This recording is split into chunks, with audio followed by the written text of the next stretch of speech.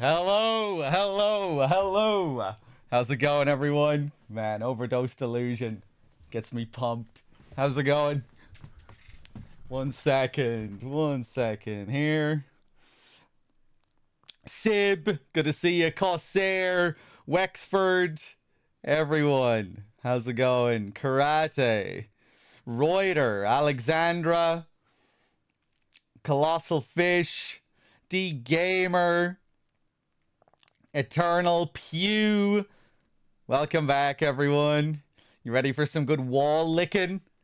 Man, my expectations have been built after, I think it was Connor yesterday, building up my expectations for the walls in the prison. The dirtiest, crustiest walls in the original game. So, it definitely has something to live up to there. Um, Hold on a second. Hey, what's up, bad humans? Jeez, I must have struck a nerve yesterday, bad humans, for you to respond like that. You're really trying to aim for the gut there. All right, all right. Hold on a second here. Let me see. Let me close the thing there. Is my capture card on? Okay. Uh,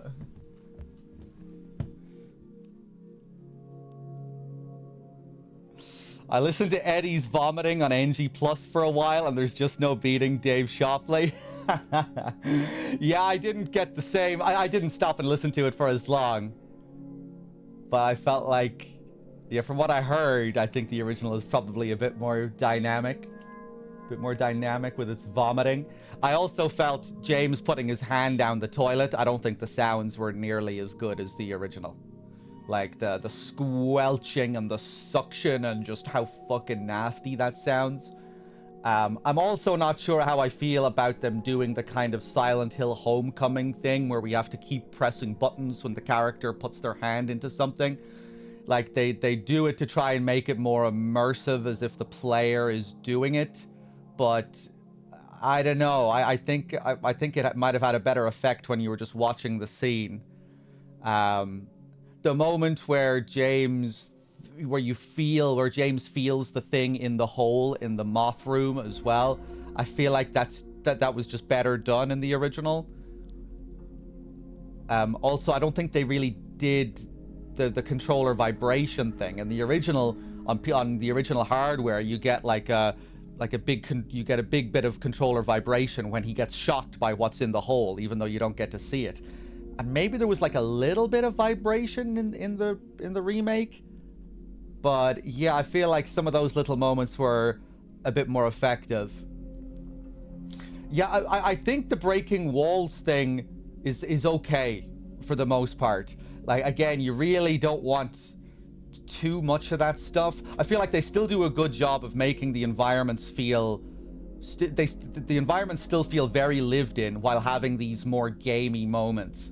But yeah, like some of those moments are just very like gamey. The trolley pushing to the hole at the top of the ceiling that you climb through, like stuff like that. Yeah, maybe we could have had a bit less of that, but I don't think it shatters the illusion of the environments, which is, what you really want. Like in Homecoming and Downpour, you just can't really feel like you're in a lived-in world. Everything is just... There's no specificity to fucking anything in the environments. You've all this silly, gamey bullshit and out-of-place dialogue with the characters talking to themselves. You don't really feel that in the Silent Hill 2 remake, thankfully. You do have those. Like maybe occasionally you do get pulled out of it a little bit, but it's not, it's not earth-shattering like it can be in a lot of other games. They still preserve the feeling that it's a real lived-in environment. Hey, what's up, Mei-Ling?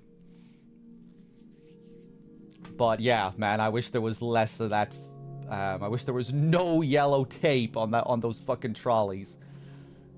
I feel like even when you're in the other world sections as well, even the fabric and the cloth that they put over those interactable items, even that kind of starts to stand out a little bit too much as a player guide, you know, because it clashes with the very distinct visuals of the other world. You're just in the other world, man. You can't have any of that shit coming in, you know. It's so important that you believe the environment that you're in. But yeah, in the grand scheme of things, I feel like that stuff is fairly minor, thankfully. Okay.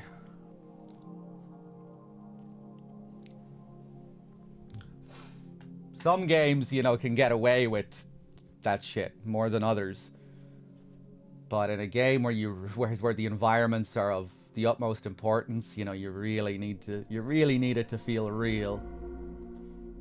Even though it kind of feels unreal at the same time, but you know what I mean. like in a Souls game. Imagine if in Dark Souls 1 all the ladders had yellow tape on it. Okay, my mouth is fucking dry. Give me a second here. I'm gonna get a glass of water.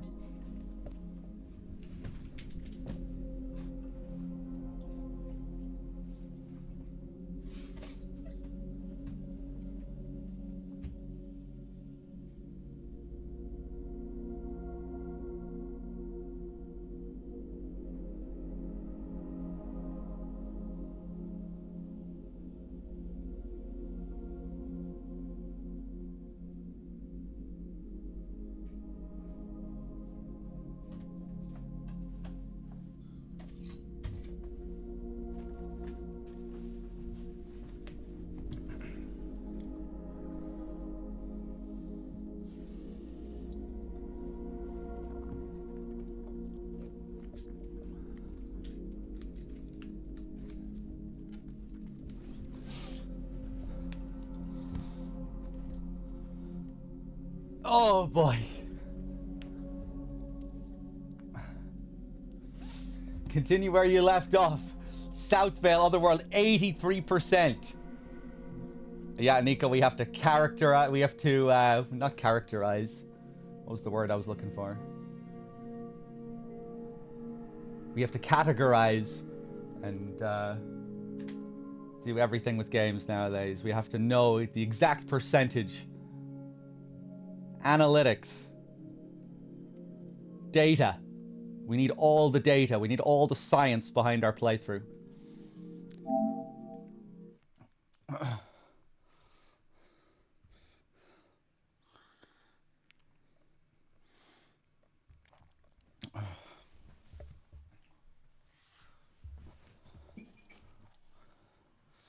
Okay, let's inspect some walls, shall we?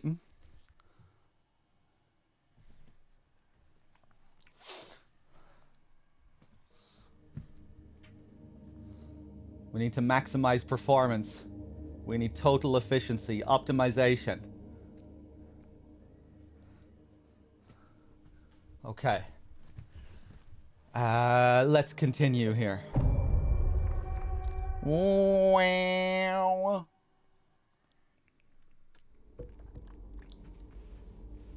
Always Agnew. Hello. Welcome back, everyone. I'm scared of the new Yamaoka tracks during the credits.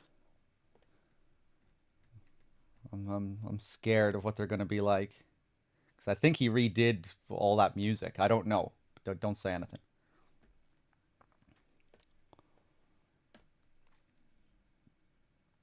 An anonymous gifter gifted a sub to Toasty. Thank you very much. Enjoy your free sub, Toasty. Badger Lord, thank you for the 42. I was away, so I couldn't catch up with the streams. How have I been finding Silent Hill 2 so far? I've really been enjoying it for the most part, Badger Lord.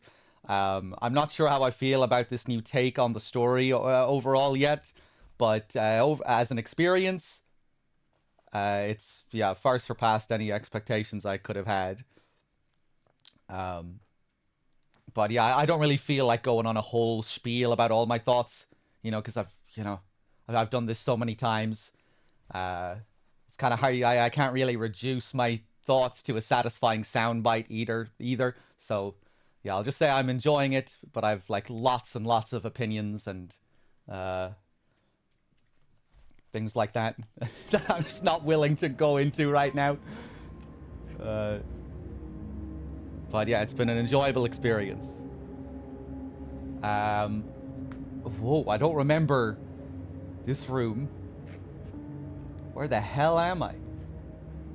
Well, I love how bright the save point is here. Oh, I'm in Pete's. Where's Pete?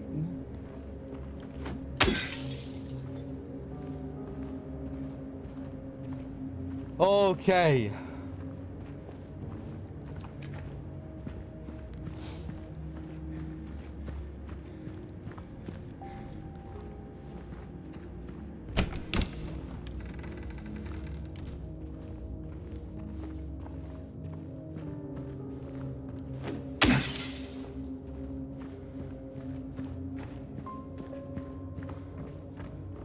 Love that drone in the background for this theme.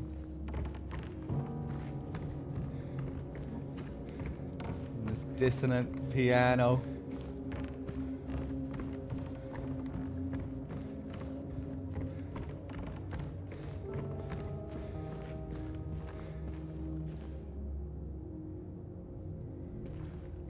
I thought this guy was smoking a bong yesterday.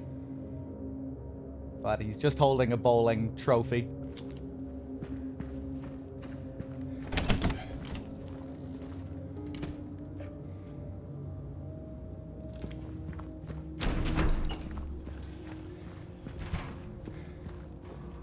Okay, okay.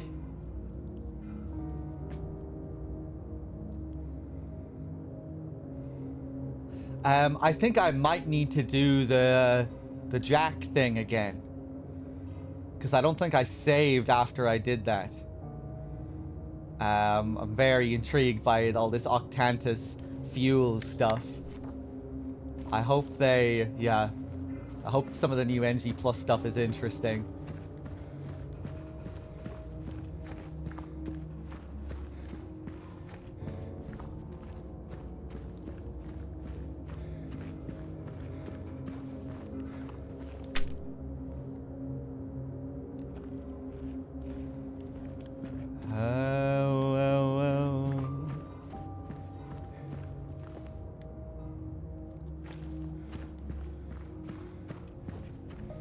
Just got to the hospital. Yeah, Tentacle Fan, we're a bit ahead of that now. We're gonna do the Historical Society next, the prison. Just to let you know if you don't want to see that shit. Right, so I already did this. Nice. But yeah, all the major areas have been great. The Otherworld Hospital especially was just crazy, the environmental design there.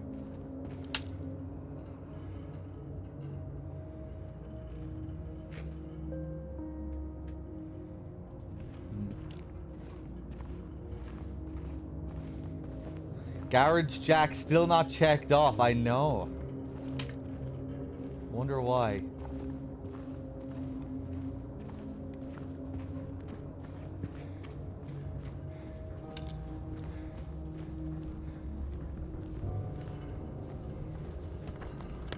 Garage still not jacked off.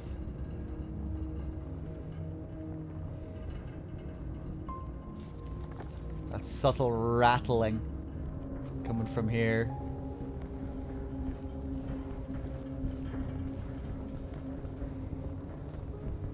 The pipes. The fact you can see the scaffolding and everything through the crack. Like I was saying yesterday, it almost reminded me of Siren.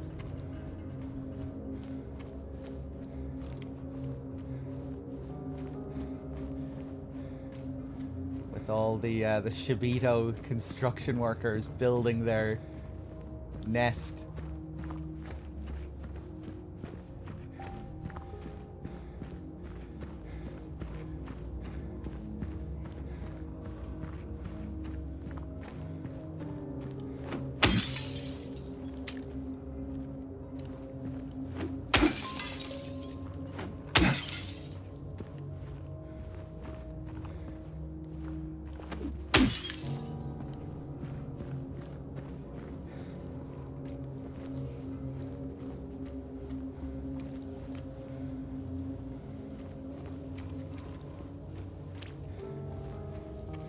Yeah, Tiger, they went beyond with the whole presentation of the town after the hospital.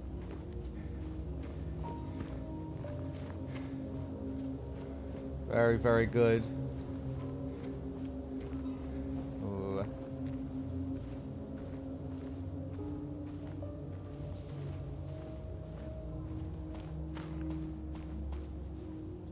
Sir White with the 5-pack. Thank you.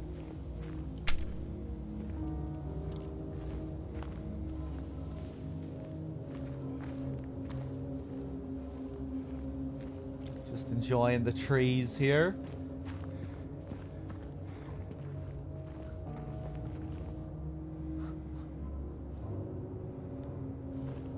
Sir White, thank you so much, man. Enjoy, whoever got a free sub.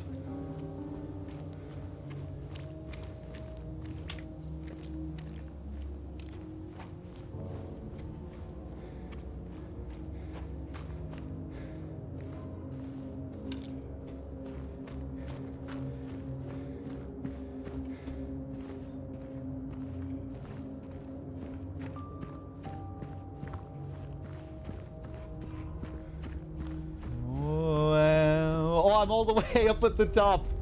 Sorry, I lost track there. Okay, I think it's time to enter the Historical Society.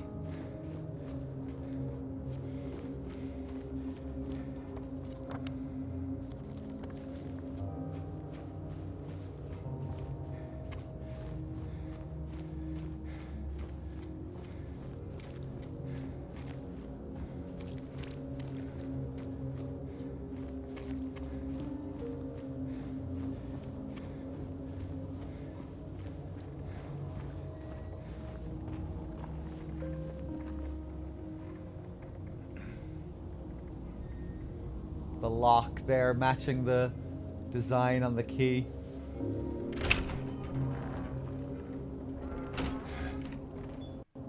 Oh wow, there it is. We just see it straight away here when we open the door. It's reorganized.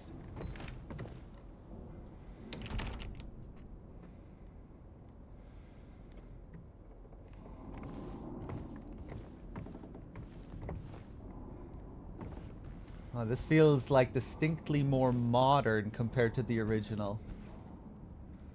You know, like a kind of typical office space with the computer here and...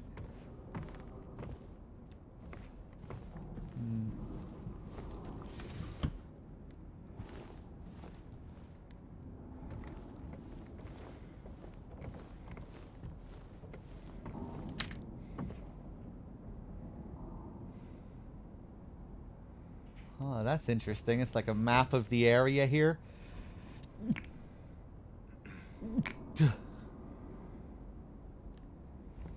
Oh, look at that. Like a little X there. Maybe that's not supposed to be an X.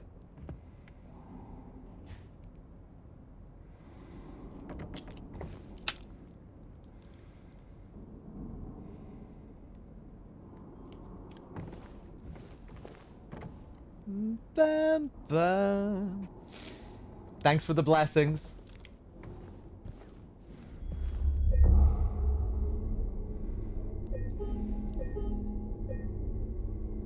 Historical Society reception desk.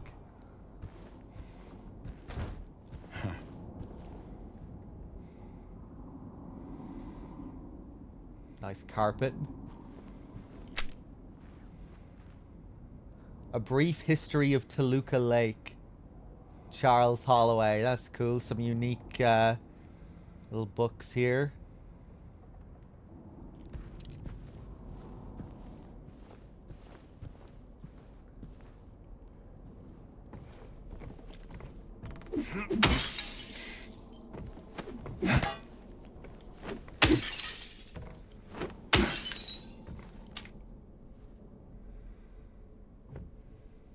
Oh, cool.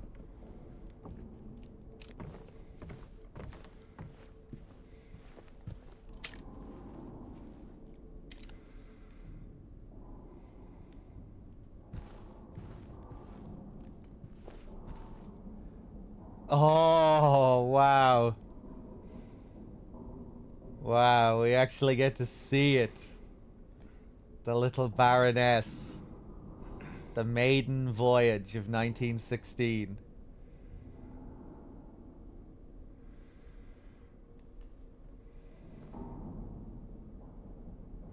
That's nice.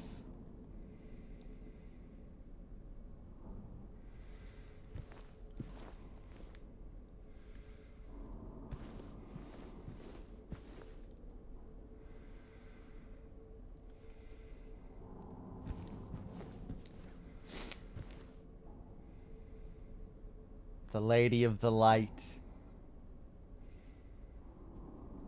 Look at those people.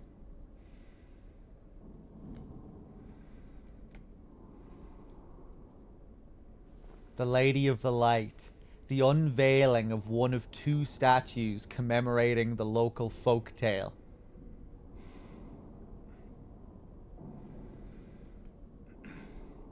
One of two statues. Okay.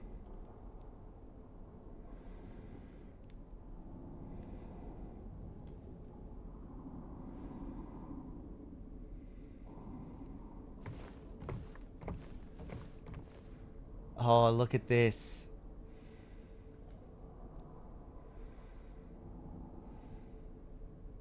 This is a picture that's in the original as well.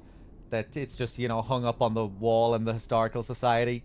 You never really get to a close look at it. But I always mention it when I do my in-depth runs, just how...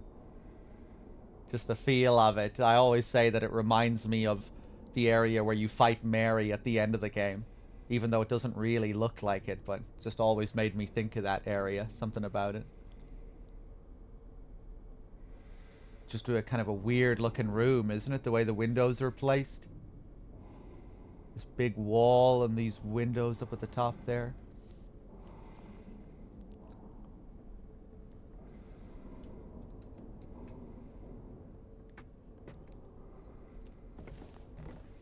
Like a school gym or something? Yeah, I don't know. Yeah, I always thought it was just kind of a weird, striking image, like a lot of stuff in Silent Hill 2. There's just a kind of strangeness about it that you can't really put your finger on. The new clock.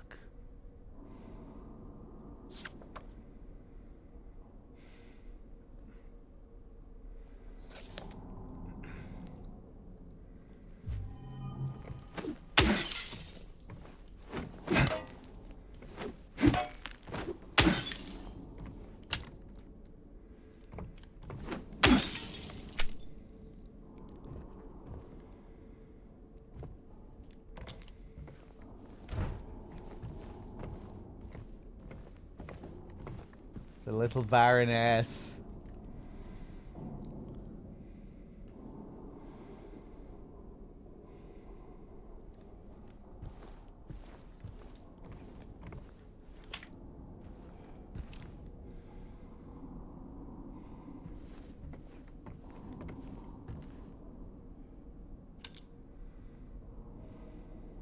That sound.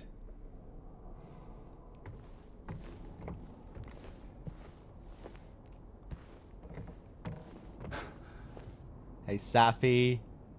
Welcome back, everyone. Anyone that I missed in the chat? Oh, it's the obsidian goblet.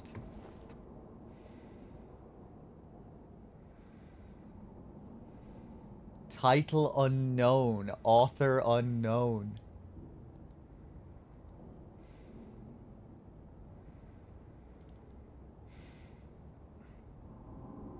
Except it looks kind of golden here. Maybe a different item? Everything else looks pretty similar.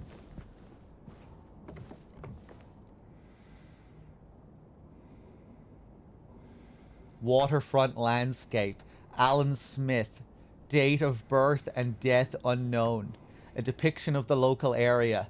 The style indicates it was done sometime around the 1820s, when the region was far less populated, with sparse infrastructure. Yeah, basically identical to the original.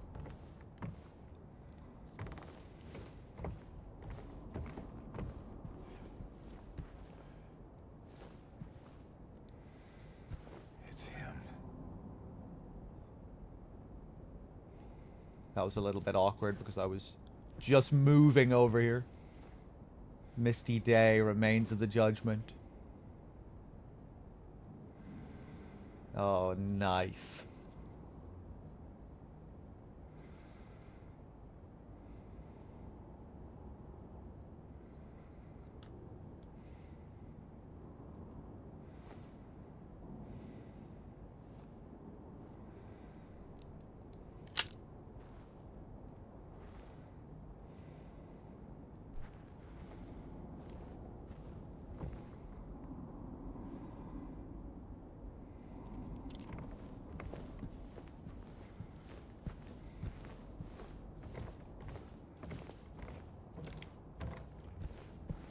Yeah, that's what James says on the original as well, except it's just written as a thought when you interact with the painting. It's him. ...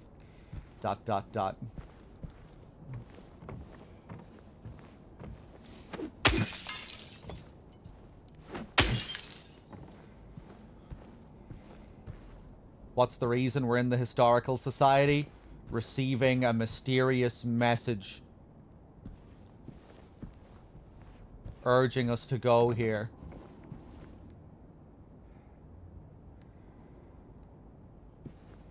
A mysterious message that would in some sense appear to be from the Brookhaven director.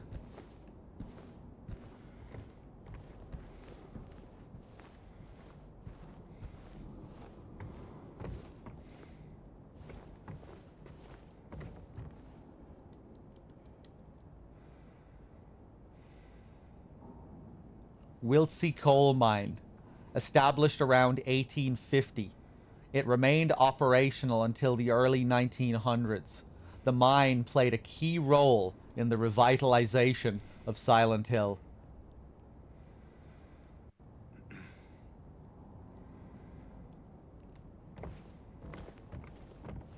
Yeah, after you leave Brookhaven, you start to get these mysterious messages directed to, addressed to James specifically.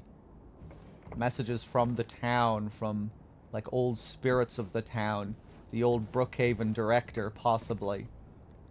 From James's mind, possibly. James's mind combined with the spiritual power of the town. Oh, here, look.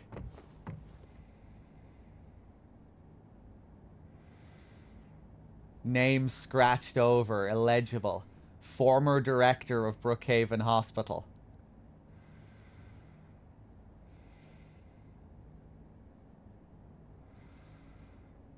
Maybe he doesn't look quite as weird here as he does in the original.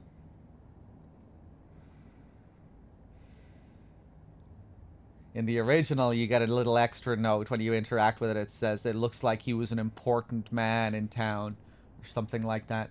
But I guess you can infer that just because of his picture being here up on the wall.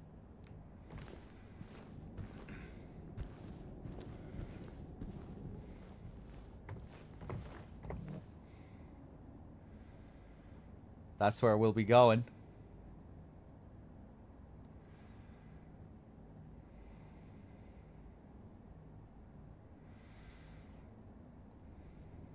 Huh. This is just making me think about the fixed game's camera perspective and the fixed cameras that it uses here. This won't really be able to work in quite the same way.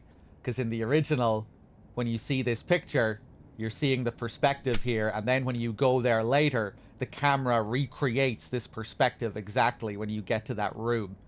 So it really feels like you are in that painting. But with this camera's perspective, they won't really be able to do that same thing. That's interesting. I never really just thought of that there.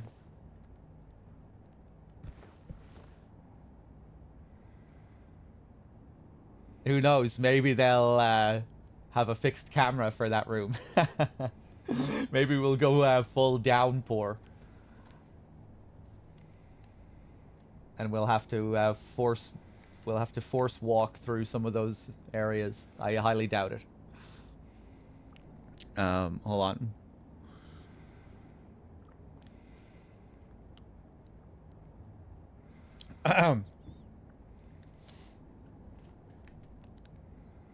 Among the local legends, here's this lady, this new Lady of the Light stuff here as well.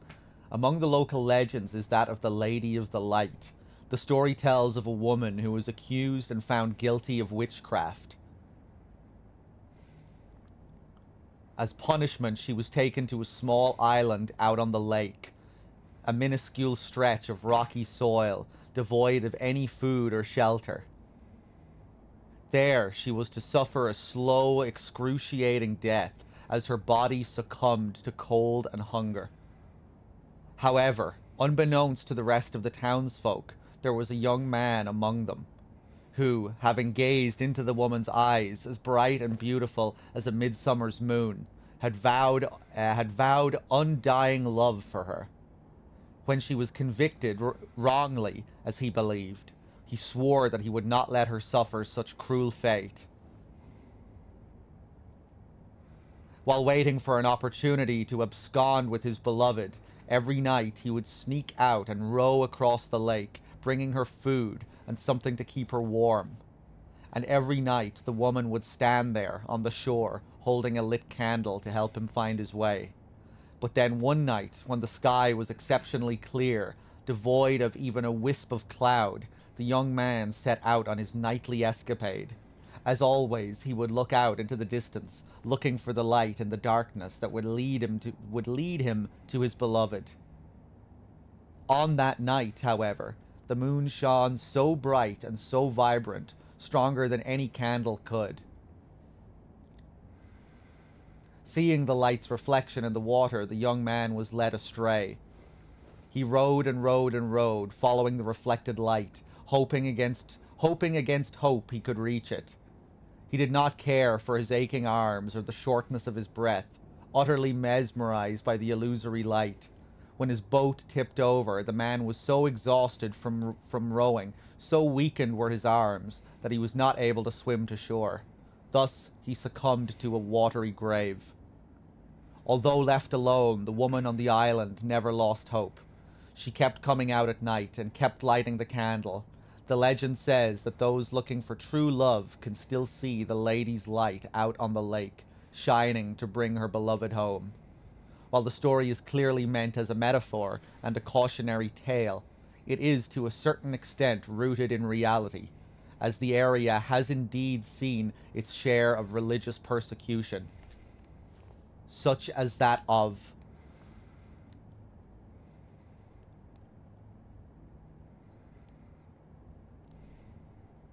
and then it cuts off. Or that's the end of the page and we can't move on to the next page. I'm assuming what they're alluding to at the end there is Jennifer Carroll, Jennifer's statue. And that ties in earlier with Maria's dialogue about the statue and then how that paralleled her telling of this story of the Lady of the Light.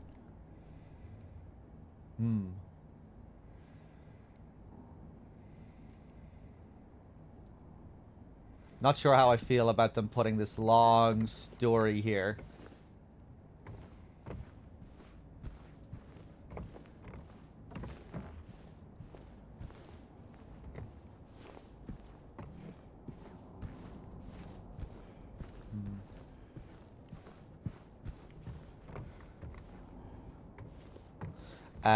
Could it also parallel James's rowing to the lighthouse? Oh yeah, you would think so. And James's whole story.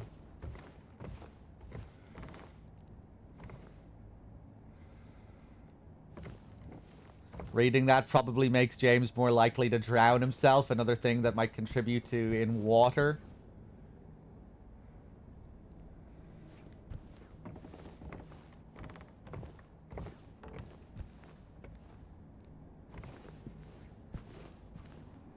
Maybe you could argue that it could possibly contribute to leave as well if the Lady of the Light is Mary and it's about like her desire to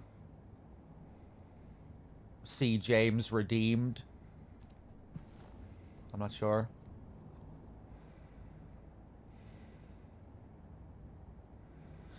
it feels weird because it's basically what Maria tells you in that new scene, but makes sense since it's the historical society. I guess it just feels strange to me getting such a long story, given that everything else here is always just so underplayed, you know, just the tiny little notes. Where everything else here is just, you know, you're left to... Your mind is really left to wander with just the... like the brief little things that you get. And then with that note, it's like a whole fucking story. I always liked just how brief and vague everything is here.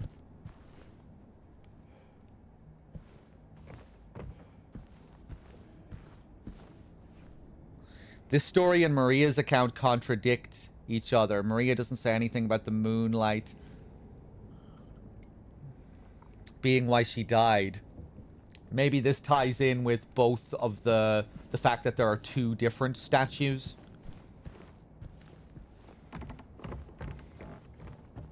Yeah, I can't remember all the specifics of the story. But yeah, maybe some of this stuff will become more interesting on repeat playthroughs when we take a closer look. This is the Historical Society, yeah.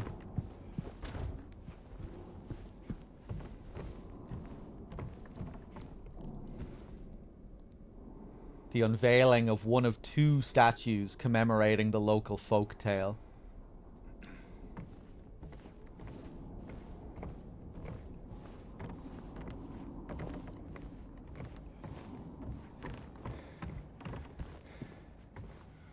One in the town, one out on the island, on the lake.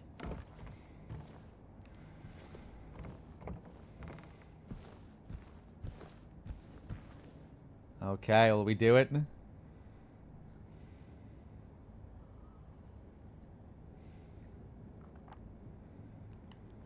Actually, hold on. Let me just take another little look at something. Where did I find the note again? Here?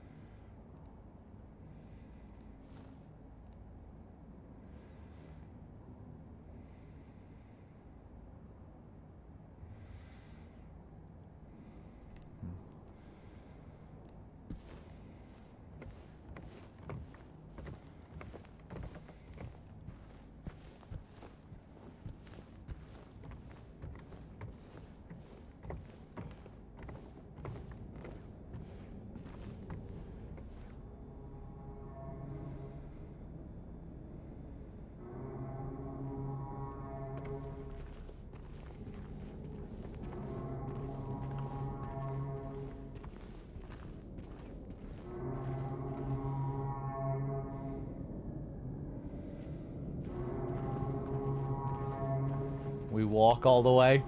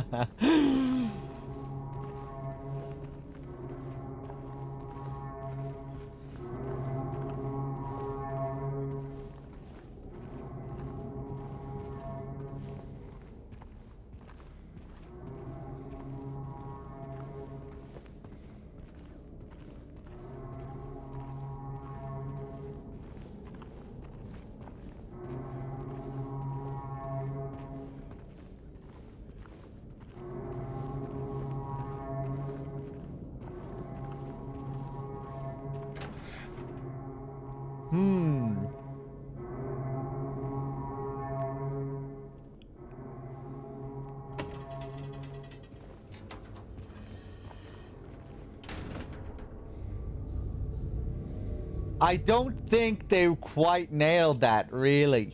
I was waiting for... I was waiting to reserve judgment until the end, but it didn't gradually escalate like it does in the original. In the original, you don't hear it as frequently at the beginning of the stairs. You know, you just get the occasional horn. And then as you get closer, as you get further down, it starts to loop more frequently. And then by the very end, it's looping and looping and overlapping. There, it was just the same all the way down. I'm actually a little bit disappointed by that.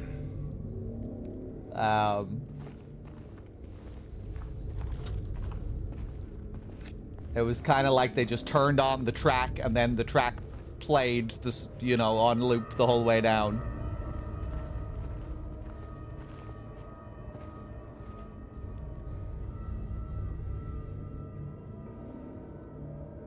September 11th, 1820. Yeah, you know, like the original, the sound, you know, it's like you're getting closer and closer and closer to something. At the top of the stairs, you can hear it all the way at the bottom, and then as you run down, you get closer to it.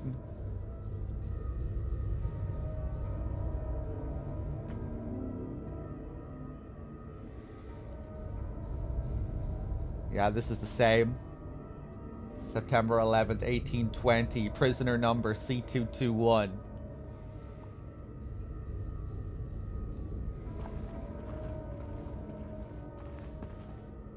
Oh boy.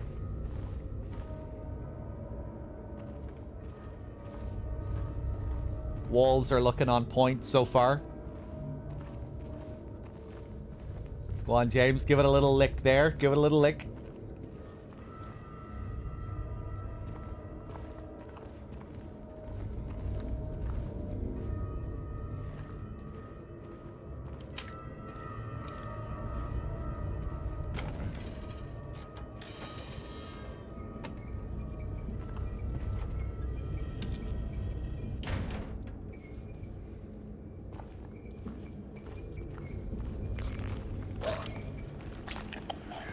Bah!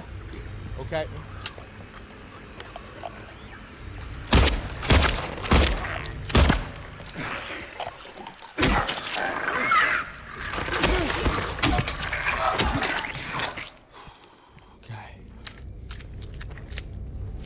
Same enemy encounter here, just the single lying figure in the hall.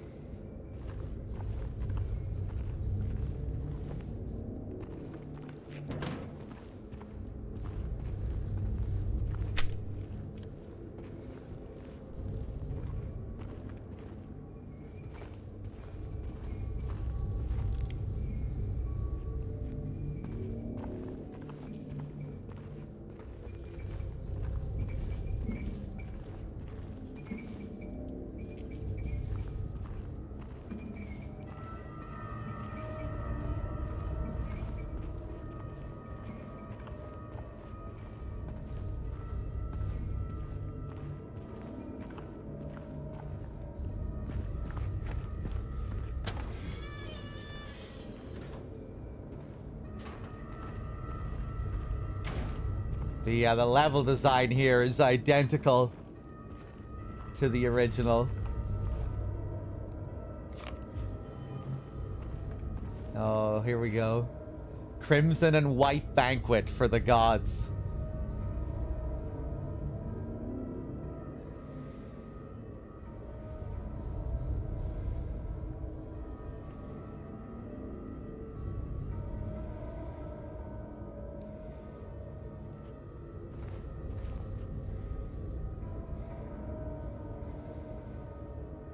Death by skewering.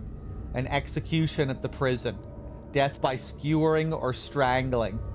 To choose his death is the prisoner's last taste of freedom. Yeah, very similar to the original. The lying figures being skewered. Except you don't... In the original, it really looks like they're being skewered by tree branches. And I think you're like seeing trees in the background as well. Remember, you know, it looks quite clear that they're tree branches with other branches coming out of them. Toluca prison camp. Built in 1862, the camp was used to house prisoners during the American Civil War, converted into Toluca prison in 1866.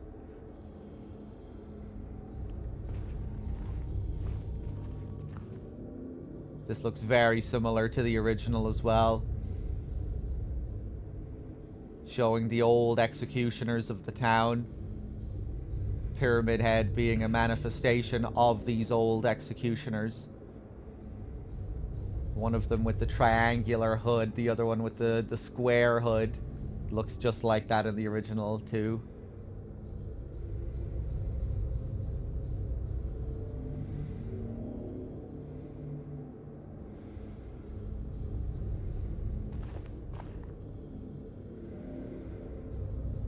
Looks a bit fake compared to the original. I wouldn't say that. I feel like this picture in the original was also very stylized, you know, where it looked like a painting rather than a real picture. But yeah, I think at the same time, I think I do prefer how this looked in the original. Just the style of it with the clear looking tree branches. I think the environment in the background was a bit more interesting with like water and trees. But this is still nicely done here, I think. I like that they also present them here much, you know, we get to see them up close. But maybe that was also a cool thing about the original, where you couldn't really see it as clearly. So maybe it felt a bit more obscured and a bit more mysterious.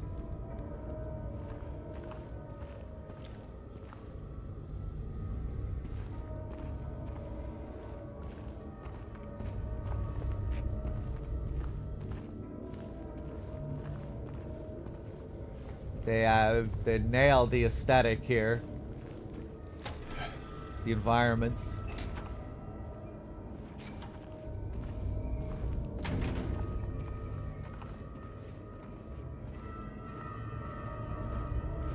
The color palette and everything is on point.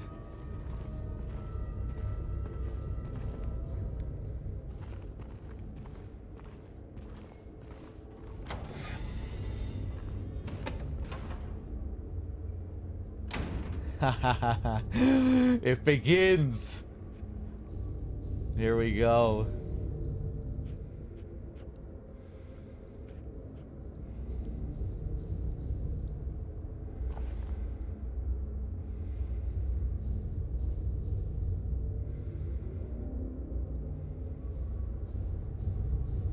You know, I don't think I do miss the fixed camera here, because this is also a pretty nice shot here. I like seeing James's foot on the edge. Seeing him from this perspective, thinking about the plunge.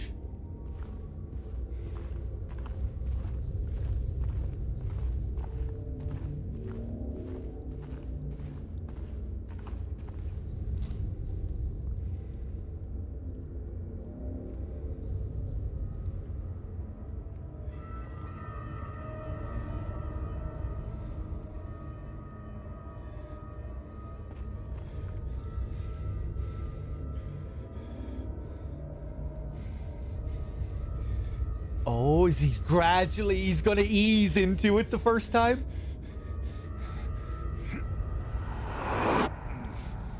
Oh, I was kind of hoping he was gonna sit down and, like, slide it down.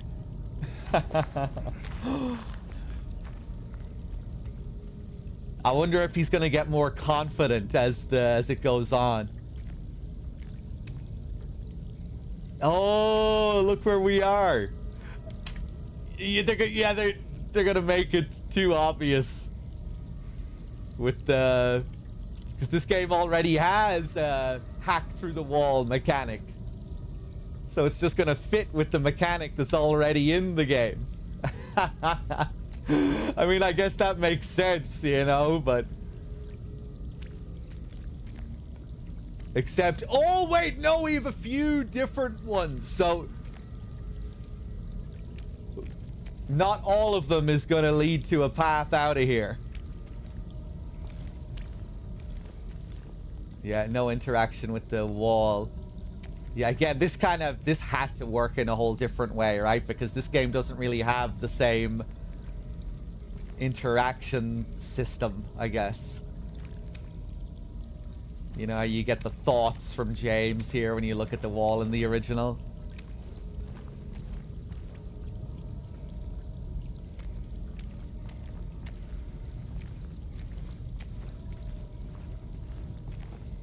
I feel like here I kind of miss the fixed perspective, where it becomes immediately clear that you're stuck down a well. With this perspective, it's like, where even am I here?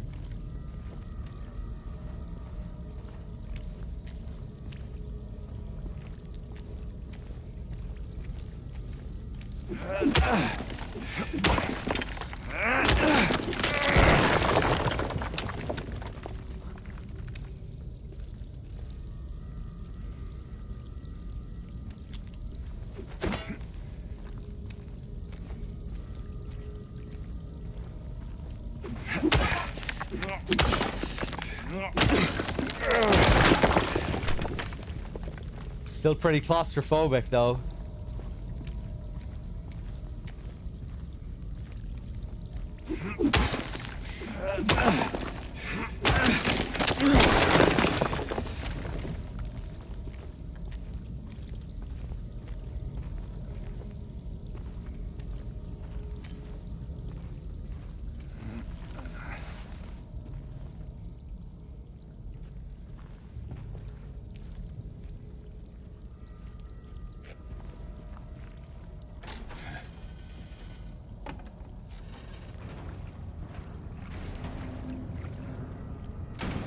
I missed a little trip here.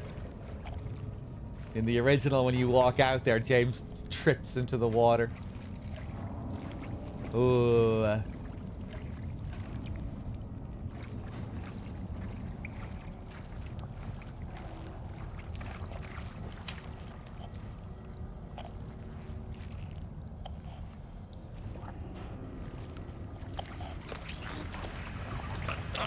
Ah! I wonder how the lag figures are gonna look crawling around in the water. That was always a great effect in the original. Very creepy too.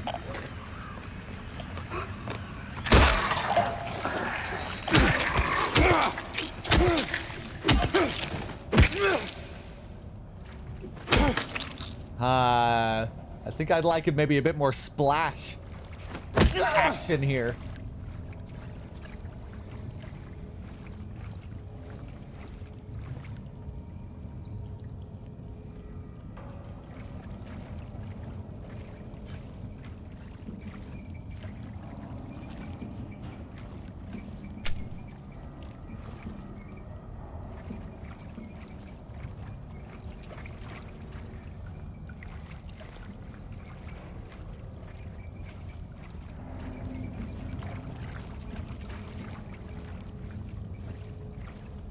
Ooh. Yeah, the water is a bit jelly.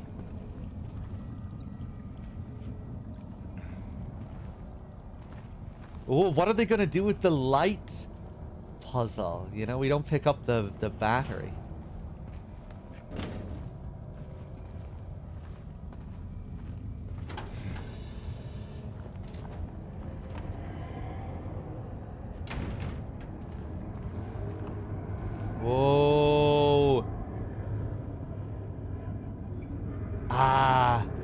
yeah, man, you really missed the perspective here as well. The spiral writing room. We don't even get to walk out onto the door here.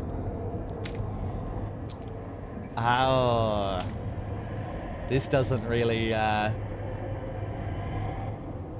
we're not really capturing what the original does at all here. We don't even really get to see... well, I guess here you can kind of see, yeah, that the room is all contorted.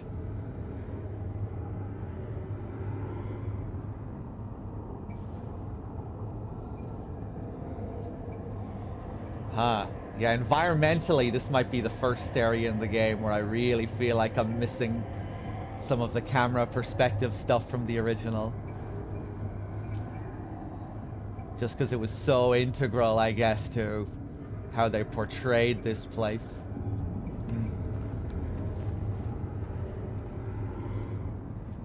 Let's see what they do with the scene when we get the key.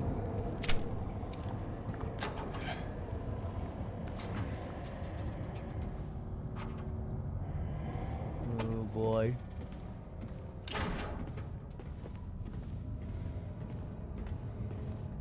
Some good filth.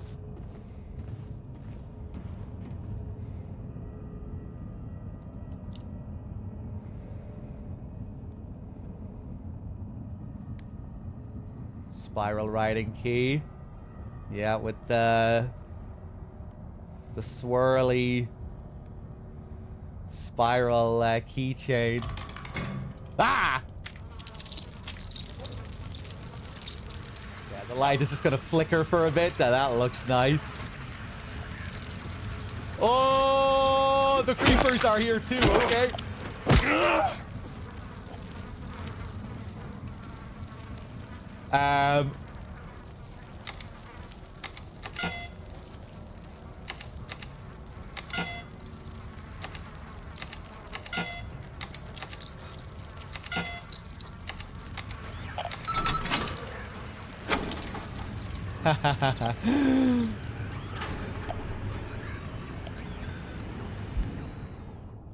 Yeah, that's like almost note for note the same little sequence from the original. Except in the original, you find a new battery for your flashlight earlier in the hospital. And when you pick up the spiral writing key, your light loses its power. And then when you put when you insert the new battery into your light, that's when the bugs spring out. So it's a little bit different. I thought the visual was really nice there, though. Like, the bugs looked great. I think that's another part where the enhanced edition kind of fails in for the original game. It's like you can see the bugs too clearly, and when you see them at that high resolution, the bugs' animations just stand out more, and it really doesn't look so great the way they move around.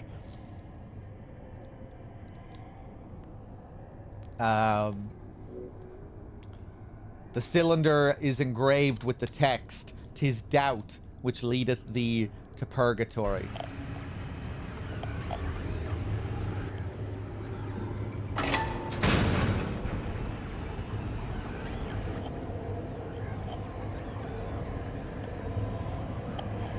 That's a nice shot.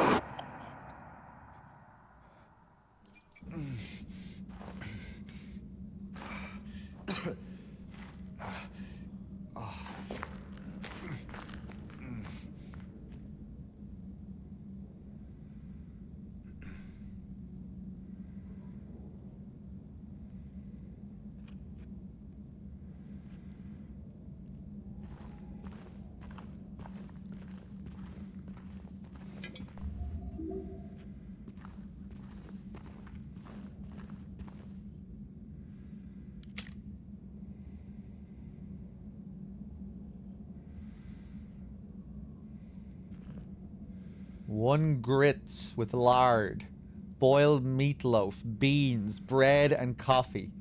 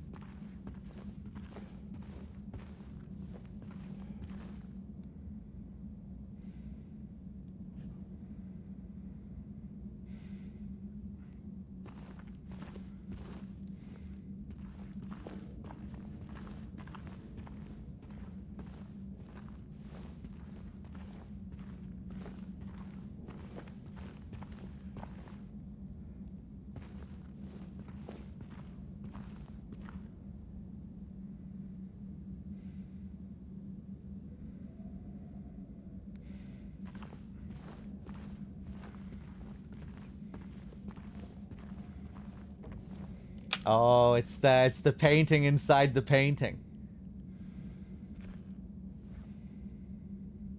Except doesn't really seem like it's placed to give the same effect. Are we going to have the man on the table here in the same way? You know how in the original it's like the painting directly parallels the perspective of the room.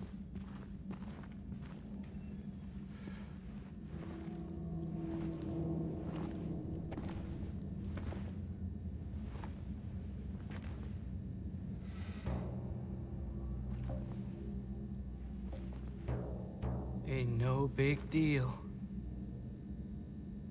Just put the gun to their head and Eddie? oh, hi, James. What happened here? Who was that? I don't know. It just came at me. Okay. So he attacked you, and you shot him. Yeah. Yeah, that's right. He made me do it. Okay, calm down, Eddie. Any idea why he would do that? I don't know. He came out of nowhere. Tried sneaking up on me in the dark. I heard footsteps, so I turned back and he was right there. And you could tell that he wanted to hurt you. Well, yeah, I mean, the way he looked at me, I just had to do it. He looked at you? I thought you said he came at you. Yeah, I mean, I could see it in his eyes. His eyes. He kept looking at me, making fun of me. I told him not to, but he didn't listen. Eddie, you can't just kill someone because of the way they looked at you.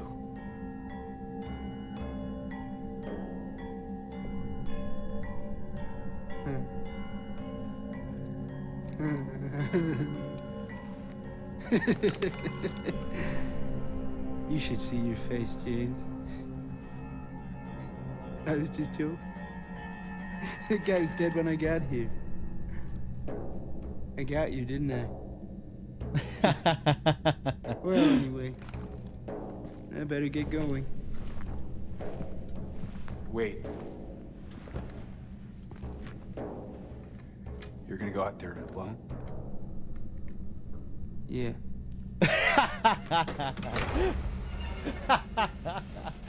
Okay.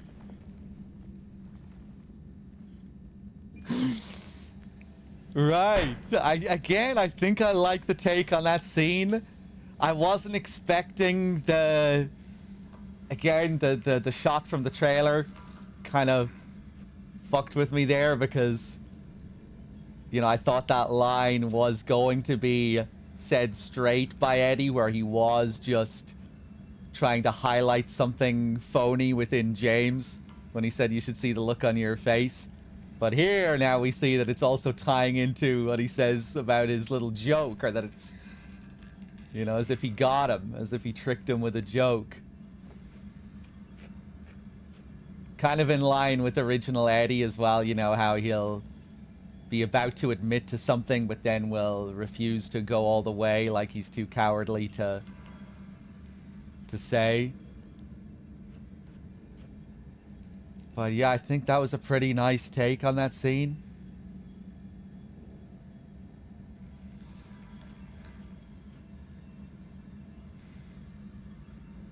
And I think that his line there can still work like that, you know, where he says you should see the look on your face, because he's right, you know, obviously James is a little more than hypocritical here.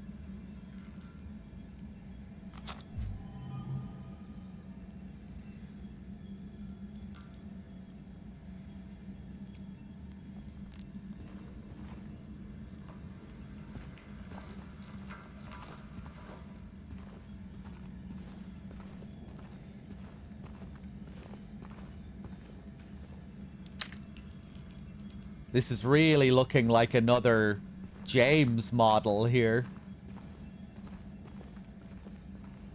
Except, no, not quite. Like the one on the street earlier, you can see quite clearly that it's the same jacket and everything. This one's wearing a jacket. It has hair that's very much like James's, but the jacket is different.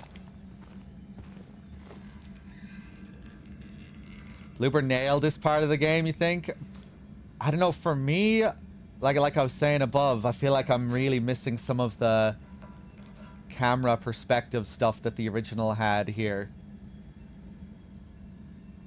I don't think that little descent felt quite as surreal.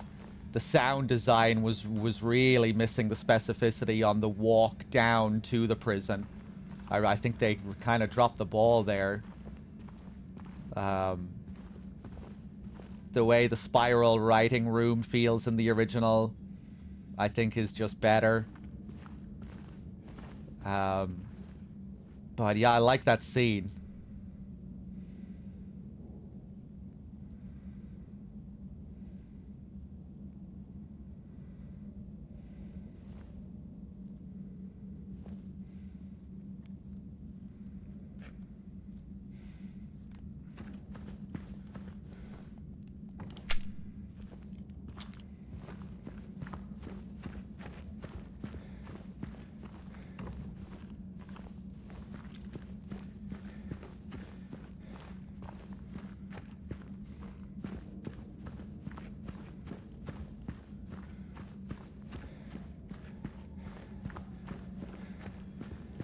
Yeah, I think the fixed cameras of the original just did a better job at communicating the surrealism of that top half of the prison before the descent.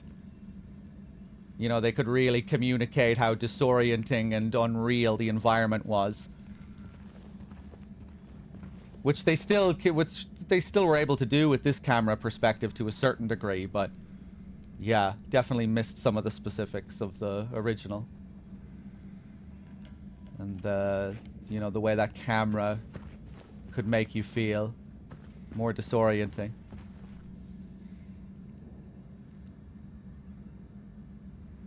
They've tried to keep in the perspective where possible so far, really. Again, I think they maybe could have gone further there, like with the cutscene and the spiral writing, you know, when he jumped down through the spiral writing hole. Like, the camera could have pulled back to really show how fucked up that room is. But it didn't really. It was still kind of played quite plainly the way he dropped down into it. But yeah, again, I'm still enjoying a lot of what they're doing here. They could have just unlocked cameras for certain scenes. Again, maybe that might have just felt a little bit gimmicky as well if they did that. I don't know. Like, if they just suddenly switched to a fixed camera.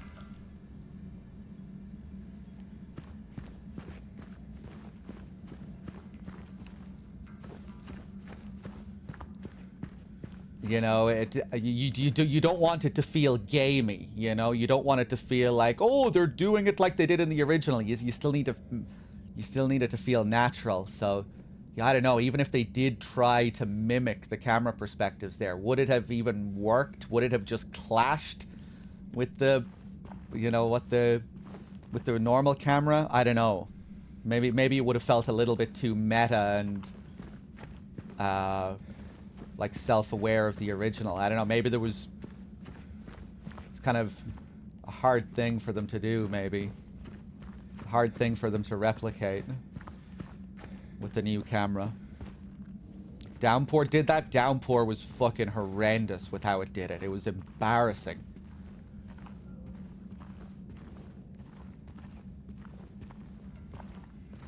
A total gimmick.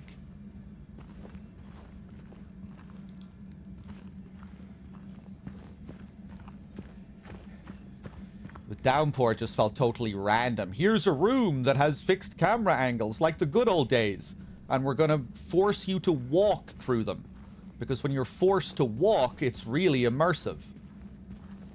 Enjoy taking in the mood of this classic fixed camera area. Unbelievably embarrassing. You just like I kind of felt,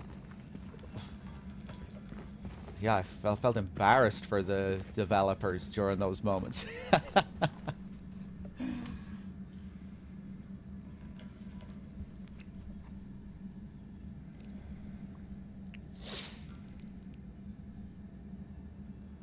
Did that game do that? Yeah, yeah.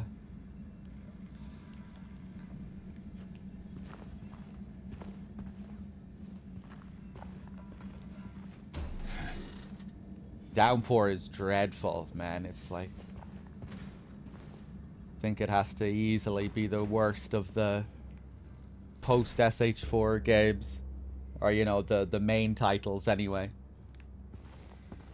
Other spin-offs like Book of Memories and Ascension and stuff, those are different things altogether, but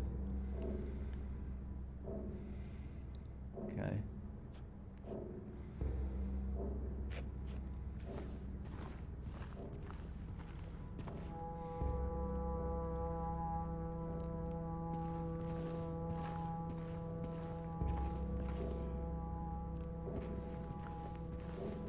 Ooh.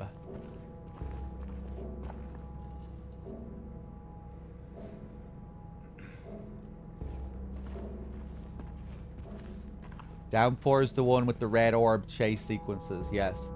The red orb, which is supposed to be the sun, that literally symbolizes the truth, which you run away from because you can't handle it. Murphy can't handle the truth. He needs to run away from it because the truth will kill him if it catches him.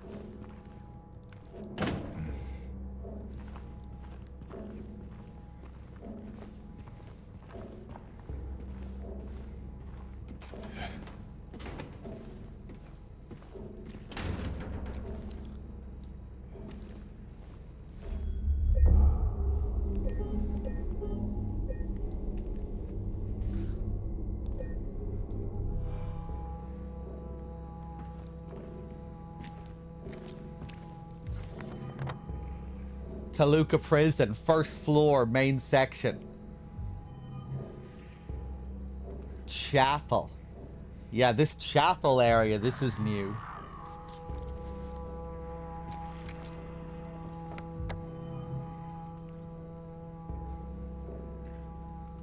Ah.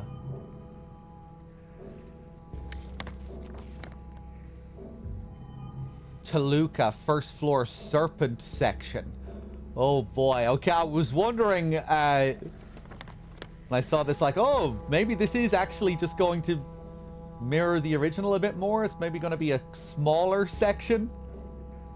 Oh boy, are we going to get the prison on steroids as well? Second floor, showers. Oh, okay.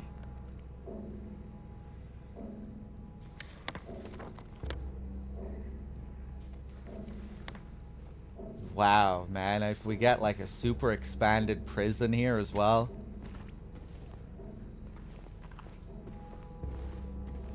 There's the hunting rifle.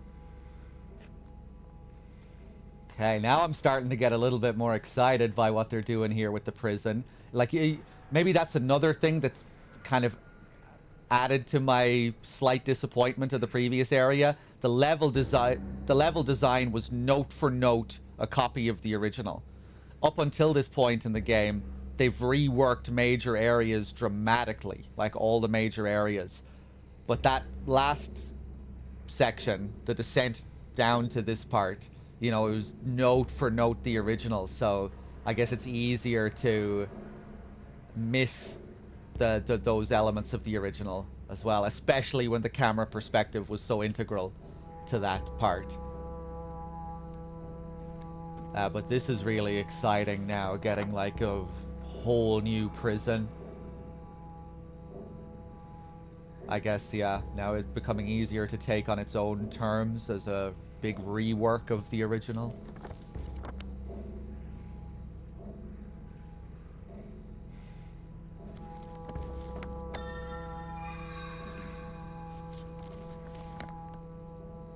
Boar section.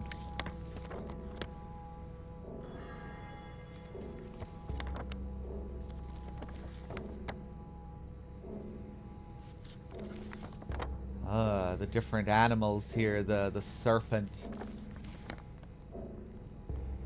We didn't get the tablet of the gluttonous pig in the canteen. I wonder, are we going to be collecting these items relating to the serpent and the boar?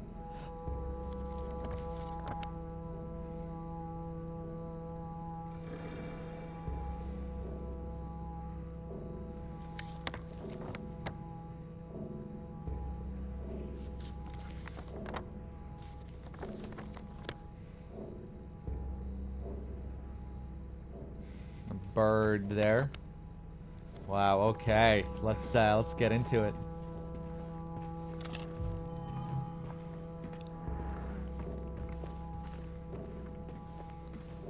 Fill me in. What's happening in game? Are you familiar with the original Silent Hill 2?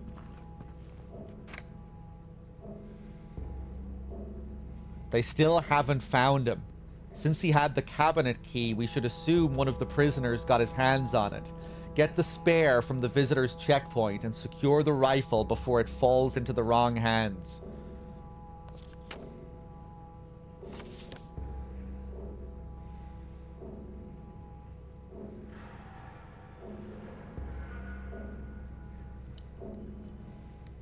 Like in some of the little details here, the Toluca, this old stamp on the pamphlet.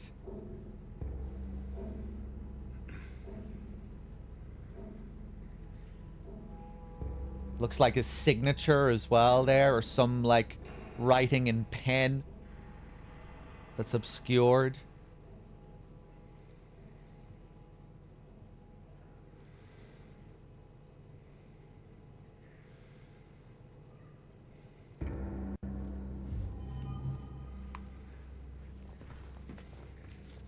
But then who was on the phone? No one was on the phone.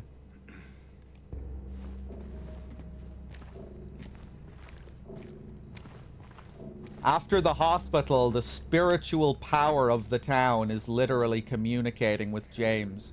Old spirits. James's mind concocting images. It's all very, very unreal. There's no one real communicating with James. James himself talking to himself. Spirits of the town. James's mind manifesting images through the spiritual power of the town. This place that we're in right now probably doesn't even really exist. In the original game, the prison and the labyrinth is literally like an area born out of the characters' minds. It's not even a physical place that's really in the town, like the apartments and the hospital. The apartments are there. They're being reshaped and warped and contorted. Like, new images are being born from James's mind, things that aren't really there in the apartments. But the apartments themselves are there. They're just being warped by his mind, and James's mind, Angela's mind. But once you sink down into the abyss here at the bottom of the Historical Society, everything becomes much more unreal. And that's, you know, that's why the environments themselves start to make way less sense. Why we're able to jump down holes and survive. Why you have that spiral writing room. Like, everything starts to become more unreal. The messages that lead us here to begin with as well, like they're coming from a much more unreal source. Messages that appear to be from the old Brookhaven director who was, you know, here in the 1800s. And this prison here is supposed to be like a recreation of what the prison was like back in the 1800s. The prison that doesn't exist in reality anymore.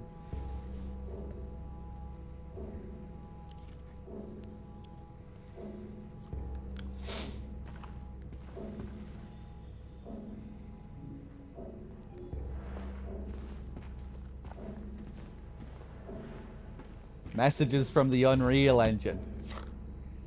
Ooh, owl. 20 rifle cartridges.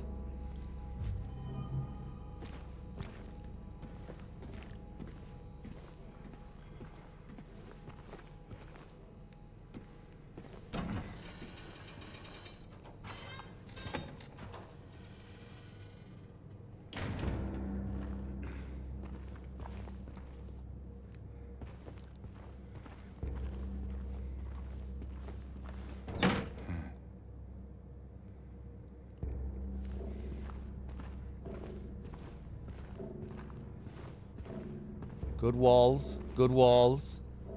Yeah, they're really on point here. With the art direction and just the way the doors look, the color palette again. This is interesting, this new area, the chapel.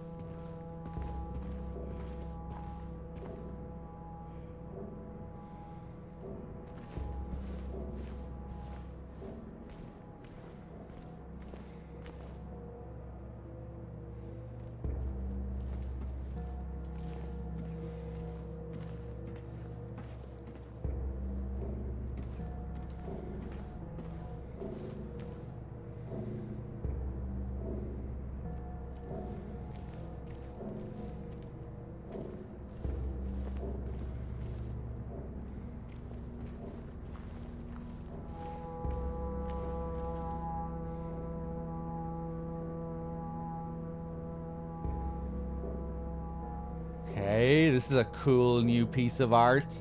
We don't see anything like this in the original. Making me think of the executioners again, these hooded figures.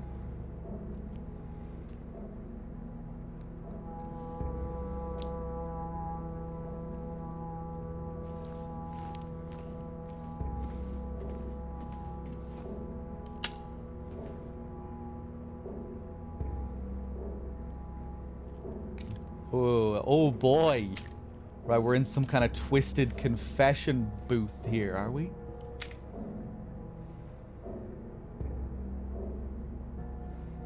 Oh God, what the fuck?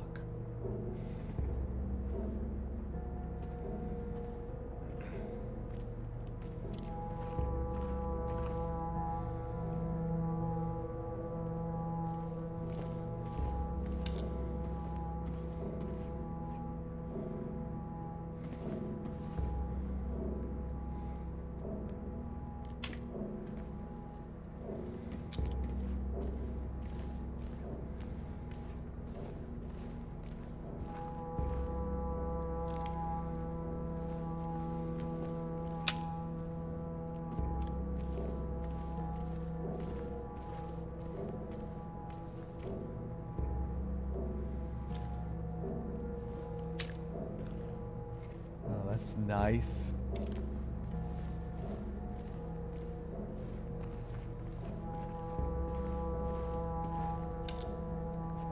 Oh God, look at this. Strap yourselves in. It's time for mass.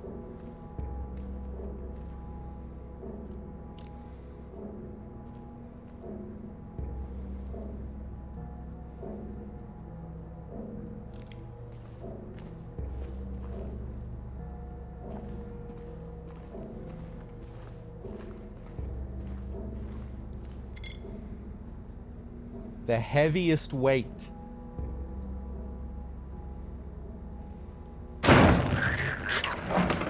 Ha!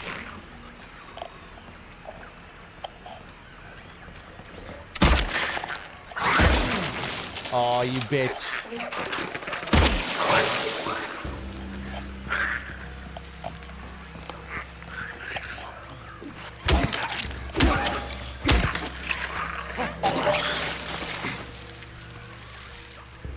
Whoa.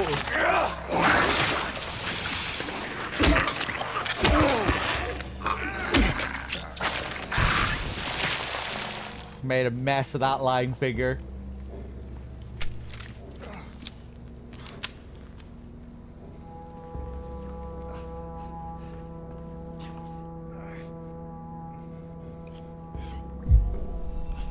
Ooh, yeah, we're doing really nice on supplies now, at the very least. And, yeah, I mean, if it's the same as the original and we're just back to lying figures, for the most part, in the prison, that's not going to be too bad. They're the easiest enemies to deal with.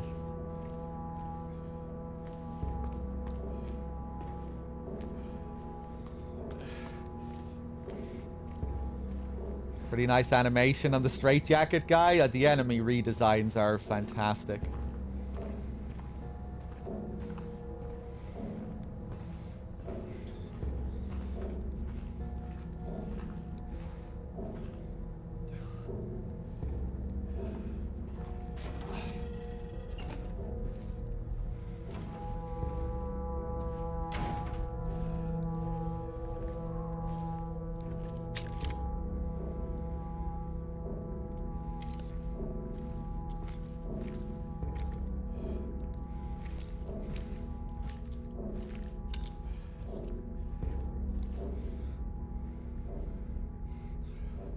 Oh, here's this note.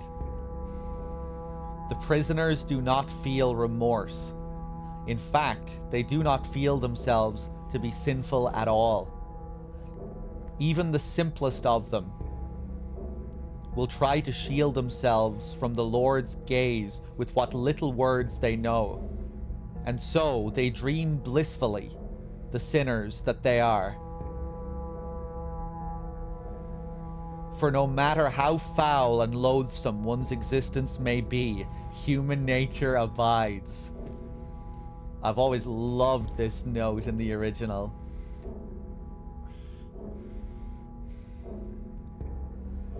Here they're kind of reconfiguring it into this religious angle. Okay, interesting take on that note. Feels like it fits.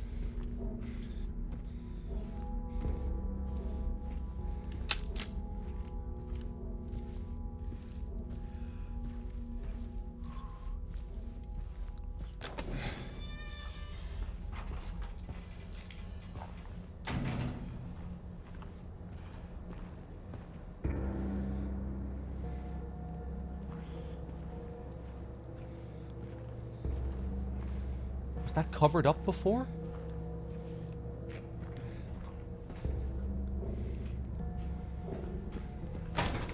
Let me just make sure there isn't anything else to do here. Yeah, okay.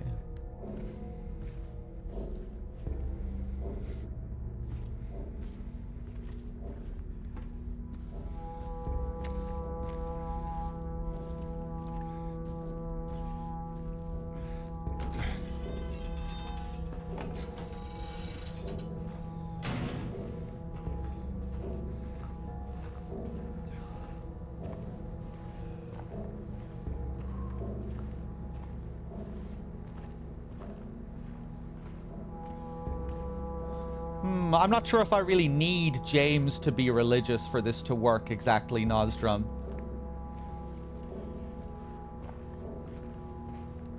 And I guess I always thought that the original game had like some religious subtext and symbolism going on with Mary and Joseph and all the biblical stuff with the Book of Job. Mary's final design, having her dressed like a nun with the headpiece.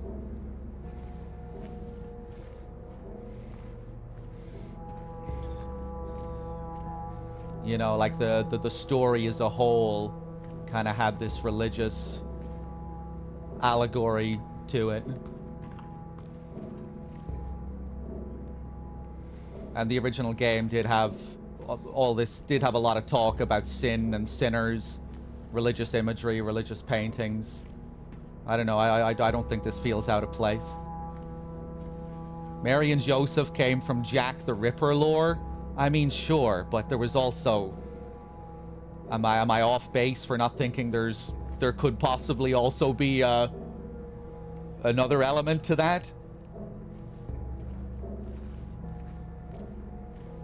Does it have to just be Jack the Ripper?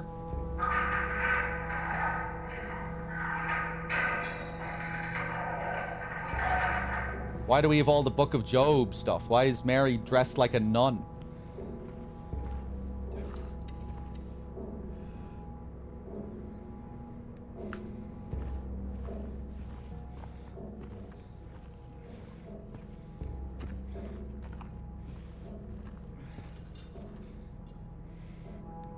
I always thought Mary in the original was supposed to be kind of like God in a way as well, just the way she's, just the way she's idealized in the game.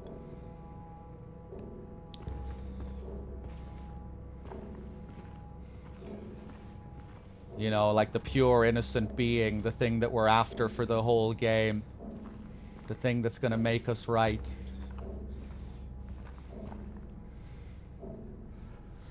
It can also be both at the same time, yeah, like...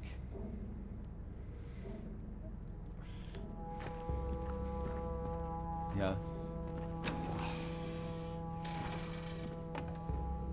With a lot of things in Silent Hill 2, I don't really like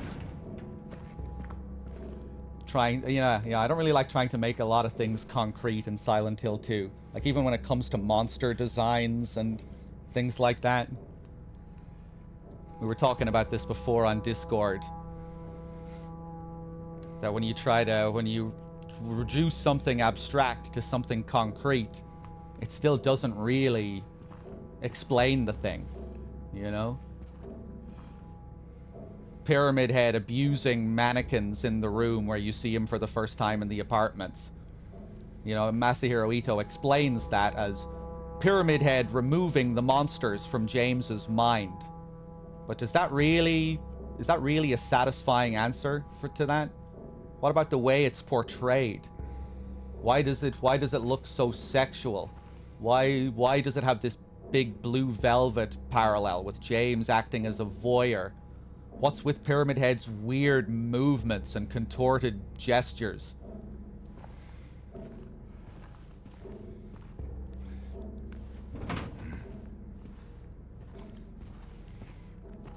When you reduce something abstract to something concrete, it kind of, it can never really,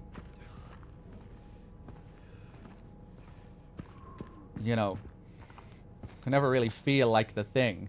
Can never really give a satisfying explanation, I don't think. Wexford, thank you for gifting a sub to Mrs. Wex. Cheers.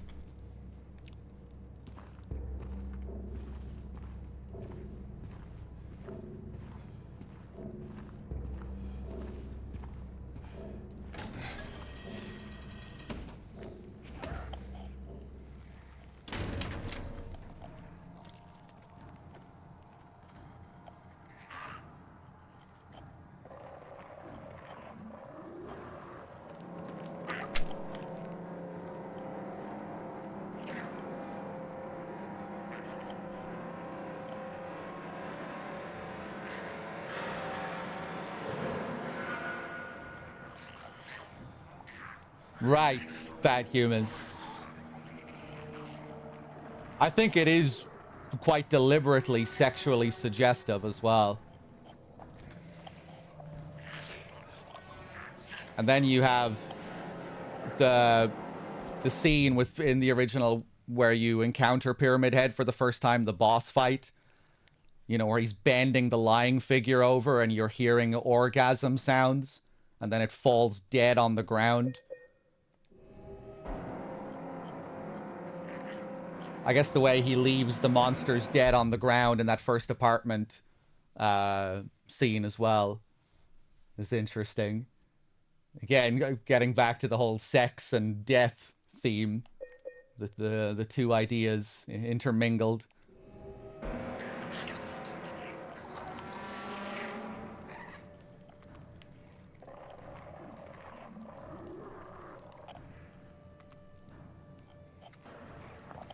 Hey, Scorch.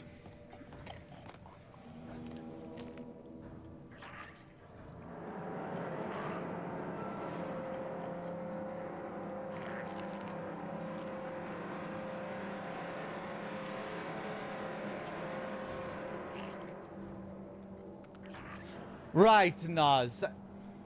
I wasn't talking about the note there necessarily. I was just talking about like the religious undercurrents and symbolism regarding names and influences and things like that. I feel like a lot of that stuff is fairly open to interpretation and fairly abstract and under the surface in the story.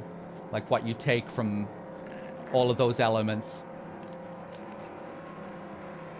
Joseph as a parallel character to James in the hospital, and Mary is this idealized, almost religious, godly figure, this nun.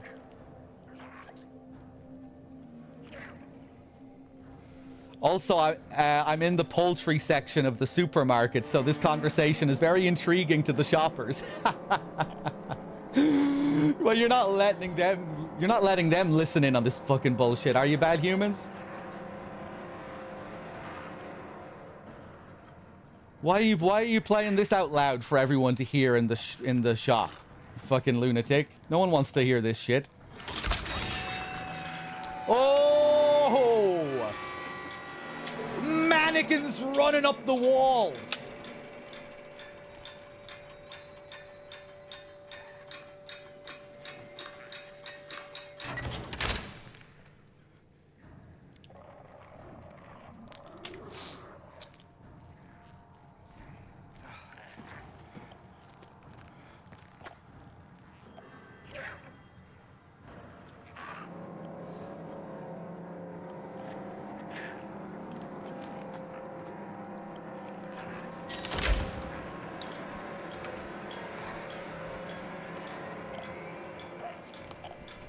Okay.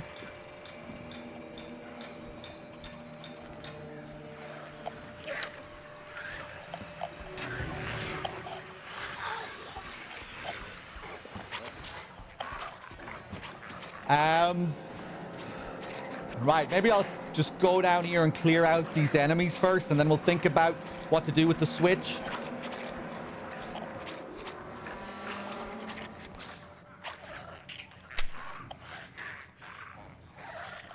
I wouldn't say it's particularly overt in Silent Hill 2 exclusive. The Silent Hill 3, it deals very explicitly with religious themes, and 1 to a certain degree too. In 2, I feel like those elements are more in the background, more in the lore. In some of the smaller elements. But yeah, because they're a part of the series as a whole, you would also feel like you can definitely interpret that stuff into 2 as well. You know, we do get little bits of focus on Jennifer Carroll and her persecution by the Christians and all this stuff. Yeah, there's still definitely, it's still fairly overt, but I guess a bit more in the background in Silent Hill 2.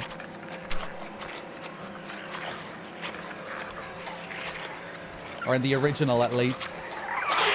Ah!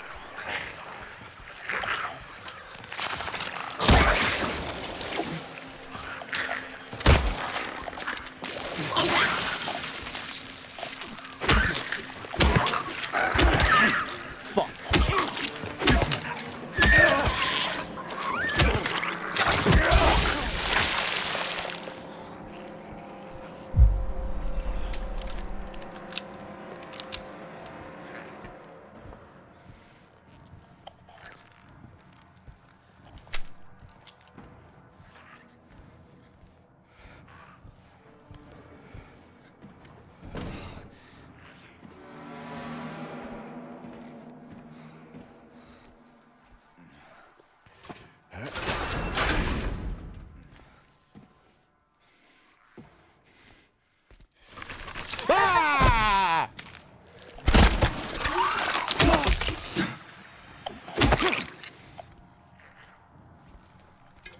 Is this still the first playthrough? It is. Yep.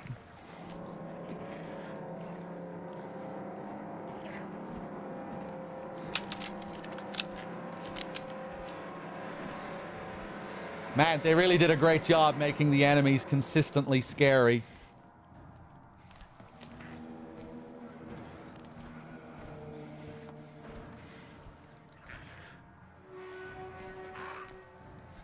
Oh yeah, the ritual, man.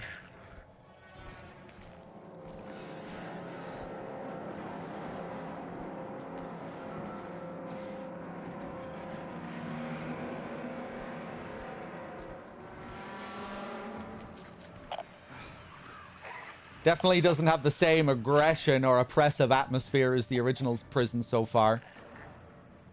But seems like it might still be pretty cool in its own way. It looks like it's going to be expansive.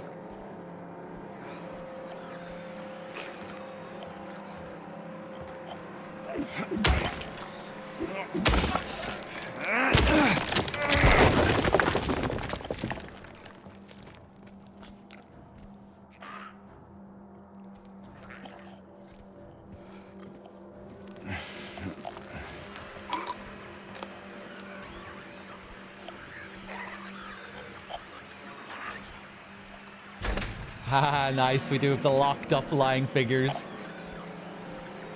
Ah! No!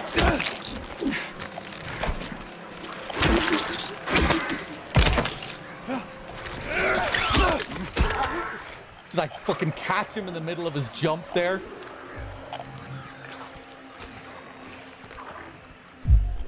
Chug it. The mannequins are so creepy. Just when you go into a room and you see it there, it's like, oh, every time it's like, oh shit, I need to be fucking on point here. Need to react immediately.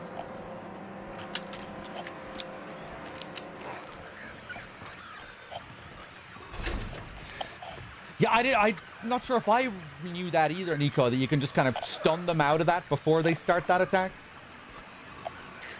Or even in the middle of the attack. Woo!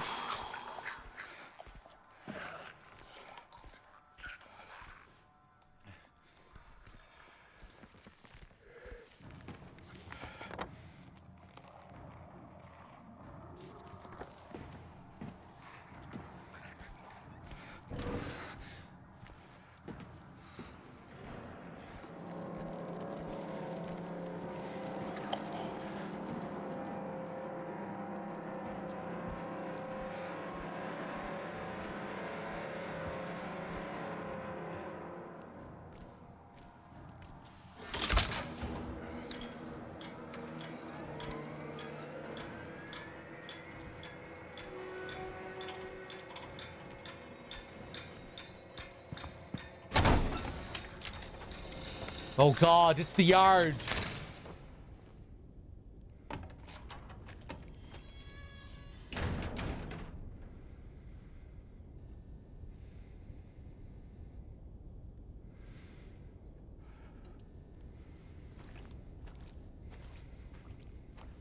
Oh.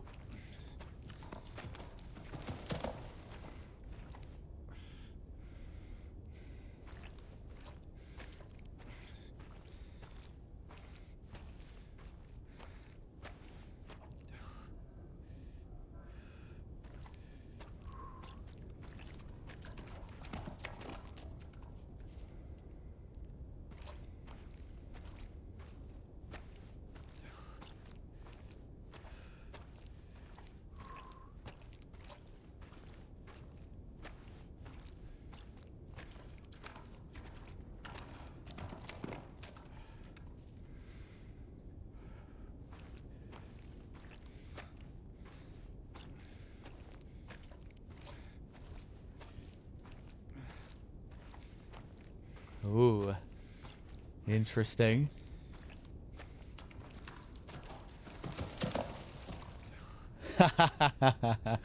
They look like the arches of a gallows. Yeah, this is... It's like the original, except the gallows are You know, each section is further apart. In the original, you know, the ropes, they're all close to one another.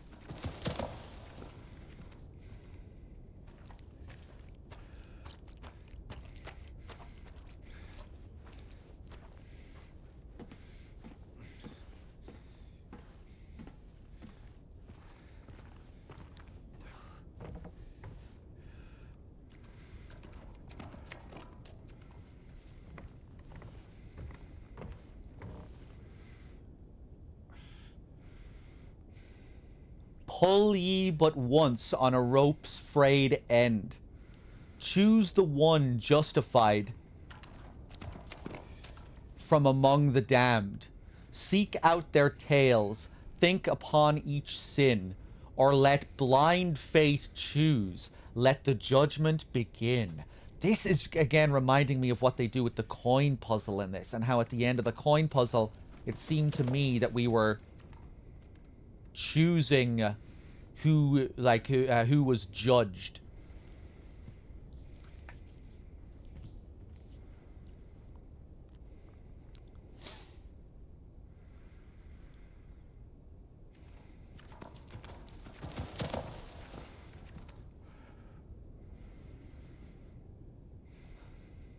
Well, assuming the three are going to represent James, Eddie, and Angela like they do in the original, I'll be choosing Angela. Fuck James and Eddie.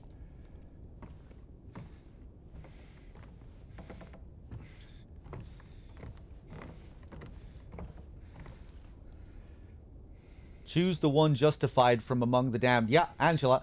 Don't even need to think about it. Thank you.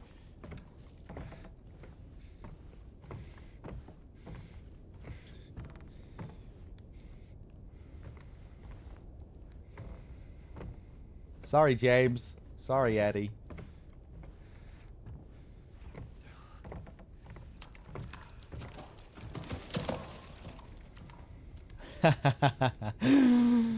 They do a good job with the sound here. I was worried that, they weren't after the descent into the prison. How that kind of lacked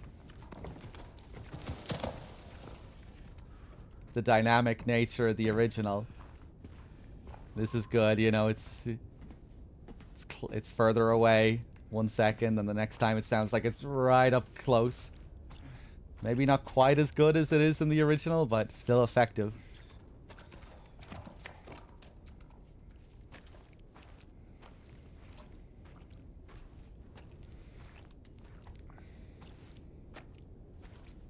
Did Angela also kill her mother? I don't think so. But she wanted to kill her mother.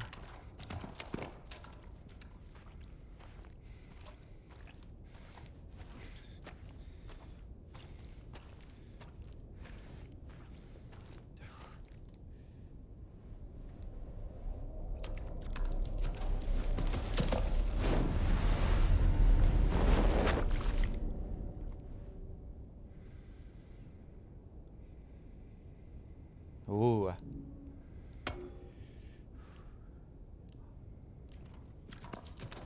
Okay.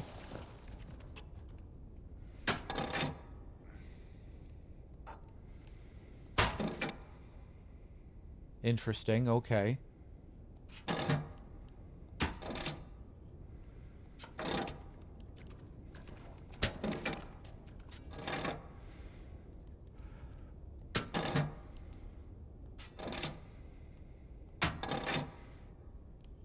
Right, I think we're going to need to find some more weights. And we're going to have to land right on the dial, I guess. If we land right on the dial, we'll open up those locked doors that are tied to these.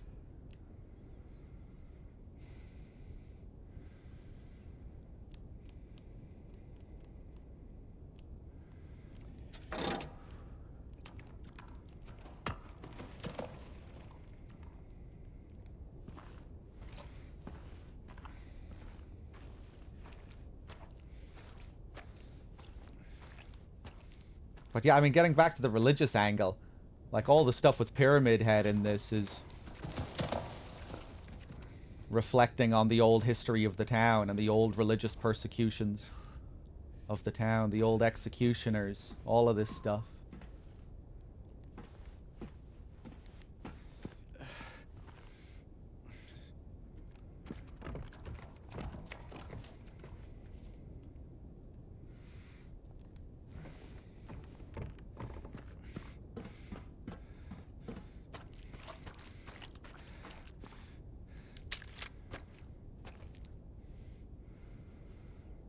Ah, I wonder is this the second statue that was alluded to?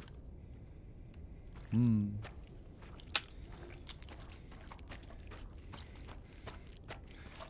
Oh, I miss the environmental design here from the original. You know how unique the walls are here in the original? With those tiles, those weird fleshy tiles. This is a bit more generic. Those weird fleshy tiles with those colors.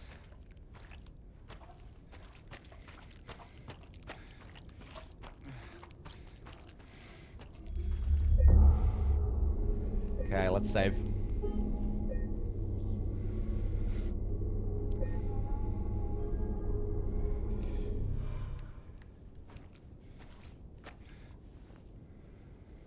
I should become a building inspector. No wall would have a chance against me. Listen, the walls are extremely important in Silent Hill. The background design, environmental design, it's like a gargantuan part of the original games and what makes them good.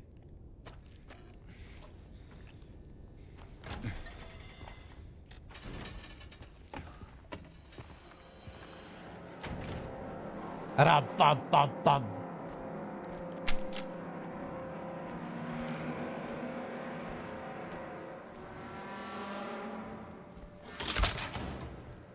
Hey, Snake. Ooh, that's spooky looking. Look at that abyss back there.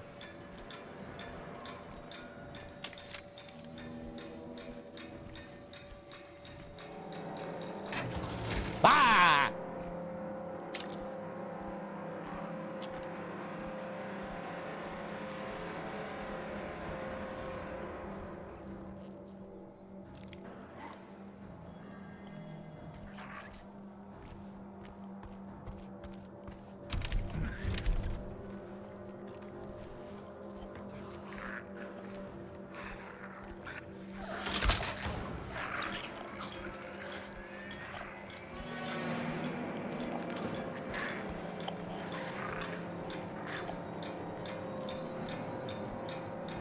Ooh.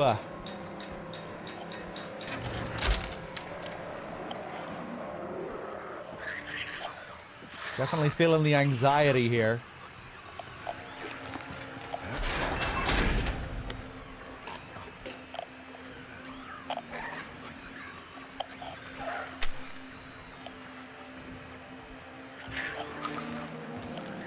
Ah.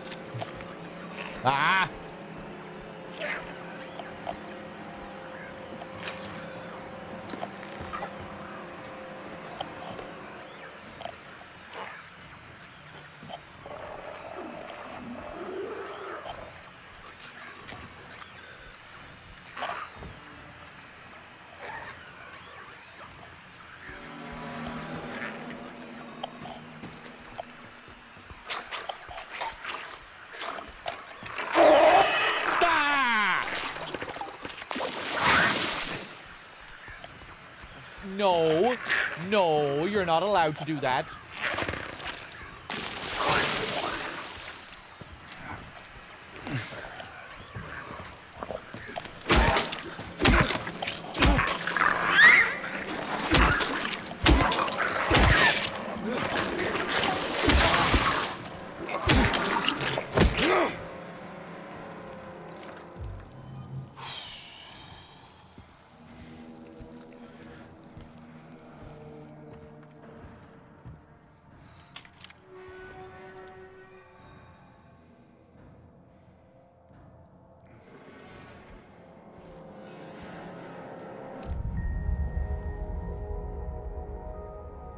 The tablet of the oppressor from the original.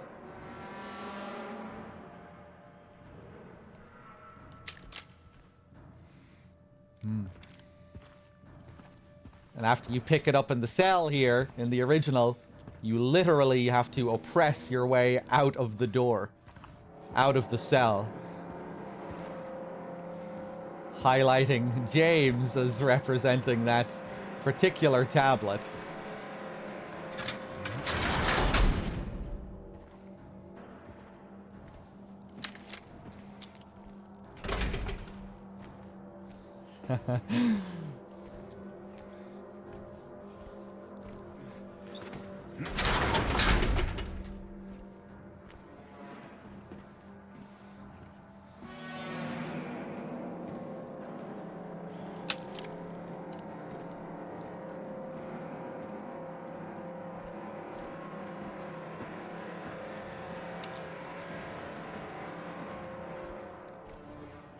Wow.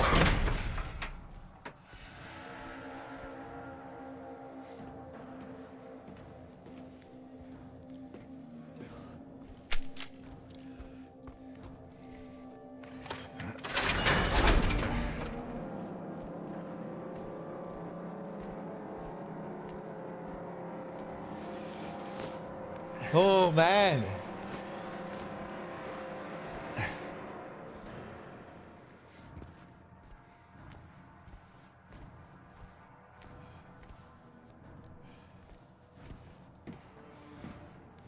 I haven't even been looking at my map here. Yeah, I feel like they're doing a pretty good job with this place so far. It's very stressful, even though it doesn't have the same, you know, aggressive tone as the original.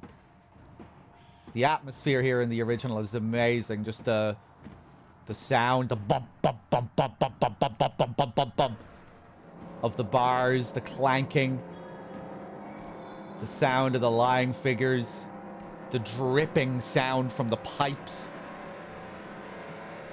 There's so many different sounds that combine here in the original to just make it really stressful. One part of the game, like, it's no matter how many times I play it, even though the enemies are no challenge whatsoever and I know exactly what I'm doing, the atmosphere alone is just so oppressive. This doesn't really have the same tone, but it's still pretty... Still kind of feeling the stress of it.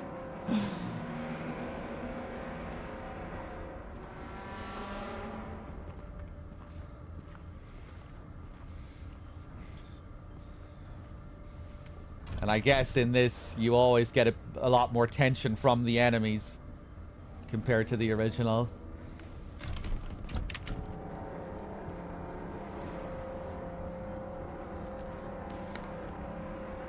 Right, another place marked off.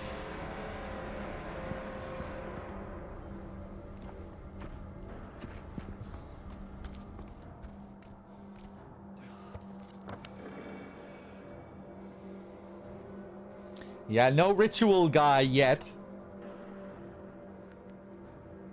Wingless dove. Wingless dove, you say? Oh, that's what was on the door?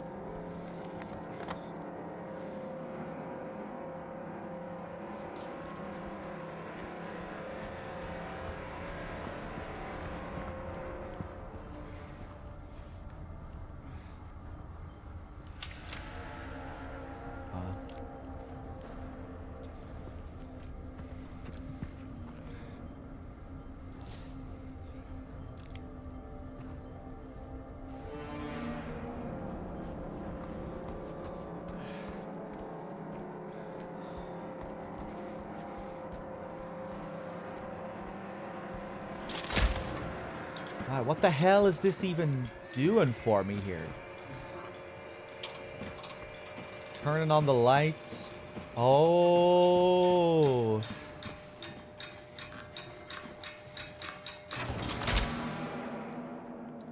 that just... Oh, right, okay.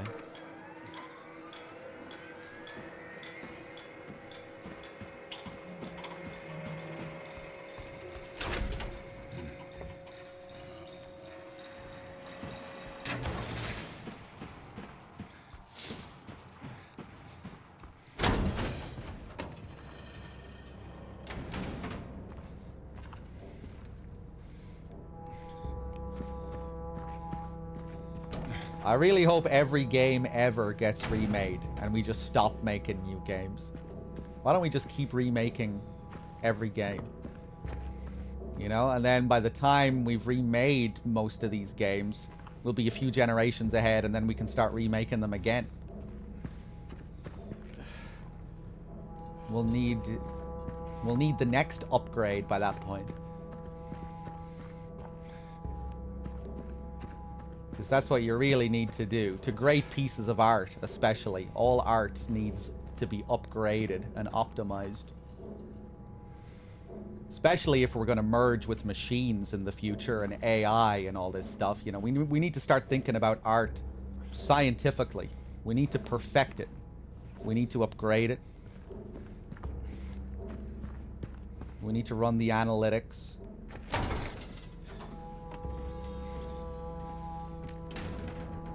Everything can be honed.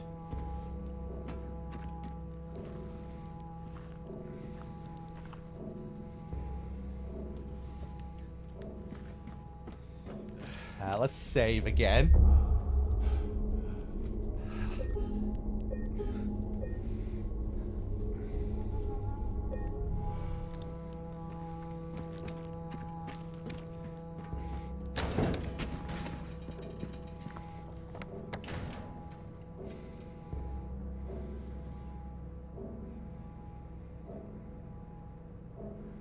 Hornless ox. Right, so what am I doing? What am I doing? Let me go back into the canteen just to see if I missed anything there.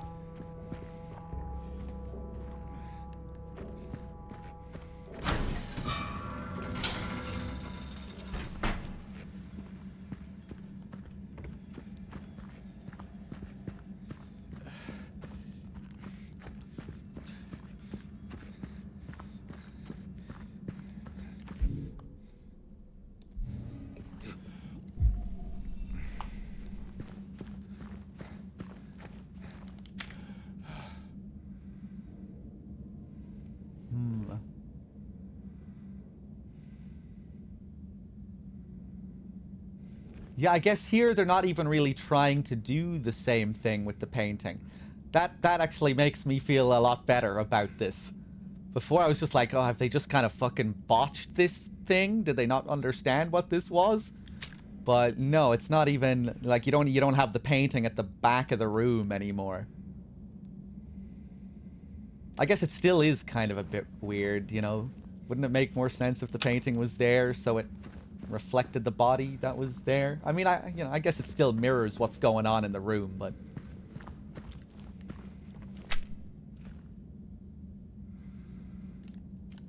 yeah, it's just more of a surreal, unreal detail in the original.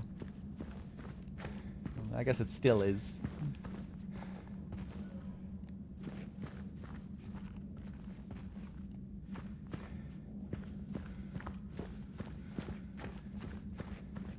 Are the walls better in this or the original? I would say they both have some pretty good walls. The walls in the yard are definitely way better in the original. But these walls are good.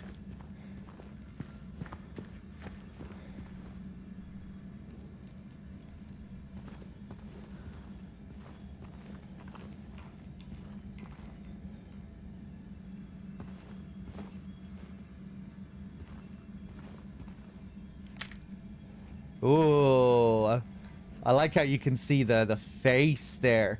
Look at the lips. Are those lips? That has a weird look to it.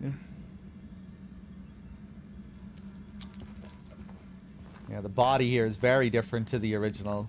Looking a little very James-like. Where you can actually make out the face and the head and the hair a bit more.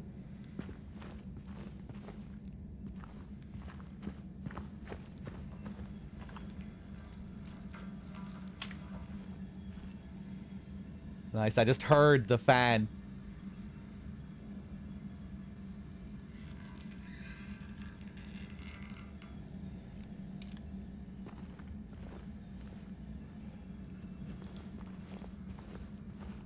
Can I call Otacon to get a comment about that? He was having dinner and got a bullet in the head instead. Poor bastard.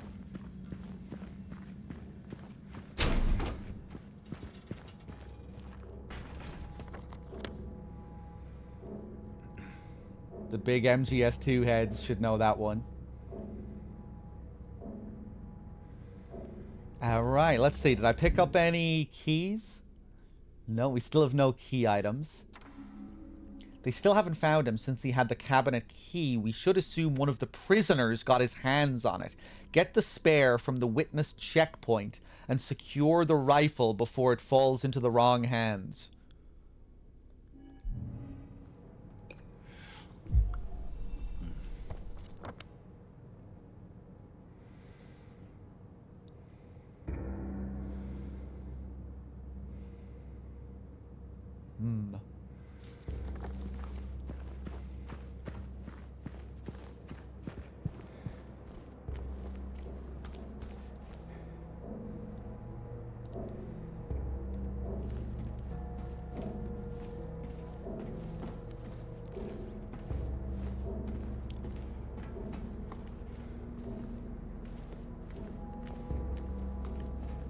Gonna have another look around the chapel.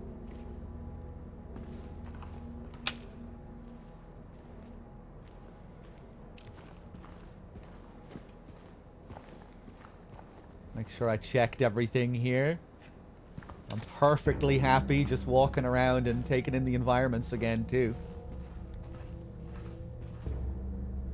Always seeing stuff that I missed the last time.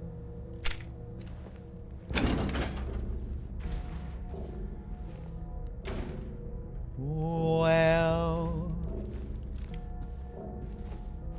my balls. My balls. Oh, that was a syringe. I thought it was like a pencil or something. Didn't try and open the drawer last time.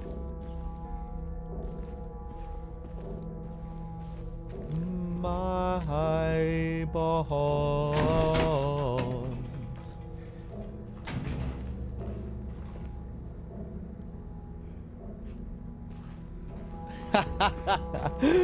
Snake in the abstract daddy room. What are these holes in the wall for? Man, can't wait to see what they did with abstract daddy, especially just the redesign and potential new animations and stuff. I thought the Flesh Lips redesign was really cool. I especially like that shot of just the mouth after the fight. Really disgusting.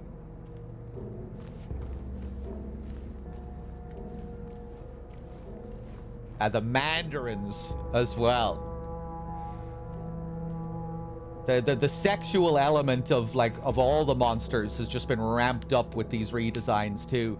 I guess largely just because we get to see it in much more detail than was possible in the original. You know, like the nurses, the legs, the heels, you know, the little ribbons around the ankles and the variations on the monsters. The nasty arms on the mandarins yesterday with the lips.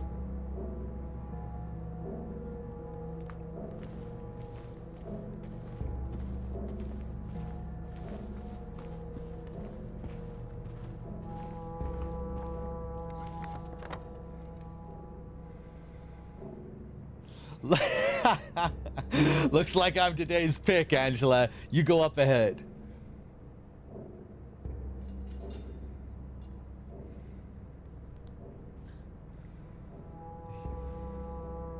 Yeah, Snake would be taking all of this in his stride. Wingless one, headless serpent. Well, where the fuck am I going?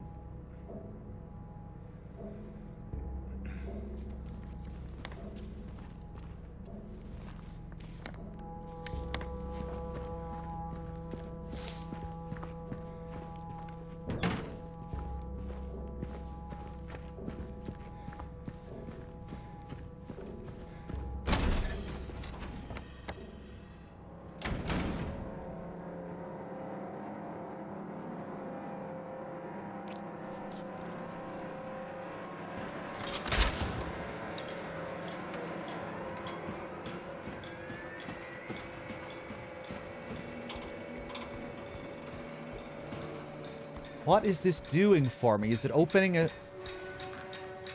Ah! Is it just turning on the lights? Is it opening a cell for me? This cell is to be cleaned up by Tuesday. Make sure you get the cons to do it by then.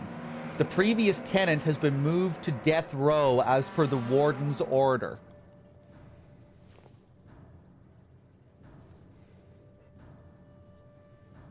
I'm not sure if this feels like an 1800s note to me exactly, but okay.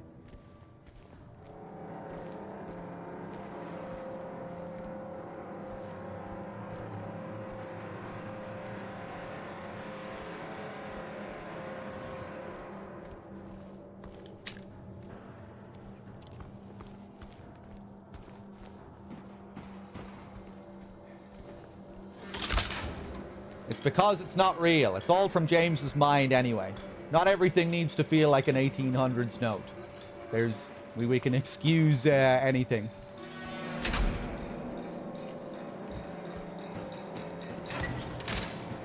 It's the old mixed with the new.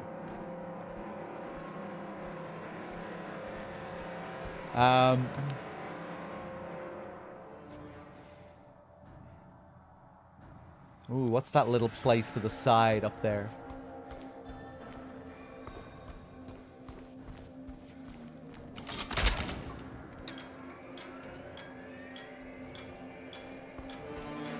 Ah, okay.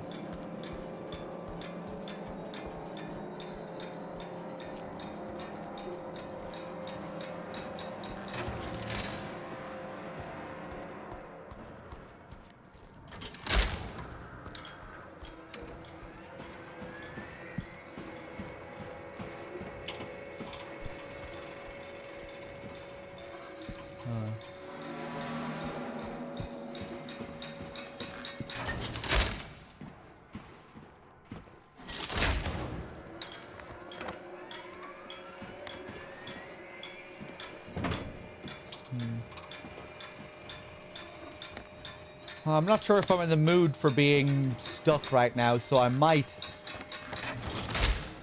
throw out a heinous. Don't say anything yet, though.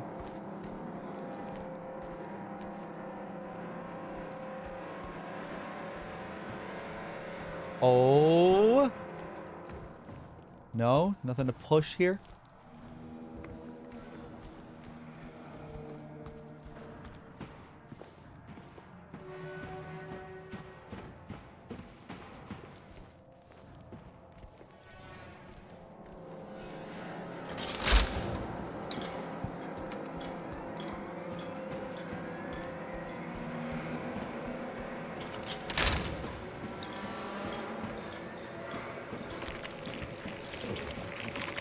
Oh, why weren't you here last time?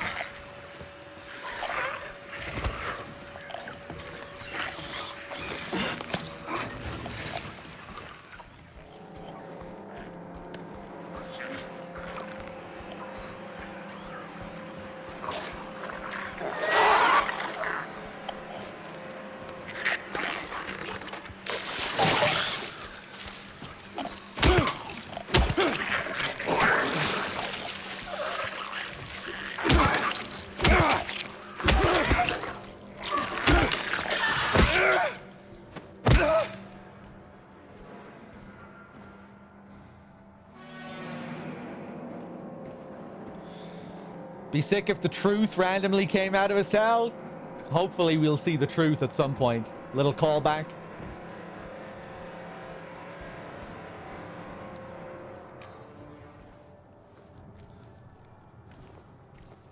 That was so funny, man. After I had the realization that it was actually the truth, then every time it would show up, I was like, oh, fuck, it's the truth. Oh, what a silly game. Oh, fuck, it's the truth.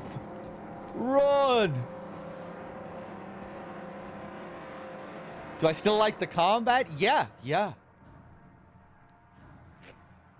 And I kind of, like I was saying before, I kind of wish we got a new enemy in the prison.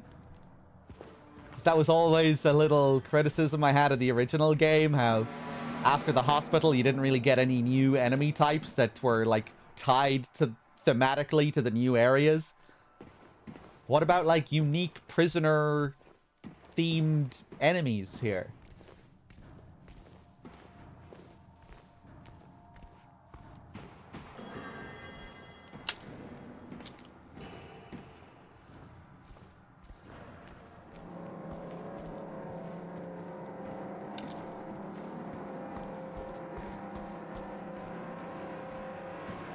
Right. Where the hell did that guy come from?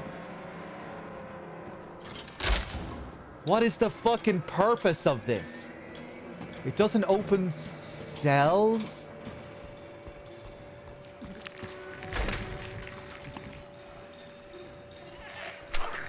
I did go into all of these rooms, didn't I?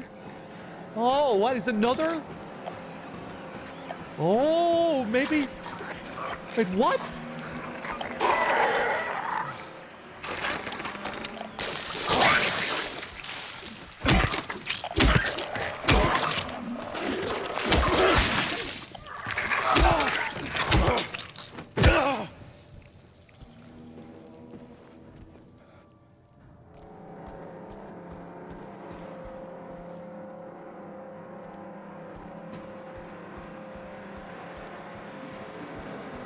Is that the same lying figure? Is this thing bringing him back to life? Is it something to do with the lights? The lights? Does the light bring them back to life?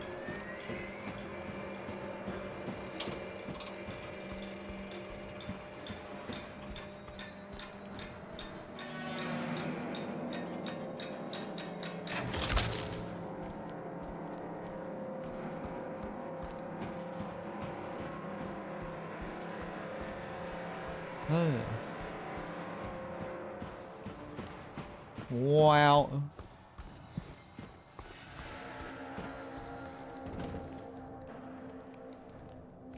Damn.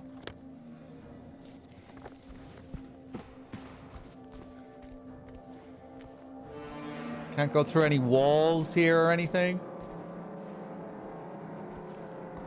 Maybe I'll go back into the yard and see if I can open the doors with one of the weights.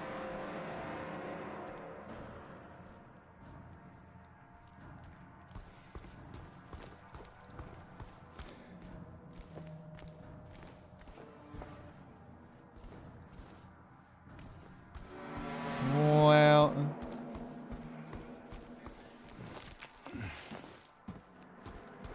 Damn. I'm looking for some ham.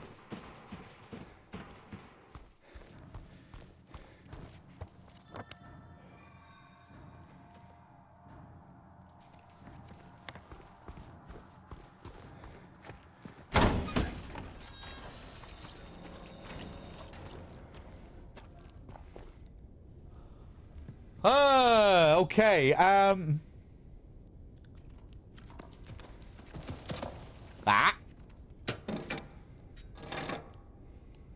Wait, oh, for fuck's sake, why didn't I do that before? Okay. Typical me. I probably did every other possibility apart from that one. Yeah, and then I just figured, I probably need another weight before I can do anything. Let's go back and find the other weight, because I hadn't explored everything fully back here. It's like, let's just go get some more weights. Oh, maybe I did, but I just wasn't paying attention to the lights. Okay, let's go to the serpent.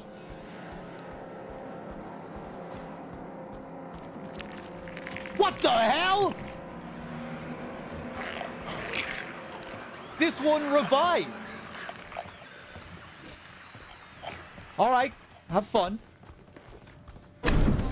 I mean, at least we got some new stuff while we were wandering and saw some weird shit with that lying figure.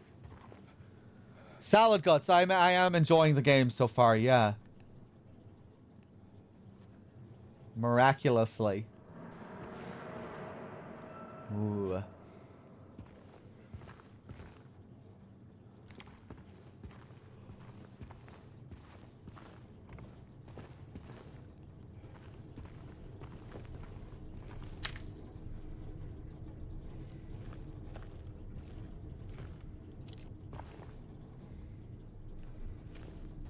Well, it's maybe another slight variation on the lying figure. It's something.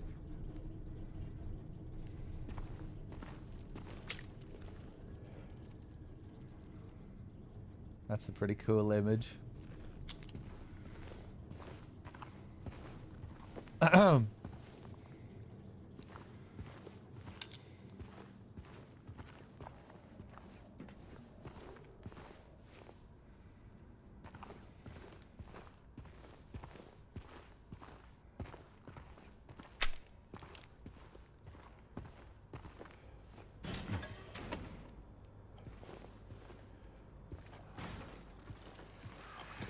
Bah!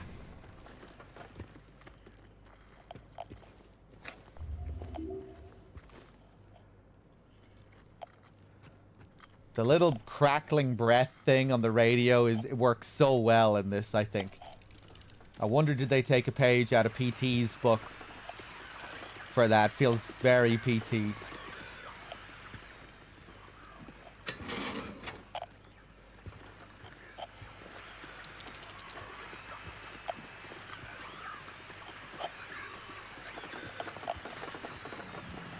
Whoa.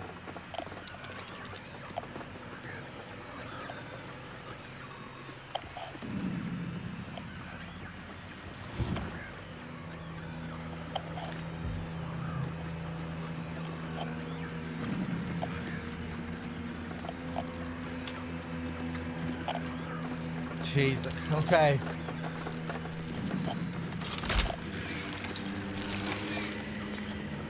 Oh! Okay. Yeah, I guess it's reminiscent of when you're possessed by Lisa in PT. Where her crackling voice is like right up in your... You know, where you're like feeling it as a part of your model. It's like you are Lisa.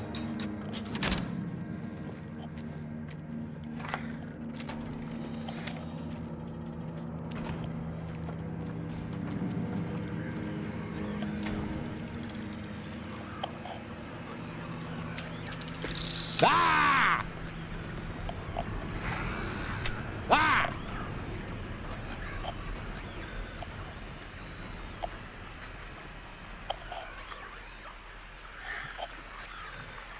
Ooh, creepy sounds. And incredibly dark.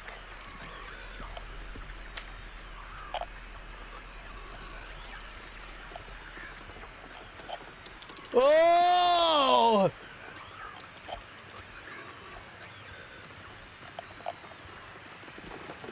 Ah! Get down from there!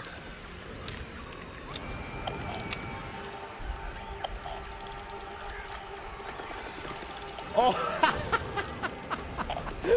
Okay, Spider... Ah! Spider-Man again! What the fuck?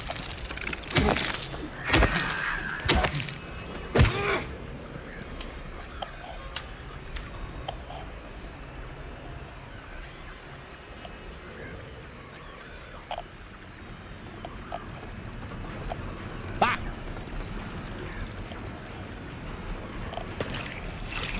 No! My sixth sense there, that was... You should be impressed by that, chat. Ah!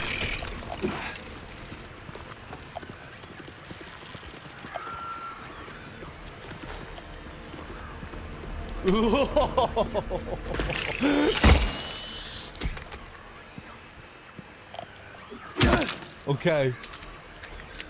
I mean, it was really just me reacting to the audio cue when it sounded like it was about to strike, but... You know, you should still be impressed. That was a nice reaction. Okay.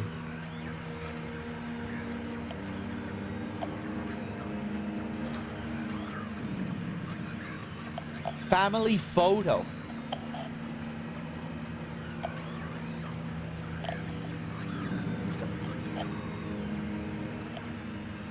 We will be together soon. Very Mary-esque handwriting here. Very nice. Very nice, elegant writing.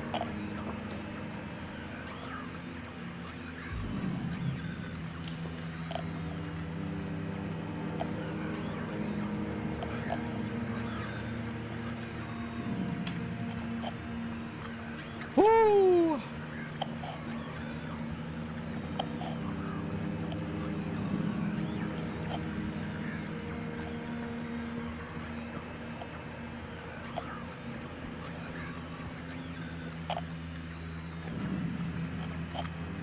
Oh, we can just look in here. Man, tense, stressful. And yeah, I like that we're getting, like I was asking for. Might be just be a variation on the mannequin, but pretty significant variation on the mannequin.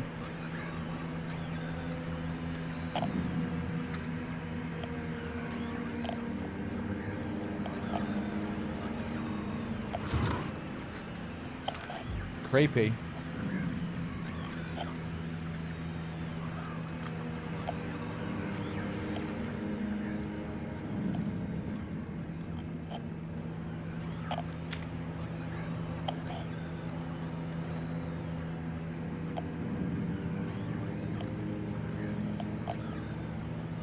Kitchen staff, medical workers, mechanical.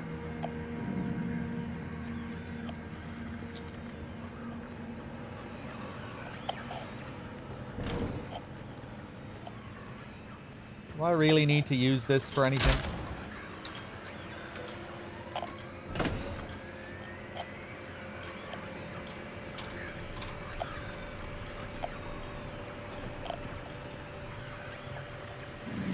Ah!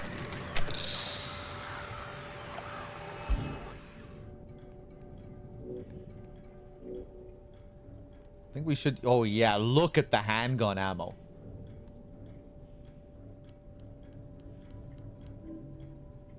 That exploration in the otherworld town paid off.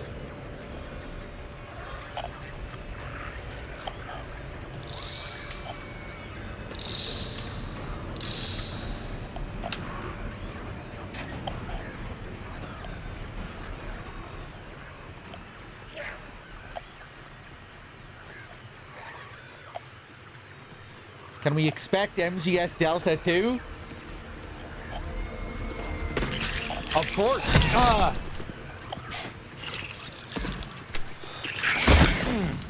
You think I won't be playing that?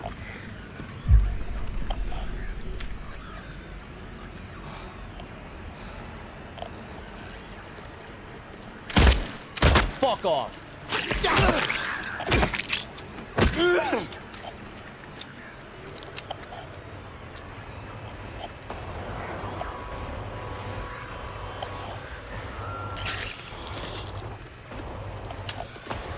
Ah!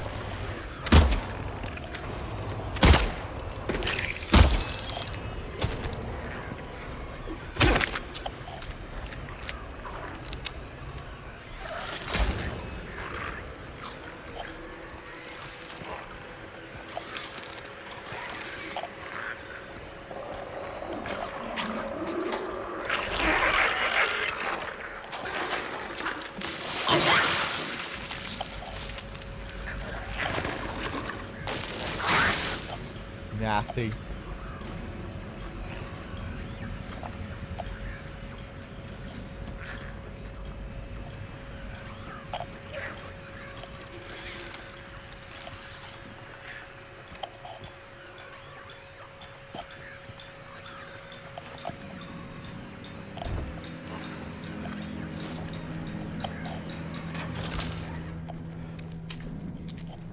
Oh boy.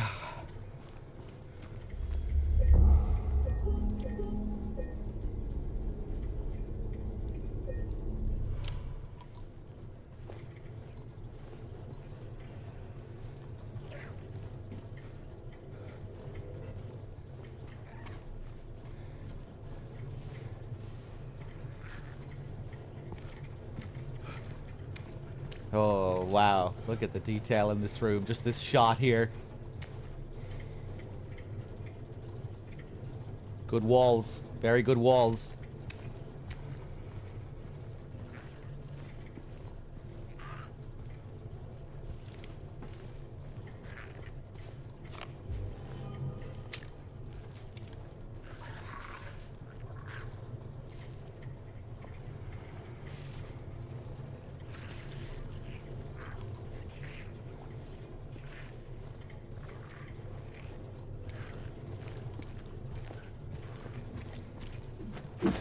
Oh, really?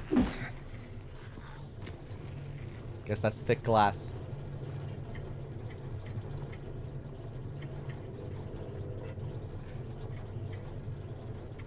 One of these puzzles.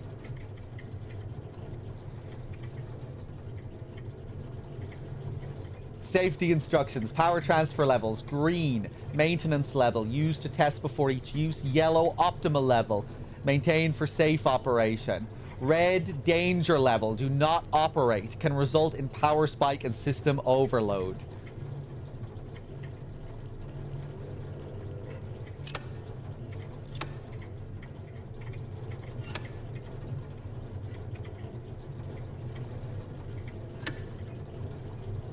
This feels very much like a Resident Evil puzzle.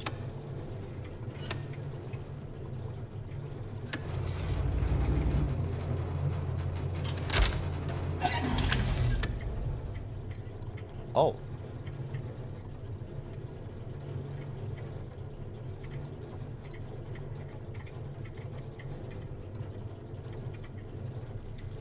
Maybe we want the system overload.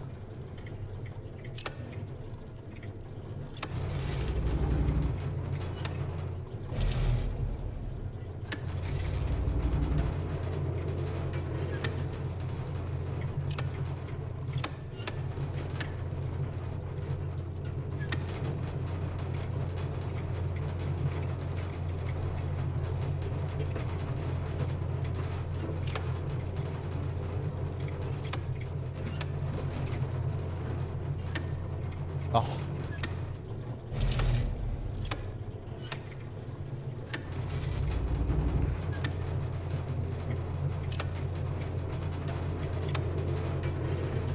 Ah, shit. I'm gonna botch it here.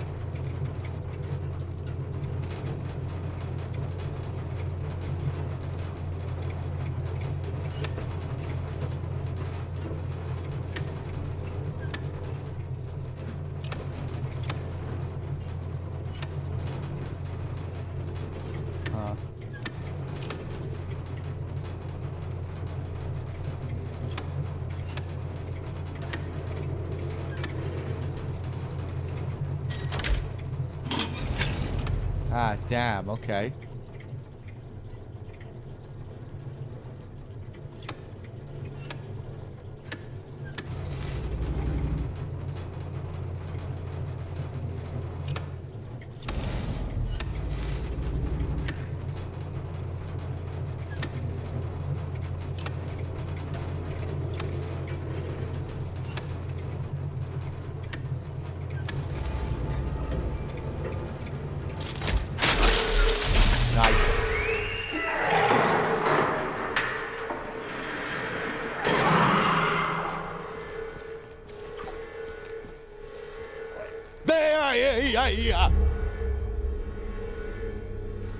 Before I start streaming, do I psych myself up by licking walls?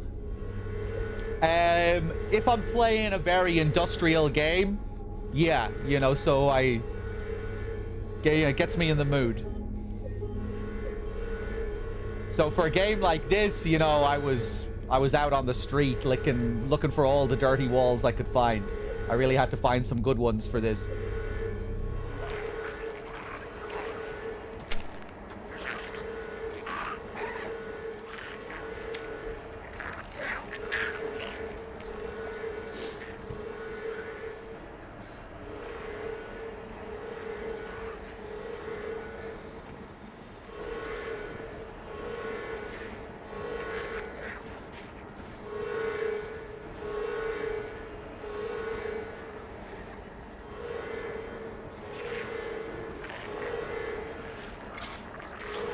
Another weight. Medium weight. This has to be a medium base reference. After the Resident Evil style puzzle. Nice shout out game. Good one, devs. They must have been watching my streams.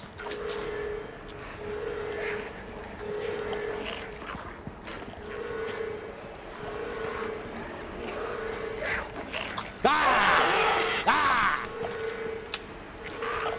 Oh, I like the way it looked there. Come on, come on.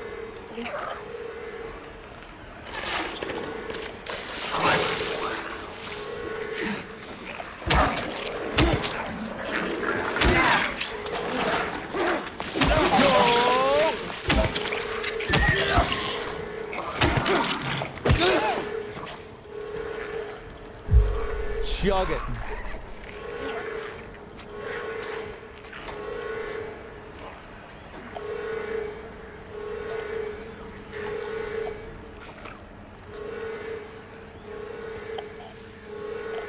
Right, so yeah, I guess I'm done here.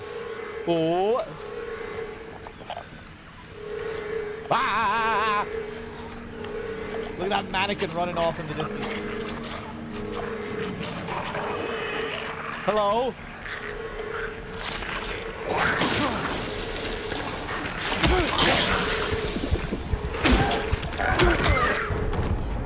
Wow, he dealt a lot of damage there. Is this PS5? It is.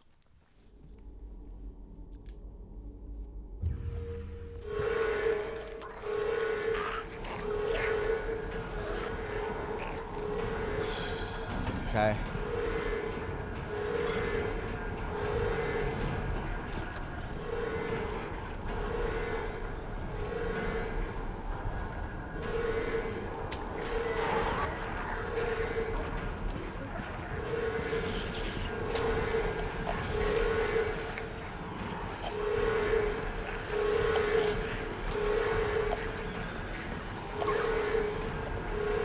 That's just broken now.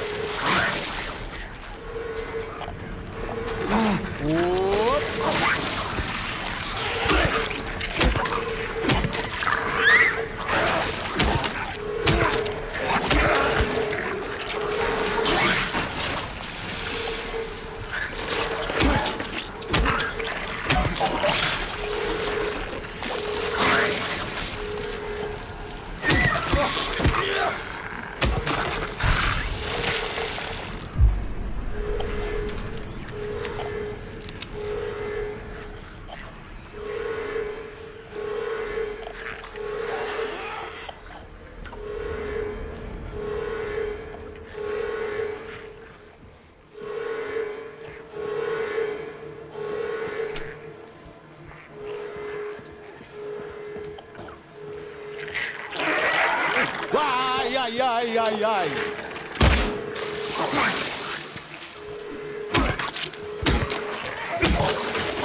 Oh, you bitch.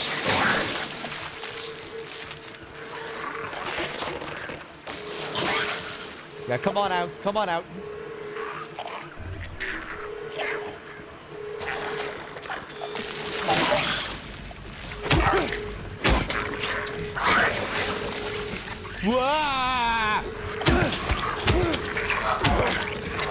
Okay, the lying figures, they can still cause a problem. Kind of underestimate them. I thought I had them basically figured out, but they can still get me. Fuck it.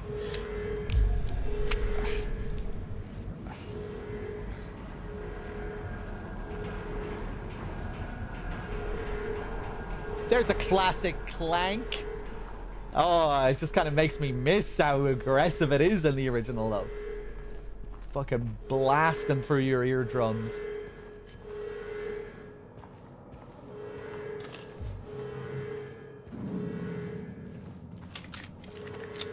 I just woke up your cat. I'm sorry. I'm sorry, cat.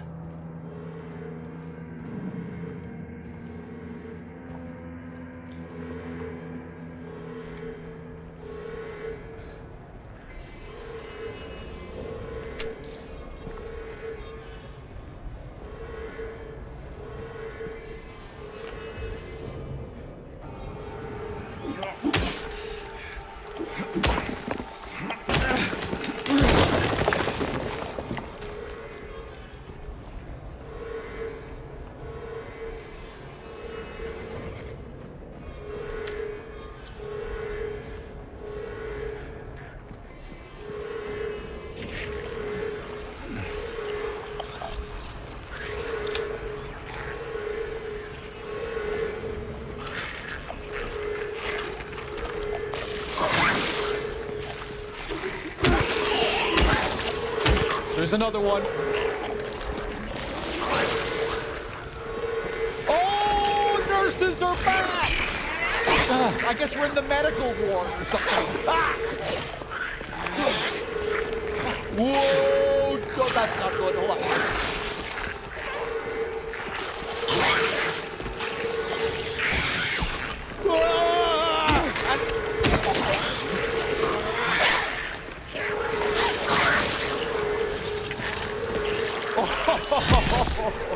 Oh, what a nightmare.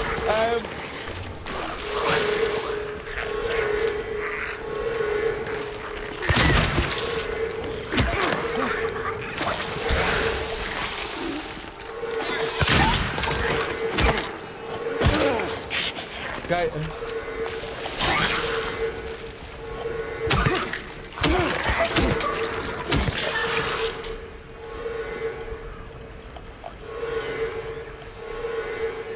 What a cool shot that was with all of the enemies around and the nurse just fucking bugging out.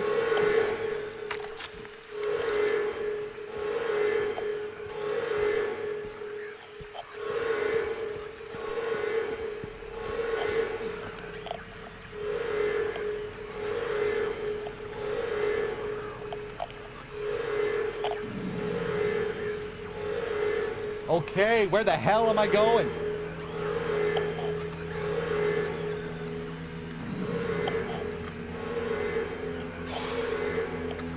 Stressful. This fucking siren, this crackling voice on the radio. Where the hell am I going?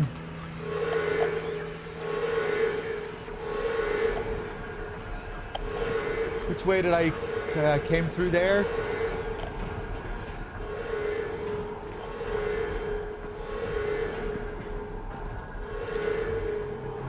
Nice.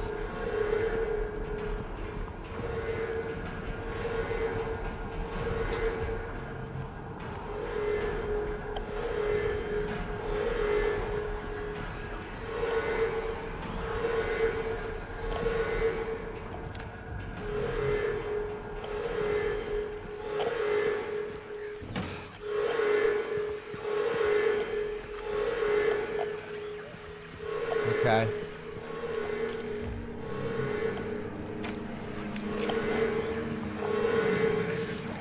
Okay, they're being very nice with the supplies.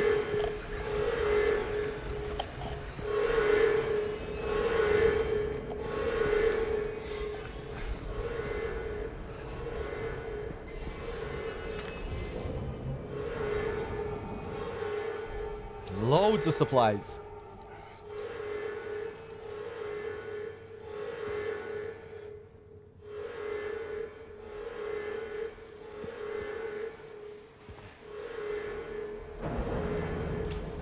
(10:09).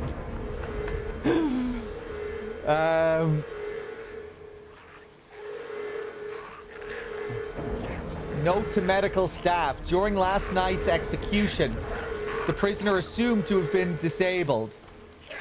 The prisoner assumed to have been disabled simply stood up and approached the chair without any assistance.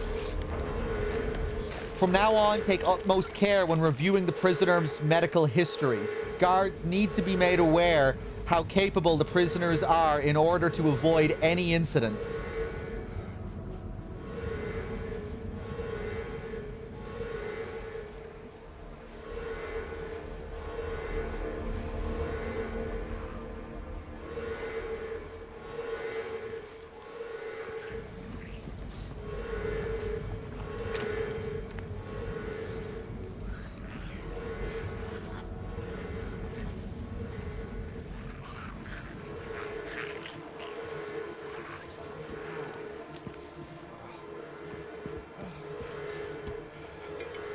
Another health drink. Armory. Oh, okay. Oh, so maybe that's the for the hunting rifle.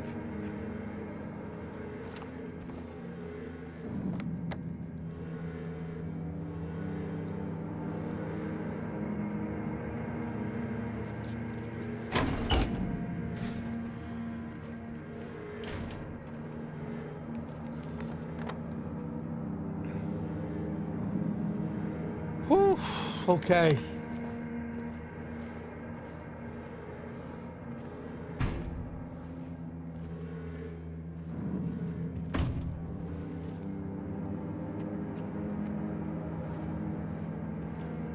Dog wall. Dog wall.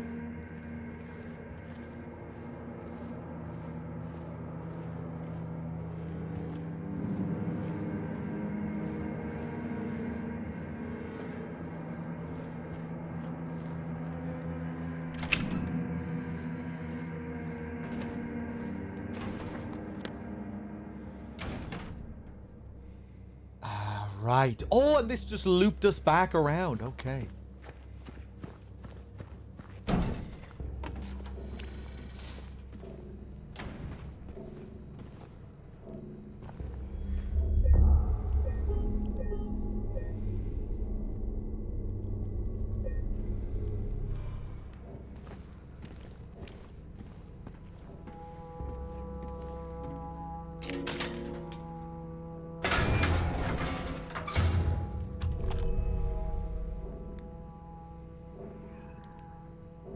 Oh, that's a pretty nice touch. All the wear on the rifle.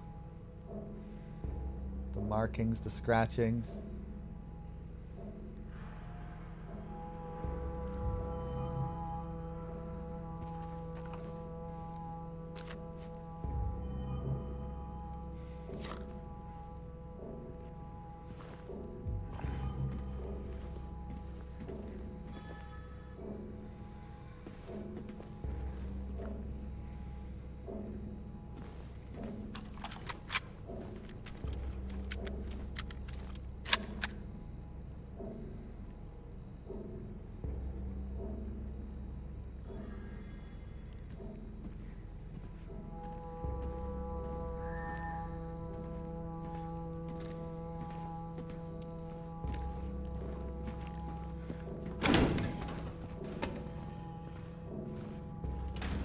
Okay. Back to the yard. Back to the scales.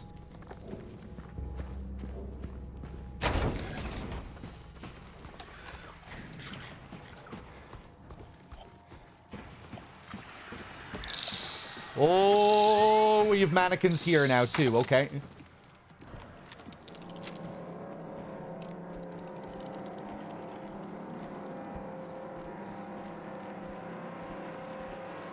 Oh, it's all the way up.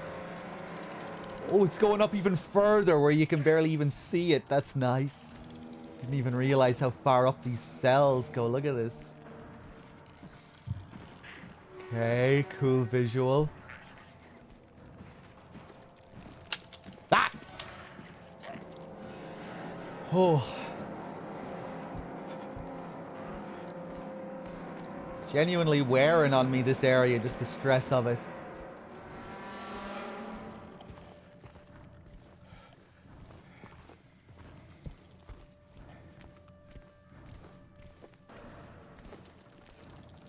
Alright, fuck off. I'm going into the yard.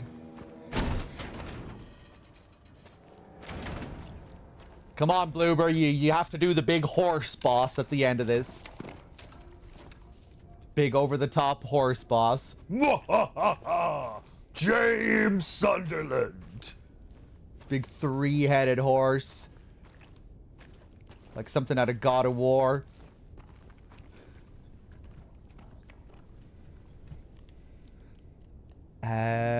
Medium weight.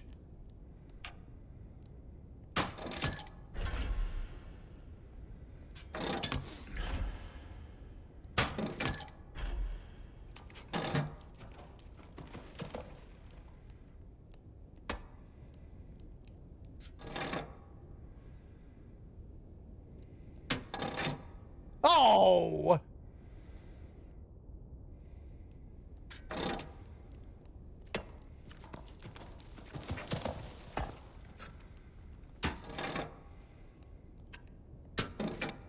Oh!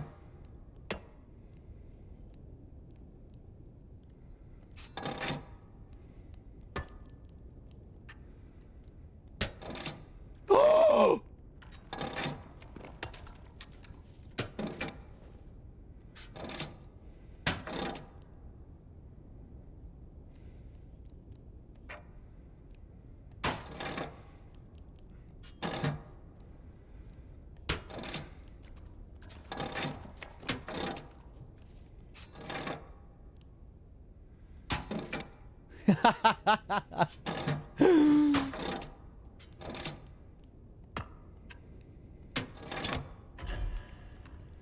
I got it.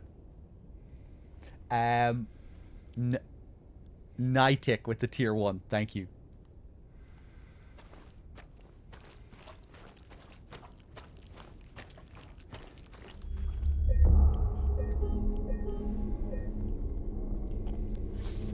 Okay, time for Wexford's door. Oh.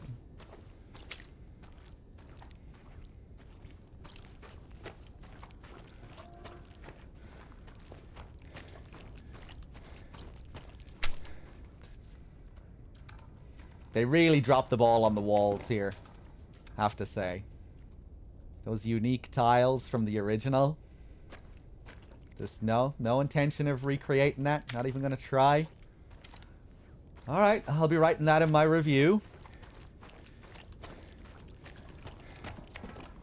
Alright. See how they like that.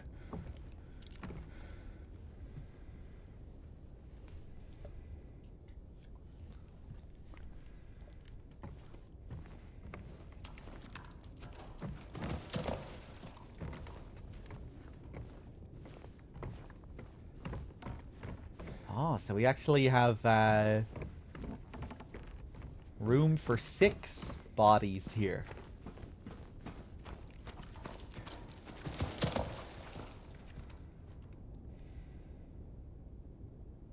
And once again, like in the original game, this wasn't even really a puzzle in here. You know, you just found 3 key items. Once you found all the key items in the prison, you brought them here. Place them in. You didn't have to figure anything out, you know, the order or anything. It was just a lock that required 3 keys, basically. And you just found the keys by exploring. But here they're making a whole puzzle out of it. This whole section with the statue wasn't a thing at all. It was just the gallows.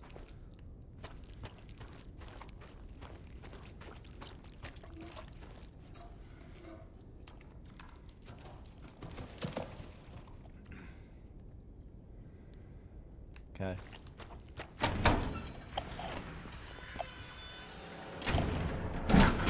Let's save.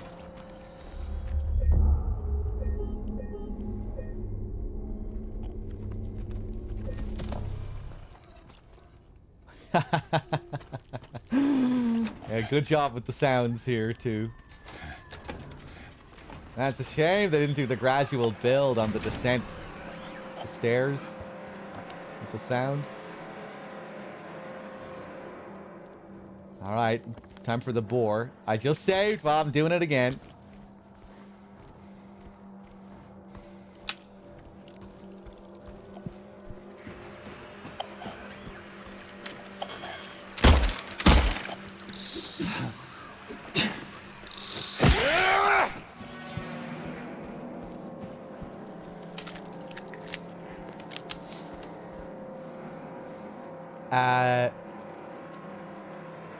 Oh!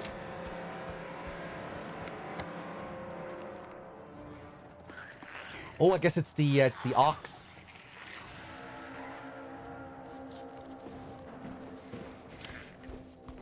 Man, I'm feeling stressed.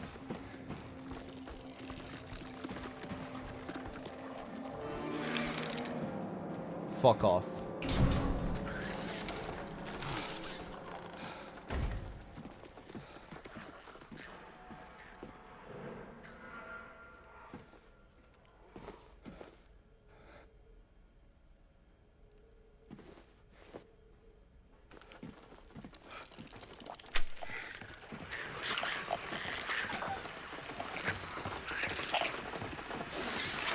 Jesus Christ, the sound.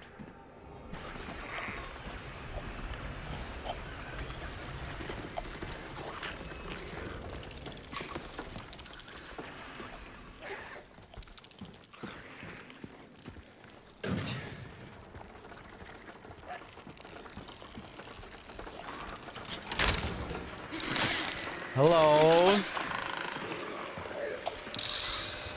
Wow, some great sound design, man.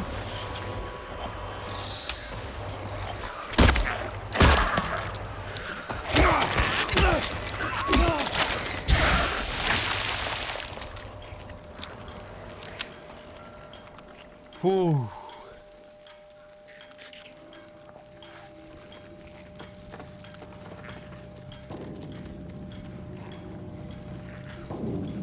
Phantom.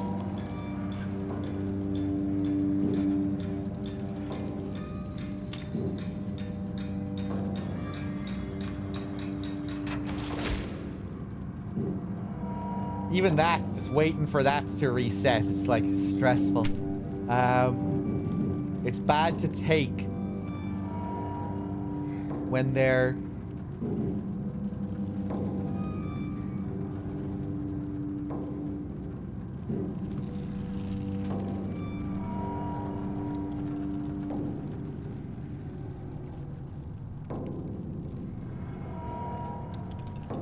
It's bad to take when they own.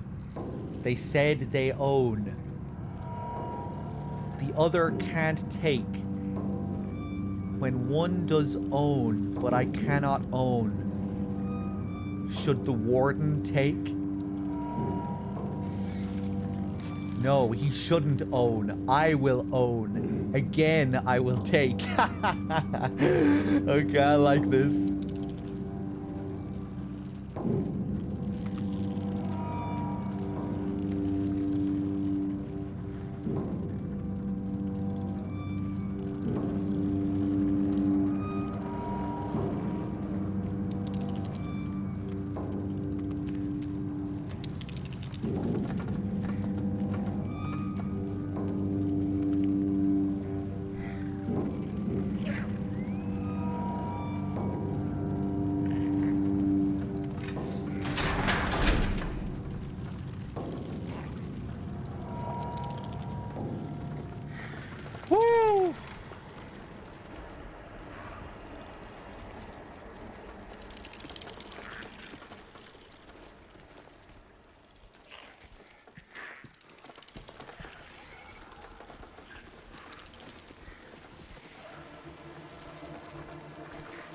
I wonder how Aris's mustache was playing this section.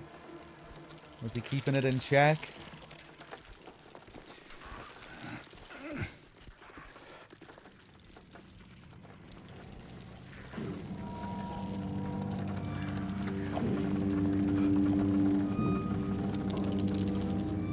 What about my mustache? I don't have problems with my mustache when I'm feeling tense or anxious.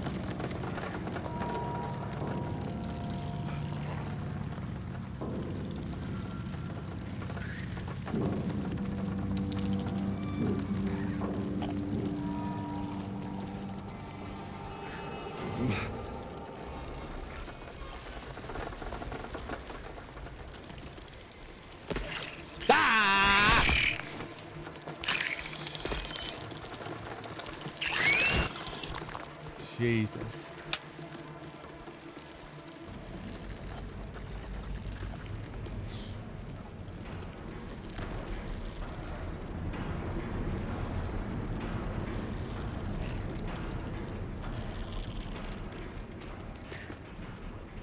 Said he was happy that he didn't replay the original beforehand to not spoil his expectations. He has played the original before though, hasn't he? I think I've seen him play 1 and 2 a couple of times before.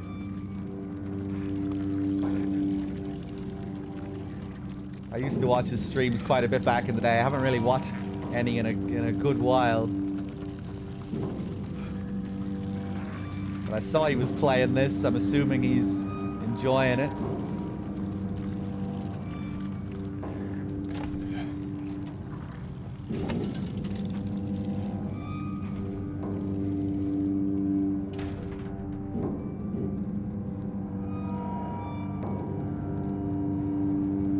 Likes the game, yeah, and you know Aris, he never gives any fucks about story, so he's not, you know, he's not going to be analyzing the shit out of that stuff and having complicated feelings about that stuff. He's just going to be able to enjoy the core survival horror experience, which is what he loves, and that part of the game is pretty great, so. The hardcore experience. So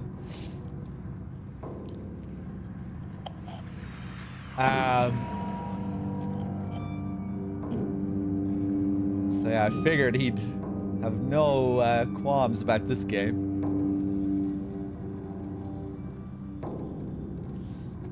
Disruption reported. C-140 yelling about C-777 haunting him. Claims bars can't hold him. Administered sedative to C-140.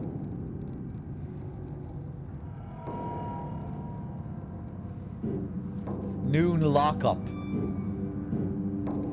Performed precautionary search of C-777 cell D5. No traces found of the prisoner leaving his cell unsupervised.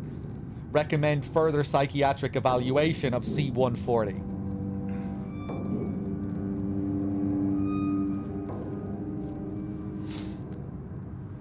Afternoon rude. C-140 and C-777 missing from their cells.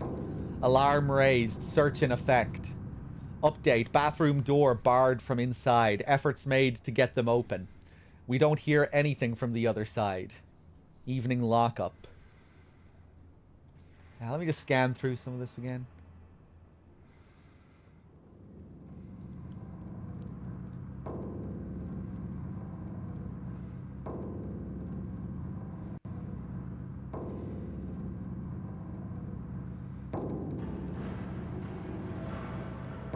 Okay. Then they both go missing.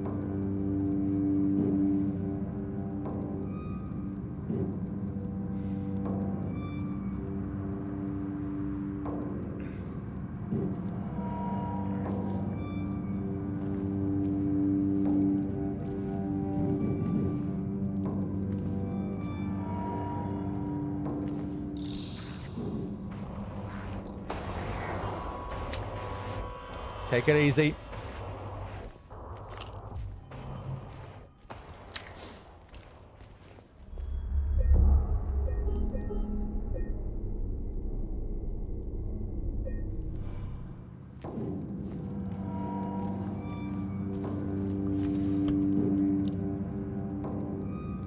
Cell block D.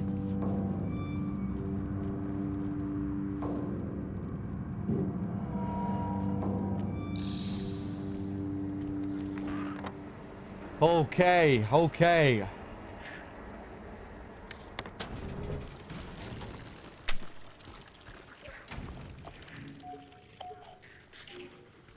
That's gonna need another key.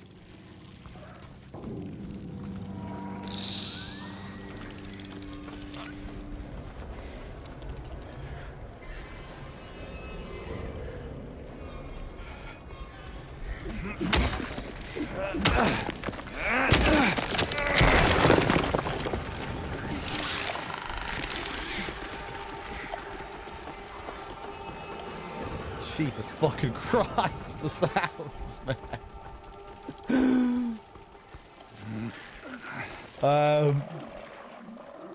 Oh, classic lying figure gurgles. Feel like we don't hear those too much.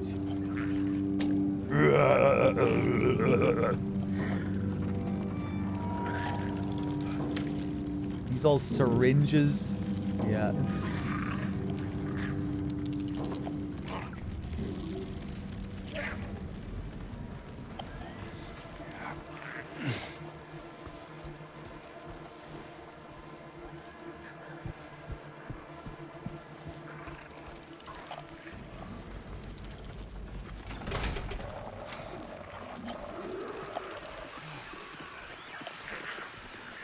Ha! What the fuck? Are they crawling on the bars here?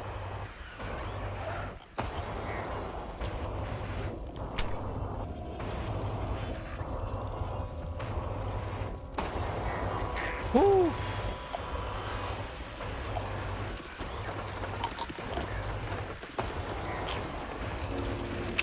Jesus. Okay, okay.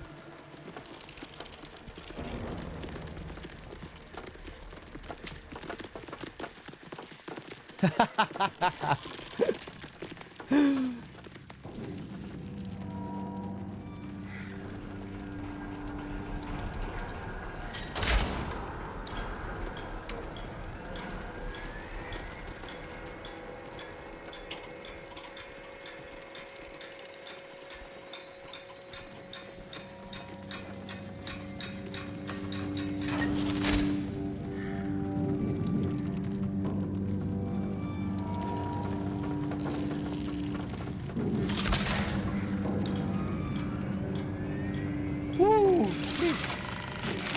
Hiya, ba, yo, yo.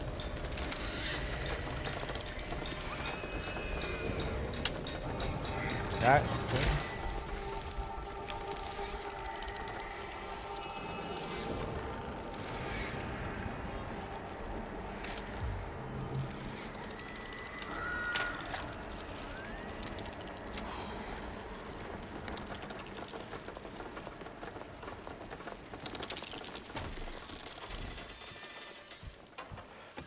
Oh. Ooh. Shiv key. A real prison weapon here.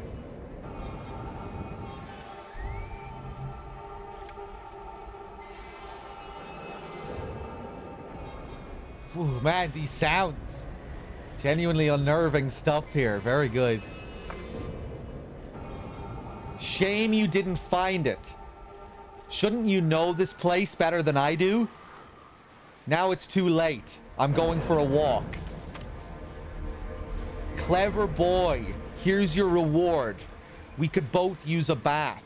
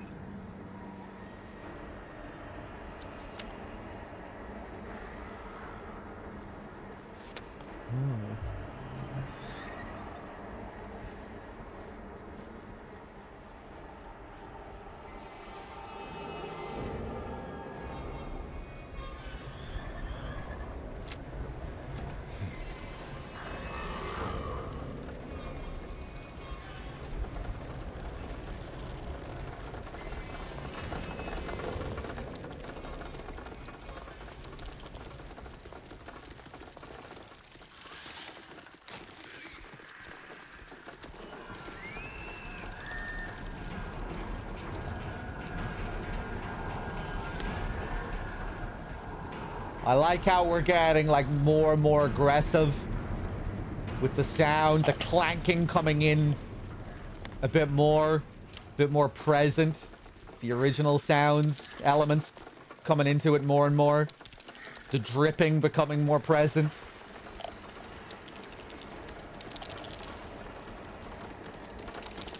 I guess I should have expected that maybe, because that's kind of what they've done with the areas up until now. It's like a gradual escalation, and the way they bring more of the classic, more and more of the classic elements in as you go.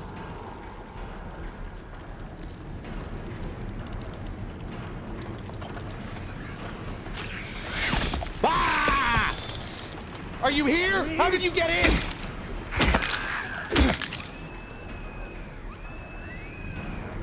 How did it get in? Ah!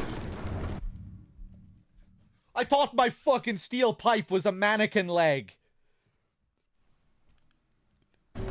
I thought that was a bloody leg right up in my face and there was another mannequin.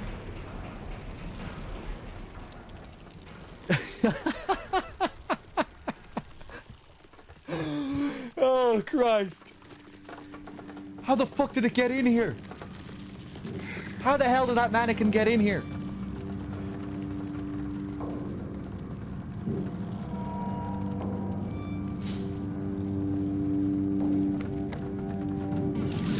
Yeah!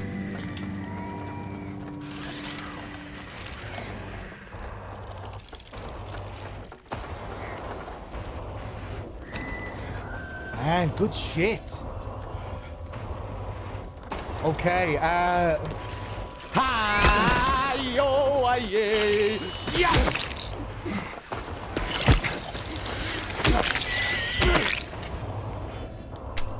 We good?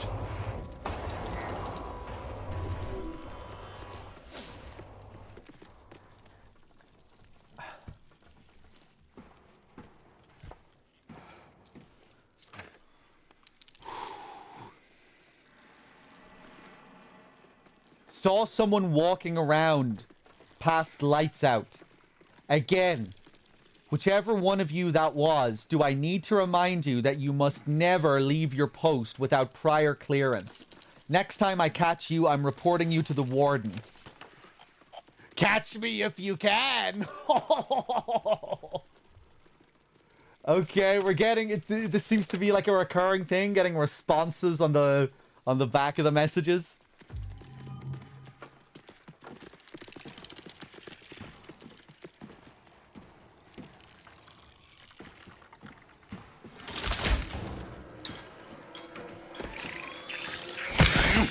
Fuck off.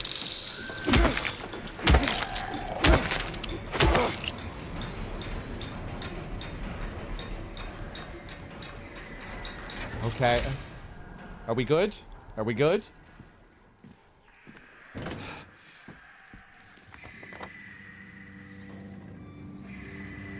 What is that sound? That's new. That's Screech. That sounds like lying figures being electrocuted.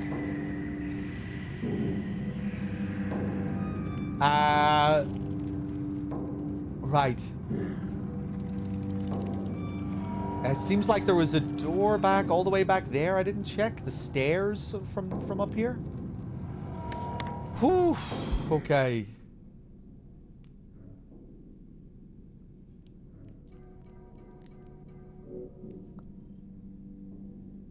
A weak makeshift weapon, more fit for picking locks.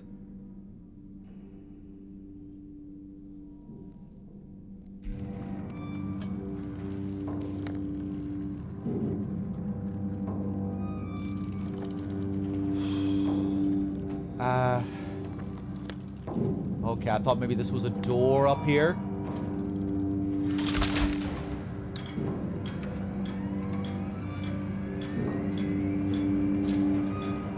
I'm glad you like my approach, Yarg. I mean, it's not going to be everyone's cup of tea, but that's the kind of stuff I do with Silent Hill.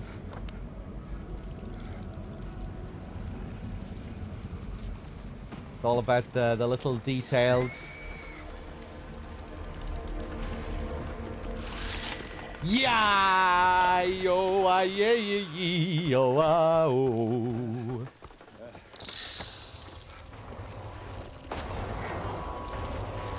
Oh, I never did come over here. Okay.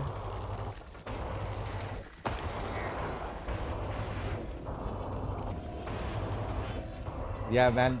Cheers. I'm glad you enjoy the slow plays.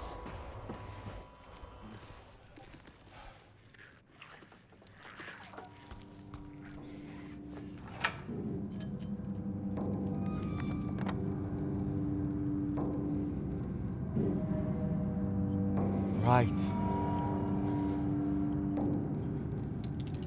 So I guess this will open up the lock on the left because everything else is like tied to the serpent or the bull or the whatever the fuck. Okay.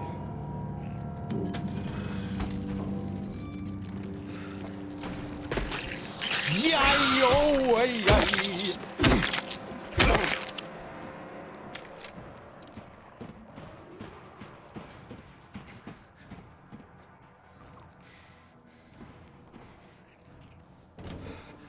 No?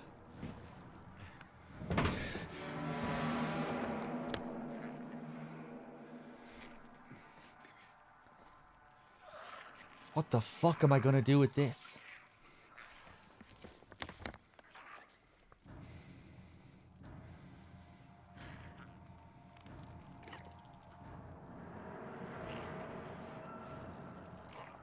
serpent section, maybe? Up to that locked door?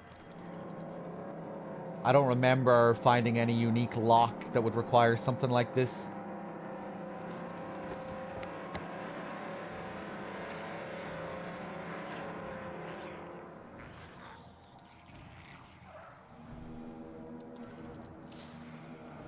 Oh, I'm gonna have to go back and reset the scales if I want to go back up there. What a pain in the balls. Well.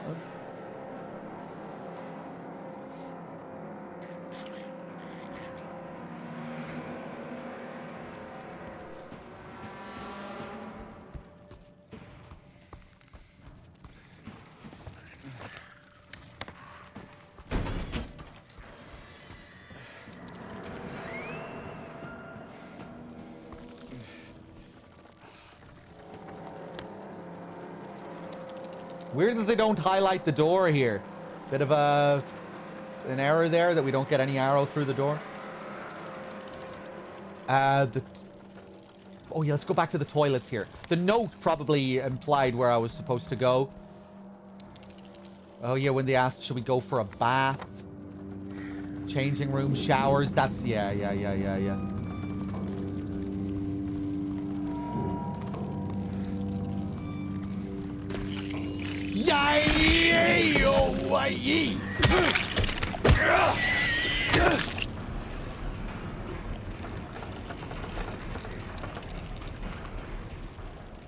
We good? Oh. Huh. Interesting that it's a regular... Just a regular locked door thing there. C4. Ah. Right, yeah, I forgot about this. Yeah, so this is one of the guy's cells.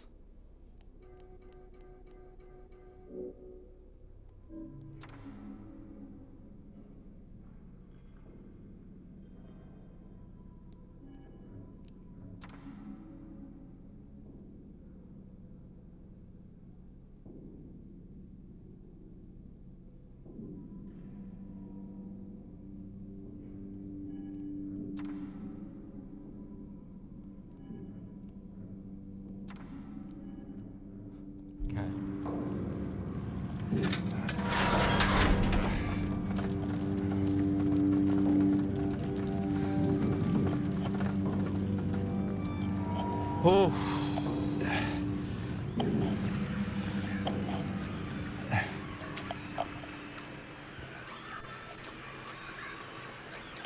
He's coming. I know he is. The bars, the walls, they can't hold him. He'll get in. He'll get in. I still have time. I can make it almost through, but he's close. I can feel it. He's coming to finish it.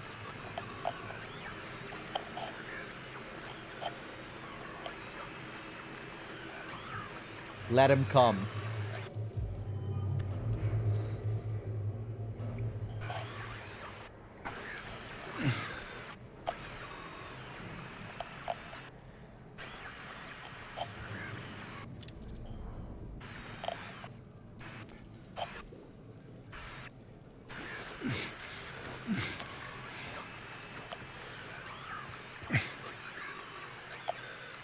First playthrough, yes.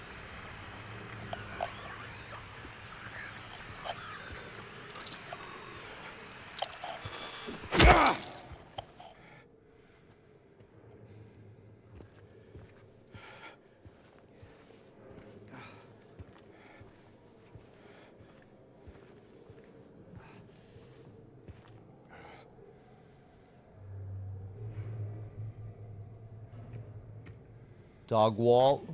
Big dog walling going on here.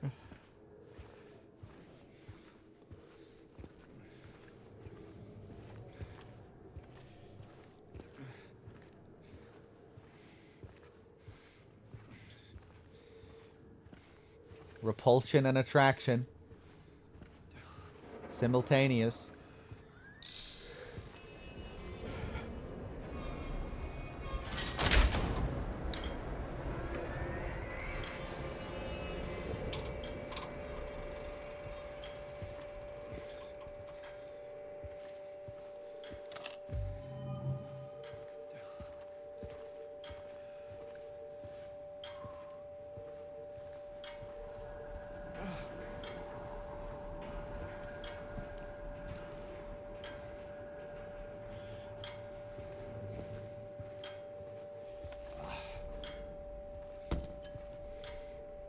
Jesus fucking Christ! That wasn't even a mannequin, was it?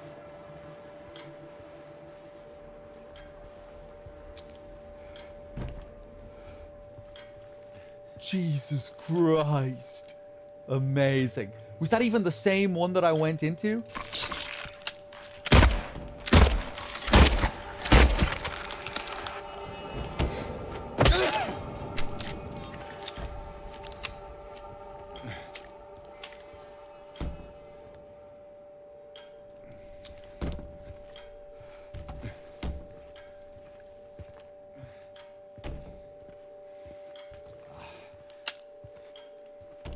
Lovely.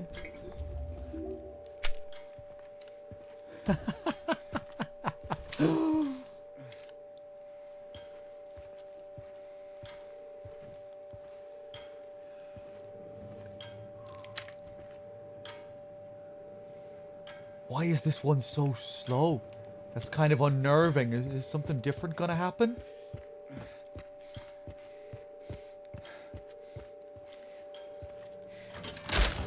Why?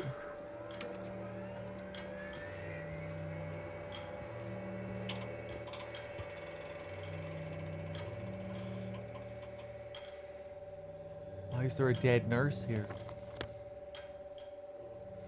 Pyramid Head? Pyramid Head been removing monsters from my brain again?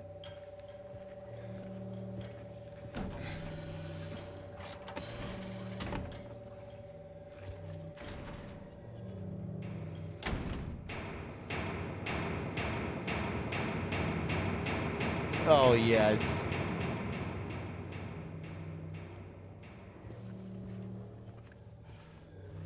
Ladies and gentlemen, Mr. Akira Yamaoka.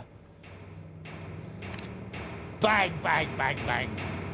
I told you, I told you, I told you. Didn't listen. He's here.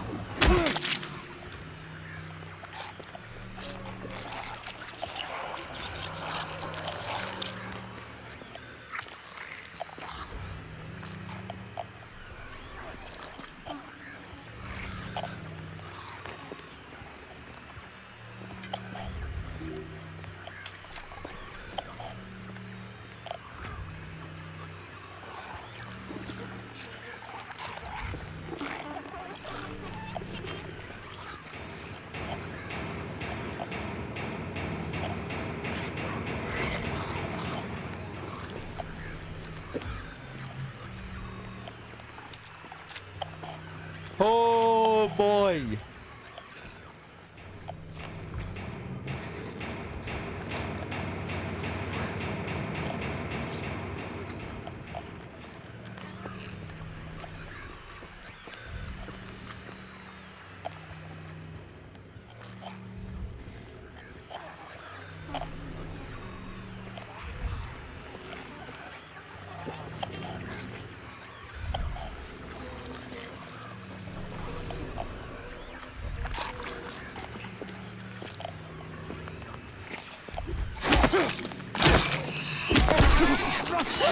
Fuck off.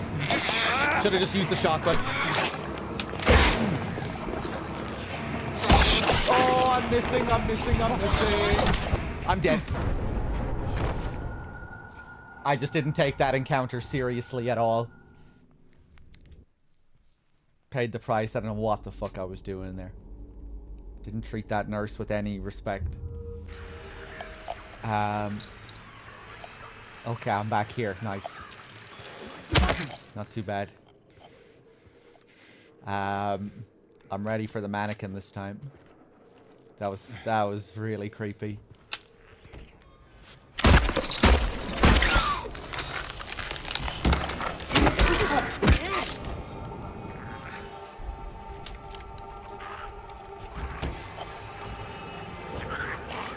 Yay-o-way-o.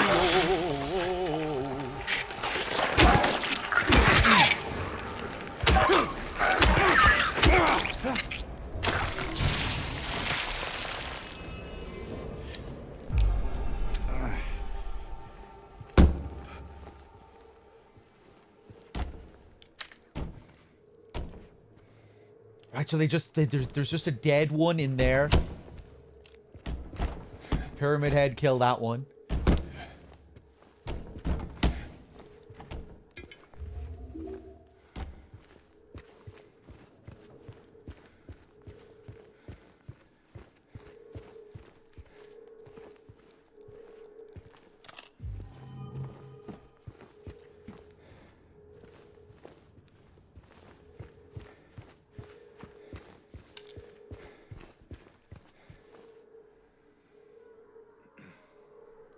You hearing that sound?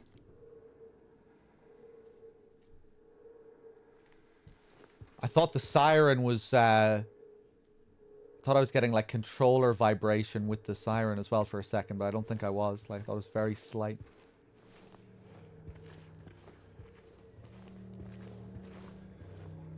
Arsenal gear!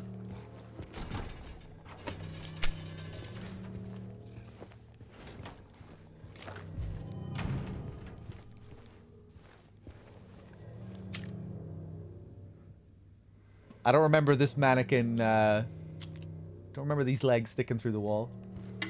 Ooh, did I miss this last time?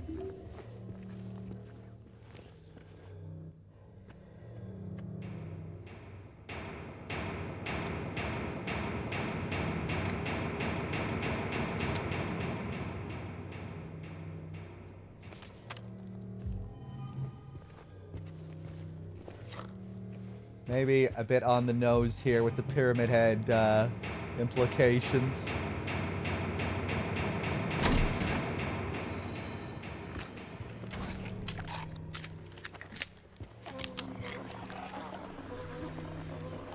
All right. Hey, Gooch.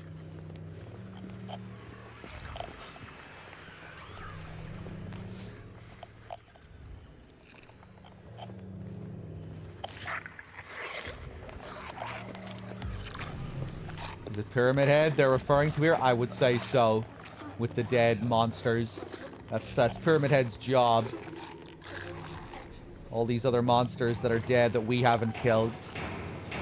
Similar to the apartments as well, leading up to his reveal in the apartments with all the bodies strewn around that we didn't kill. And the story with these two prisoners, with one guy talking about how he's being haunted by the other prisoner. I think that's alluding to someone other than the prisoner being in the cell. Someone else haunting him.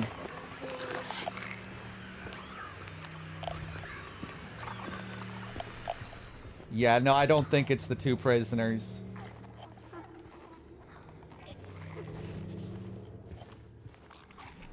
I don't think the two prisoners are real. These are monsters born from James's mind. They don't exist to anyone else.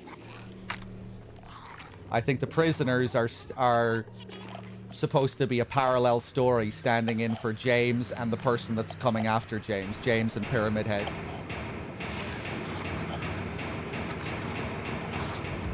That's how I'm viewing all that currently.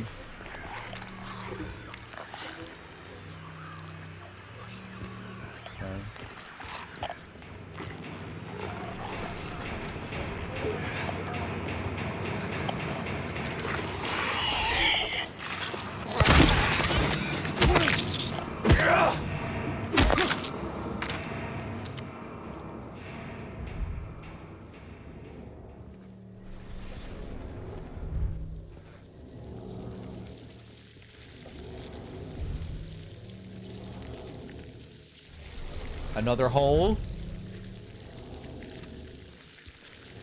Ooh.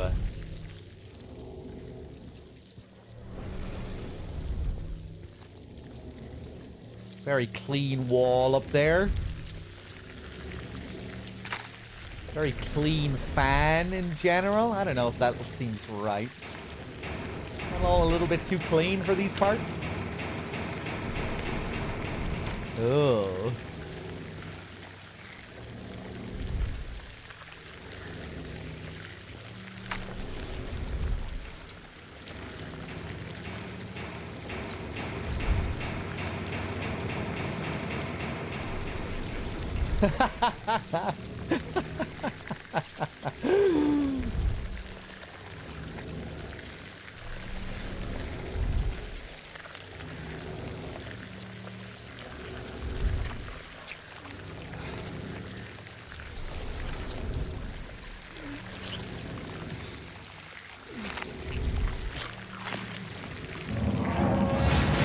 Heavyweight. Ooh, have all the showers turned on?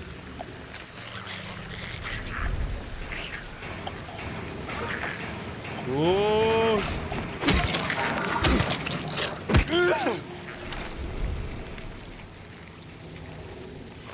Ooh, we're sizzling.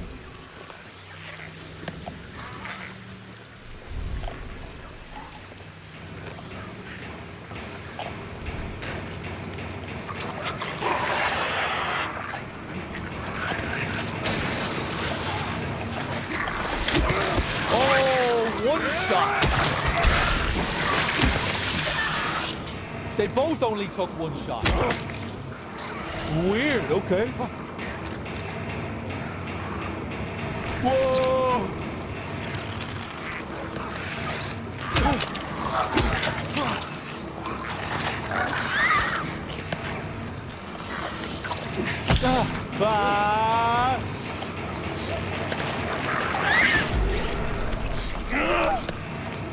What?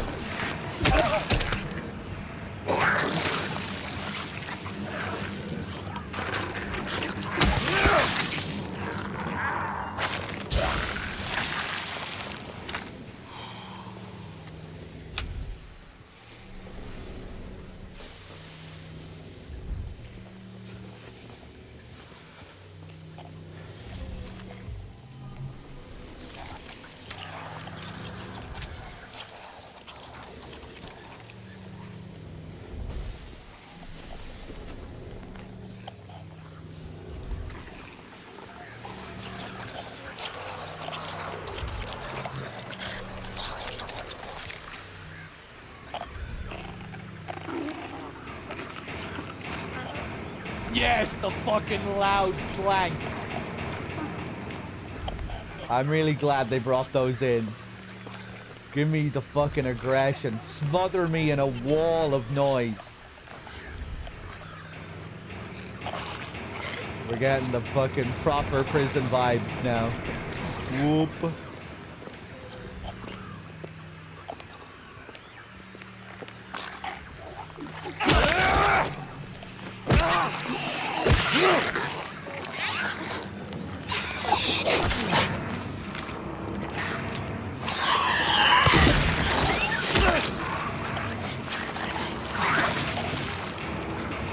Oh, you're still going.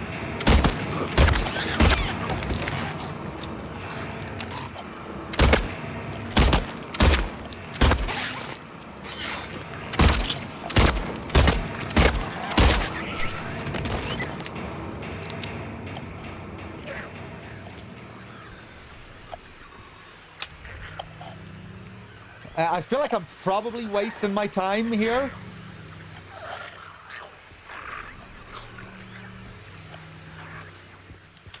Kind of curious that they put all these enemies here.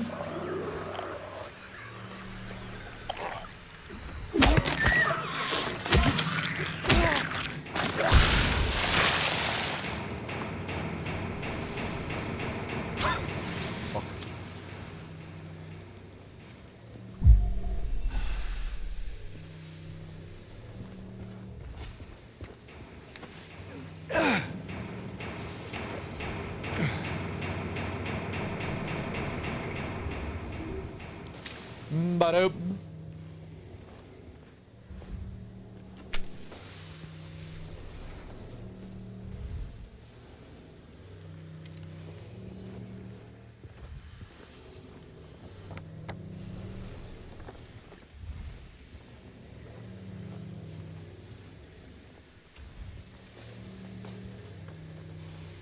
Footsteps.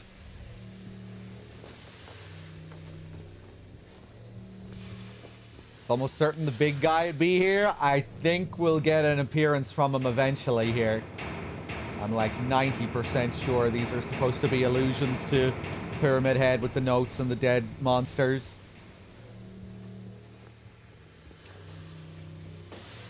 I would actually be... I think it'd be cool if it wasn't, though, because it would almost be a bit too on the nose here. Just with the note. Ha!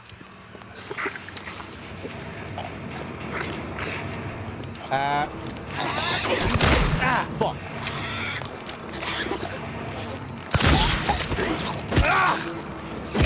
Bellator, hey.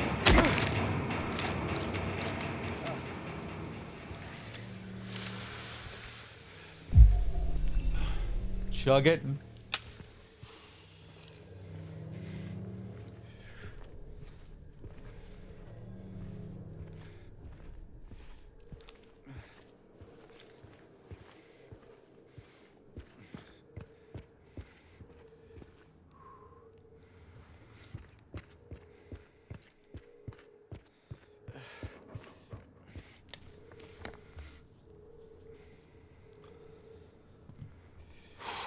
Right, back down to the room.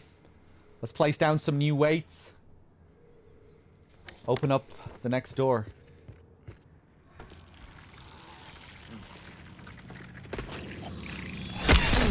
Christ.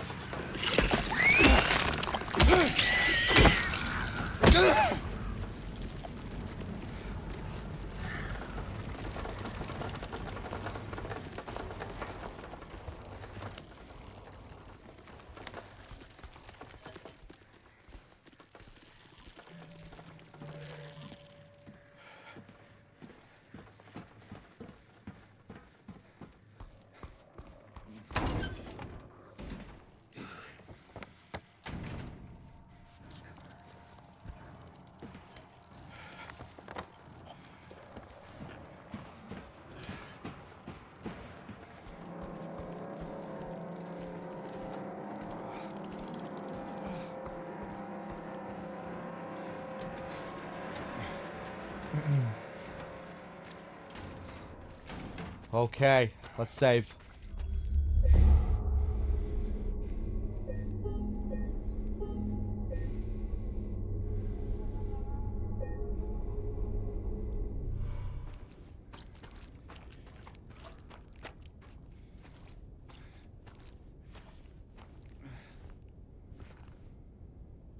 Now. Heavyweight.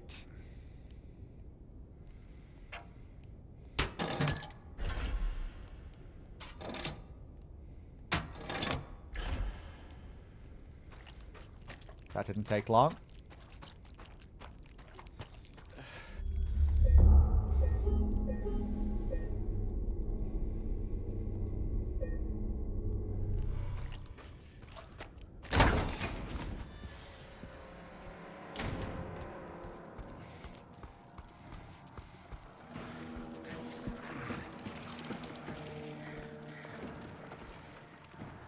Woo! Stressful, man. What's next? I like the blue here.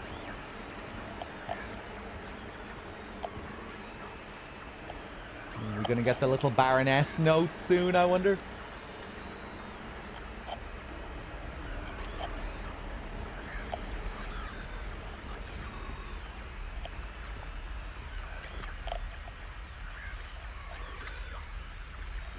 Incident at the infirmary.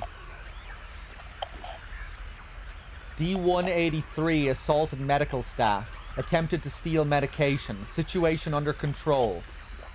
Rumors of disease among the prisoners. Reported to administration.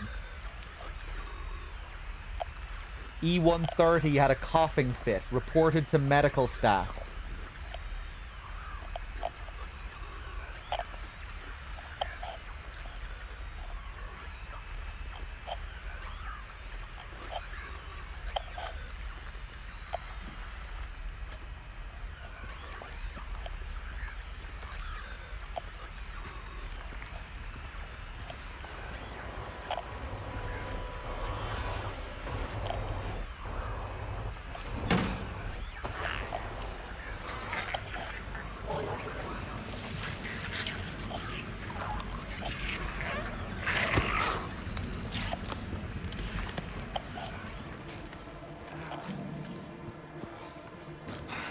Okay.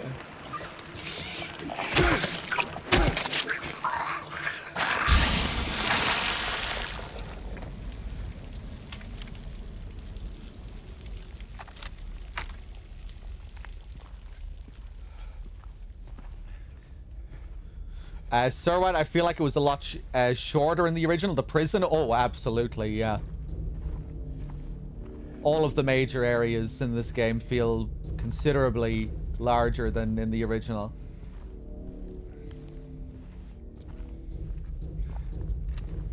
But yeah, maybe the prison especially will feel bigger because even in the original it was a shorter area than, you know, the apartments and the hospital. I always kind of think of the prison and the labyrinth as one big, you know, as one area in the original.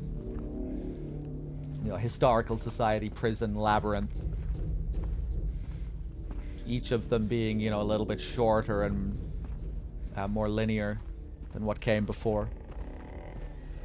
It's kind of weird to say that about the labyrinths, you know, considering that it's designed to be a maze of sorts, but yeah, you know what I mean.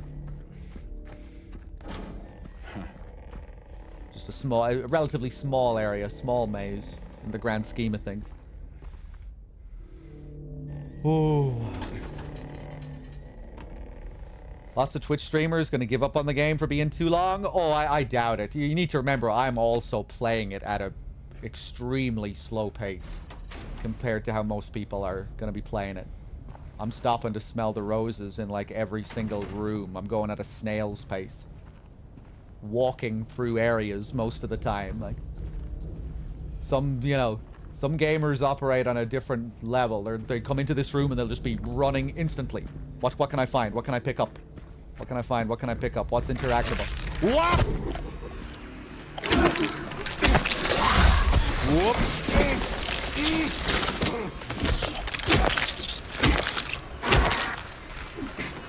Whoop. Whoa, Jesus Christ. Okay, I went a little bit crazy there, dodging. Jesus. But yeah, we're, this isn't going to be the average play style.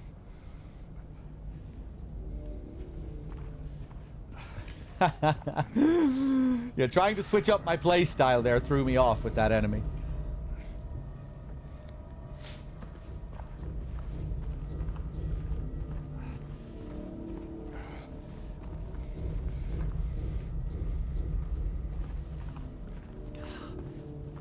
Also, the puzzles, hey, I've only spent like a crazy amount of time on one puzzle. And even that wasn't like a VV4 situation. The moth thing, that was still probably only like an hour.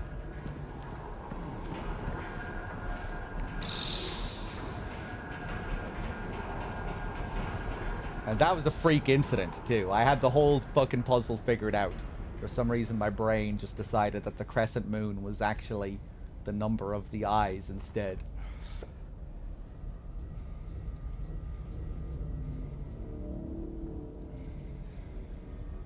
Old man's always prepared.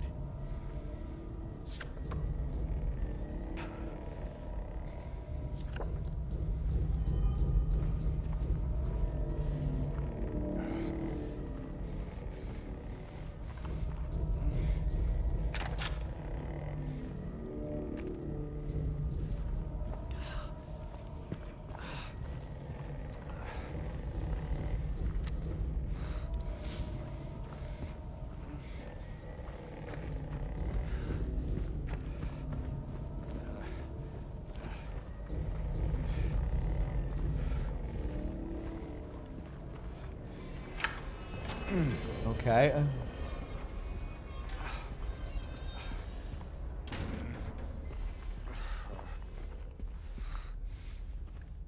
But yeah, that's another big reason why I like playing without any of the prompts. It, you know, it forces you to look at the environment more. When you're going into a room, you're not instantly just looking out for what the game is already telling you is interactable. I like not knowing, you know, even just for small things. Is there a drawer here I can open? Maybe, maybe not.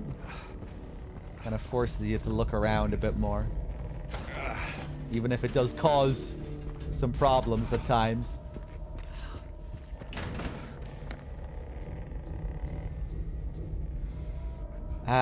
Right, so... Where the hell am I going?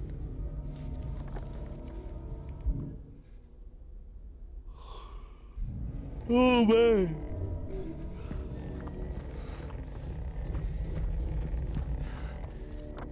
Up this way, I guess.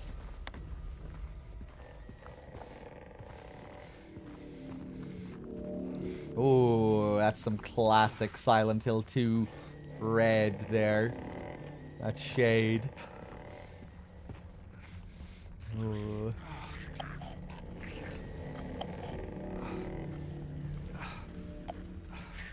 Oh, gorgeous.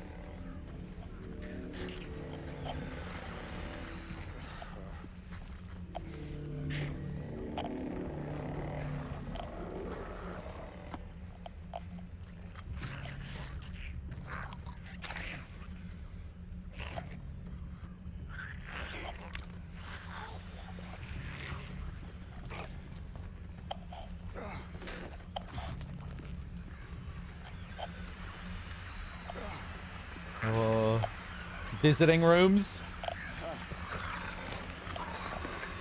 Man, this area looks great. Prisoner's letter. Guards think we're lepers now. Don't know why, but they stay away. I don't complain.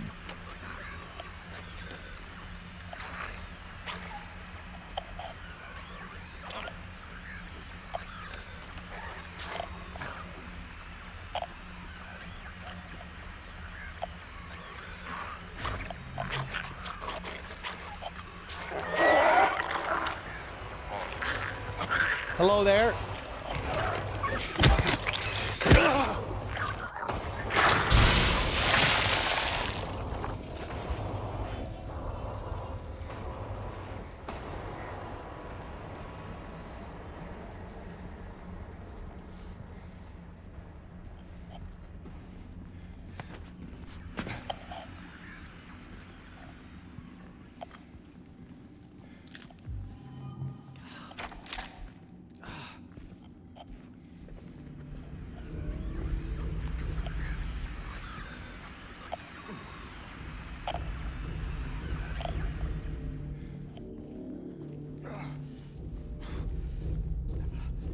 Ooh, gorgeous.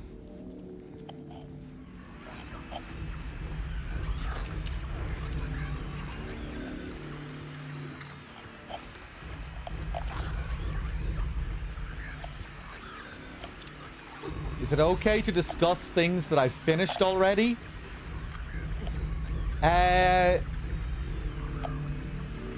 Yeah.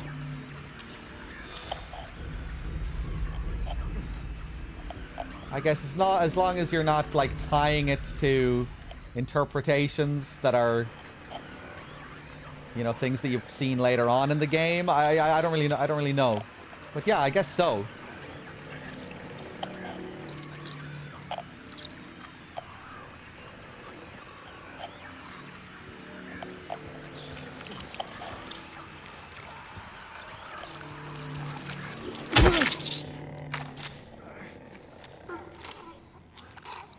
I guess it depends, you know, if it opens up a subject that could possibly spoil things that require information that I still have yet to see.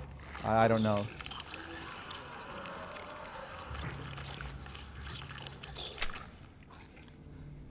You just wanted to talk about the flesh lips fight?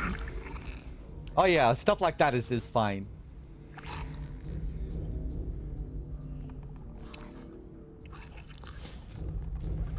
Yeah, I really enjoyed the reworking of the flesh lips. It felt a little bit silly when I was iframing through his melee attacks. That didn't feel very Silent Hill. But overall, really cool reworking of the boss, I thought. Visually, it was really nice.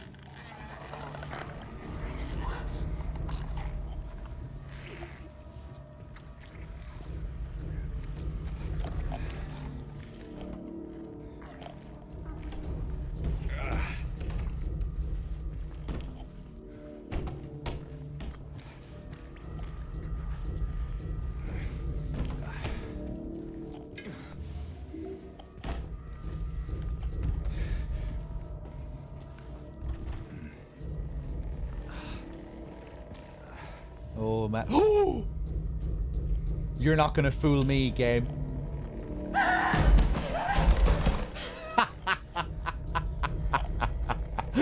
Oh, I just remembered at the fucking last second where I was. That was good, though. That's not the same kind of sound. Maybe not as much of a fucking, like, sudden thump. But yeah, that was good. A shame I'm so familiar with the game.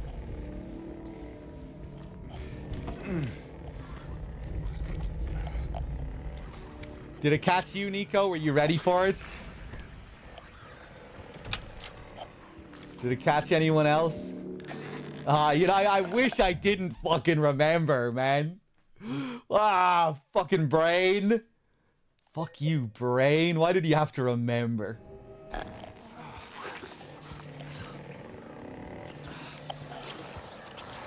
I wish I didn't say anything as well. I didn't have control over my speech there as well. If I just stopped for a second, I would have let the scare happen. I would have known, but I would have let you have the scare. Like I do in the original when I play the original. You know, I don't spoil it for new people. You screamed out loud? As soon as you saw the bathroom, you anticipated? I didn't anticipate it until like the last second.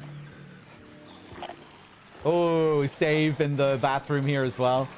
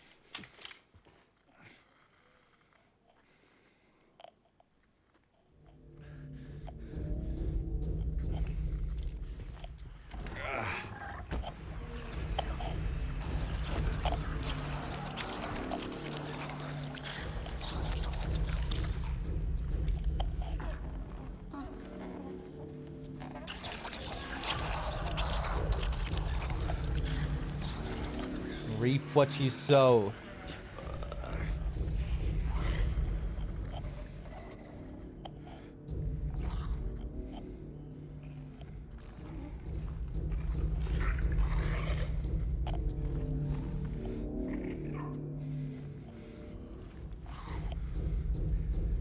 He locked himself in, took the key. None of the COs got a spare, but I know there is one. He was going nuts over the disease. See if the head nurse doesn't have it. Thinks he's safe up there. He'll get what's coming.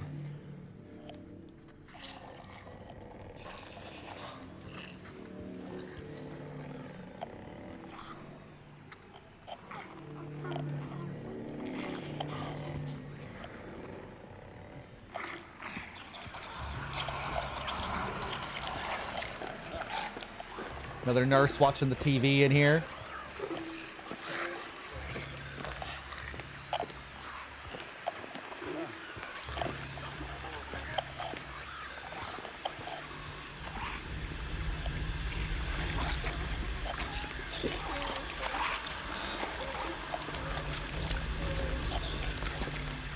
9 still? That clock is looking very dirty.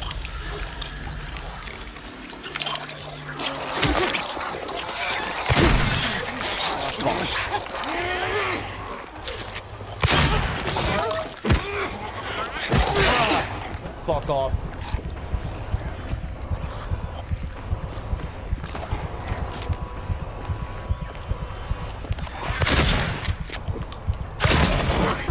I didn't mean to shoot twice there.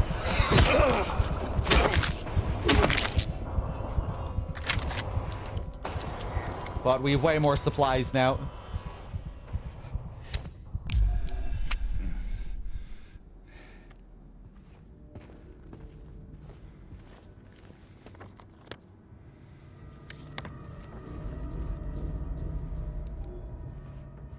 Reap what you sow. This feels a bit generic. A bit on the nose and a bit generic.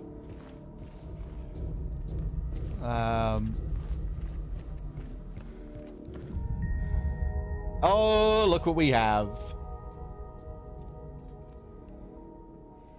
Reference to the old puzzle, the lighter, the handle, the absurd. I kind of like this. We see it melted. Finally. As if it had already been used. The melted doll. The lighter.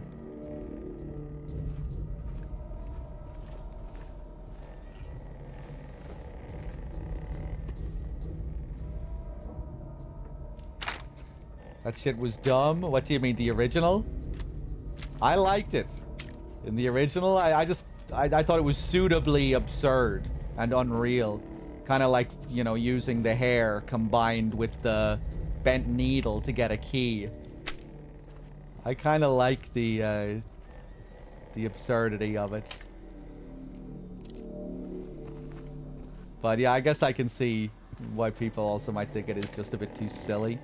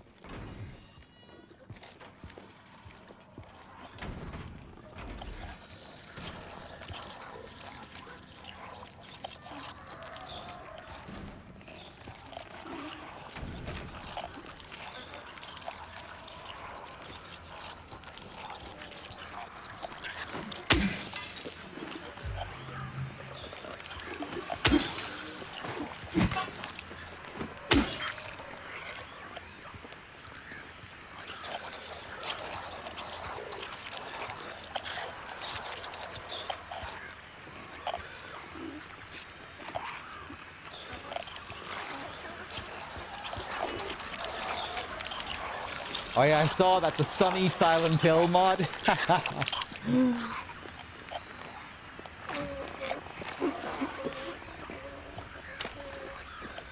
We try out the hunting rifle? No, I'm not going to even try it out. I'm saving that.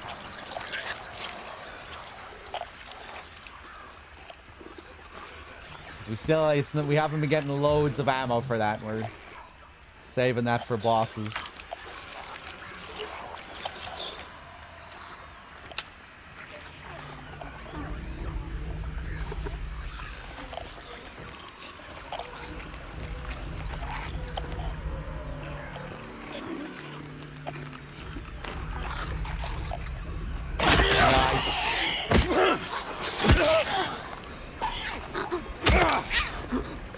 Whoa! Stay down! Those screams are great.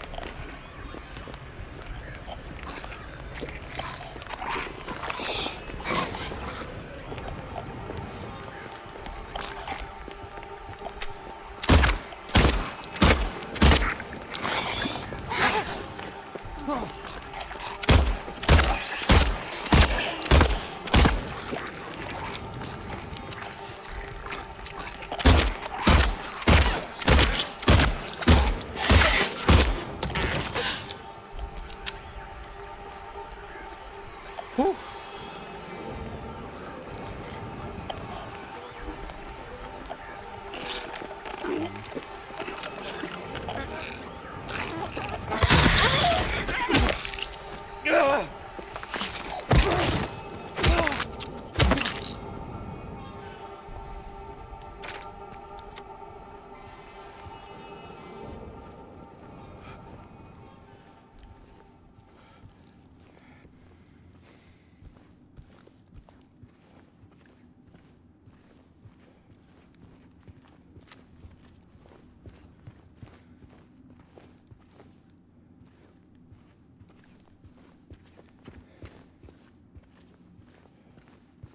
Okay.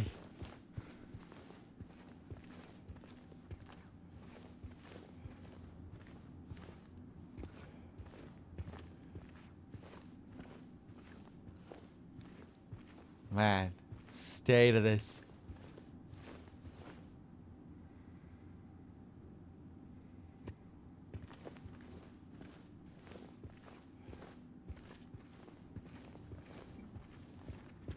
It's nice having a bit more handgun ammo to liberally play around with. Okay.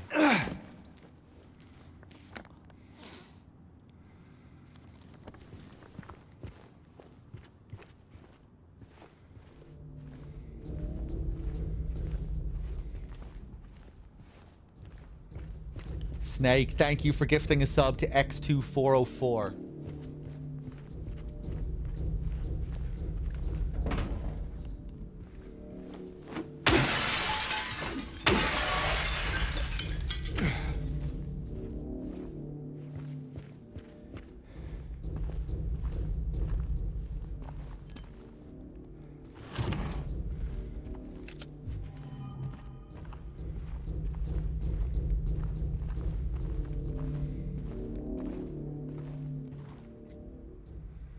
Upper floor key.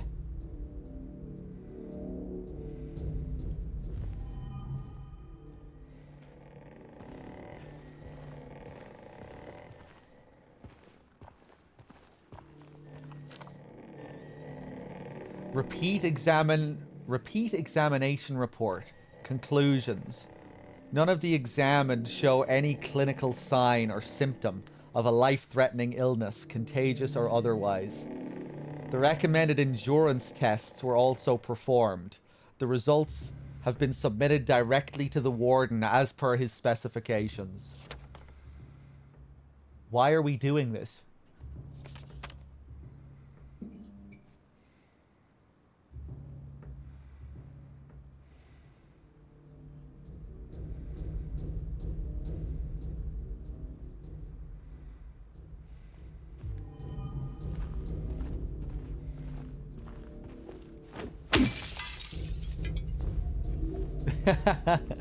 Just to suffer?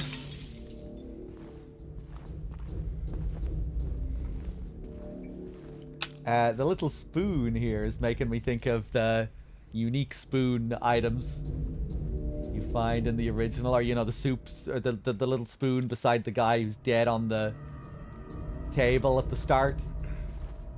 Was there a spoon beside him as well? It always reminds me of the Walter Sullivan soup spoon thing, even though it's not a soup spoon, just because he's in a prison.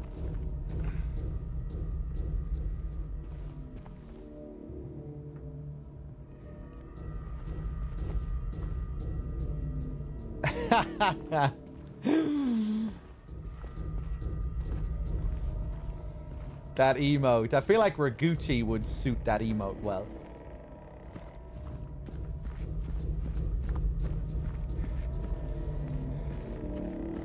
Which playthrough is this? My first playthrough.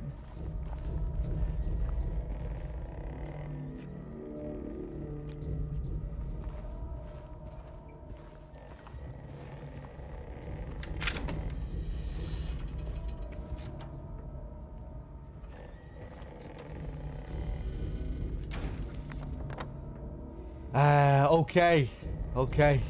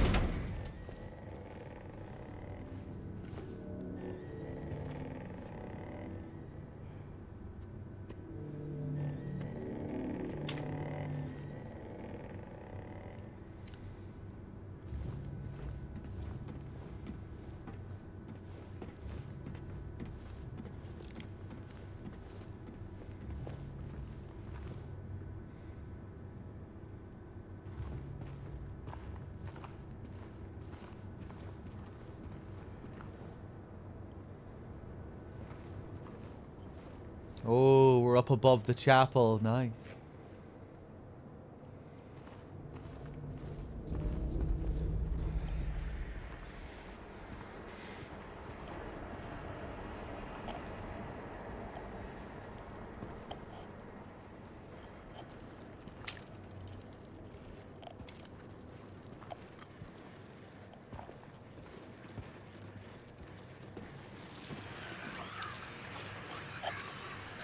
Very classic radio sounds.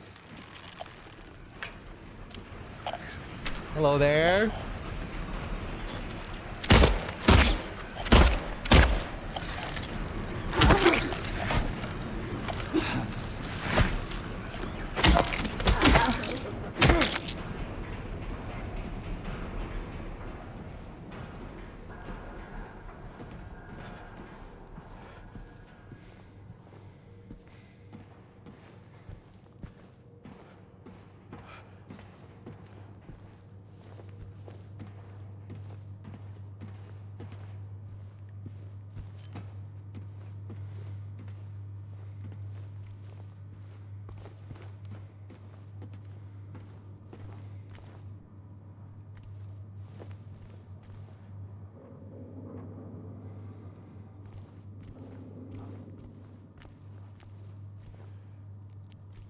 Oh, that's nice.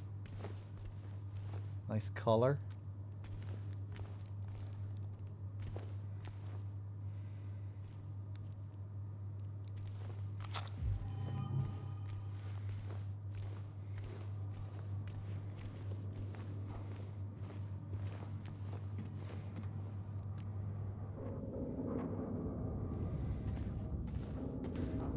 Have we passed the ritual cell yet? Not yet. There has been no ritual guy yet. Don't say anything about the ritual guy, whether he's here, whether he's not, how they remade him. The fuck was that? I would imagine there'll be a ritual guy.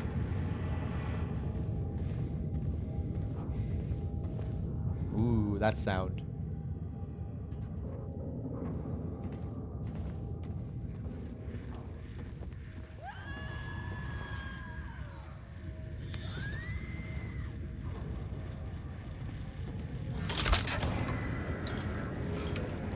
Hello.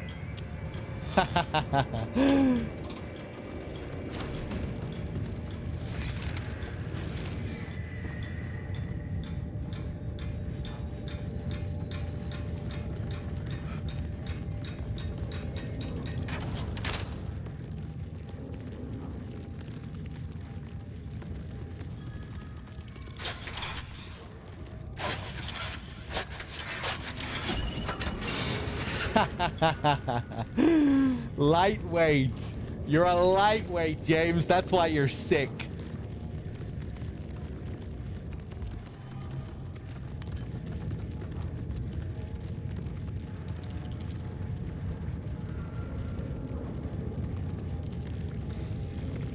Bit on the nose.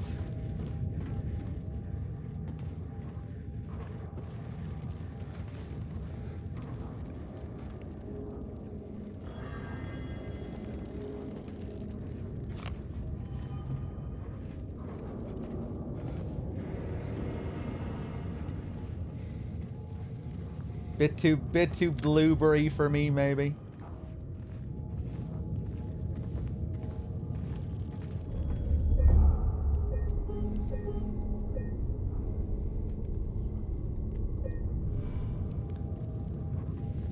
Okay, let's go back.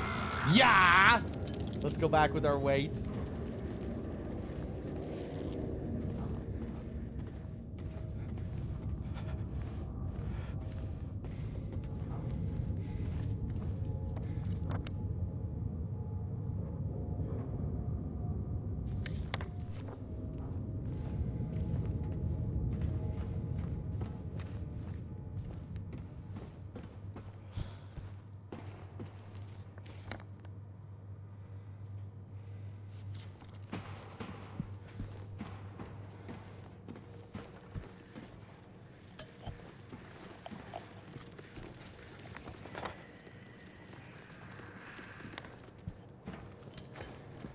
Okay, I did check over here.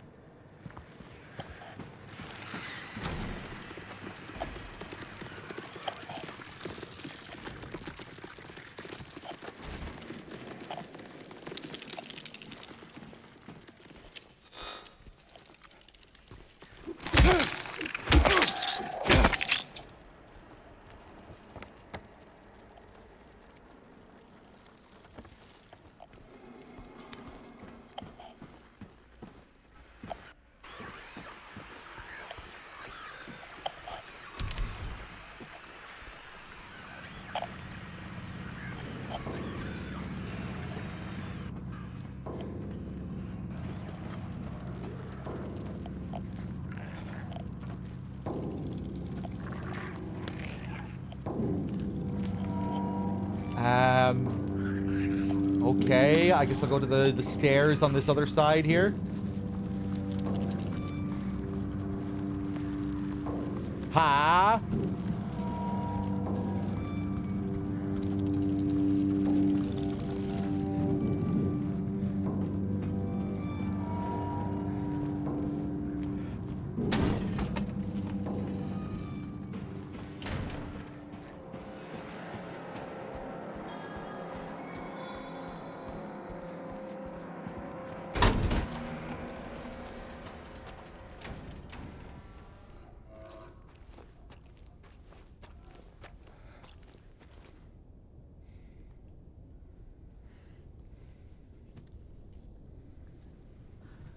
Okay.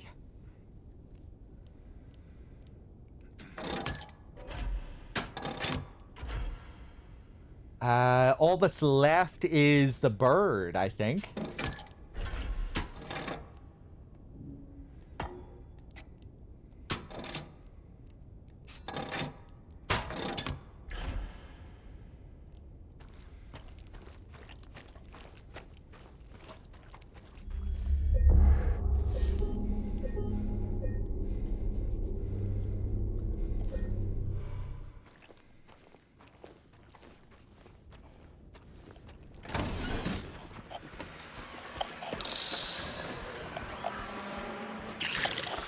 Whoa!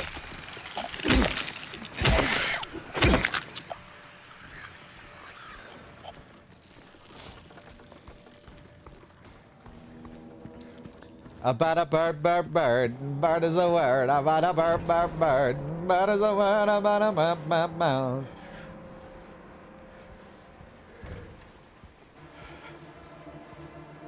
I think I'm going to crack open a beer. I think I'm going to follow in James's footsteps.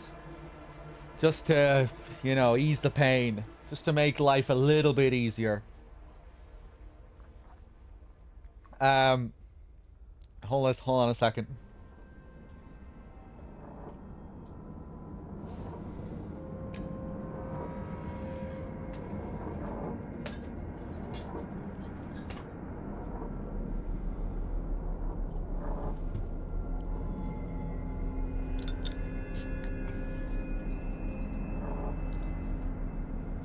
You're gonna murder your wife and become an alcoholic? I wouldn't want to go that far now.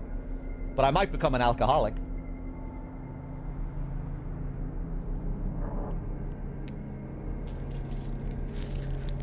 I got some M&Ms here as well. Okay.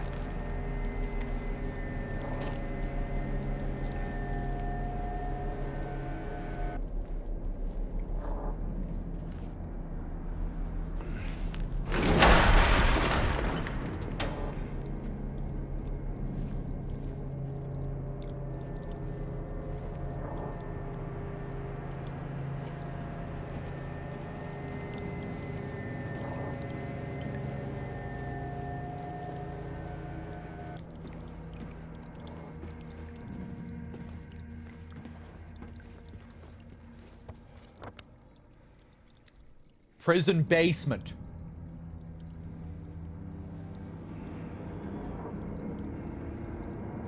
Oh, you hear those sounds?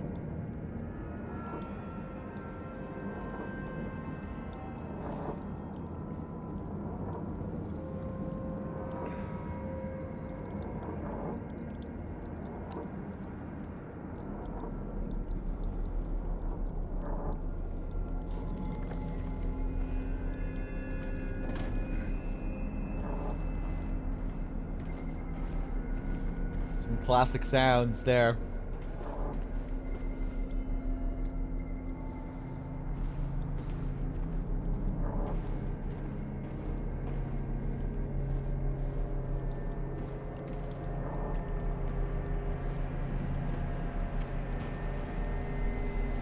That mattress is way too fucking clean. We are in the abyss here. Someone get on it. Someone fix that.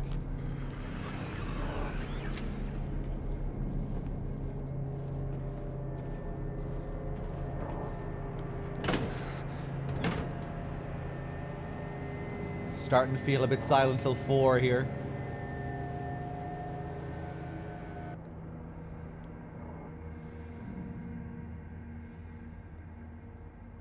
Another wait? No. Didn't I? Isn't this the last door? Maybe it's something else.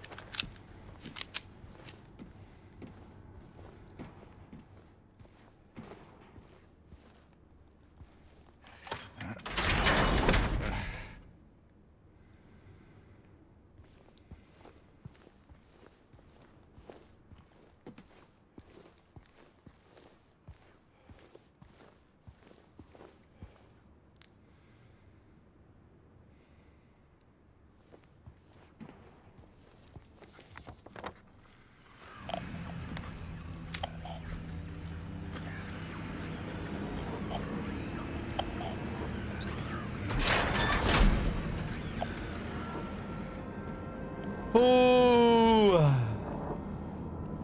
Where's the ritual guy? He'll be here. He'll be here.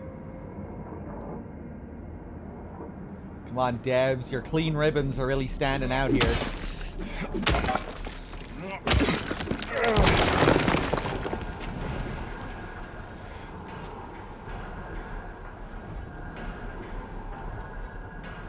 Ah, okay.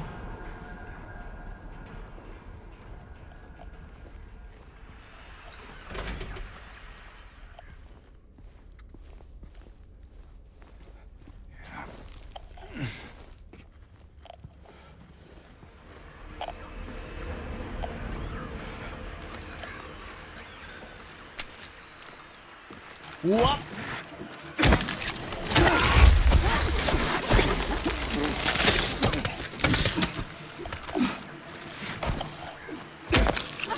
Nope. Wow, you are a tough one. Christ.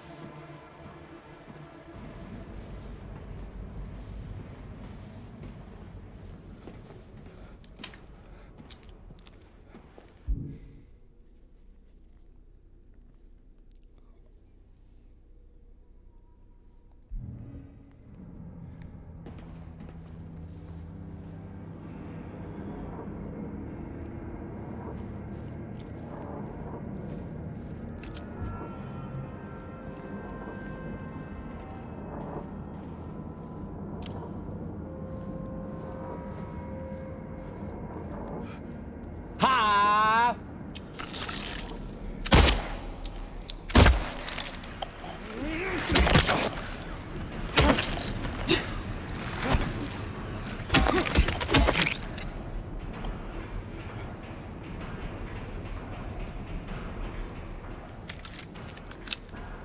It's funny how they hide. The mannequins are great for scares in this. They've gotten so many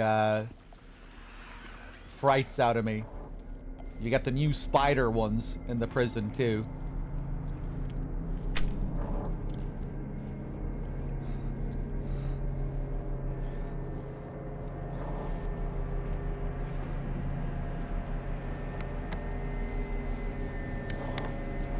That one in the bathroom earlier was fantastic.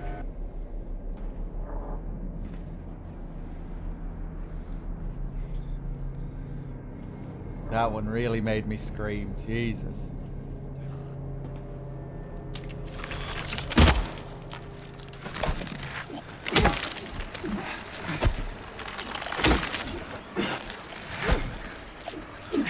No.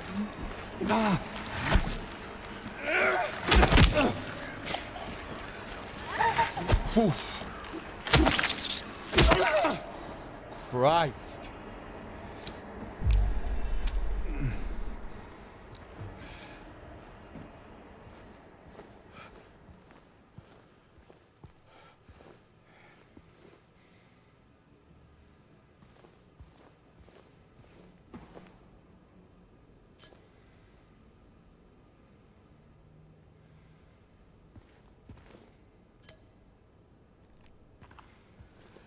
The bathroom one was great. I've been anticipating thinking it was going to happen all game and it still got you. Or you mean in your playthrough you were waiting for one that was just going to be in a toilet as soon as you opened up the door?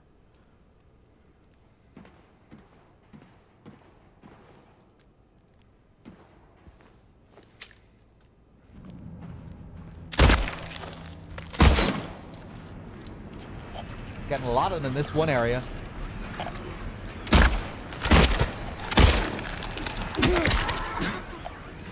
Well, I wonder if you always consistently stagger them by doing like one leg then the other one. Oh, you're getting up.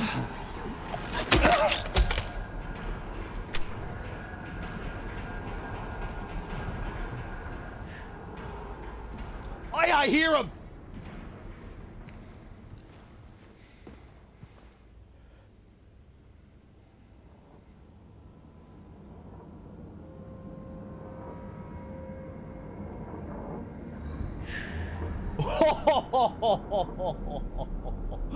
Oh, the bass.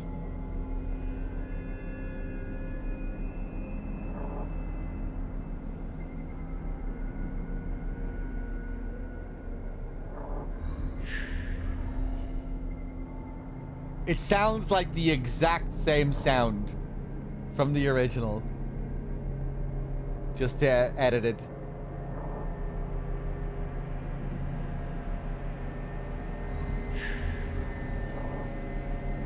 They turned up the bass on it. A bit slower as well, yeah. Obviously, we're not hearing it as frequently, and it doesn't really, not really getting the sense that he's here in the cell. Oh yeah, no, I guess it does kind of sound like it's coming from the cell, but like not the same.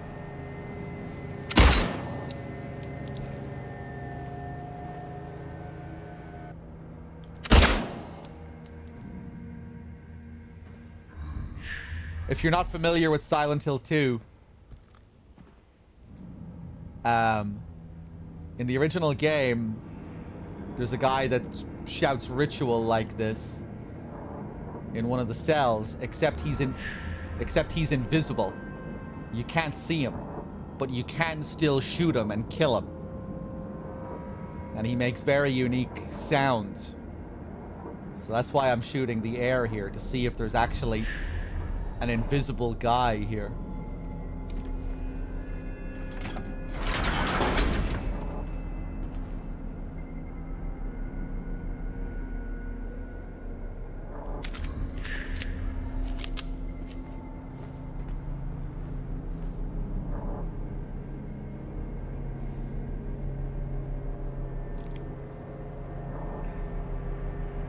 This room is obviously reminiscent. We're probably going to get another...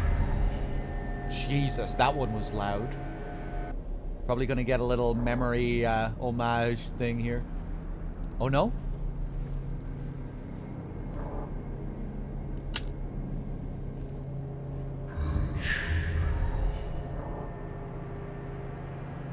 Is he closer to the wall here? That one was really loud.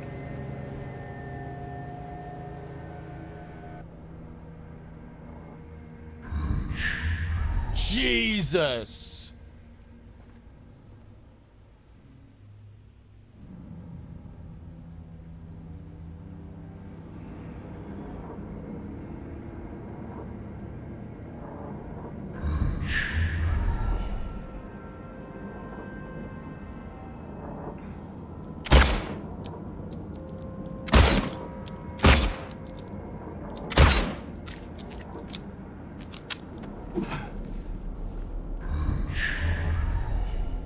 just getting louder the longer I stay in here, I wonder? Ah, there's the symbol. Just like the original. Yeah, one cell in particular in the original is full of, like, cultish drawings, books, and chalices.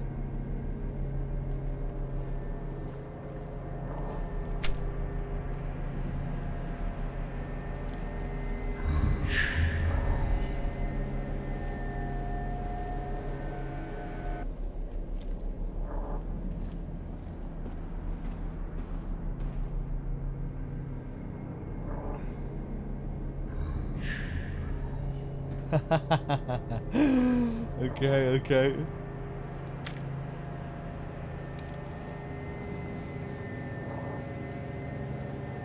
How would I feel if they made this an actual combat enemy? I have no idea. I'd have to see it. I wouldn't be totally against it or anything.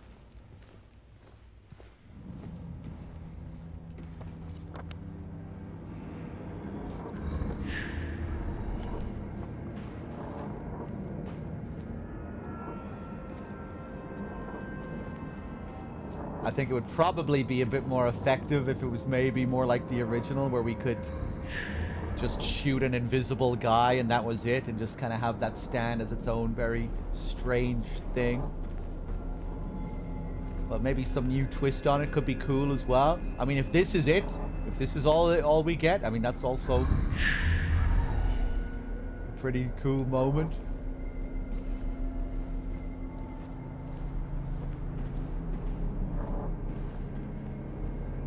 Okay. Okay.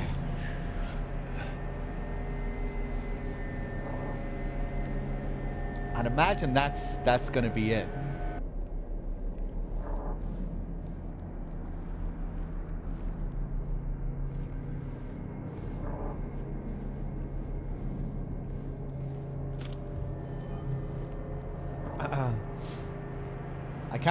I can't wait to watch some new players go through some of this stuff. You know, people who have no experience with Silent Hill 2 at all.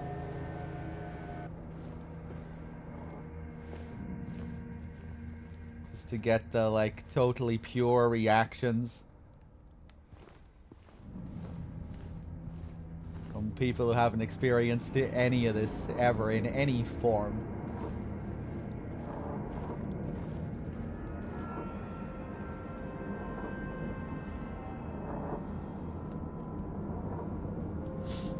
Toluca Prison. Due to recent acts of inmate violence, prisoner D239 has been transferred to solitary confinement, cell F6.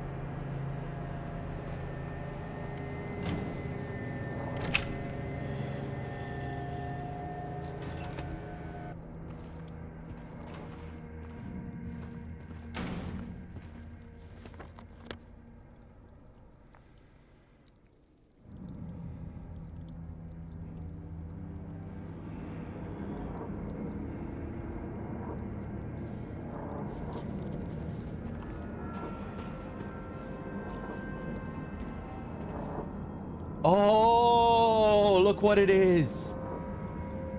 I wasn't even thinking about this room. Oh, this looks gorgeous. The painter's room, and just paint all over the place here. Woman in flight. Yeah.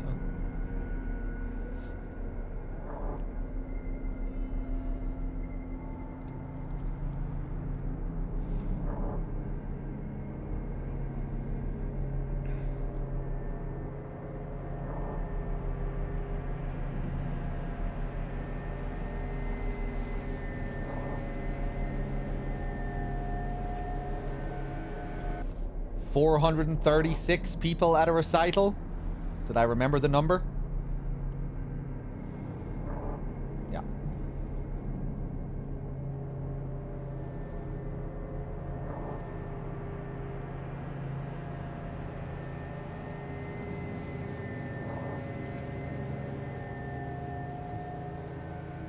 Very ambiguous little things from the original game. Did these have any purpose in the original? What is this referring to? What is this referencing to? What is it an allusion to? Who are these 436 people? What is this recital? How does this relate to anything? Is it just, I also have to wonder about this one as well in the original, if it was just like one of the developers' kids' drawings that they decided to include in the game. Just because they thought it might fit here, but didn't really have any like purpose behind it. This one though, this one's a little bit more relevant, a bit more obviously relevant.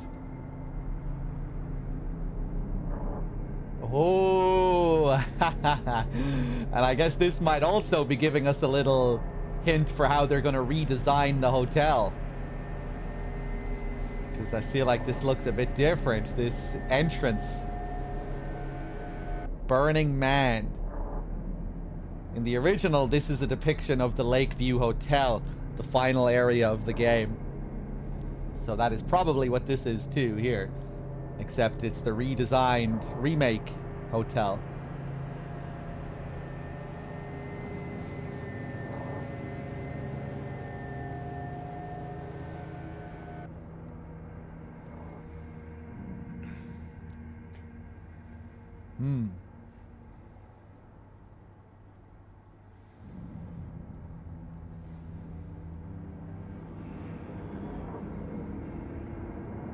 Burning Man. And of course, after we watch the tape, we see that the hotel has burned down. We go through it in its burned down state. It's all Johnny's fault.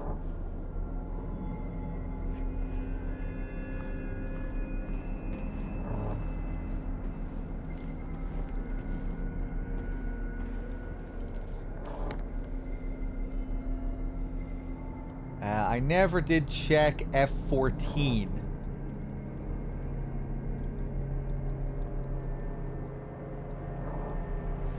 I'm high as hell and loving how Dog has taught me how to do a proper slow playthrough of games. You've been following in my footsteps? You've been taking it slow and doing lots of walking and looking around?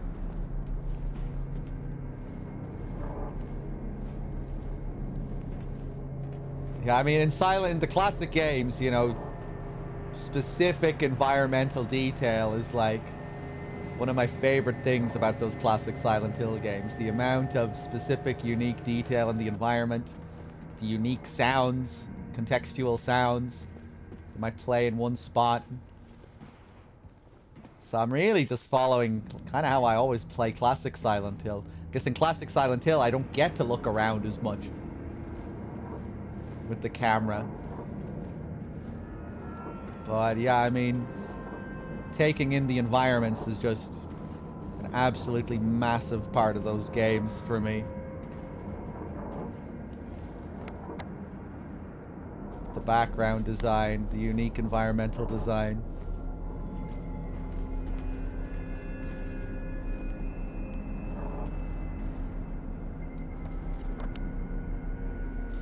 I'm not as crazy as Nub, I don't think. I don't think you're ever going to get a camera hack playthrough from me.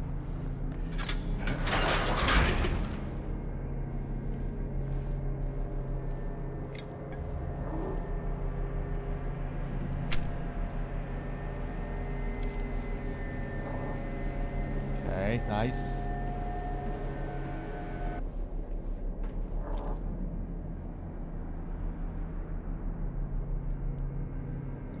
Lots of walking and observing and reading.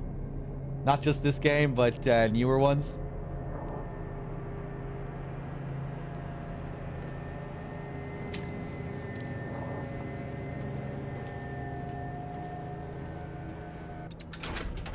Yeah, I guess just the streaming experience also just amplifies it too, you know, where I'm stopping and talking and getting distracted by chat and then not knowing what I'm doing in the game when I start to go back to trying to think about the game. So yeah, with this kind of game, on a first playthrough, also when it's a remake of like my favorite game of all time along with two or three others, this was always going to be a super, super slow and thorough playthrough.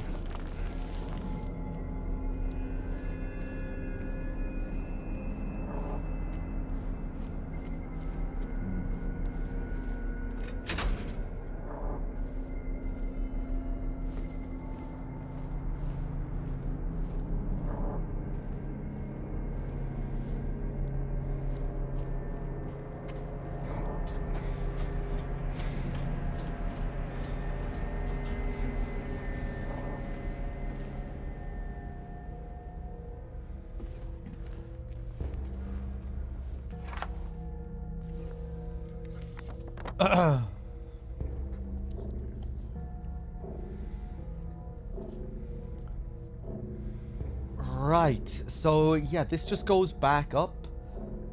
What the fuck did those buttons do?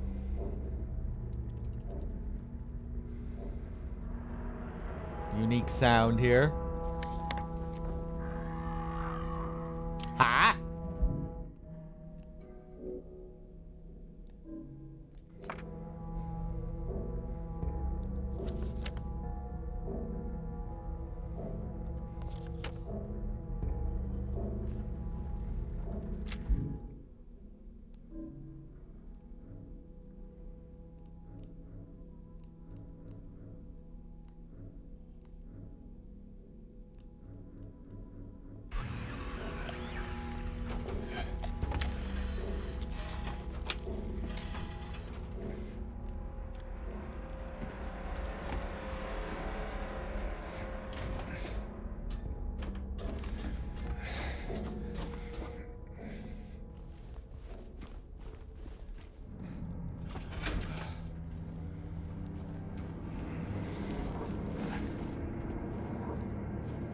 Wow.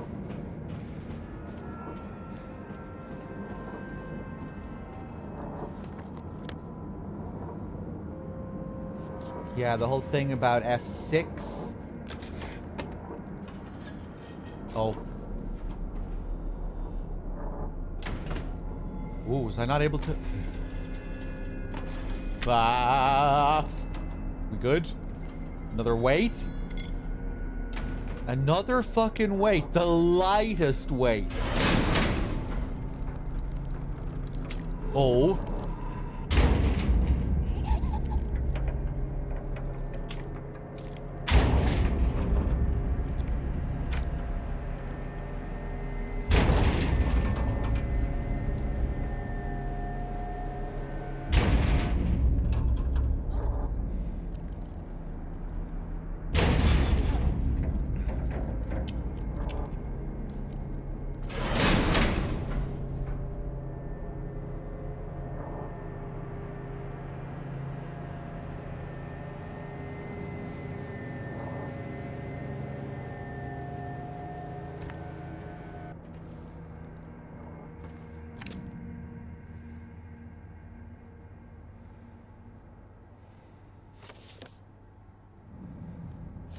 Confession. I'm sorry, I'm so sorry. I couldn't let them take you. And now you're still there, aren't you?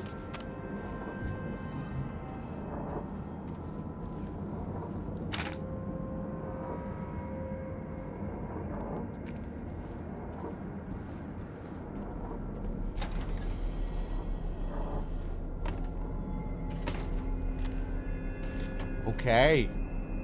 Right, I wasn't sure what was going on there. I thought maybe is this room going to become an elevator? Am I changing floors?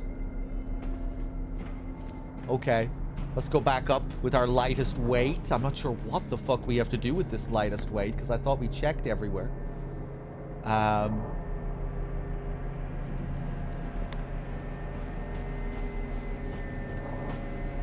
Let's go back in here.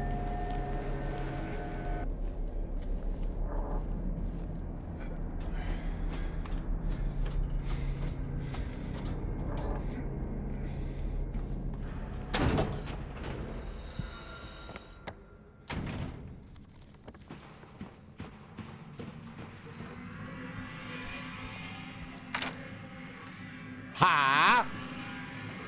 I didn't kill all these fucking mannequins, did I? This is PH. This is the big PH.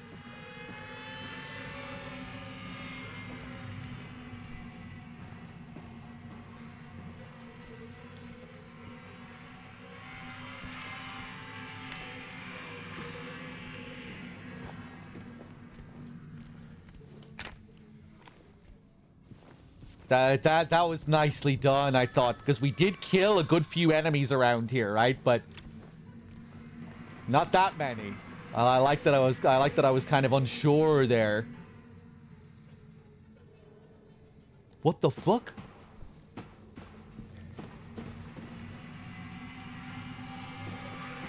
Oh!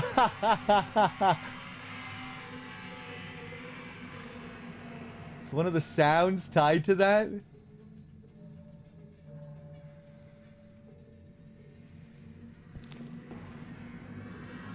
It's a little UFO. Maybe this is where we get the UFO ending. Maybe we'll have to hold the blue gem up to this thing.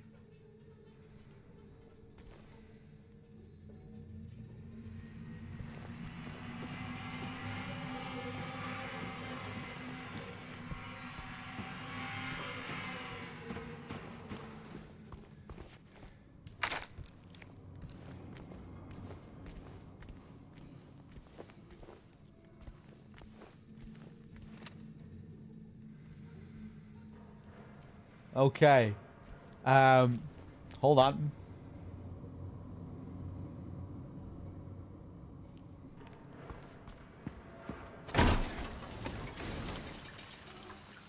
Jesus, the door's coming back there. Give me a little hop. Right, it wasn't raining here before. Maybe we are actually gonna have some kind of boss here. I don't think it's gonna be a growling horseman. But maybe Pyramid Head will show up here.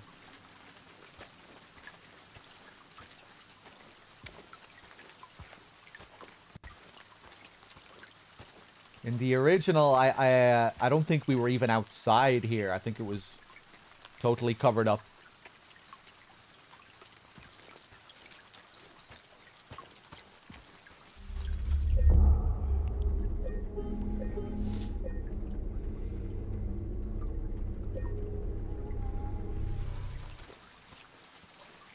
Wait a second, what was that floating around? Just some particle, dust or something?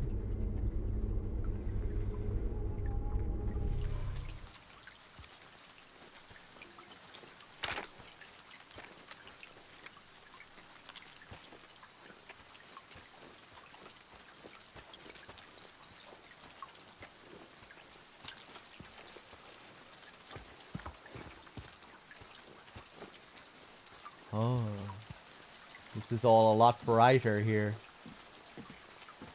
Drawing my attention.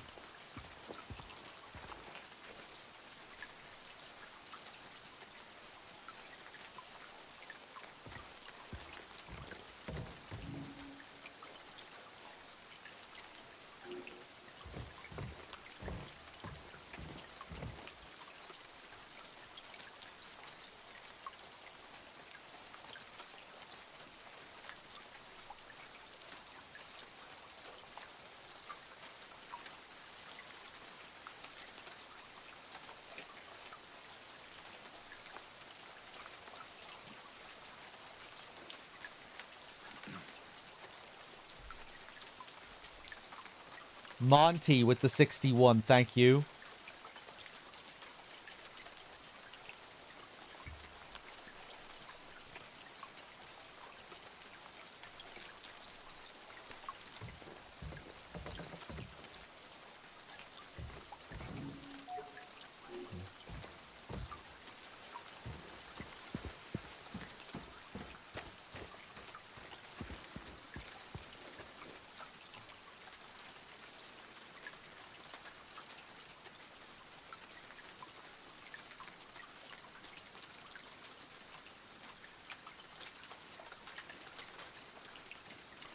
The splash effect here, it looks a little bit janky. Most of the rain is just going through the object, but there's like a couple of awkward splashes just randomly happening every now and then. I guess they didn't have the time to do this properly.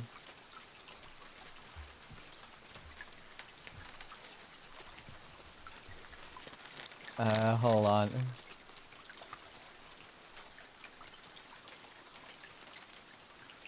Ah! Right. We're gonna need it right down the middle. I see, I see.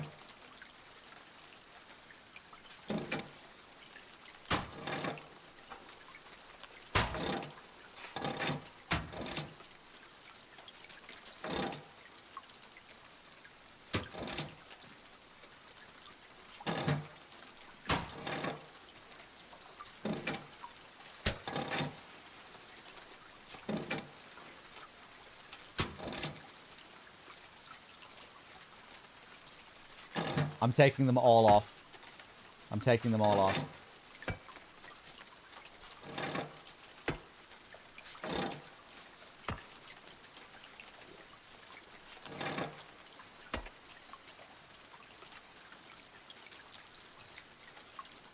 Am I... Oh! I didn't place down the fucking lightest weight. Okay, I'm really glad I decided to take them all off. I was thinking, I put the lightest weight up there. Okay, I'm missing one.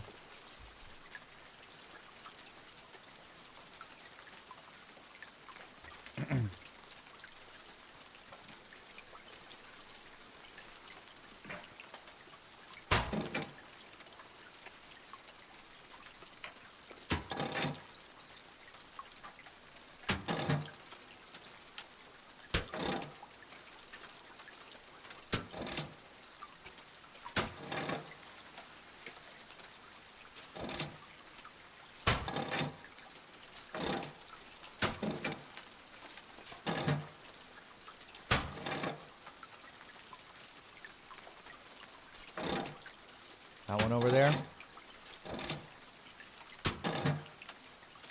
The lightest weight. Oh, shit!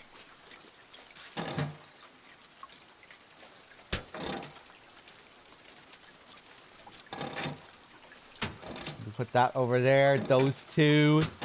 Keep the lightest weight here and put that one over. Nice.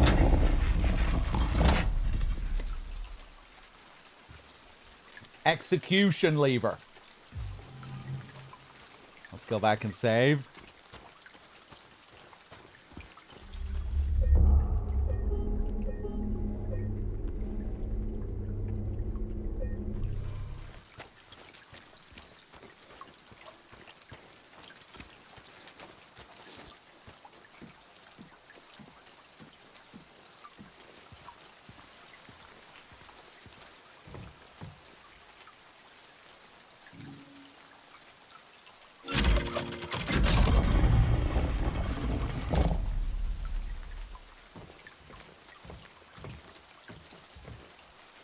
Oh.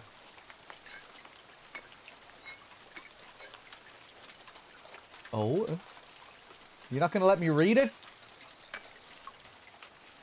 Oh, okay. This seems like a cool puzzle. Are we gonna have to make sure the stories make sense? We're gonna have to match the second paragraph with the first. Under veil of nightfall, in the ink of dusk, a blazing inferno engulfs the wooden husk. Screams of the innocent fill the night sky. He who hell let loose now watches them die. A cruel twist of fate, an outcome unsought. The little one perishes, it was all for naught. The kidnapper's tears, his motives reveal. From a monstrous mother, the child he did steal. Oh, we're doing the hanged fucking man puzzle here.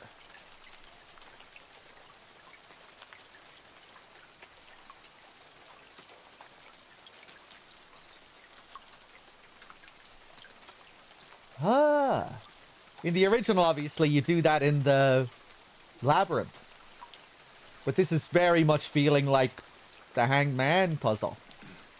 With the 6 of them as well, of course.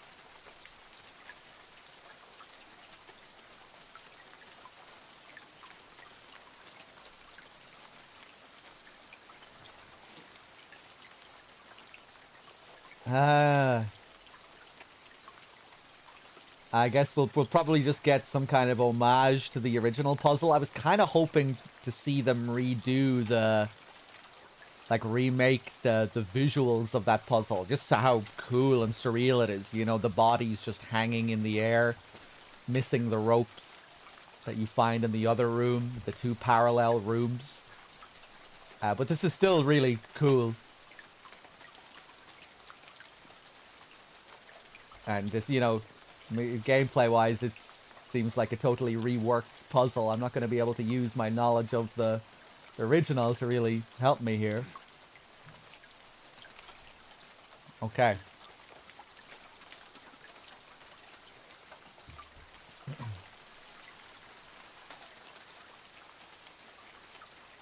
Right, so this is actually, I am going to be able to use my original knowledge to help me quite a bit, actually.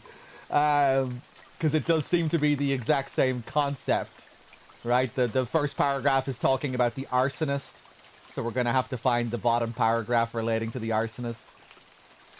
I mean, even if I didn't, I think this one would probably be still kind of easy.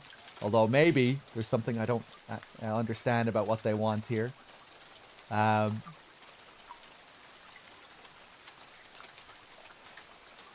Twilight's grasp, a thief emerges.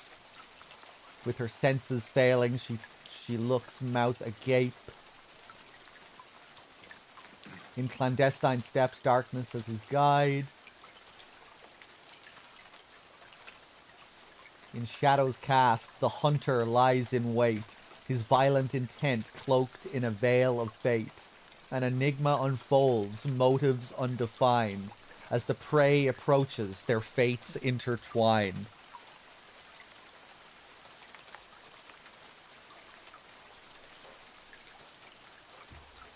Pixel. In the original game, they don't ever say what the disease was specifically.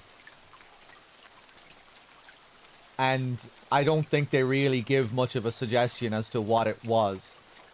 But you do see her body at the end of the game.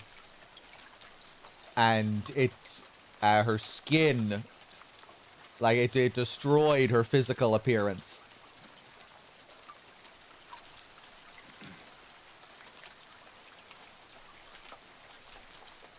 And I'm not sure what it could have been.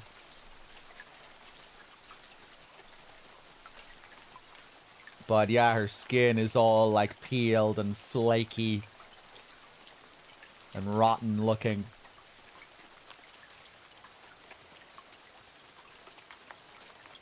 That's what I think the Book of Job verse is in part calling to.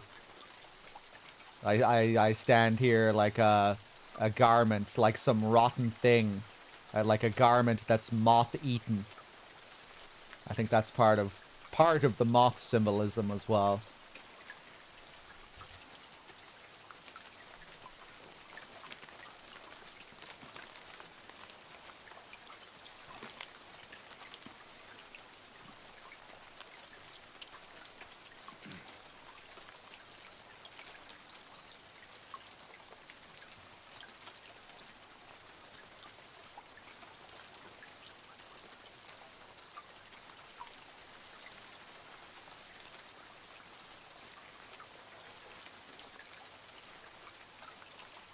Right, let me look at the other verses here.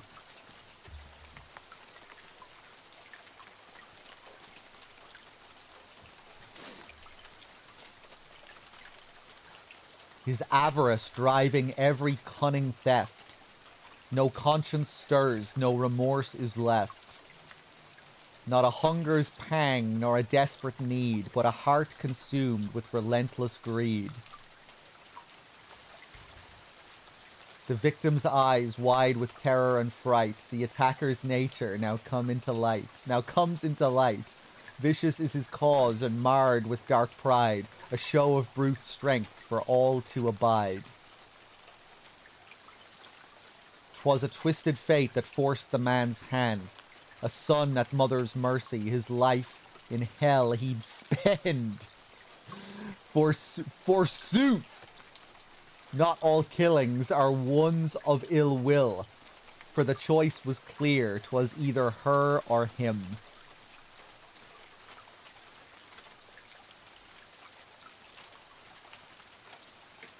A contorted chill dances on his spine, as their souls fly forth on Thanatos' side. No sign of regret, not a tinge of guilt, but a fiery urge to destroy what God built. Beneath moonlit guise of villain's design, he trespasses where treasures brightly shine. With a selfish hand, with greed as his creed, claims the spoils, indulging every single need.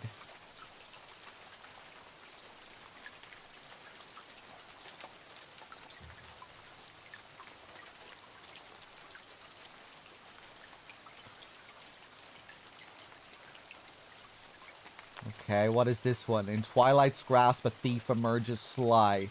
Through the veils of night his purpose veiled awry. His nimble fingers like whispers they glide. In the goods of others his needs doth reside.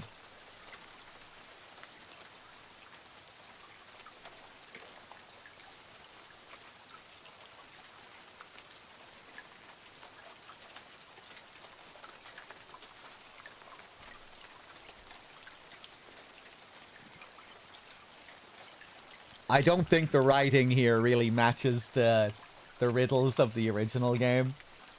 But this is still a pretty cool twist on this conceptually. I like having to match the verses, find the appropriate endings here.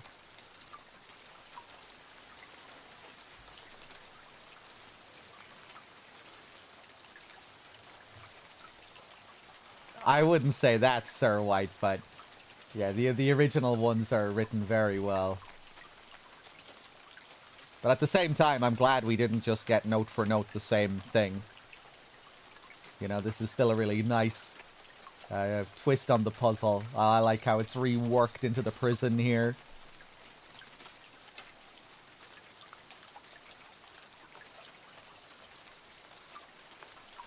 Dead men, swinging in a tree. Some of them just feel a little overdone, maybe.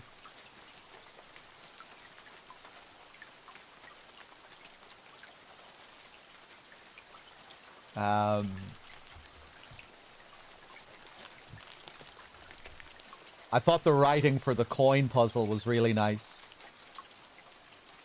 The reworked coin puzzle. Didn't feel like they were like trying too hard to outdo the poetry of the original or anything like that. It was nicely done.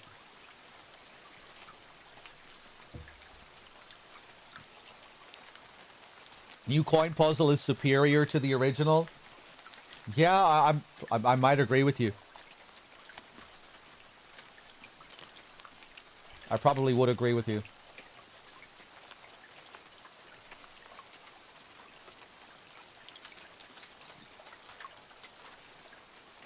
I like that the last part of it as well was kind of mysterious, and that I still don't really know what they meant by the last part and the implications of the last part.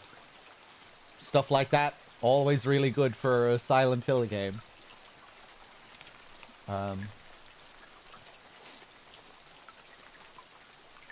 Right, how about I actually try and focus on the puzzle at hand?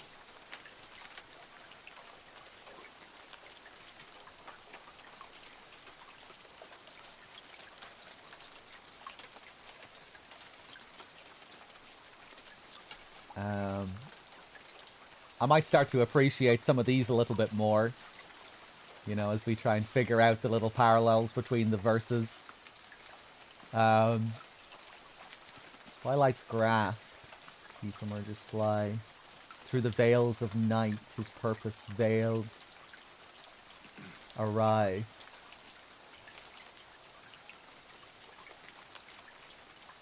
Do they really need to say that he's veiled twice there in the same line? His nimble fingers like whispers they glide, and the goods of others his needs doth reside. Okay, he's veiled as fuck, this guy. He's veiling around in the twilight.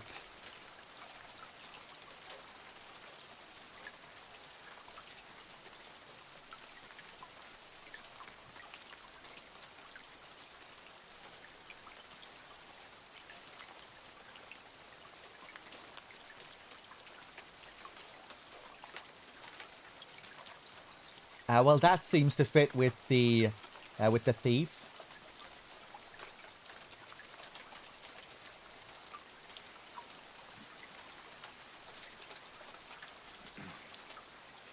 Let me just look at the other ones.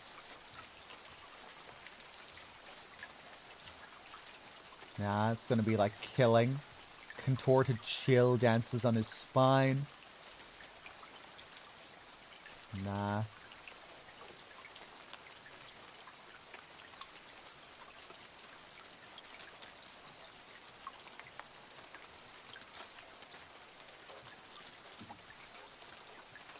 That's probably gonna be it.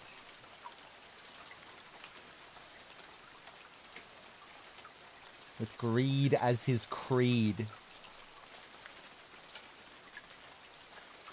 Yeah, I think I'm gonna stick this one over here.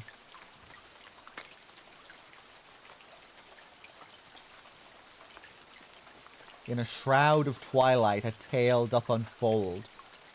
Where the shadows dance, their secrets are told. A shadowy figure, his motives unclear, steals his own kin. One he should hold dear.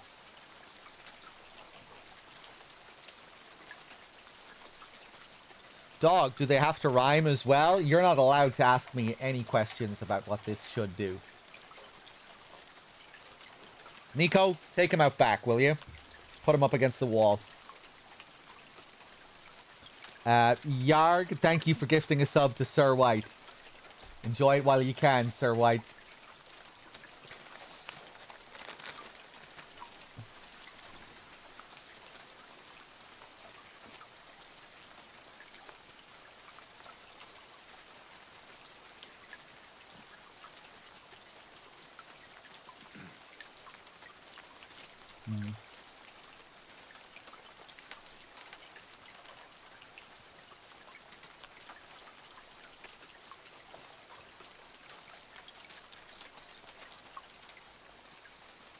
Pull ye but once on a rope's frayed end.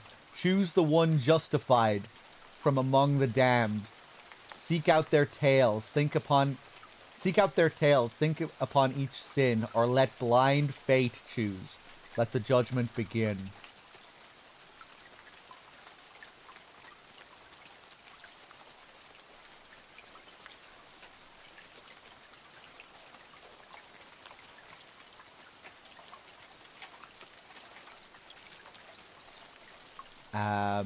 Yeah, obviously the one we put up here is not fitting. A cruel twist of fate, an outcome unsought. The little one perishes, it was all for naught. The kidnapper's tears, his motives reveal. From a monstrous mother, the child he did steal. I didn't actually mean to take him out back, by the way. He doesn't need to get shot.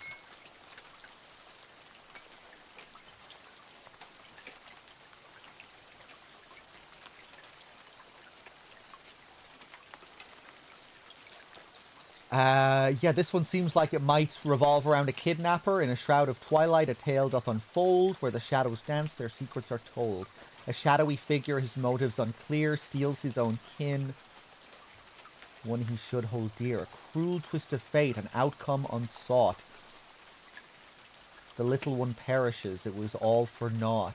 The kidnapper's tears, his motives reveal.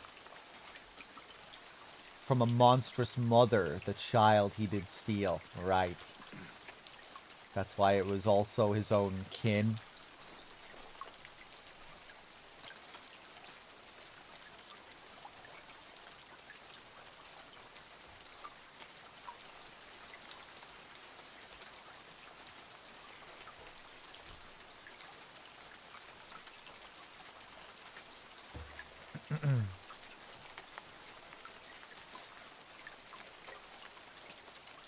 With her senses failing, she looks, mouth agape, at the one who forced her spirit to escape. Cold steel pierces vein, a sanguine flood,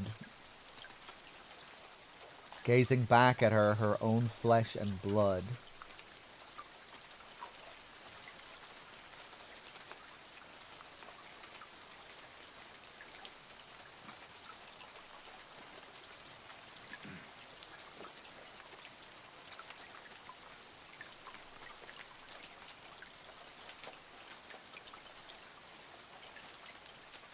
In clandestine steps, darkness as his guide, the man ventures deeper where riches doth hide. An unseen intruder with motives untold, his hands eager to touch, to grab, and to hold. I quite like this one.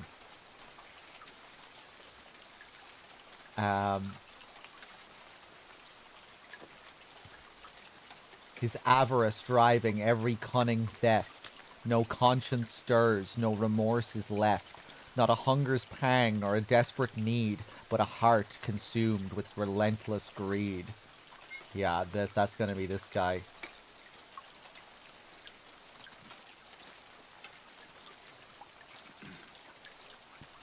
The victim's eyes wide with terror and fright.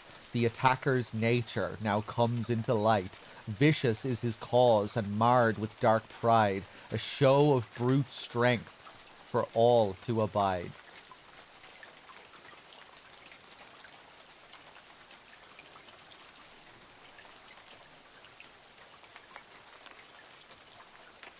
The blazing inferno. He who hell let loose now watches them die. Which one could relate to the inferno? 'Twas a twisted fate that forced the man's hand. A son at mother's mercy his life in hell he'd spend. Forsooth, not all killings are ones of ill will, for the choice was clear. 'Twas either her or him.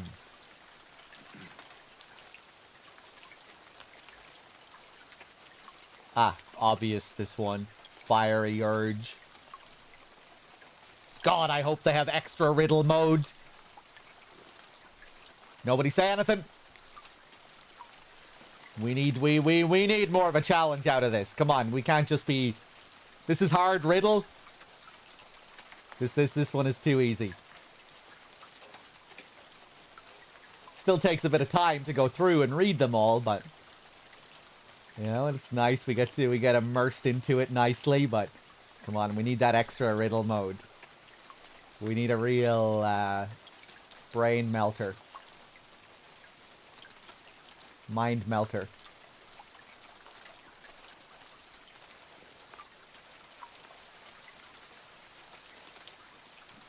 Which one was the fiery one? Yeah, this one. A contorted chill dances on his spine as their souls fly forth on Thanatos' side. No sign of regret, not a tinge of guilt, but a fiery urge to destroy what God built. Watch as I fuck it up now after saying that.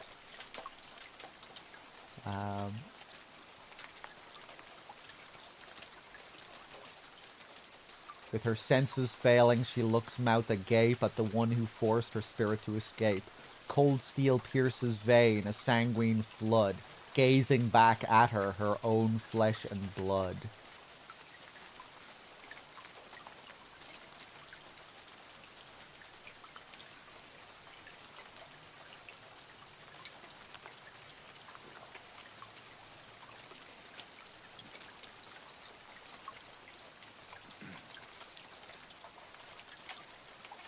Oh, yeah. I mean, it's as clear as day, right? 'Twas a twisted fate that forced the man's hand.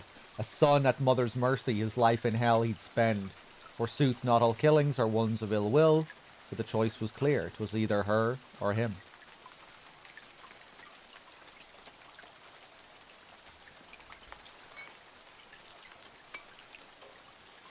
In shadows cast, the hunter lies in wait, his violent intent cloaked in a veil of fate. An enigma unfolds, motives undefined.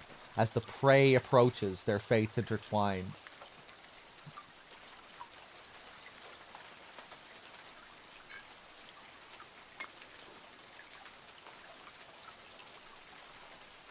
And I didn't do it correctly.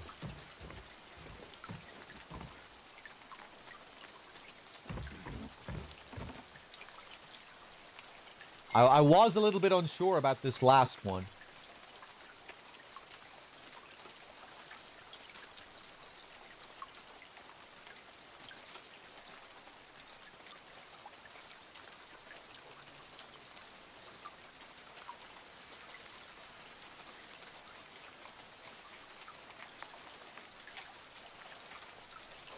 Huh.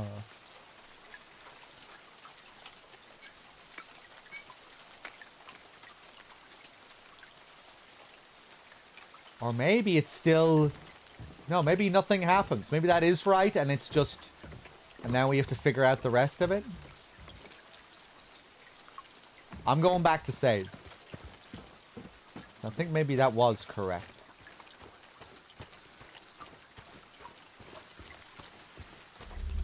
We create the story, but then we still need to figure out what rope to pull.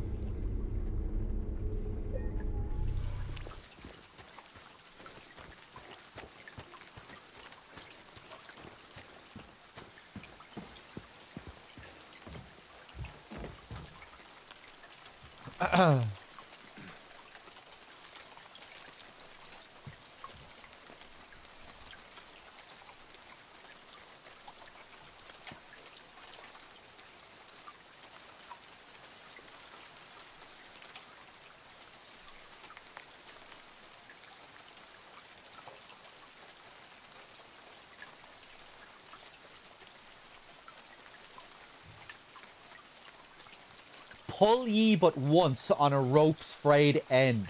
Choose the one justified from among the damned. Seek out their tales, think upon each sin, or let blind fate choose. Let the judgment begin.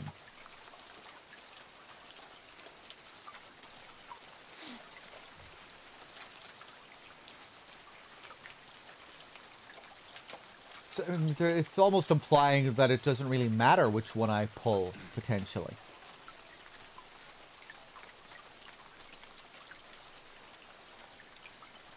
Well, it's not going to be this guy.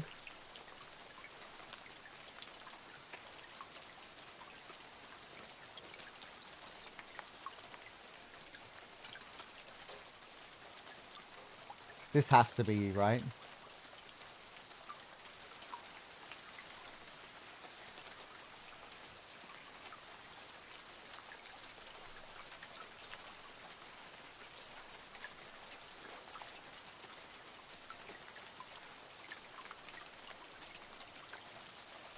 Let me just swap these two.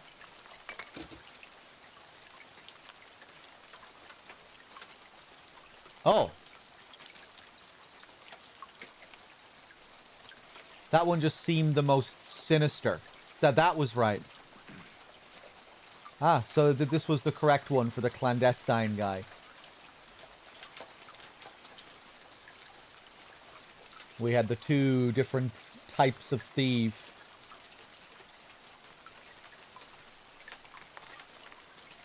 Okay, okay. In Twilight's grasp, a thief emerges sly. Through the veils of night, his purpose veiled awry. His nimble fingers like whispers they glide, and the goods of others his needs doth reside.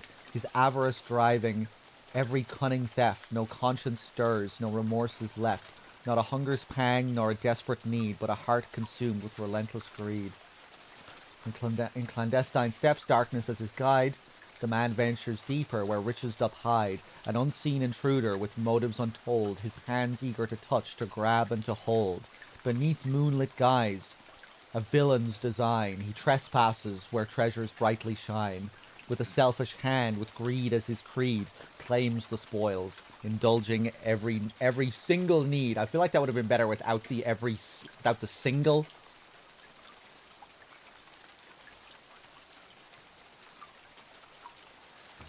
It feels like an unnecessary word to include.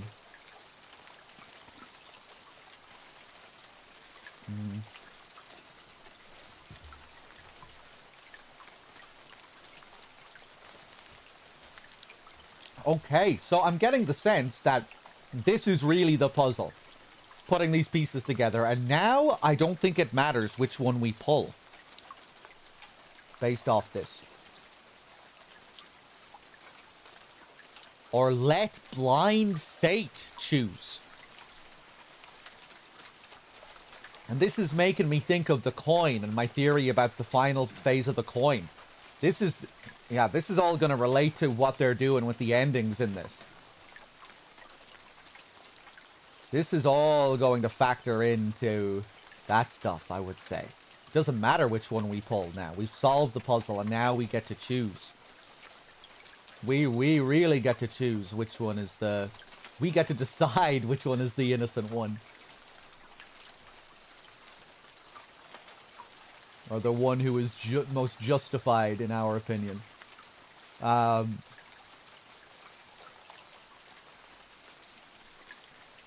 shroud of twilight, a tale doth unfold, where the shadows dance, their secrets are told. A shadowy figure, his motives unclear, steals his own kin, one he should hold dear. A cruel twist of fate, an outcome unsought. The little one perishes, it was all for naught. The kidnapper's tears his motives reveal, from a monstrous mother the child he did steal. This guy is sounding pretty sympathetic.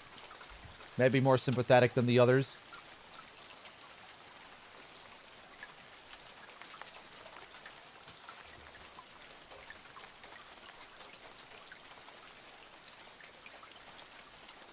The one who is described as having the most noble intentions, perhaps.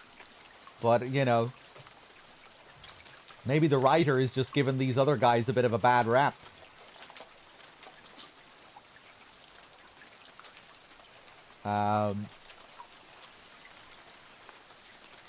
In shadows cast, the hunter lies in wait.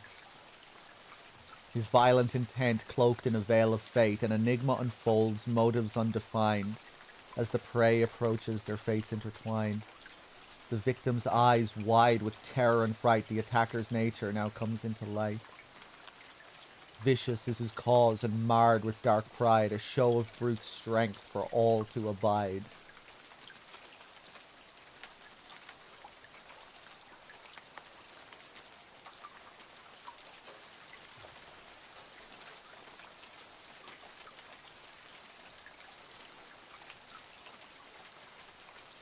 This makes me think of James.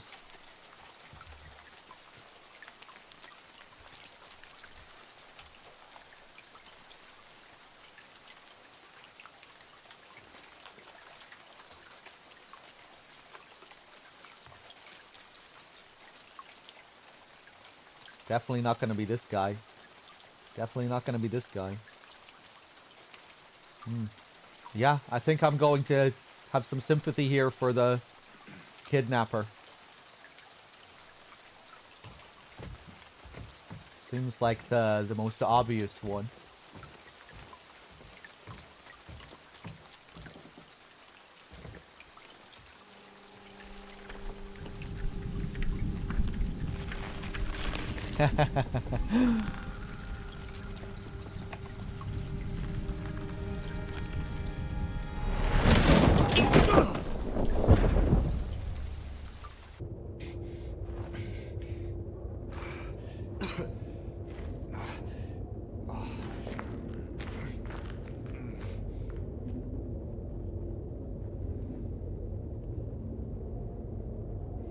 Not as good as the original rope pulling, I don't think. The creak, the sound. the unnerving expression, the sense of stillness. But different take. I remember hating this moment in the trailer they showed. That's what I was thinking. I was like, hey, remember, this reminds me of when we all thought this game was going to be a total disaster.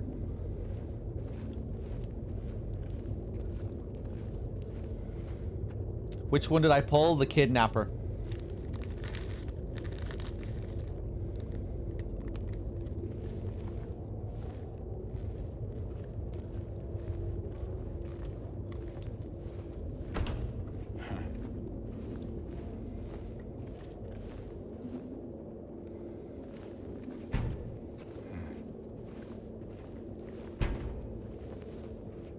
Oh, yeah, look where we are.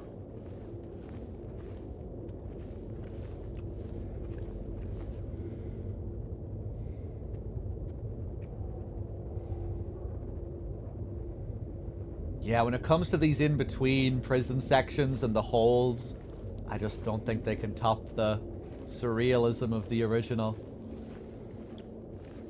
Like the start of the prison.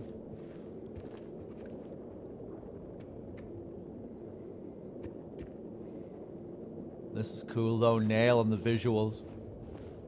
I hope it really gets grimy as we go down further. The bodies, the morgue, the peak of decay in the original game. Just like pure death.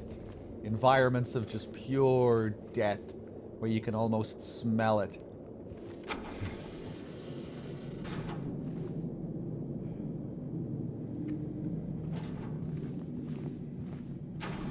Ooh. Yeah, it's something about the way the feet and the legs look in the original too.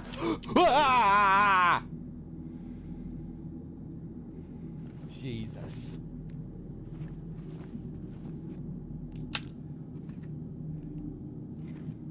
Oh.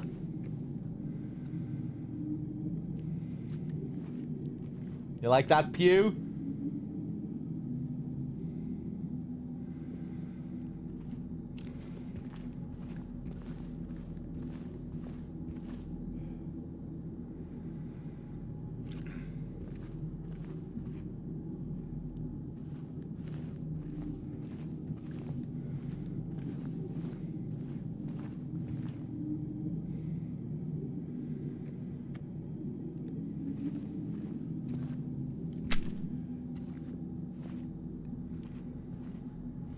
Very good. Yeah, they paid a lot of attention here. I always thought that was a great detail in the original too, being able to see the markings on the floor where they got wheeled out on the gurneys, on the trolleys. The wheel marks here as well. Oh, it's even more detailed here with how you can actually see like the proper imprint of what the wheel would be, the marking on the wheel.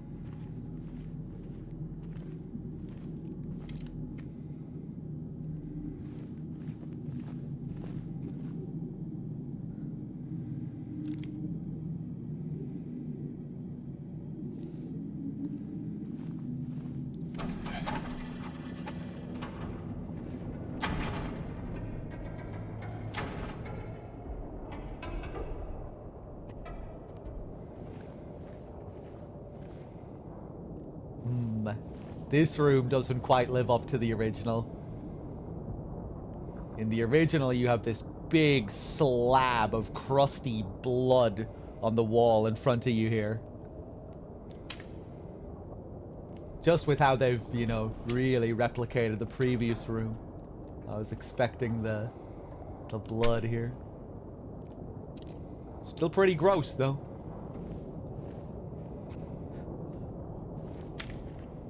This body into this hole.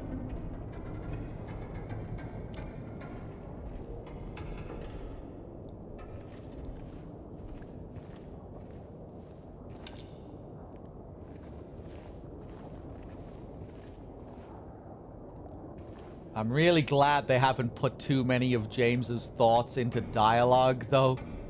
I was a little bit worried about that. You know how at the start of the game when you interact with the first save, and James speaks the dialogue that were that were just originally thoughts in the original. Like, it feels like there's someone groping around in my skull. You know, I'm glad he doesn't have those lines in dialogue here. A lot of them would just feel way too out of place. This body into this hole?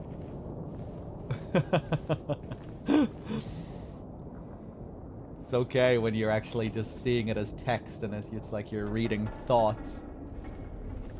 But in dialogue, it can feel a bit out of place.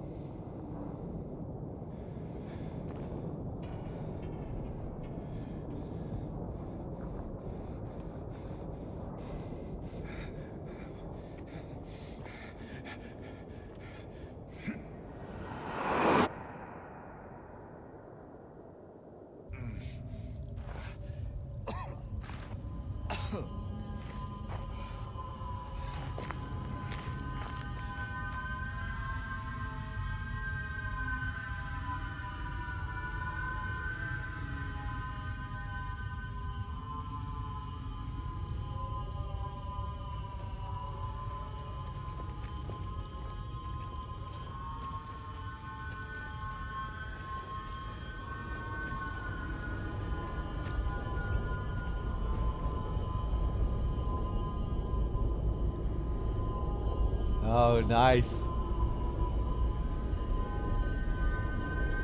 I always loved this room in the original too. The light, the painting.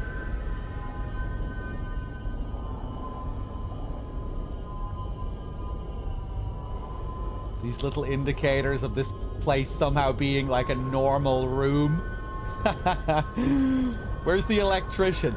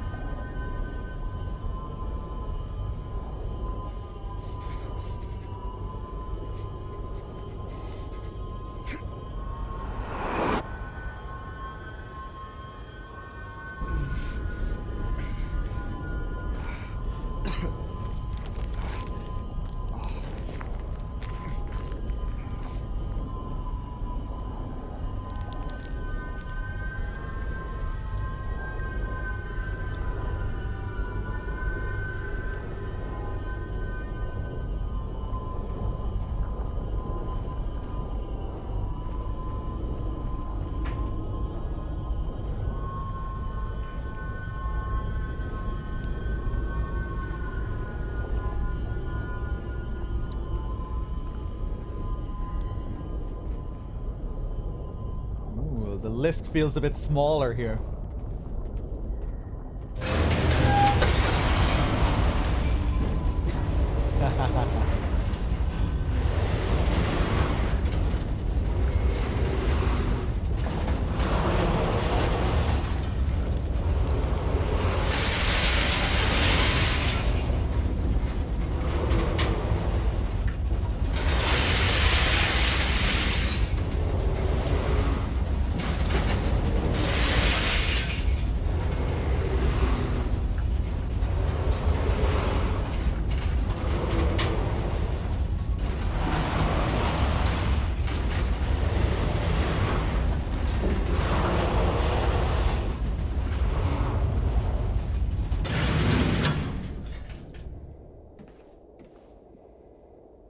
Labyrinth time. Oh boy.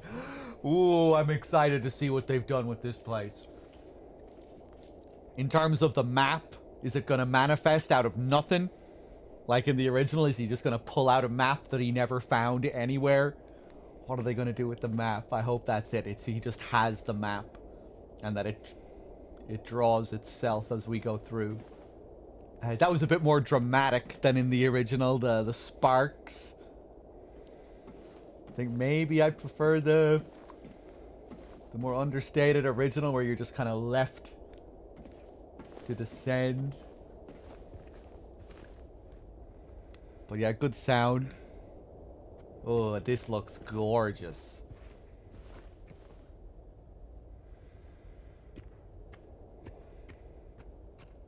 Very much in line with the original art direction as well. Just the color already, you know, just looks so on point.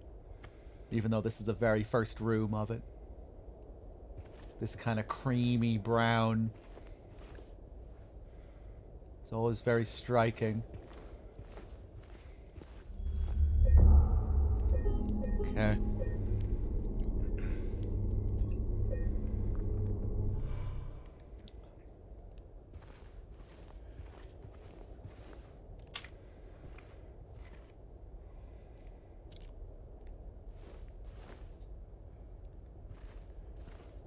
The floor is different. Ooh.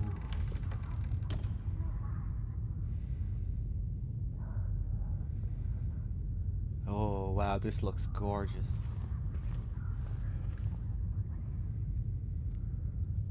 No map. Ah, disappointing. No, they're not going to do the same thing with the map.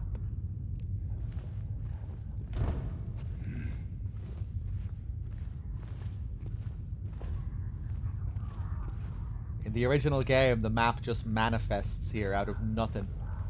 And the map draws itself as you make your way through it.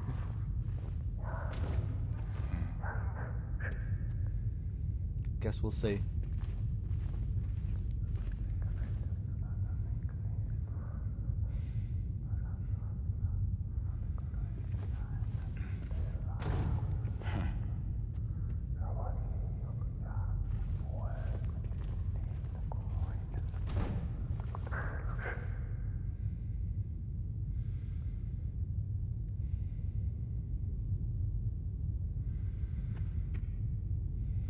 Gorgeous. So nice. And really has a nice surreal quality to it as well. Just that same feeling. Maybe even more so in this, with the feeling of like, where the fuck is this? How can this be a real place? The lights on and down in the abyss like we're back in some apartment building. This is really nice.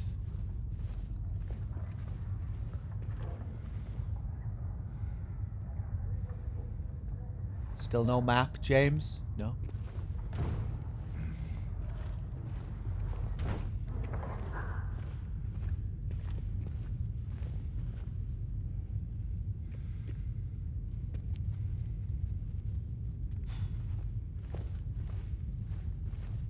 Oh.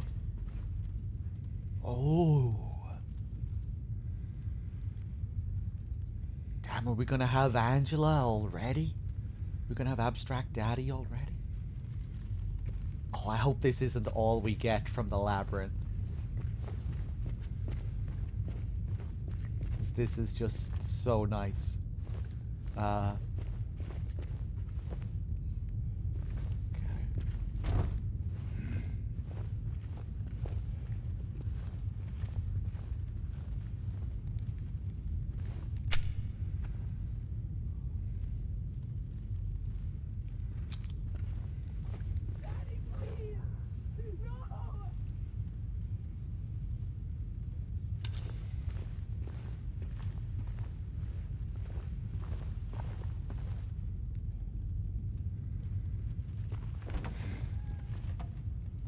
Can't go in. Oh, can I? Okay. Oh, a twist.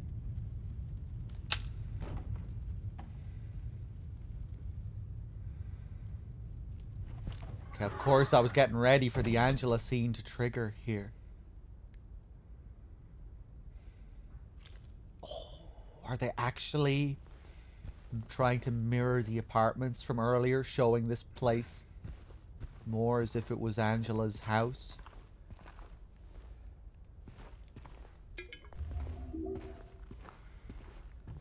This is all very interesting.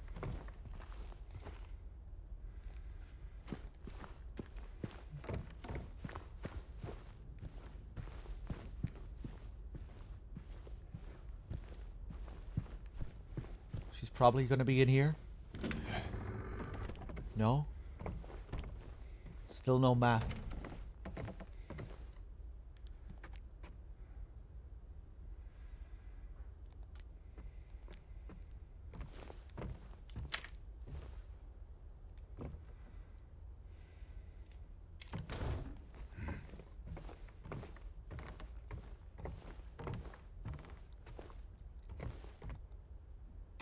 Oh God. Please. I'll be good, I promise. Tell him I'll be good, please. Angela? Angela, it's me. No. Please. Look at the bear. The bear from the apartment. Daddy!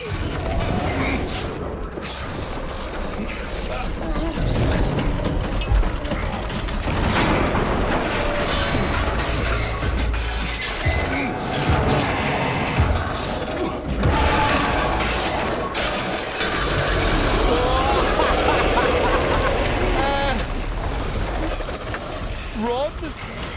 Run from Abstract Daddy!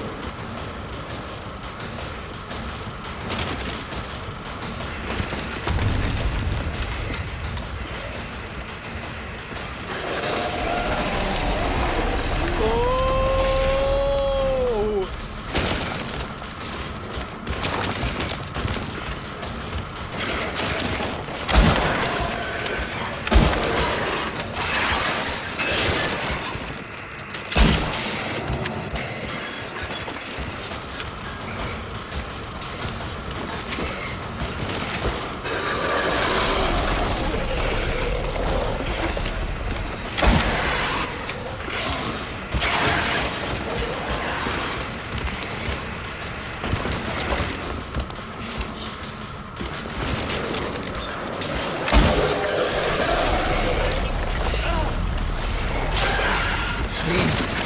Very disturbing. Okay.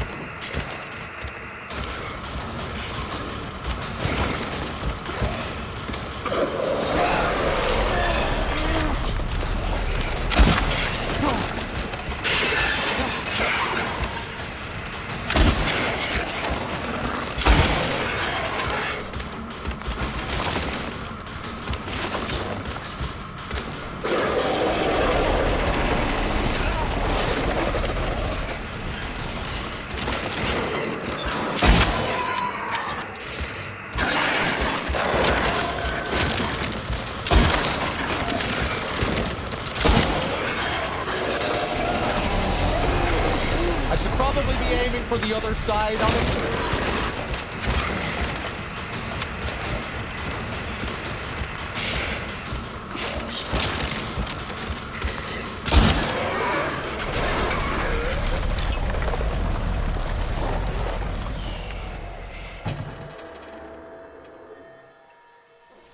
Okay, okay.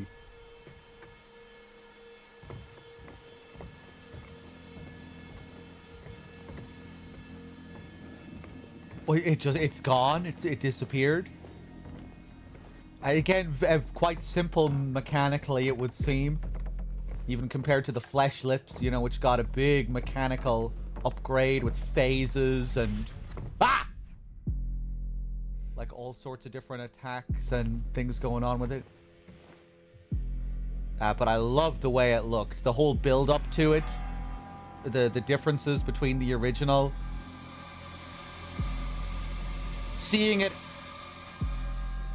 seeing it as this force just tearing the whole fucking house down, as if this place was actually like a... In the original, we just go into a place that just mainly feels like a recreation of Angela's bedroom. Here, it's like we've been going through her whole house.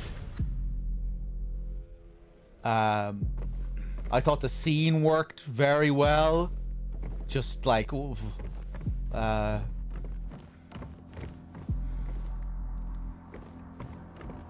Yeah, this was pretty good. Maybe there's another phase.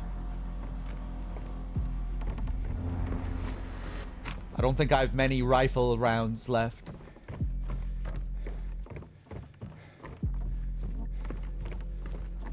Ah! No, he's still alive. The design of Abstract Daddy is great as well. I like the color and just seeing it in this detail. Very intense.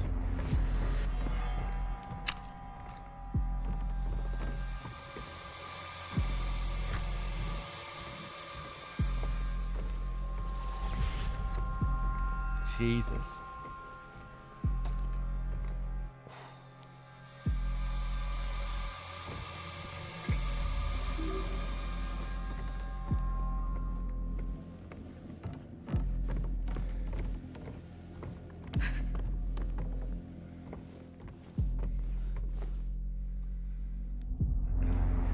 That reminds me of the cut CG scene at the start of Silent Hill 2 where you see Angela running through her house past the window. Ah! Jesus fucking Christ!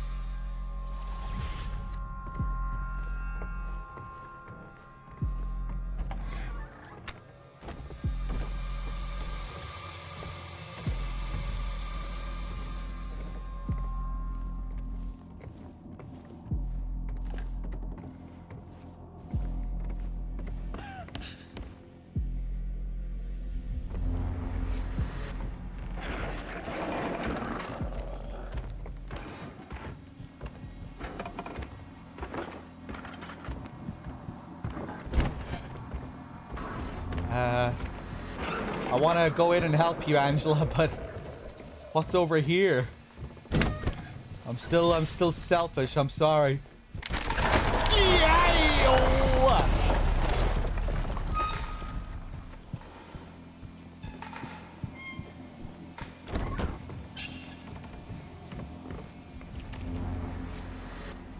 I'm gonna go back. God, the design of this place is incredible. Visually. Oh, I'm not able to go back? Oh, fuck. What did I miss?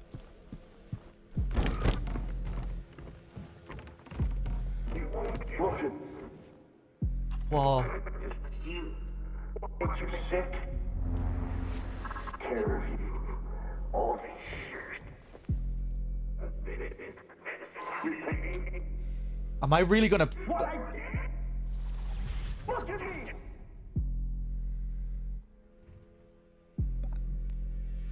Angela's father? God, am I gonna pay the price for not going in after Angela? I can't go back. There was a whole other room back there through the wall.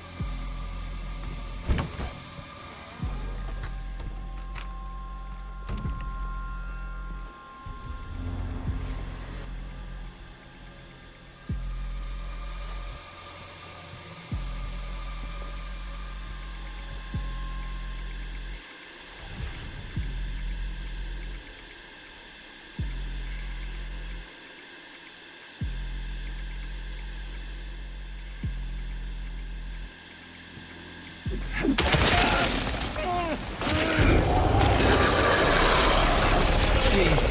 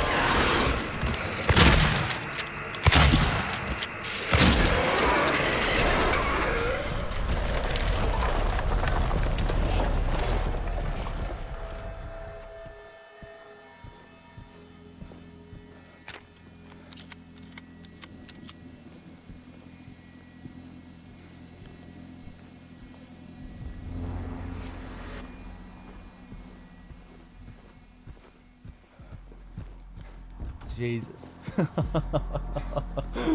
What a monster design this is. Amazing in the original and still amazing here.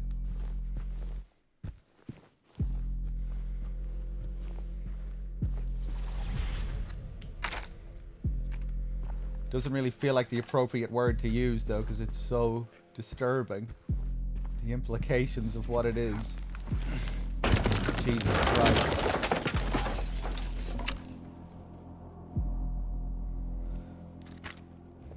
Isn't the same design? More or less at its core, yeah. Just in a lot more detail. Yeah!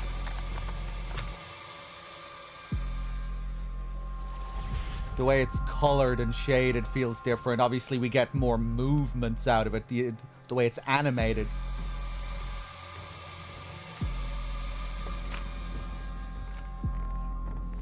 But yeah, I feel like they're really capturing how dark this should be here in a different way.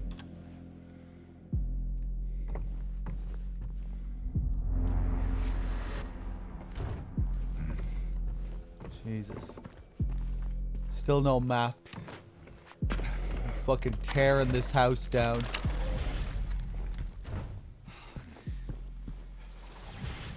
Ah, this is where she ran off to last time.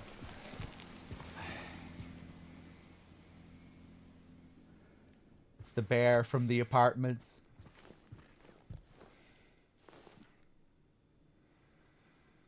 Is this your little safe place, Angela? Oh, it's the photo.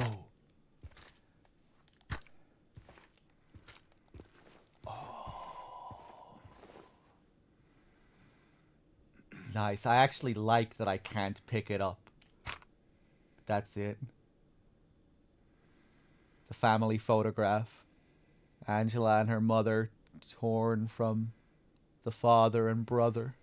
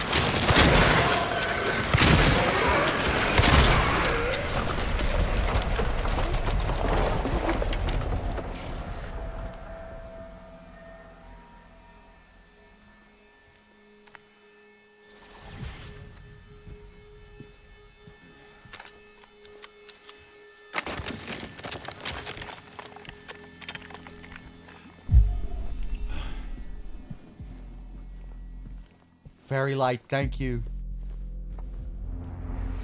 Oh.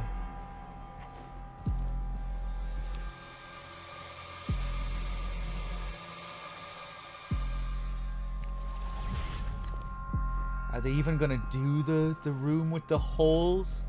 I'm not sure if I fucking want to see that in ultra high def detail. That might actually make me fucking vomit all over my controller.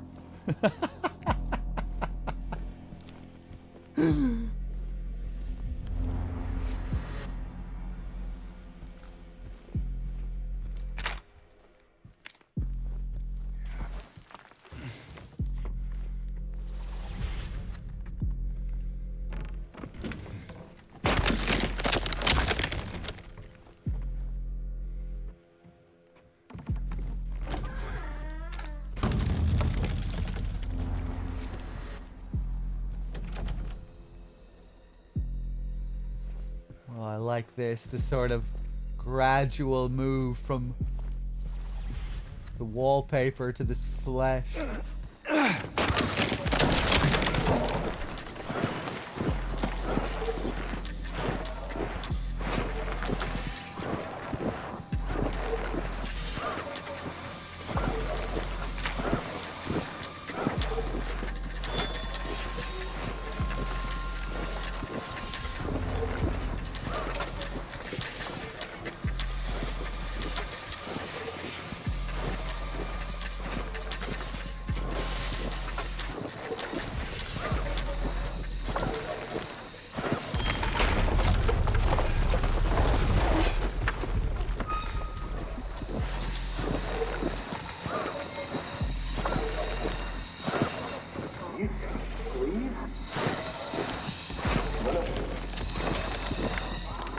Where would you?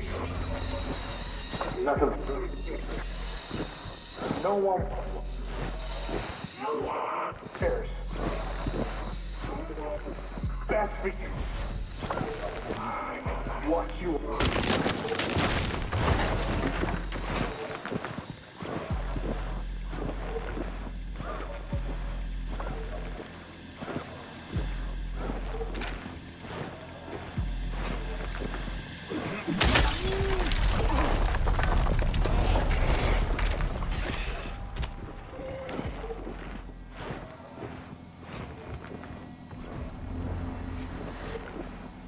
Okay, not as predictable as the last time. It didn't just trigger another phase.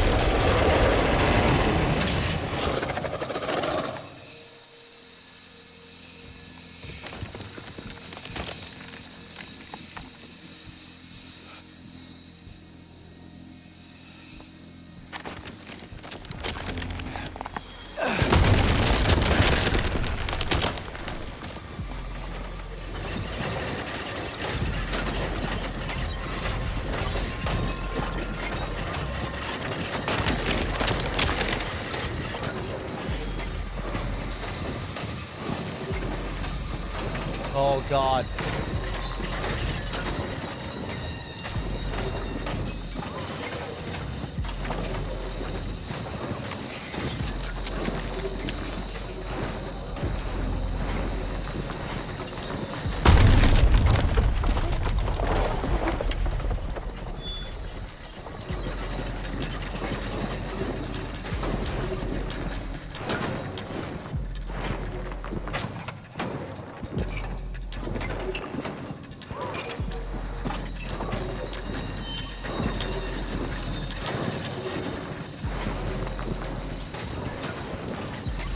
Okay, I thought there was another path that I could have went through.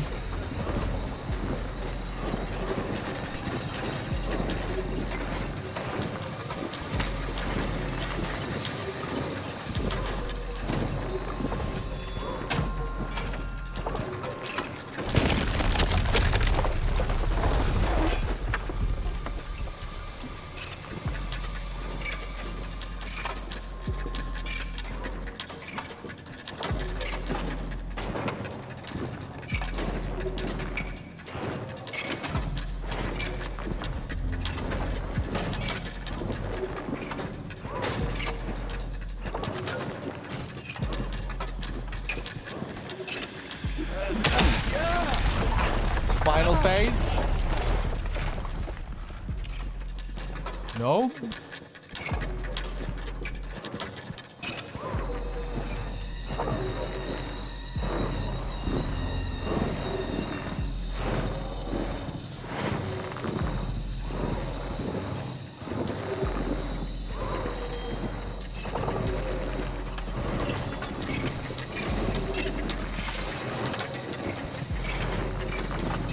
Oh, I love this, how they're combining the mechanical with the flesh here.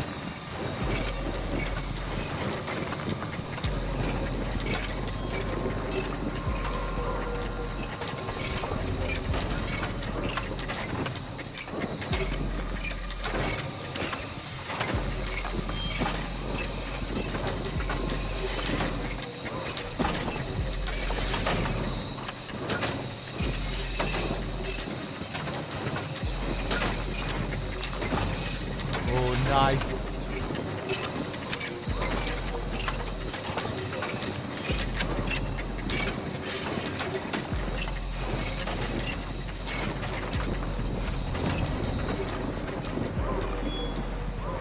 Can't remember if that's where I came from or not.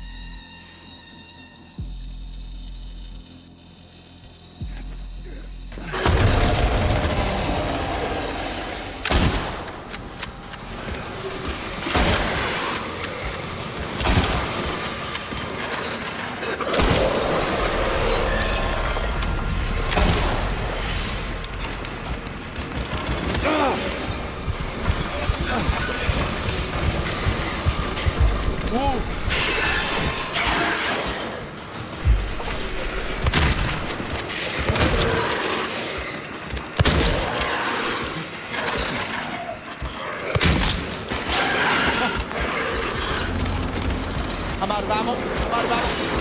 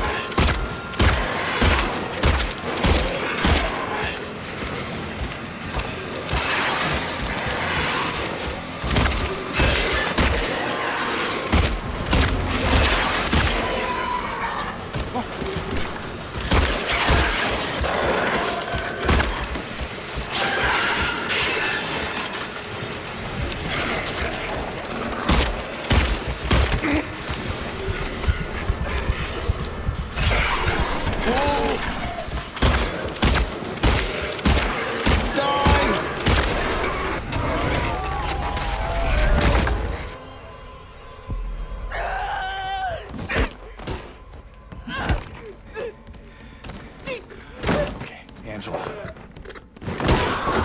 It's okay. Calm down. Don't order me around! I'm not. It's okay.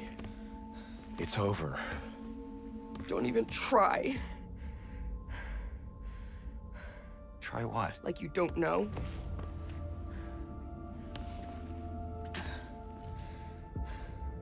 I see what you're doing. It's always the same with you. You're only after one thing. Angela, please. You don't have to lie. Go ahead. Say it. Or you could just force me. Like he always did.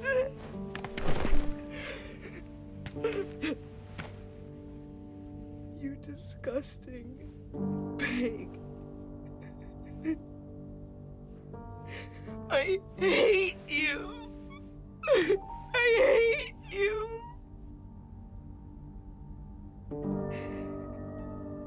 Angela.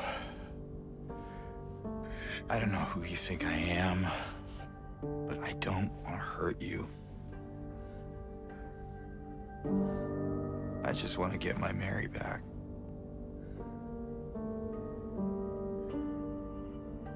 You're Mary. Your own little Mary. At least she was.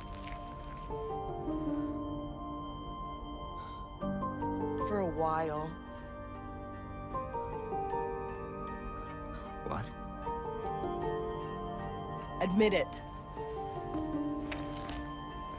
You didn't want her around anymore.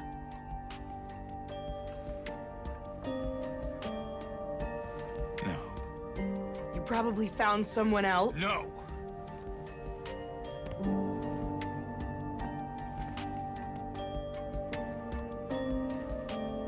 I need to find my mama.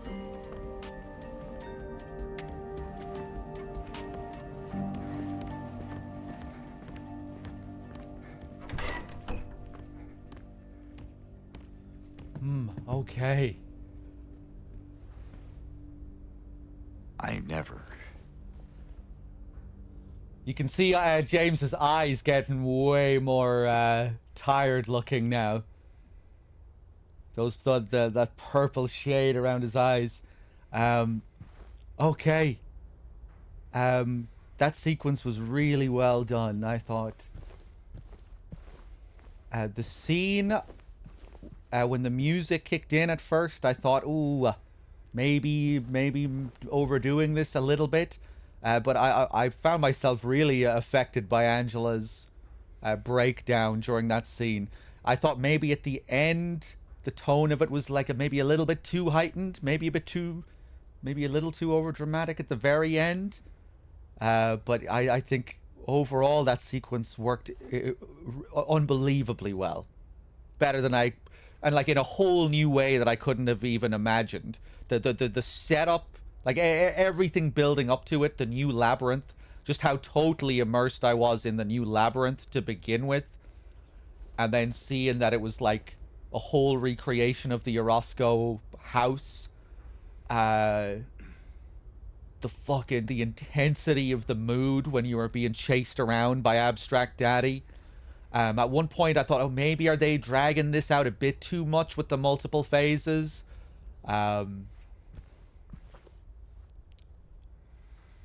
no, I thought that was really good. Seeing all this fucking machinery behind the house, as if like we're seeing the machinery controlling the thrusting pistons in the wall. Even though I don't think we saw much thrusting, but we did see the holes. It was almost making me think, oh, like we're actually seeing the mechanical functions of what was happening behind this room in the original game. Yeah, I thought that was really good.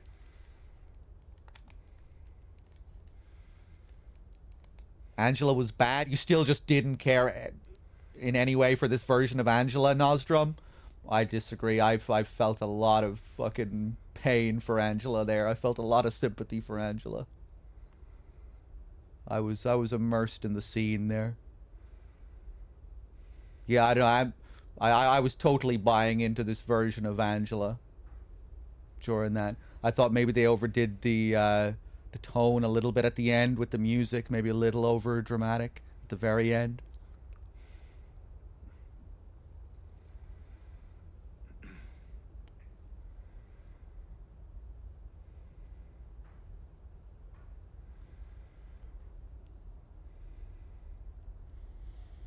You like the beginning of it when she started talking about Mary and James? You didn't think it worked?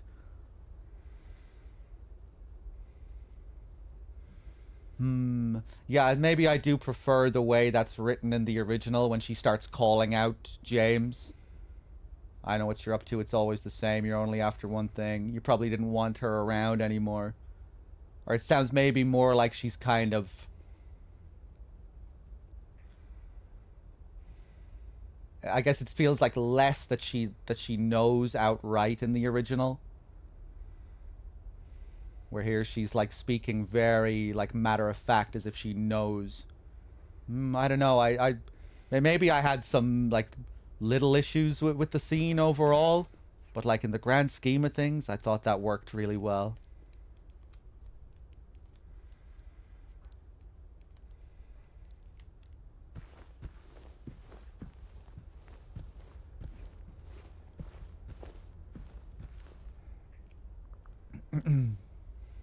This one still felt like she was projecting, not that she outright knew. Oh, yeah, yeah. No, I still agree there, but yeah, just the way the line was spoken.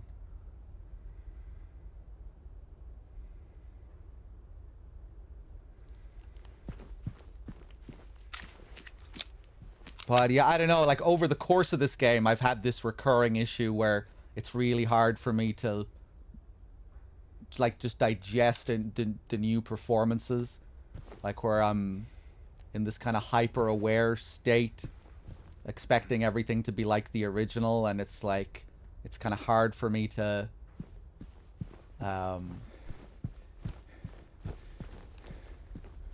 I don't know, like take the scenes on their own merits. Like it's kind of hard for me to properly immerse myself in the scene because I'm too aware of the original and how things are differing. Like where it's hard to just fully immerse myself in the scenes. But during that sequence and that scene at the end, I felt like it was much easier for me to actually immerse myself in it. I wasn't like needing it to really match the original or anything like that.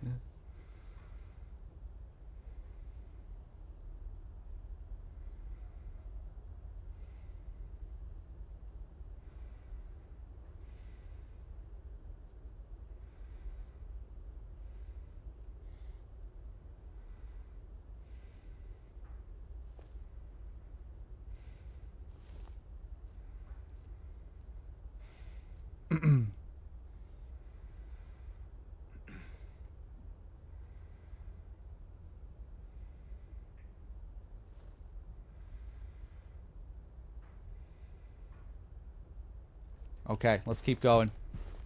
Yeah, that worked well for me.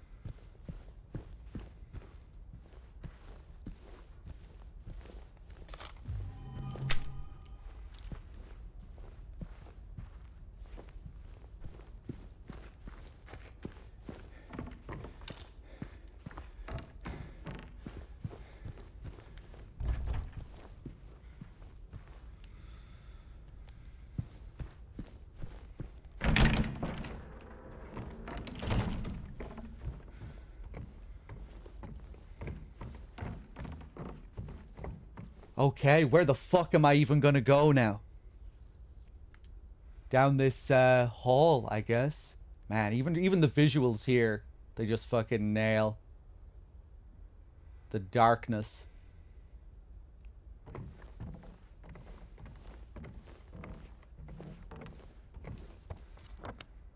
Oh! Are we actually gonna have like a full fucking labyrinth section now?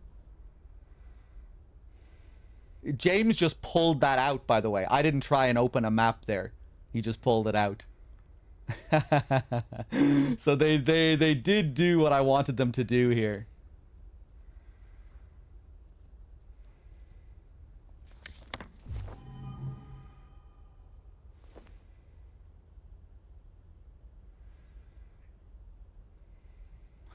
I think I prefer original Laura as well, Shifty Wizard.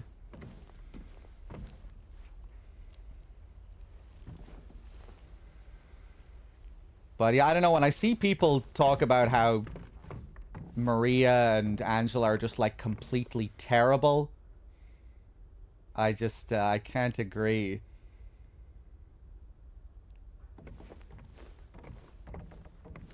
I don't know. I find the take to be so over the top that I feel like it really is just a case of people not being able to take another kind of direction for the characters. And I also struggle with that too. But like where it's just like, no, like these are just completely unbelievable takes on the characters. I don't know, it's just, it's very different, I think, and it can just be really hard to accept when the originals are so much a part of your DNA. That's not to say that they can't feel worse in some ways either, but like that they're just like totally awful performances. I don't know.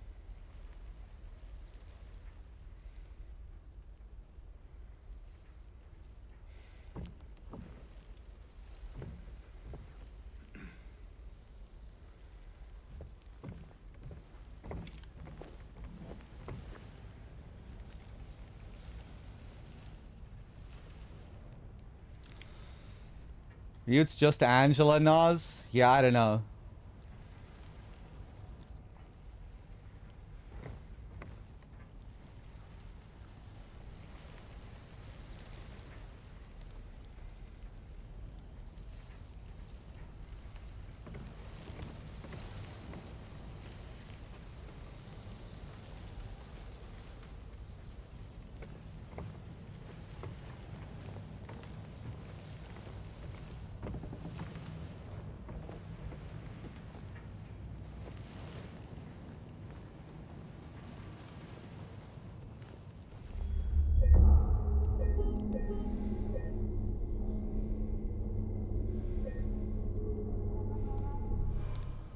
I think the game can also make it hard on itself as well for you to be able to really try and separate the different direction from game to game when so many of the scenes are copying dialogue almost word for word, and it's not said in when it's not said in the same way and the way that you expect. It's like it's just gonna feel wrong, especially if you're someone who's pored over the original. That's why it can be like so hard to digest the scenes sometimes. But I've already found, like, when I'm watching other streams or re-watching a scene, it's happened many times where a scene has worked so much better for me. Like seeing it the second time around or third time around becomes so much easier to digest the new interpretation, you know, once you're ready for it and once you know how it's different. There are still other parts, you know, there's still scenes that I'm not so fond of, and things that probably will maybe never work all that well for me, especially compared to the original. But I don't know. I've a feeling some of these new scenes will grow on people after time.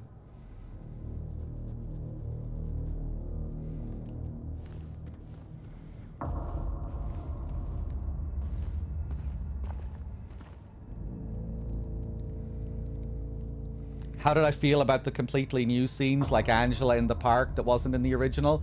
I thought that was incredibly refreshing because, like I just said, I didn't have any preconceived notions for how it should be. So it was like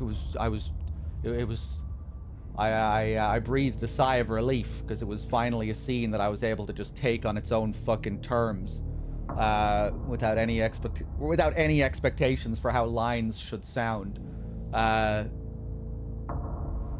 Yeah, I enjoyed that scene. I thought it was strange. I liked the moment at the end when Angela said, you know, you shouldn't be here or something like that. There was something unnerving and disturbing about that I couldn't quite put my finger on. At the start of the scene where she's talking about how this place has changed or whatever, it was feeling like a kind of meta and self-referential about the game itself. You know, it's a different Silent Hill with a different scene that you haven't seen before. I wasn't really sure how to take that. I feel like I'll see. Yeah, I wasn't really sure how to interpret the scene overall, but I didn't dislike it. I thought it was an enjoyable scene.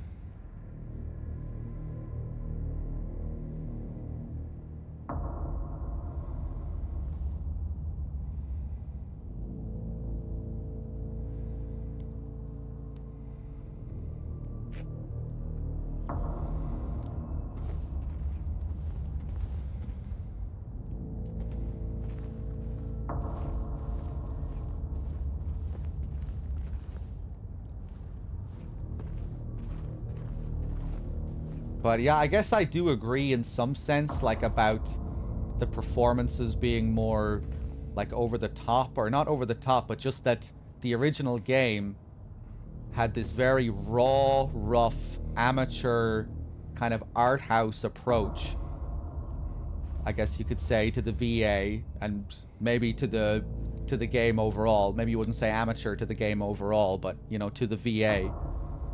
And obviously this game is not going to recapture that. You get more professional actorly performances, and that's kind of hard to take after. It's kind of hard to accept that, especially when you're hearing the same lines again that you've heard in so many ways, or not so many ways, but that you've heard so many times. When the original game is a part of your fucking DNA, it makes experiencing these scenes for the first time in the remake kind of a frustrating experience, because it's kind of clashing with your original views of the characters. Then you like Angela. Angela is so weird in the original. Like the way they mesh the old and the young, how she's supposed to be this young girl, but she's voiced by a much older woman, designed to look like a much older woman. Here she just comes across much more like a normal young girl, I think. And with the story overall, it seems like they're kind of painting the characters in a more realistic light. I guess just seeing just even the character models themselves, you know, just kind of character models and designs and looks that you're used to seeing, that aren't so dissimilar from other games, with the very realistic look and how they all seem to be modeled, I think anyway, on the actors playing them. In the original, you get all that super stylized stuff with the Takayoshi Sato artwork.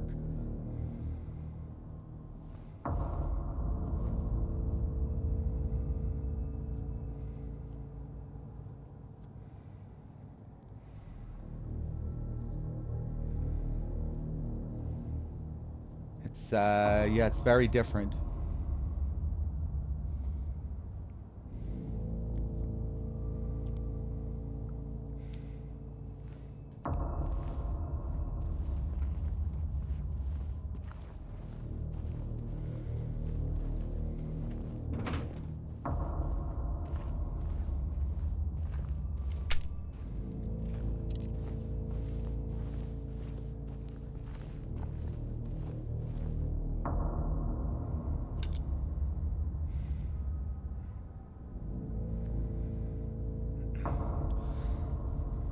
Until Dawn has exceptional natural deliveries. Professional actors here in Silent Hill 2. Remake performances are too over-the-top theater-like. I totally disagree with that take.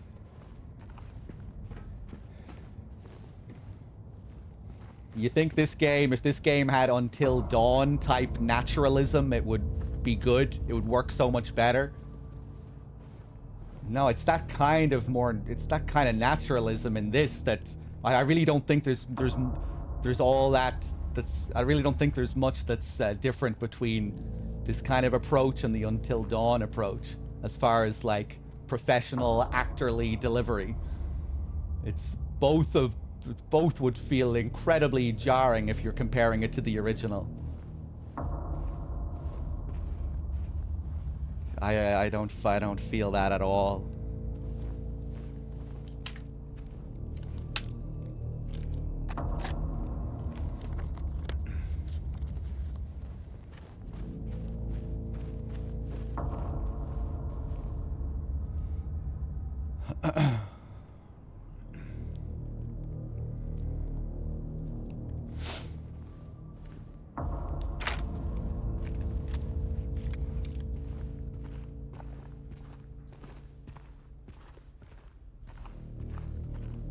I enjoyed the Quarry more than Until Dawn. I actually had a really good time with the Quarry.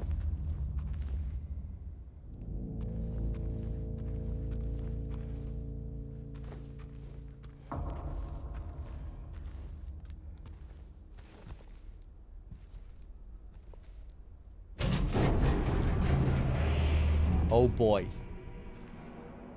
Maria? Maria! I thought that thing killed you. Are you hurt?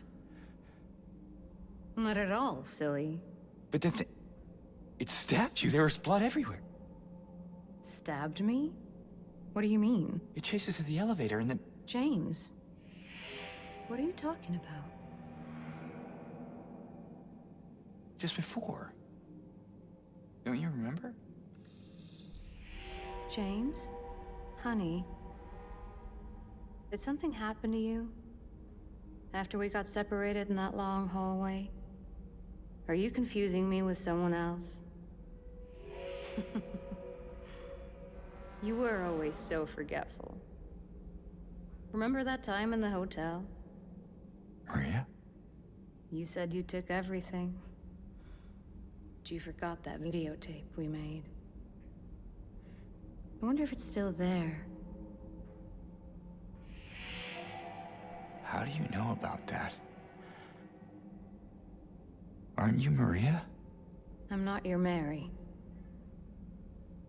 So you are Maria. I am. If you want me to be. All I want from you is an answer. Doesn't matter who I am.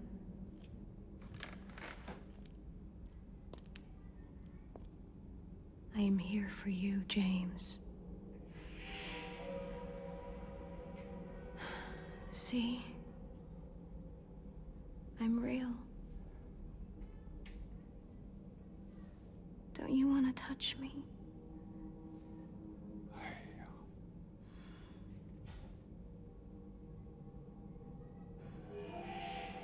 I don't know. Well. If you happen to make up your mind.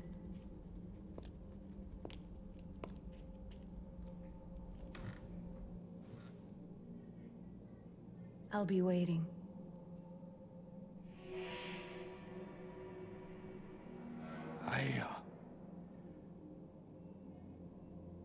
I'll find some way to... I'll come back, I promise.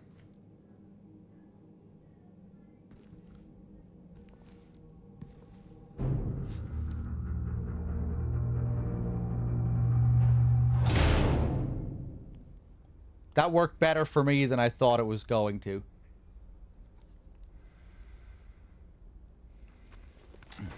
But still very strange.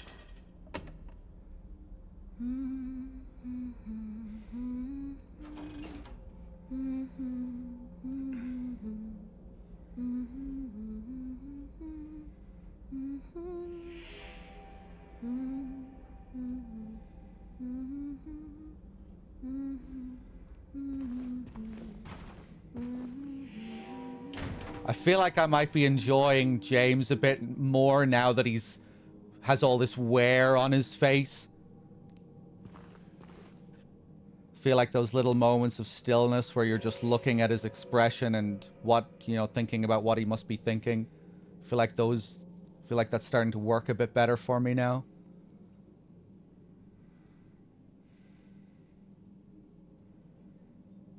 I guess maybe as we're starting to match his, the dissociated feeling that the original always had.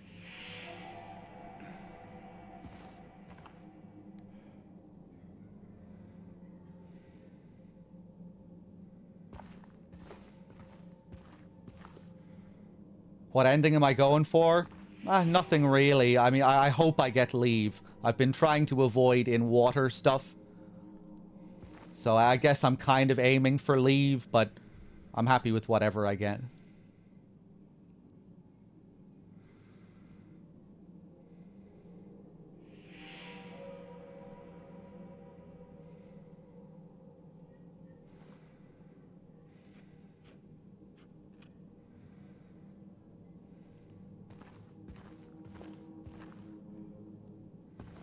I was wondering what she was humming. Was it the Promise theme?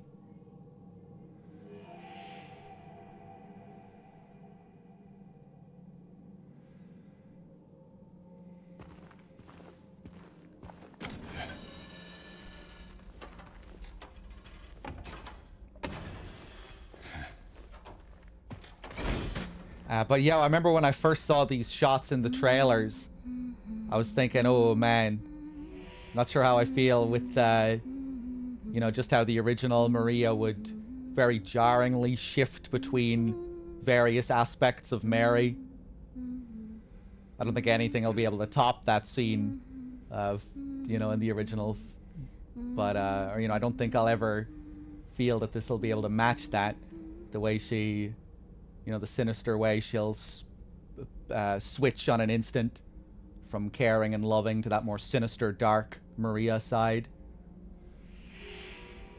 But it was definitely much easier to digest this now, I think, when, you know, in the context of the game overall, now that I'm used to this, a bit more used to this version of Maria. Because I guess in her opening scene, she more subtly moved between different aspects of Mary. You didn't have, like, the sudden shifts of the original. You know, she'd lean in and be a bit seductive and move her hand down his chest and then pull back and go in, so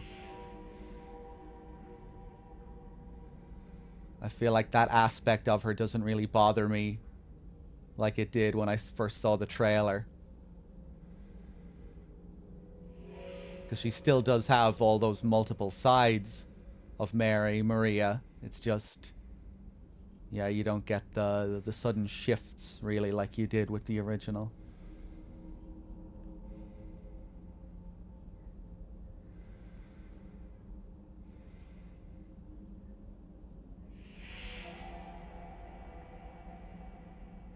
The lighting not hiding her eyes when she's switching really detracts from the scene. It's fine, but the OG is so good. Yeah, I mean, just for many of us, you know, you'll never be able to top the Takayoshi Sato scenes and just the nuances in the expressions in those scenes. And just how stylized they are, the emotion that just pours out of them. But I think this other version of it might also grow on me as well, the more I see it.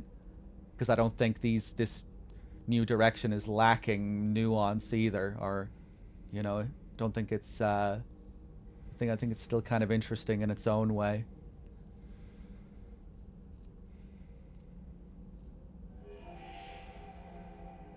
But I guess we'll see. Will this version of the game be something that I can come back to and pore over and think about in the same way, where we're like looking at the story details and character details and coming back time after time after time after time, replaying it for all the little details and touches? I don't know, maybe it won't. Maybe I won't ever be able to care about this story as much, this version of the story as much. But I don't think it's without its merit either. It's a strange beast. I really liked, like I was saying, I really liked a lot of the facial expressions and little things on James there during that scene especially.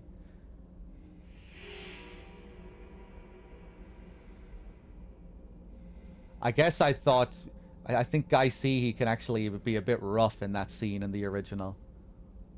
He's very, very heightened. People always compare him to Otacon in the chat during that scene.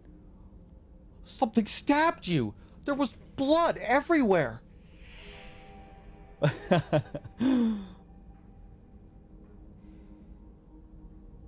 I like the new line that Maria had when James said he doesn't know.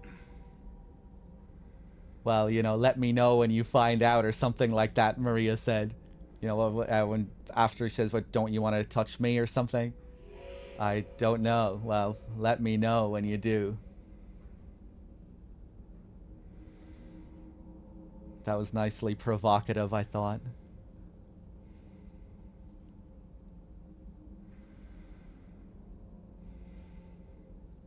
I guess the darker look on his face now. Like more of the, I guess, like more of the truth is coming out of him. Just in his expression. Struggling to uphold the mask. Struggling to uphold the phony good guy mask.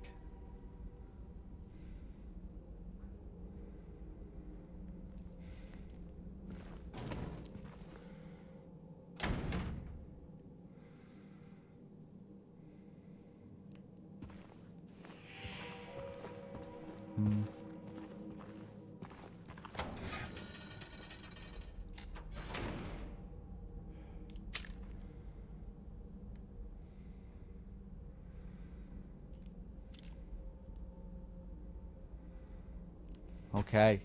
Let's keep going.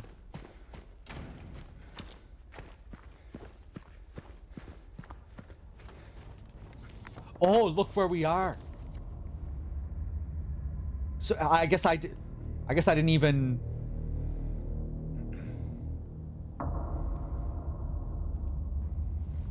How did I get there? That was one thing I kind of liked about how that scene started, was just like how it came out of nowhere.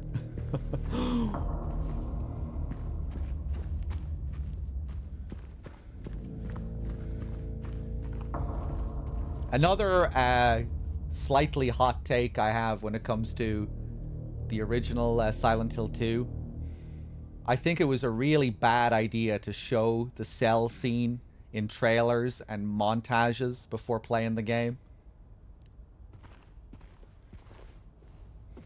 The fact that I saw the scene several times before playing the game. You know, like the Maria jail scene. It, you know, like I associate it as almost as much with the trailers as I do in the game itself. I always kind of disliked how they showed it in that opening montage. Very, very slight complaint, but I always kind of wish they kept that a secret for the game. You know, because when you're watching a scene for the first time, you don't want to be thinking, oh, hey, I've seen this already. And maybe it wouldn't have been so bad if you just saw like a 2-second shot of it or something, but you see quite a bit of that scene in the opening montage. Right, is this going to be a full-on reveal here? Or no, not a full-on reveal, a full-on puzzle? Like a big boy puzzle? This is mirroring the box that leads you to her room in the original, you know? That unreal, surreal puzzle with the cube. You spin it around and the room behind you moves that leads up to Maria.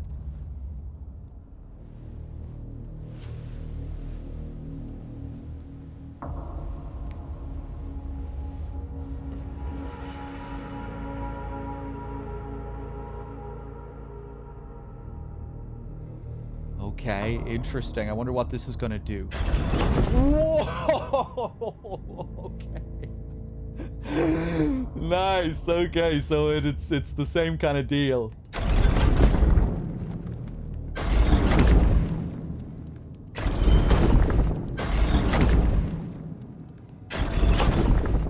Yeah, this always really highlighted how unreal the labyrinth was.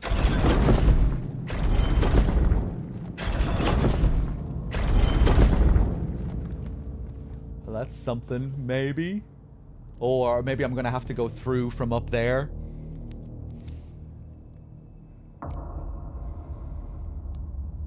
Hold on 1 second.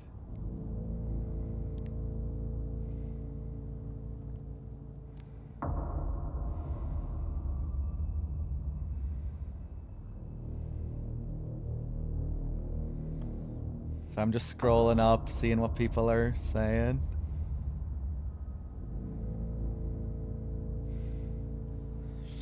Bad Humans, you thought that when you rewatched the first few early Silent Hill 2 trailers last night? I imagine that they wanted to wow the audience with CGI. They didn't have much footage. Yeah, back in the day where all those games, they would just throw CGI and combat sequences at you all the time to impress you. The trailers are funny with all the combat too. Non-stop combat.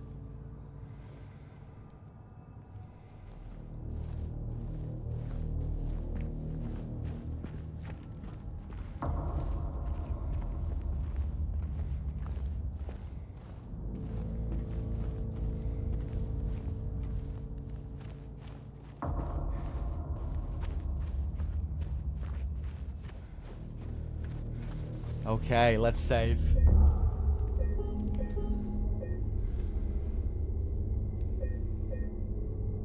I'm not really noticing the more tired look here on the save screen. He still looks kind of the same to me. But during that last scene, man, he looked way more tired. Way more dejected.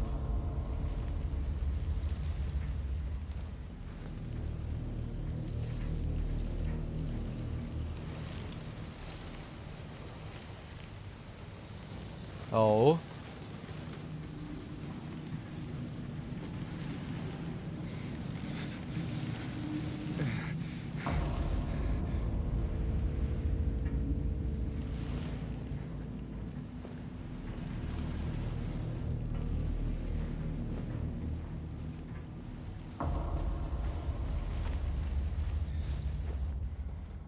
Silent Hill 1 was like a smash hit success, but every game after that failed to live up to sales expectations. They all started to sell considerably worse than the previous game. 2 selling less than 1, and then 3 selling way less than 2.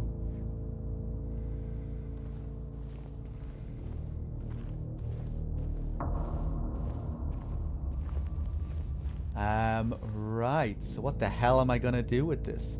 What the hell is it? It's not human.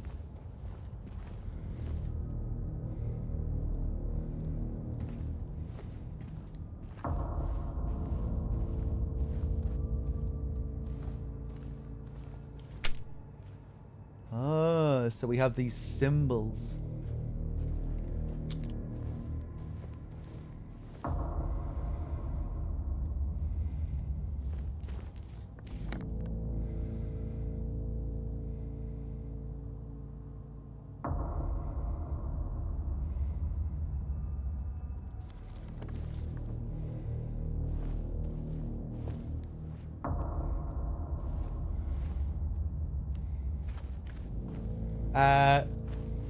Oh!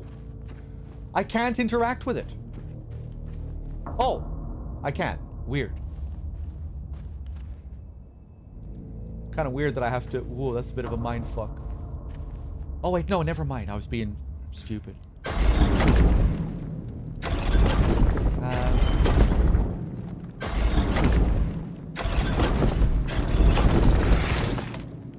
Okay.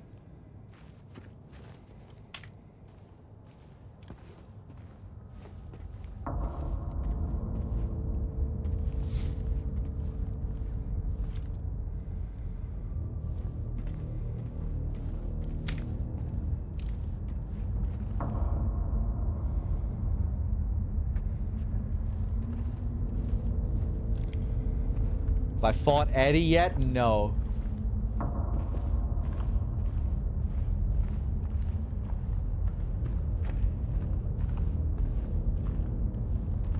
Oh, this is cool. Nice. I like how they've reworked this little puzzle. Again, just a nice twist as well for the OGs. Not knowing what to expect or how they're going to rework something exactly.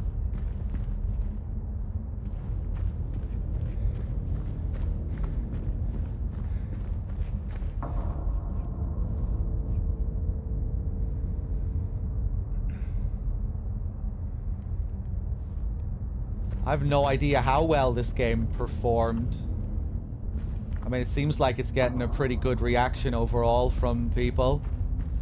But will it live up to Konami's sales expectations? I have no idea.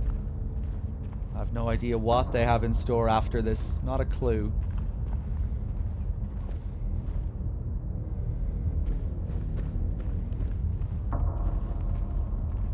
But as much as I'm enjoying this remake, surprisingly, I would still prefer more of a focus on new games rather than remakes, if possible.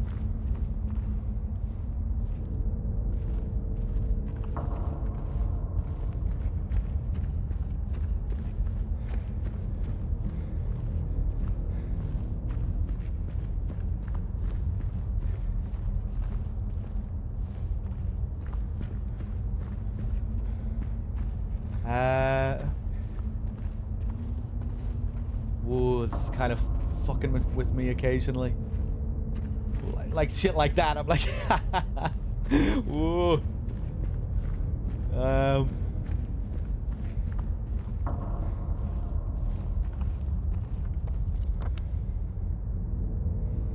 Right, maybe I just don't... Maybe I just can't go anywhere here, and I'm gonna have to go back and turn the box again. That would also be pretty similar to the OG.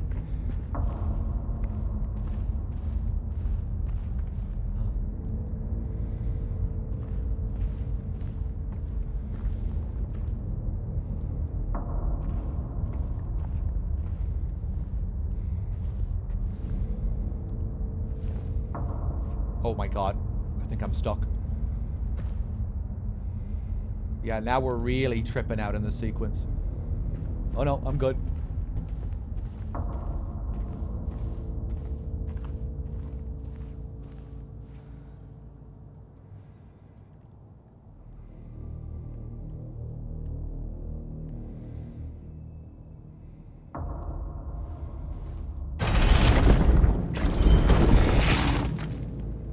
I probably missed something in there, but don't say anything.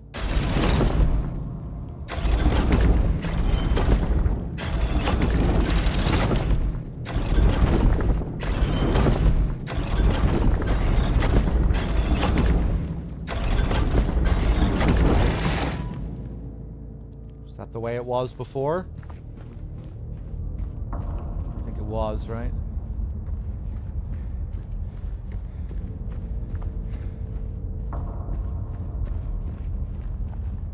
I might not go for too much longer tonight.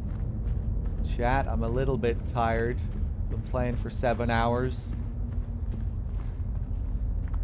Can't go down there.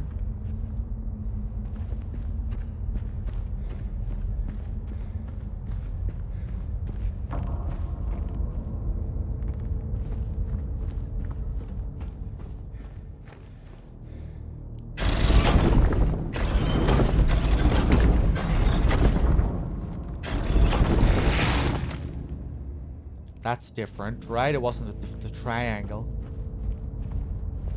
Yeah, here we go.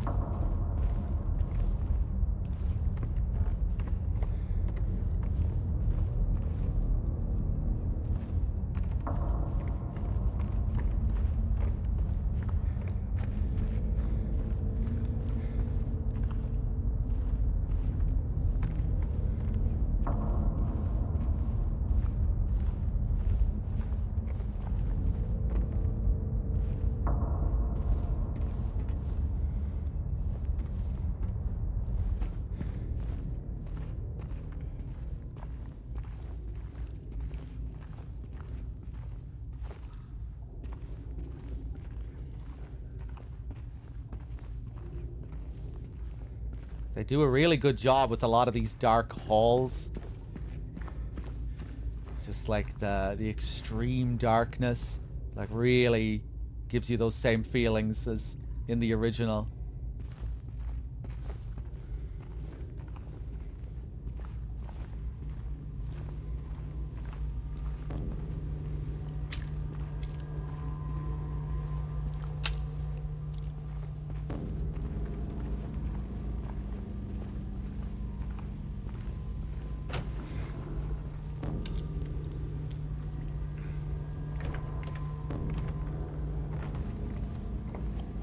Ooh.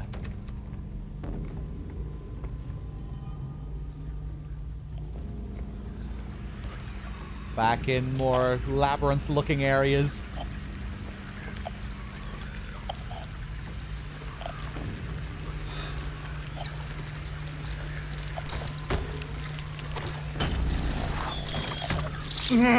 Fuck off.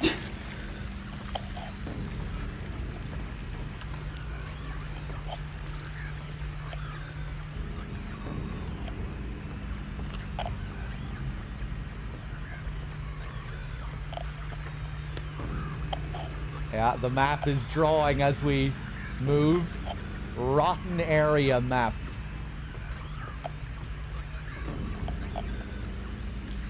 Man, that whole opening labyrinth section, the look of that in Angela's home. Just gorgeous that was. Just the feeling of it and the intensity during the abstract daddy fight, the tension. The feeling of it, super dark.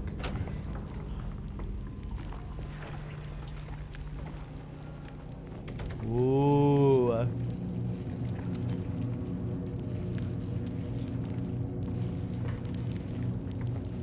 Okay, PT.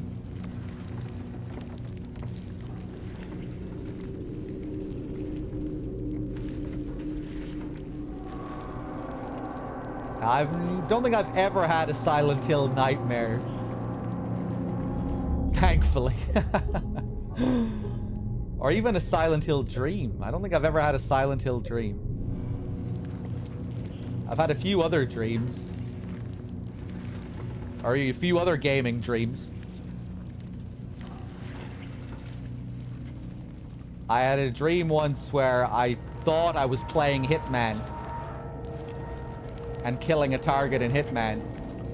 But then someone, a friend knocked on my door the next day and asked me why I killed this person in real life. And I had to explain, but no, there was a reticle on the screen. It was a game. It was a game.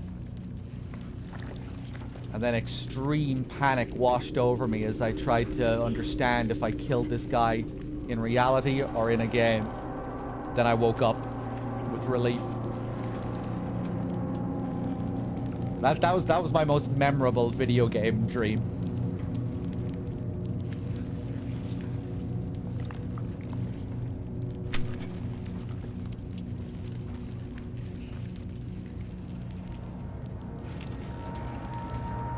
Bullshit! You don't believe that I had that dream?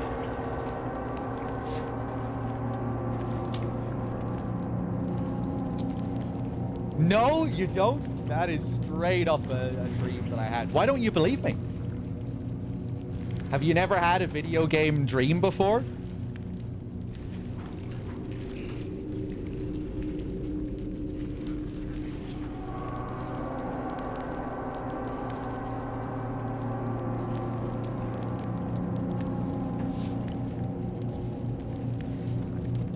I've had another dream of the MGS2 tanker, where instead of Scott Dolph at the end in the ray holds, it's just the upper half of Vamp's body floating, moving across the walkway, but it's still Scott Dolph's speech.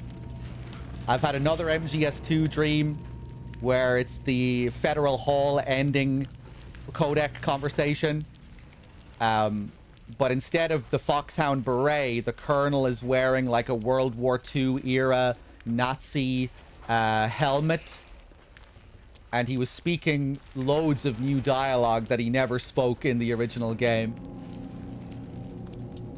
I've had a dream where I was streaming on Twitch doing an MGS3 Foxhound run. Just looking at the Twitch chat and doing the run. I remember getting caught up in the mountains and looking at the chat lulling after I got caught in the mountains, and then I woke up. But the best dream is definitely that Hitman dream, where I thought I was like playing the game. But then it turned out that no, I had killed this person in real life. And I was trying to excuse myself by saying, no, but there was a fucking reticle on the screen.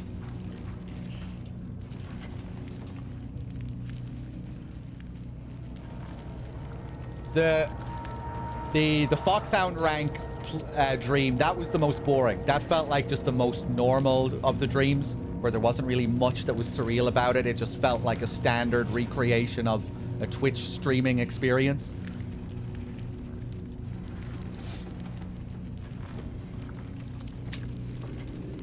I've had a good few other gaming dreams as well, I think, but it's always a struggle to remember them. I can only remember a few of them. I haven't dreamt about you yet. Mr. Man reminded me that I had a dream about him once, and I can't... Maybe, Mr. Man, you can remember the specifics of that dream more than I can at this point.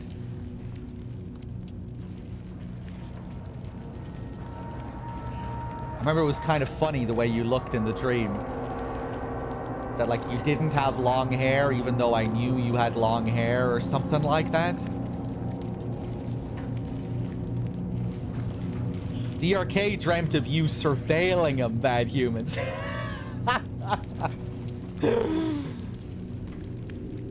You are always looking, Bell humans. I feel like that makes sense to me in a strange way. You know, with just all your research. You know, you're always researching and you're the all-knowing trivia man.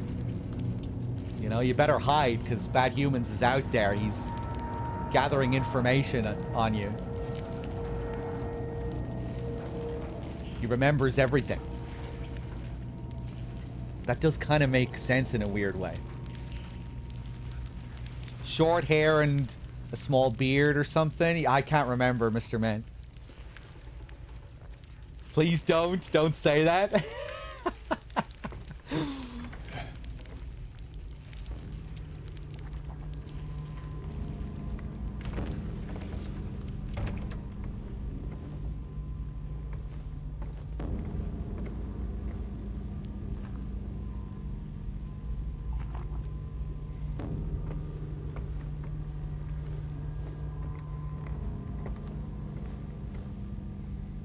That lock is way too fucking clean.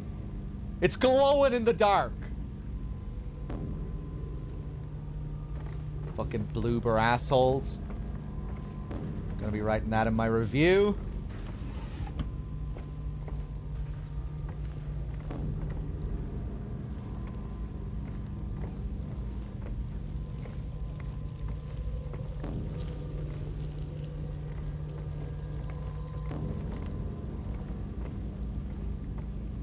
Man, they've done such a good job with the look of the labyrinth. Look at that clean lock. I guess there's a little bit of dirt at the bottom.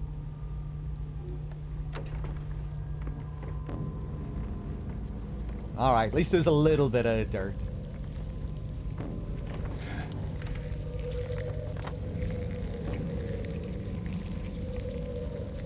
Right. That abstract daddy used up all of the good stuff, didn't he? 2 rifle rounds.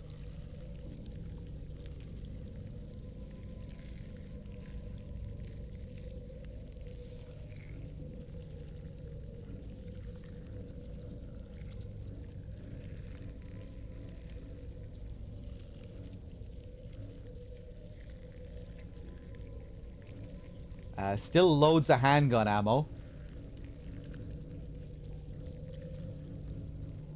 Yeah, all out the shotgun shells.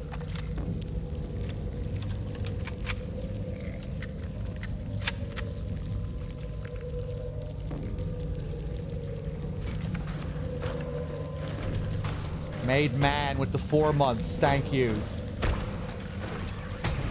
Oh, it's mandarins again!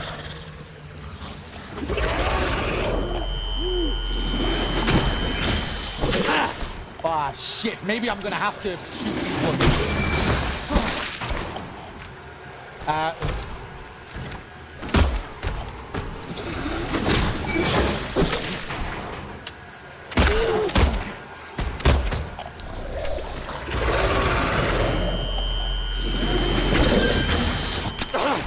Fuck.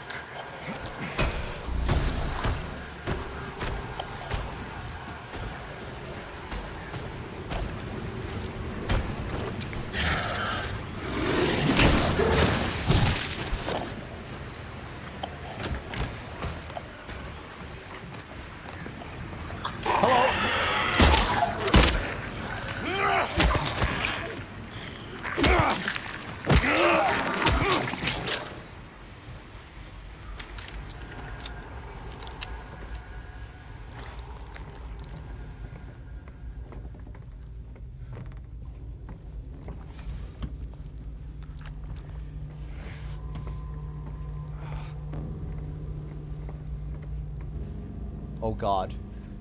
Is there gonna be more yellow tape? No. No. No. Ah! Whoa!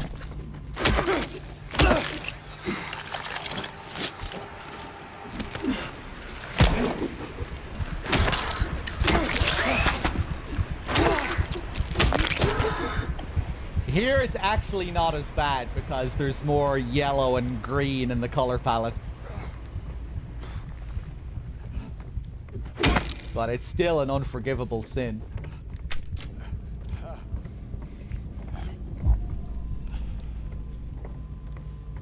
Luber will still be going to hell for this.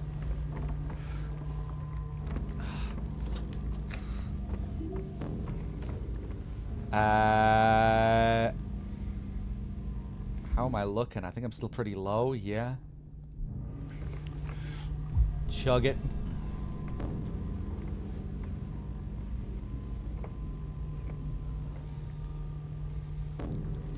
How do I like the remake? I think it has far surpassed any expectations I could have had for it so far. Story-wise, I'm not sure how I feel about the new take on everything yet, the new direction. Kind of mixed feelings.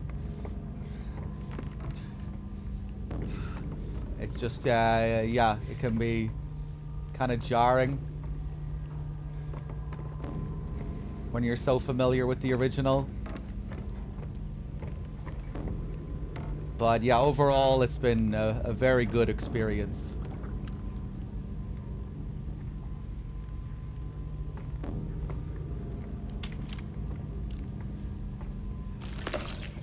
Wah! Hello.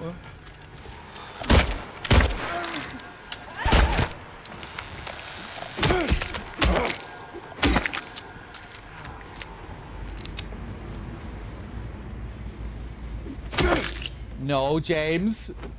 There you go. That's what I want you to hit.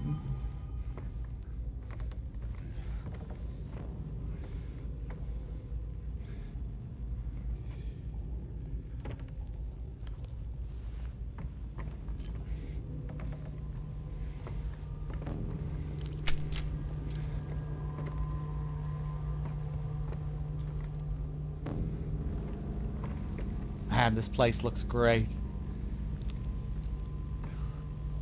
Of course, I get ads when Dog talks about how he likes the game. I really didn't say all that much. I just said, yeah, I'm really enjoying it overall.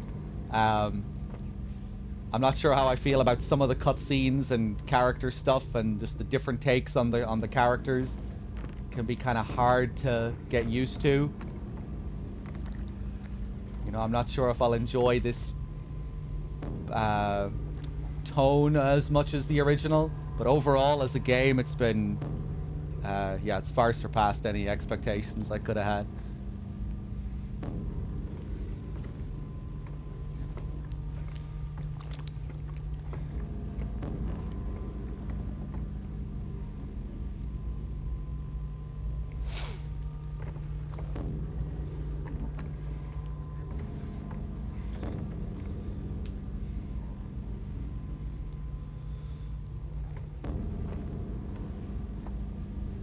Best survival horror since RE2R, yeah. So I'd say there's a pretty good chance I'll rate it more highly than RE2R.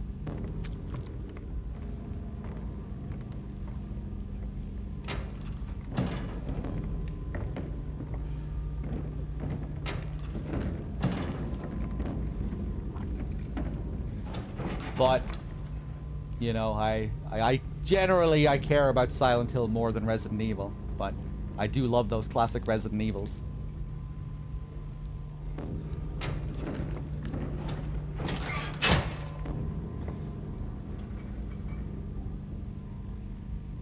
If I'd be streaming on Halloween, would I rather stream this or the original one?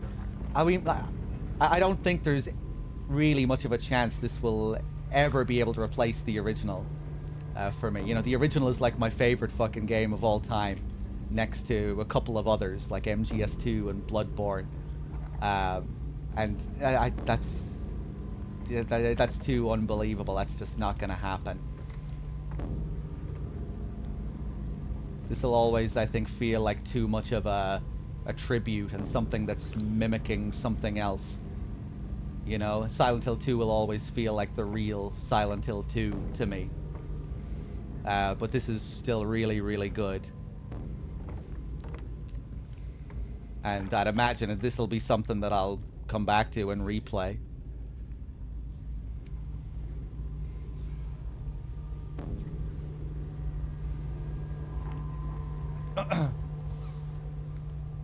But yeah, like, would I be open to playing this on Halloween in the future? Like I usually do with Silent Hill 2, where like maybe I would mix up both games. Maybe 1 year play the original, 1 year play this one. I mean, well, I don't really know. We'll see. I haven't even finished my first fucking playthrough of this yet.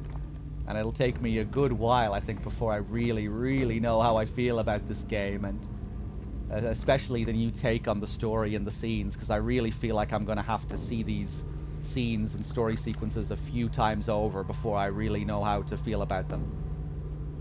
Because yeah, it's kind of hard to digest the first time through when you're, you know, when you have all these expectations and when things are kind of jarring when they're not just like the original. Yeah, I don't know. The original is my favorite fucking game of all time, along with 2 others. A game that I've, you know, poured so many hours into, put so much time into thinking about the story and all the little details. You know, it's gonna take a while. So I'm probably gonna do the same thing with this, where I really pour over it, and it'll take a while before I really know how I feel.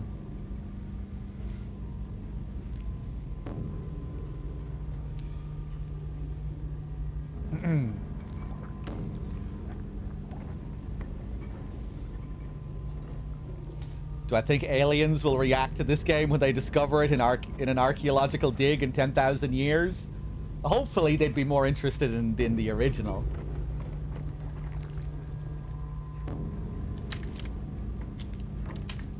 Be a bit of a shame if aliens were, you know, they found the remake and not the original. Being an OG fan and all, you know, hopefully they find the original. I'm not focusing on the game here at all.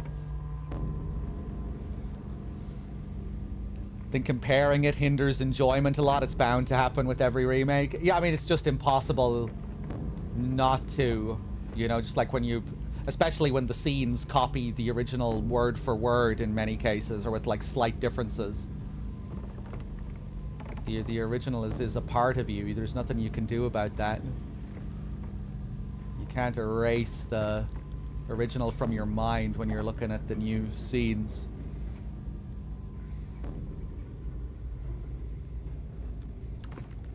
So it can be kind of hard to take it on its own merit sometimes.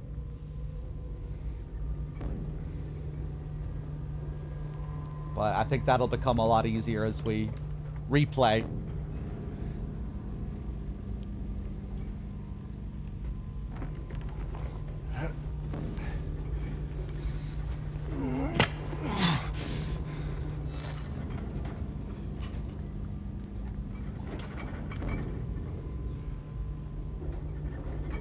Oh hey, we didn't find the little Baroness message up in the prison. I wonder, are we going to find it down here? God, look at the visuals here.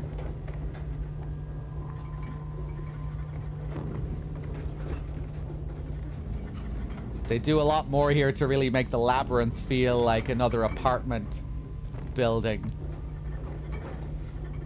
but while still keeping much of like the core aesthetic of how it felt in the original. I guess we're veering off into a slightly different look here, but the beginning area really felt like that.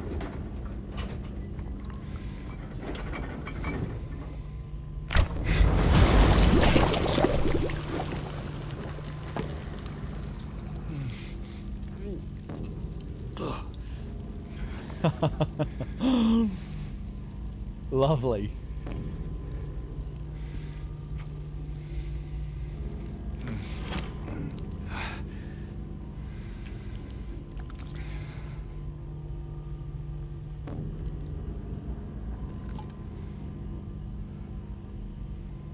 Lighter gas. Fire starter, lighter fuel.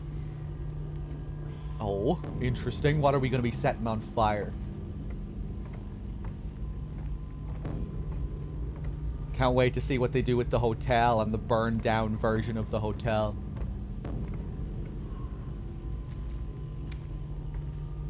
Oh Oh wow, look at this.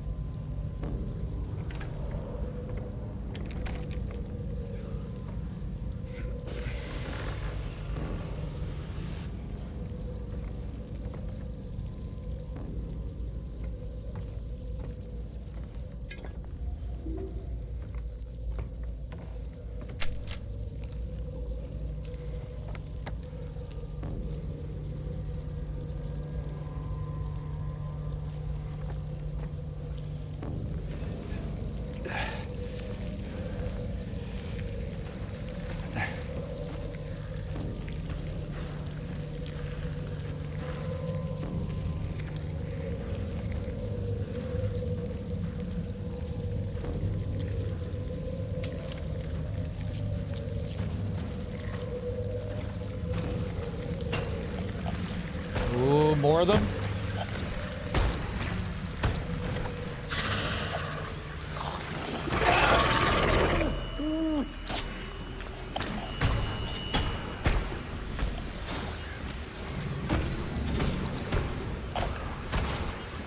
I just want to look at the place, but I have to run.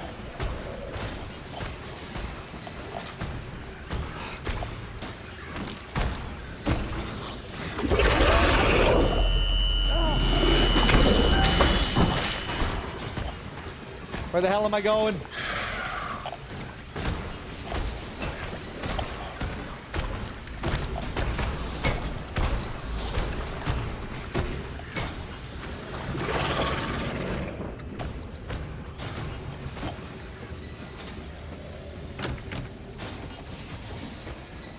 Oh god, I'm just back where I was.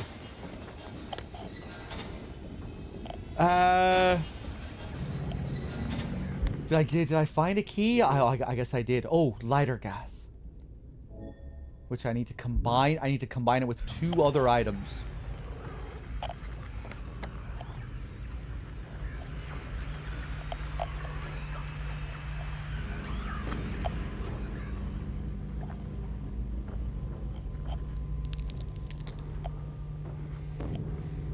Oh Christ almighty. I think I'm starting to get too tired.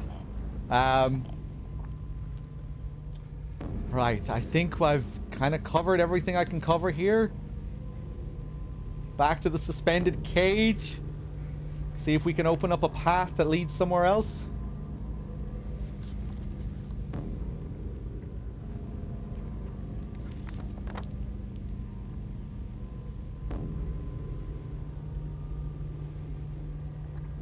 My god, what a job they've done on the major areas though. Jesus. Not a single cut corner so far. Like, you want the fucking apartment building? Here you go. On steroids. The Brookhaven Otherworld. The insane level of detail on the environments in Brookhaven Otherworld. The sound. All the unique sound, contextual sound. The labyrinth, the prison.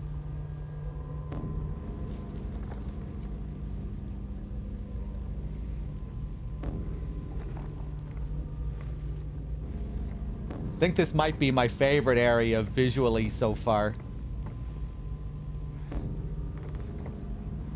Just as a recreation of the original, as another interpretation of the original. Just gorgeous.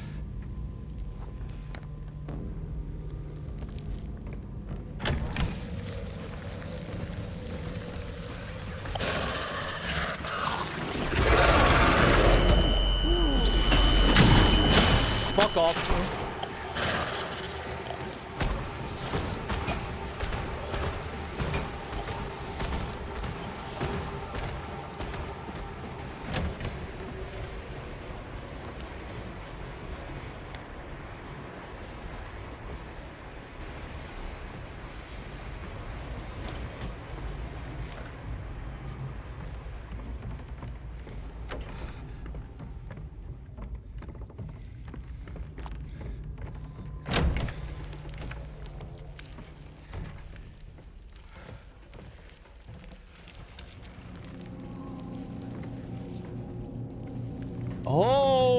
you know, I didn't even try just, you know, regularly interacting with this. Am I gonna set this on fire?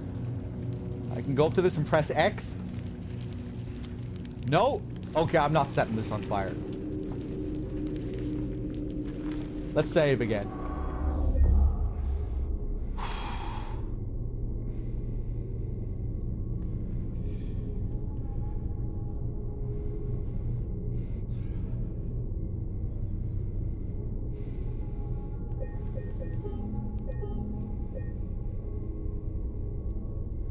For me, the other world here looks more run down, RE7, than mind-bending original. It's pretty, yes, but it lacks the symbolism from the original. In Angela's apartment, for instance, the mechanic of an engine to move the pistons. But in the original, the pistons had a whole different meaning and nothing to do with a car engine. Do you think the holes in the remake are supposed to symbolize a car engine for some reason? Yeah, I don't know. I thought it still had a really nice surreal effect. And same with the area beforehand and after the labyrinth, the maze. I don't know. I didn't think any of the meaning was lost there or changed. To me, it just felt surreal having this, you know, seeing this mechanical process behind the house. To me, that just added to the surrealism of the Orozco house. Or just seeing, you know, in the original, you just had her little bedroom there. I thought it was really nice how we just got like their whole apartment. I thought that was a really, you know, nice expanded take on the idea. And then just the surrealism of the mechanical and the flesh intertwined.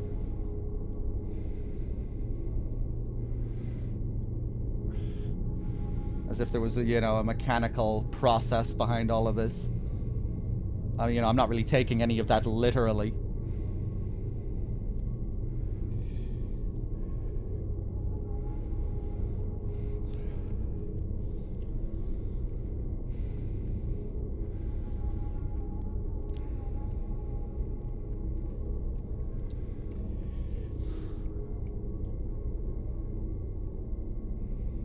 Yeah, I don't know. I wouldn't be trying to apply the mechanical nature of it to, like, anything specific. That's just the other world. You know, it's a place of rust and cages and all these more mechanical structures. It just felt like another world, more hellish. Just making her apartment feel more like this hellish place. I don't know. I can't really put my finger on any one specific thing of what it would mean. I don't know, I just liked the way it felt and the way it made the house feel like this more mechanical, hellish place. Like the way the other world shifts and makes areas feel different.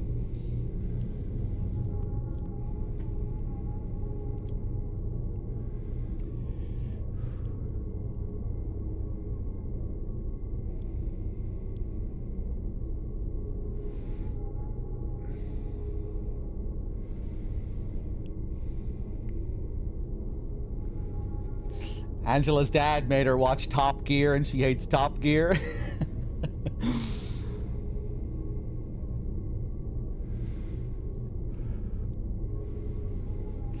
Yeah, I mean, like, I guess because in the original, I always got the sense that there was something kind of mechanical or industrial happening with the pistons, and this just kind of focused on that a bit more, where we see this whole mechanical process affecting things behind the house. I don't know, I just thought that was a cool idea.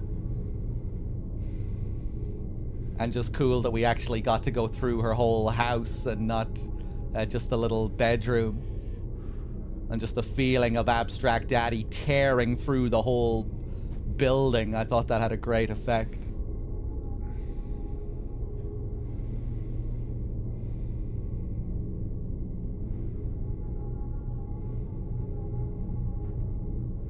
I definitely felt that some of the prison areas lost their surreal touch that the original had. I think in large part due to the missing fixed cameras, which felt so integral to how those shots were framed of James jumping down the hole, the spiral writing room not really feeling all that hallucinatory or disorienting at all compared to how it was in the original. Again, not like it was missing the unrealism completely, but yeah, I felt like some of that hole jumping and some of that disorienting geometry and, you know, the rooms, I felt like that was maybe a bit better done in the original.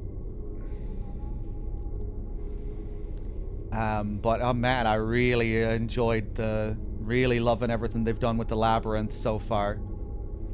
Just the feeling and mood of those first couple of hallways with the colors and the lights turned on. I thought that was one part that actually felt more surreal than the original.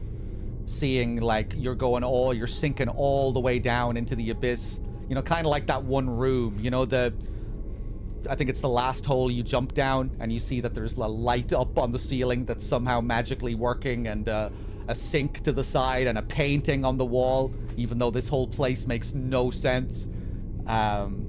It almost felt like the labyrinth, once you drop down that last hole, was like a continuation of that idea. We're all the way down in the abyss, but now suddenly we're in an apartment that has functioning electricity, and you know, we're going through these normal houses out of nowhere, these normal apartments. I don't know, I think maybe I find the labyrinth even more surreal here, which I didn't think I would ever say about an area in the remake. Or, you know, even more unreal and kind of, yeah.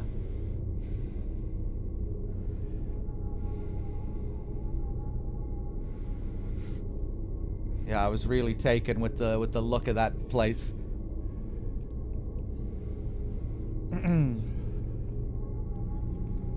Compared to the original game, how far do I think I am in this?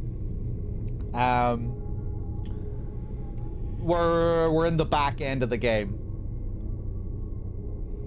This will be the second last major area of the game, and then we have the hotel as the final major area, so yeah. Might still take a bit of time though, knowing my playstyle. I play like a snail.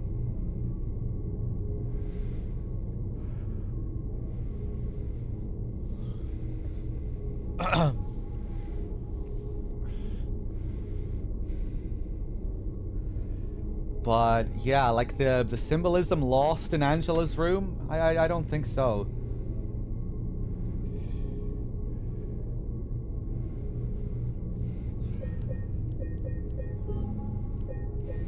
We didn't get the thrusting pistons as much, I don't think. We saw them. Did we see any of them thrusting?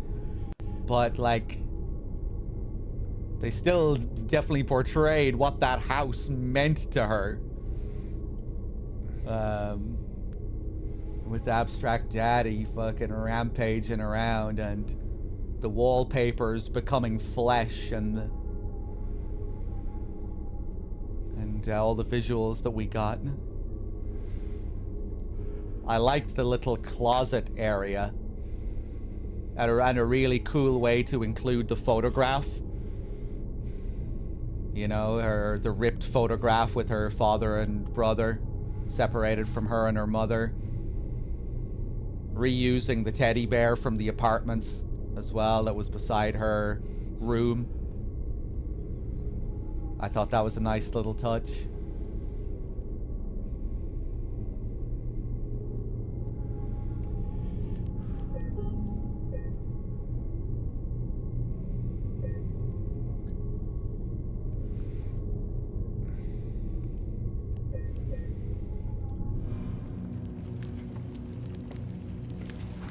Right, what the hell am I supposed to do with this lighter?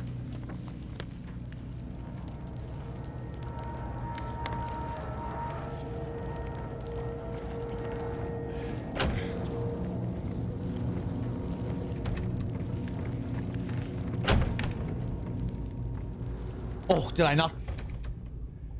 Oh no, I did go through here. Oh, maybe I can't actually go too much further back. Let me just see what happens if I go all the way back here.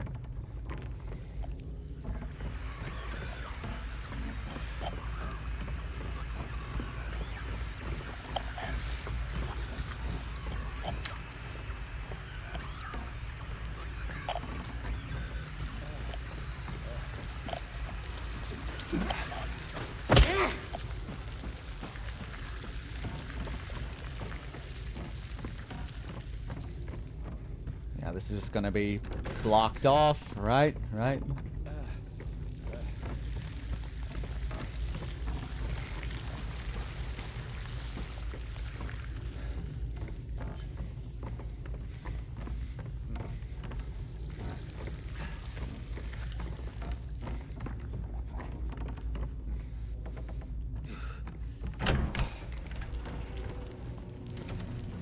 I wonder, will some people think it was a bit too much of like an action set piece?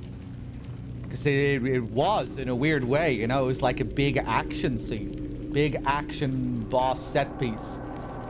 But I don't think it ever really lost what it was there to express, you know? It felt fucking dark and intense in a way that worked, I thought. Maybe it started to feel a bit overlong towards the end with all the different phases, but I was taking my time.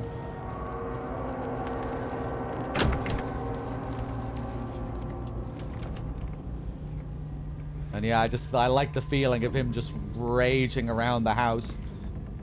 Great visuals as well with how it was, you know, started to fall down, how it started to crumble.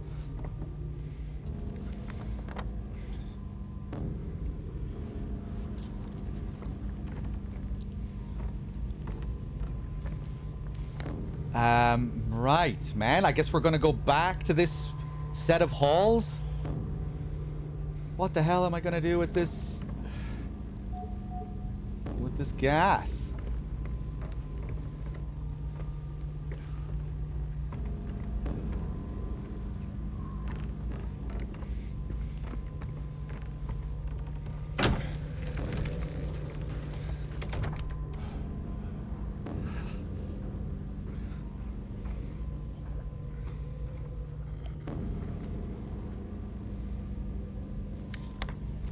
Hold on 1 second.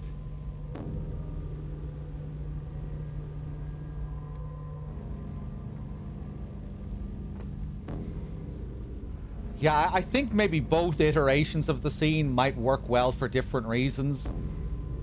You know, with the more subdued, intimate approach of the original, where it was just like the corruption of her bedroom, and that on its own, with just like the focus completely on this one room, and this room being her bedroom. And then this more expanded approach where it's like the whole fucking house and the little closet area where she hid, and this idea of the whole kind of place turning into this torturous place, this whole house. Yeah, I don't know. I think I might like both approaches for different reasons. I think it still works as that like more dramatic approach.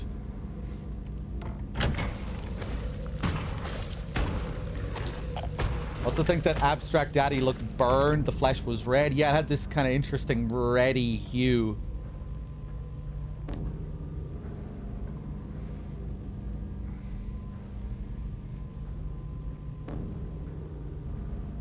Yeah, Shifty. It didn't feel like overdone to me though, I don't think, with the more bombastic approach. Like I said, I don't think it lost what was important about the sequence. Like when I was shooting Abstract Daddy and running away from him, there was like it was still very disturbing, you know?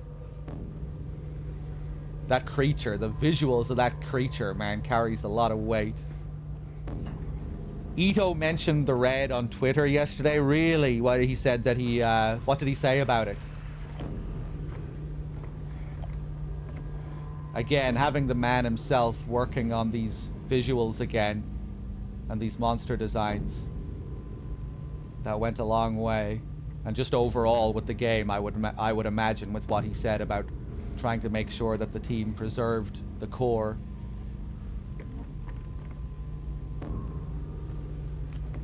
And I think he had, he said he was involved with the combat as well, which would make sense since the combat is just going to be an extension of his character designs.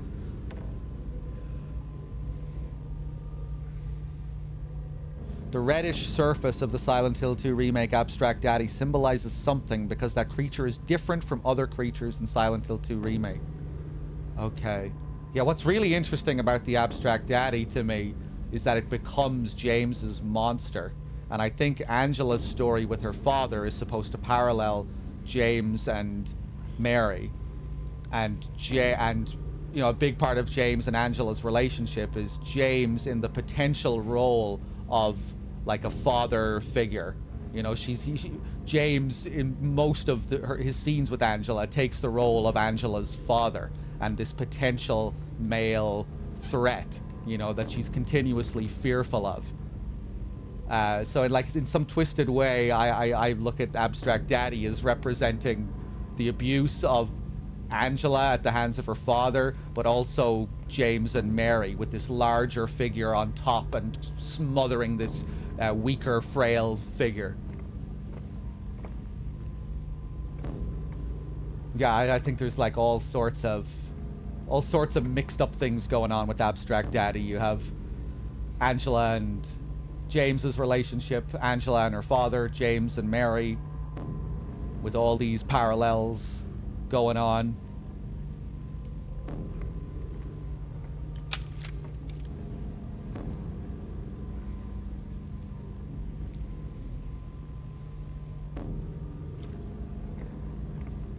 Feels like experiencing her trauma via fighting the monster made him see something of himself in it, and it stuck with him, which is really cool. Yeah, and of course after the scene when Angela starts really throwing accusations at James, you know, when she really goes in for the first time,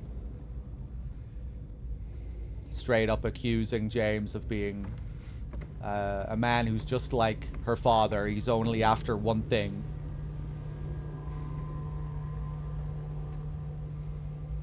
Yeah, I think I'd probably agree that that part was better communicated in the original. But yeah, I don't know. I can't even remember some of the specifics about how the dialogue was in the remake.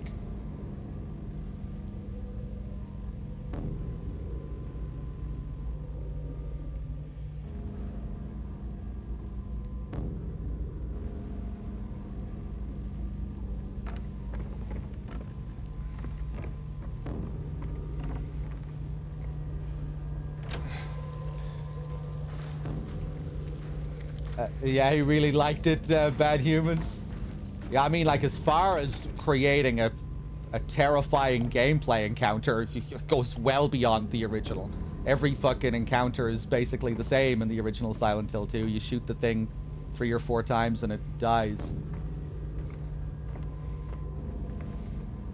As a gameplay sequence, it just kind of feels, you know, it's very underplayed. It's just a little bit janky. You shoot it 3 or 4 times and that's it.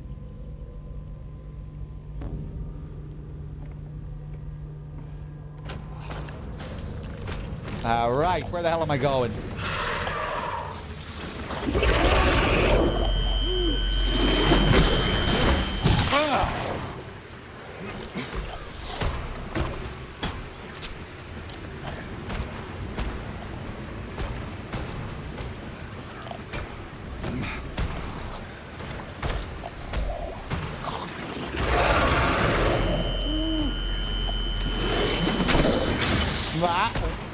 I don't think I really like the scream thing, you know, take control away from the player.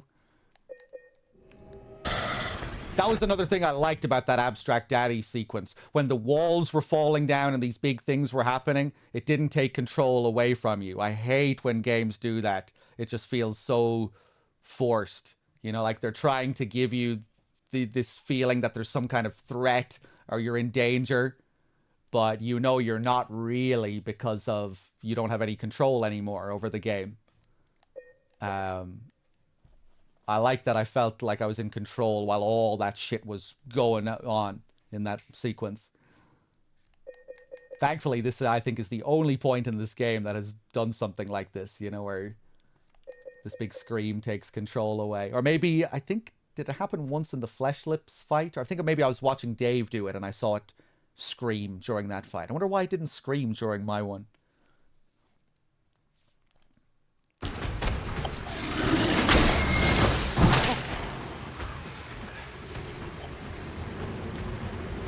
Where the hell am I going with this lighter, man?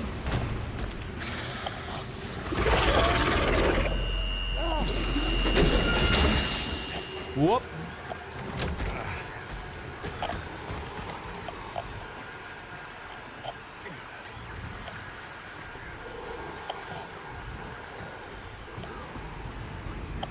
God, I bet I missed something just really clear in one of these rooms.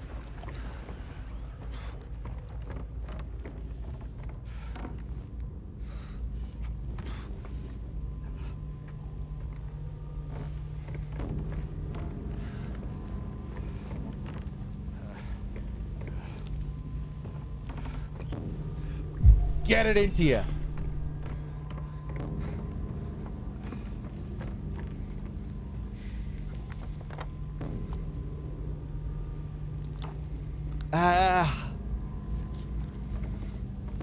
What the fuck, man? Nobody say anything.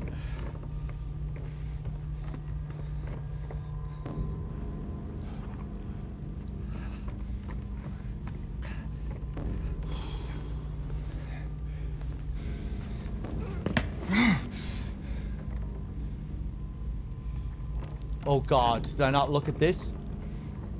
What is this? The drawing of a door, an outline of a door.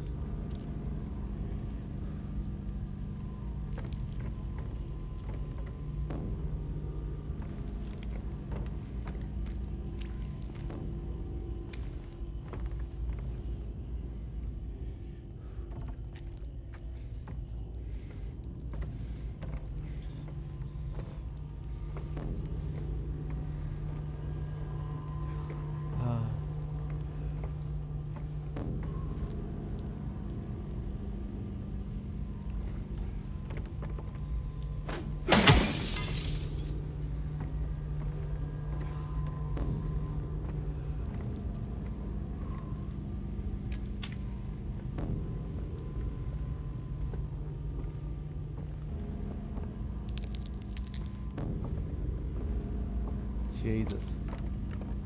Okay, thought I tried like every path. That little line up by the save, surely I tried that, right? Oh God, no, please tell me it's not just whatever's beside the fucking save. I'm pretty sure I tried going up and down. Oh God, the circle. Well, the circle is the suspended cage. I'm pretty sure I couldn't interact with that. Or maybe I just didn't look up and press X. Oh God. Let's reload. I think this might be a moment where where the lack of prompts is fucking with me.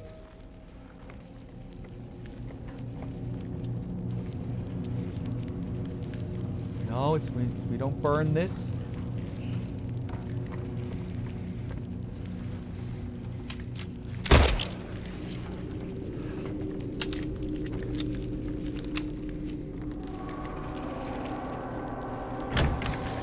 Oh my God, I just never went through this door. I don't fucking believe it. Sorry, chat.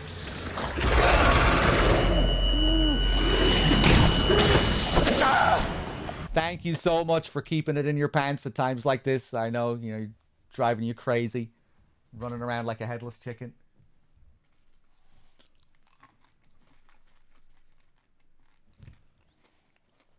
Getting distracted and talking shit for 30 minutes and doing nothing.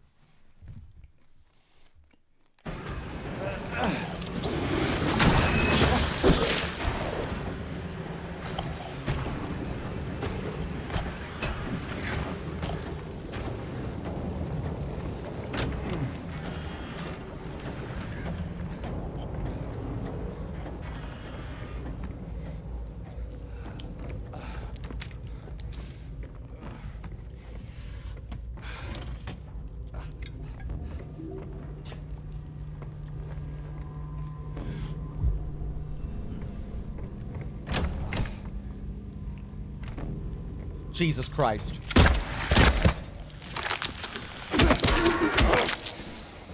Jesus. Most efficient kill of a mannequin I've ever done.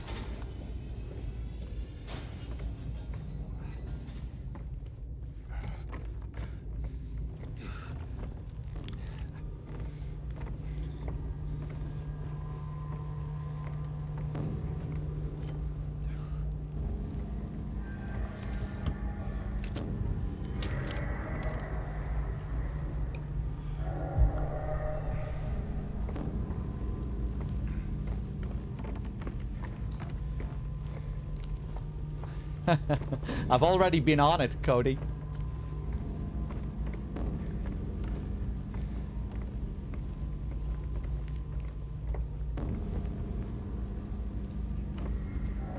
Colors are so nice.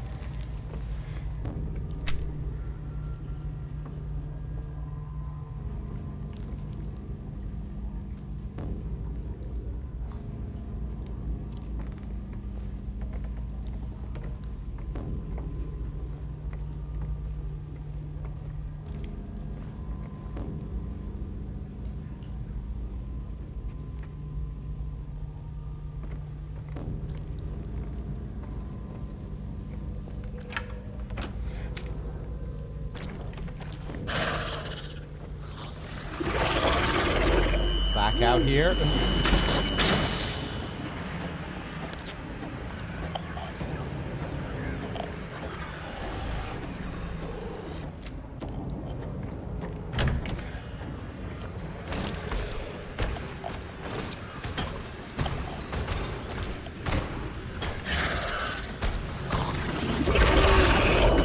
Yeah.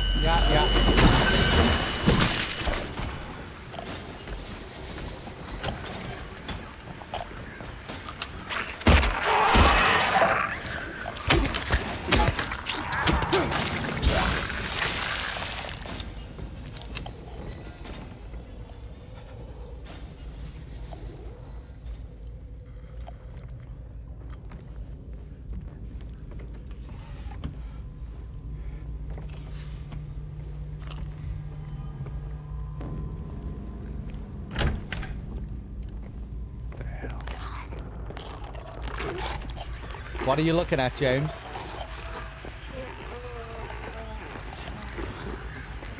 The hell?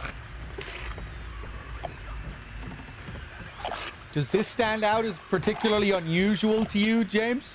After everything you've seen?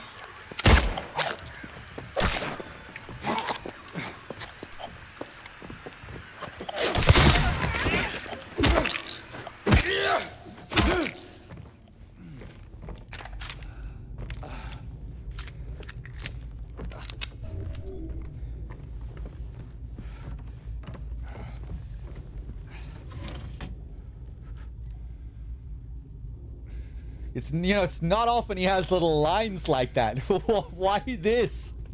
The cube that turned around that building? That might have deserved a what the hell. This? And maybe I've yet to really know why James finds this so interesting. This is kind of weird, though. Yeah, that is kind of odd. Just a little office cubicle out of nowhere, but...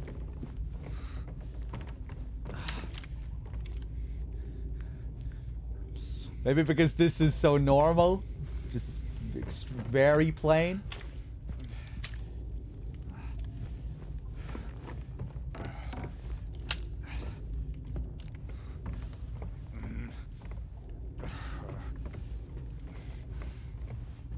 I mean...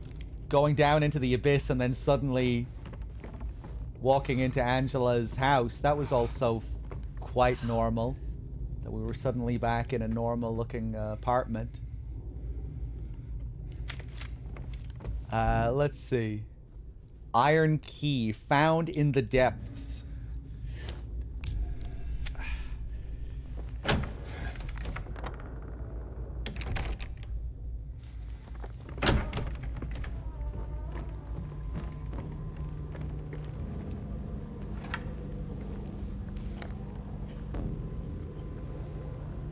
Okay, back up to the suspended cage.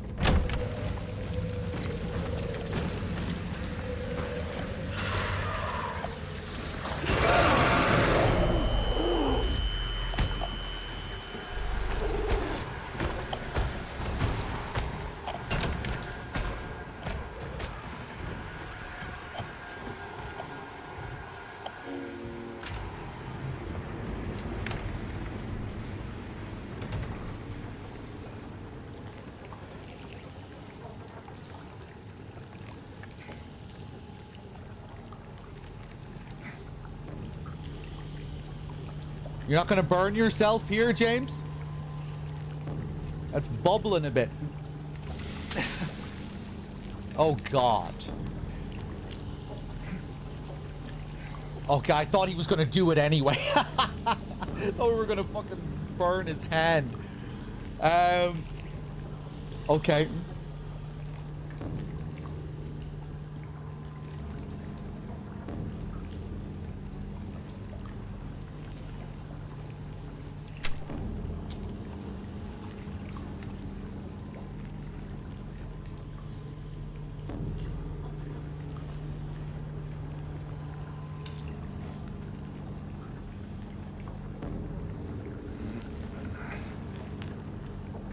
Oh, man, I just thought. Wah! I thought even more. Are they gonna do the thing with the Pyramid Head Great Knife, the cut content? How Ito originally wanted there to be like 2 sides to the scissors, but he was only able to include one.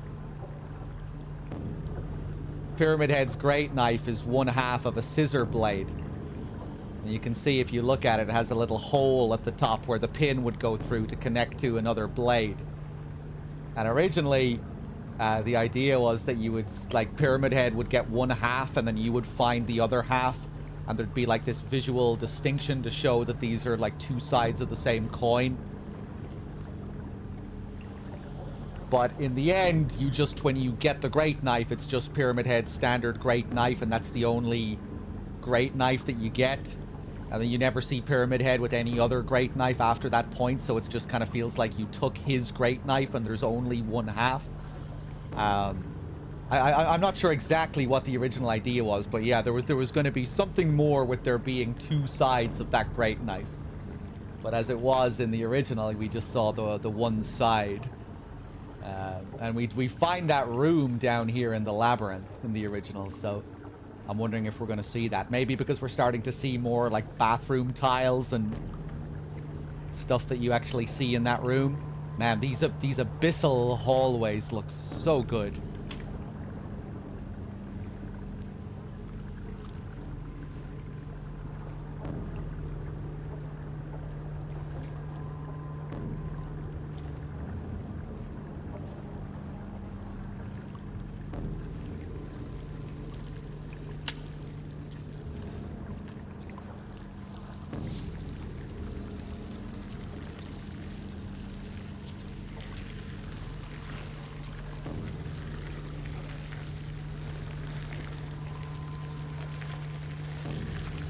Is it supposed to be a clock tower reference? I doubt it.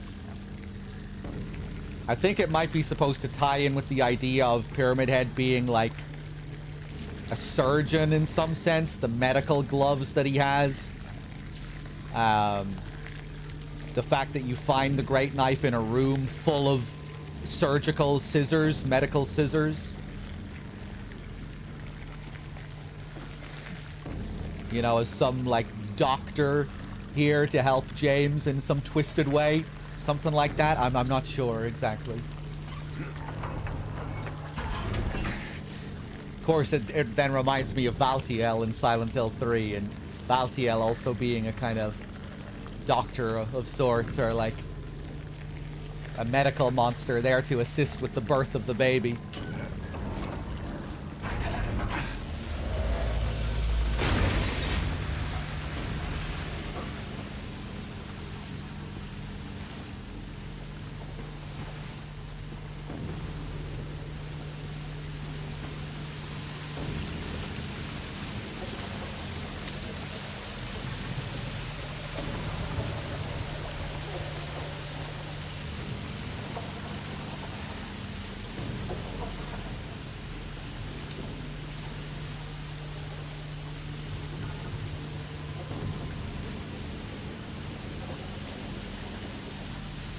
broken lighter. We need one more.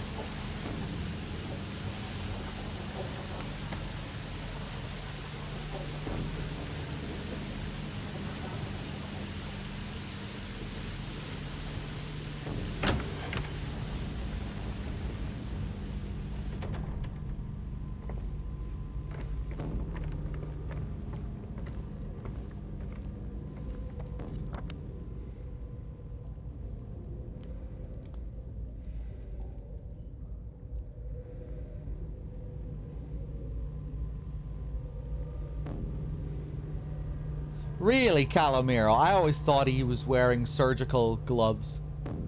I always thought it was fairly clear looking as well, like when you saw the top half of the gloves. Well.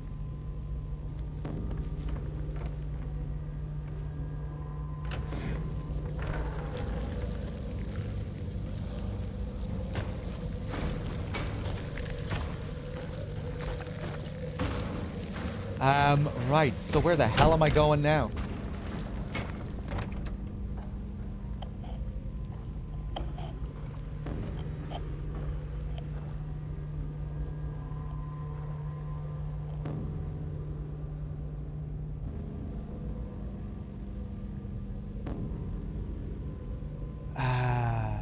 Oh, has another door opened up in the middle room? It has, it seems like. That wasn't there before, was it? Did that happen when I turned the valve?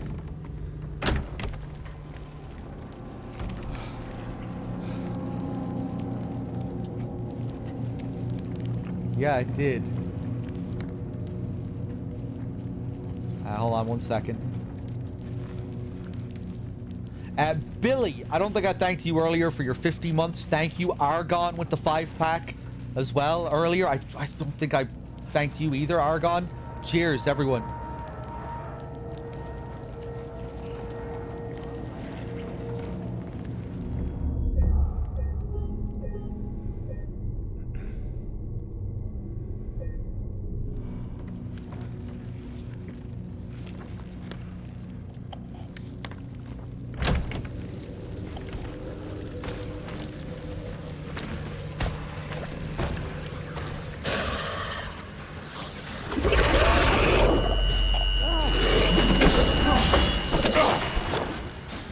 Yeah, I don't really like this scream thing.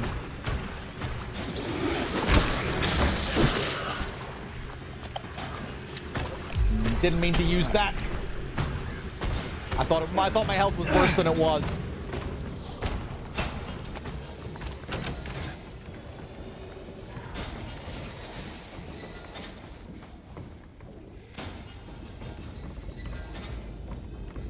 Which enemy is this? The Mandarin. Which was the rarest of enemies in the original game. It only showed up in like 2 areas. They're doing a little bit more with it in the remake. Not too much more, but a little bit more. What are the hours in the first place? Seems like you're enjoying it. My hours are going to be way, way longer than most hours because I'm really going at a snail's pace and looking intensely at all the environments. And rambling and talking non-stop. I think I'm at like 40 hours or something like that, but I think the standard playthrough it might be like 20-something hours. Probably like 20 hours, maybe a bit less, maybe a bit more. I don't know. I can't look at this book, really.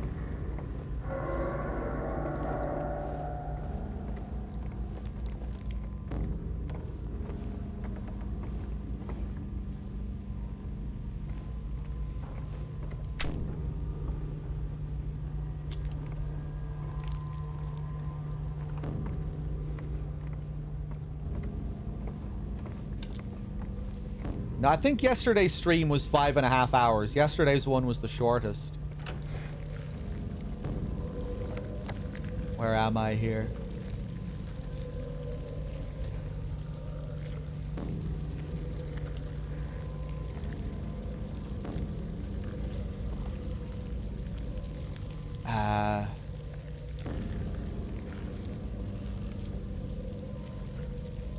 Where the hell am I going?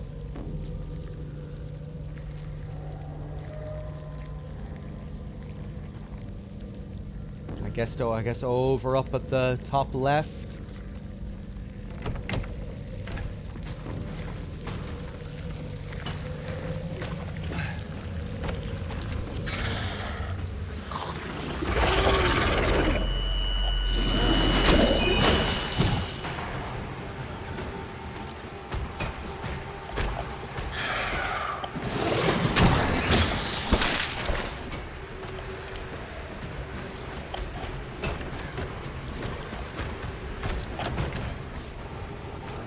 Now I'm just back here. Okay, I'll take a right turn.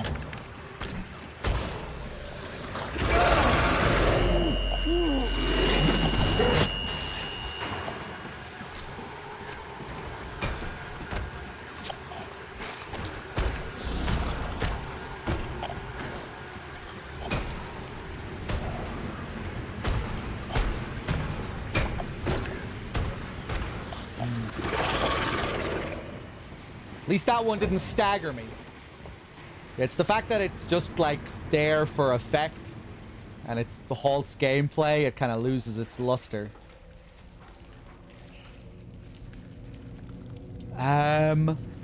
Huh. So a new path opened up here, but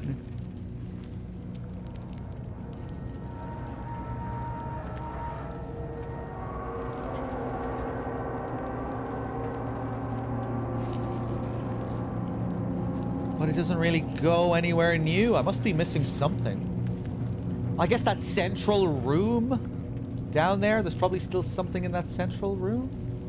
Except no, this other path will just go down to the same place. What the hell? What's the point of this new path? Maybe this path was also here earlier and this was another path that I missed? No, this is a new path that opened up.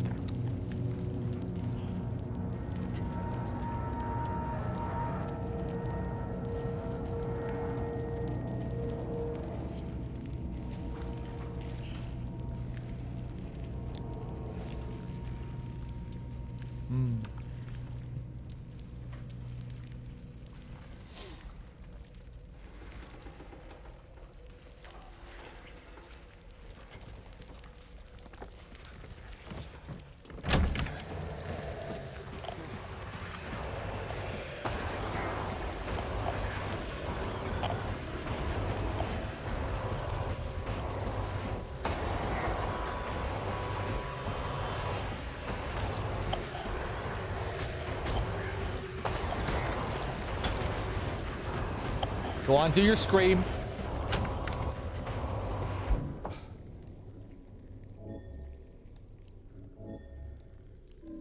Man, we still need to find the other lighter parts.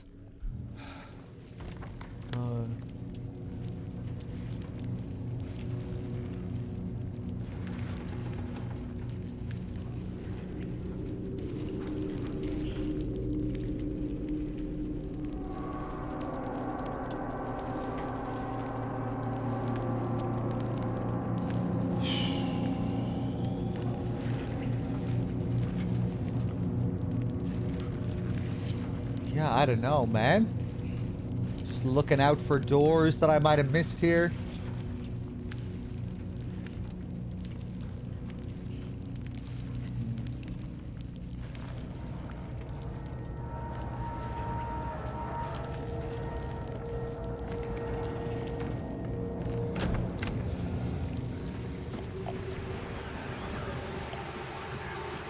Oh, there's a fucking breakable wall.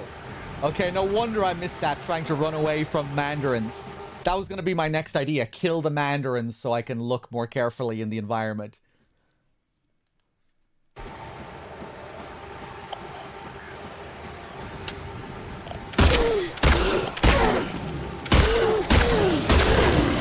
Fuck you.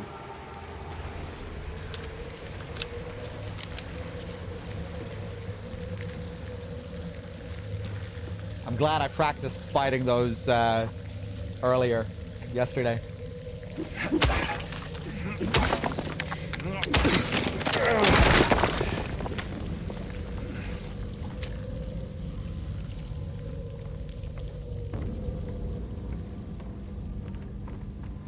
Oh, it's the original Hangman cage.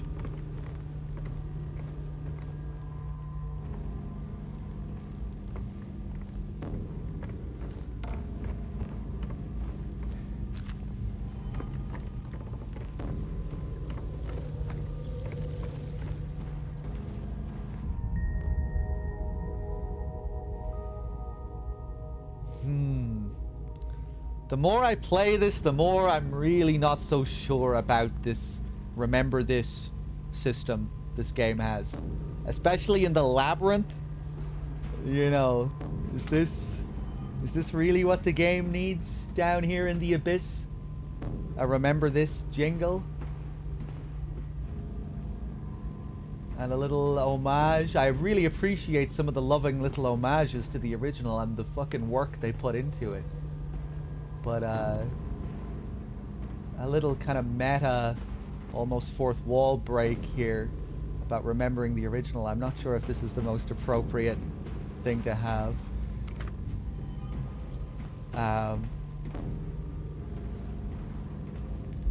So wait, did I even need to come here?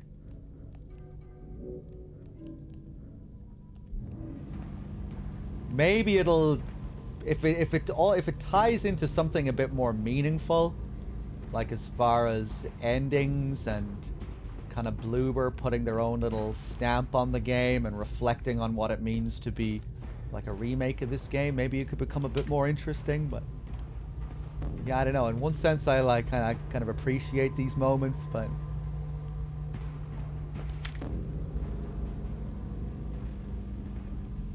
maybe it's like I was saying yesterday, maybe if it didn't have the jingle, maybe if it was just there for you to like discover for yourself and notice. But like with all the focus on it and it kind of becoming a system in the game, like, you know, like we're collecting memories. I don't know.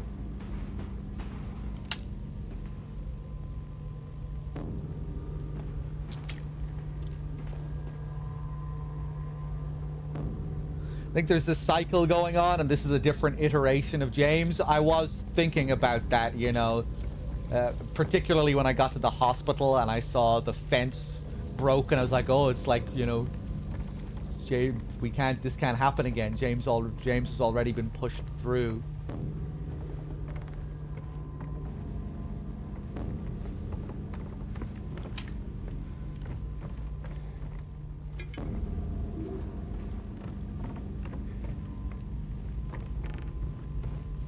But I don't think they're going to go balls to the wall in that kind of direction. Maybe there'll be like another ending, more of like a meta ending for NG Plus or something. That's kind of something I'm expecting.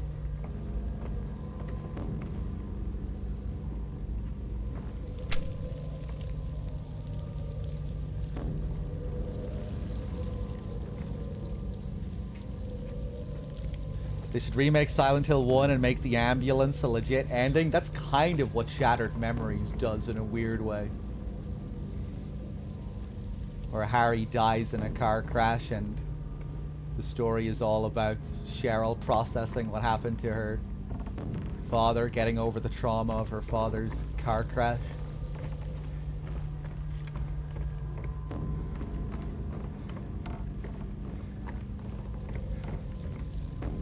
Right, so this is just a little reference here.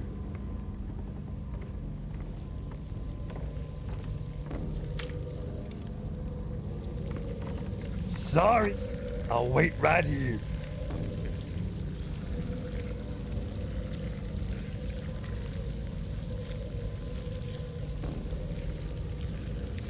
Well, shit. Right, maybe there's another room, another breakable wall over here.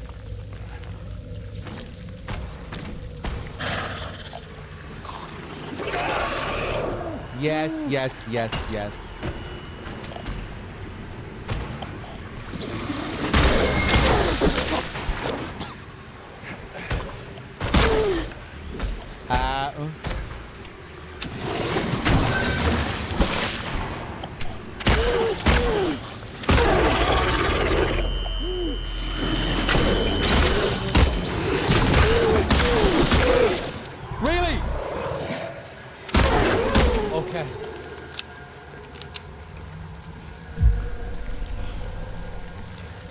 Felt like it was something else that was screaming there.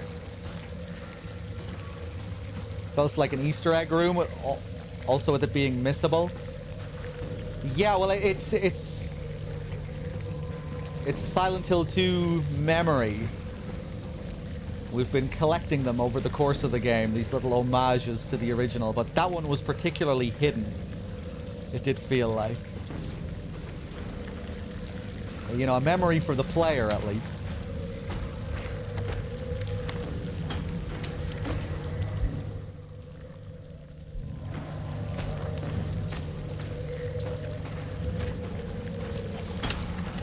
How am I doing on regular ammo?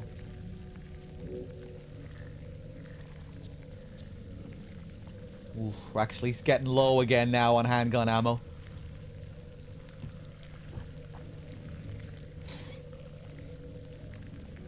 How am I doing on heals? Jesus, we're getting low. A bit lower again now.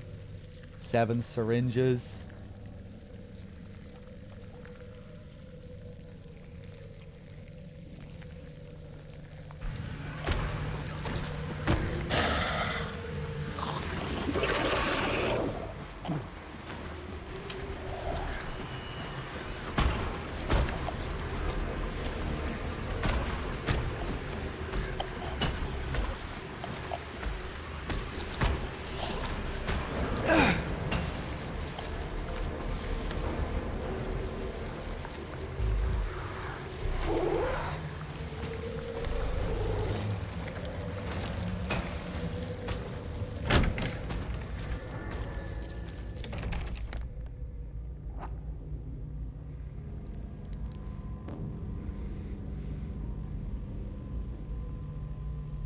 Back in here to areas that we've already been. Is that still James smothering Mary in the background? It is, yeah. It's quite disturbing.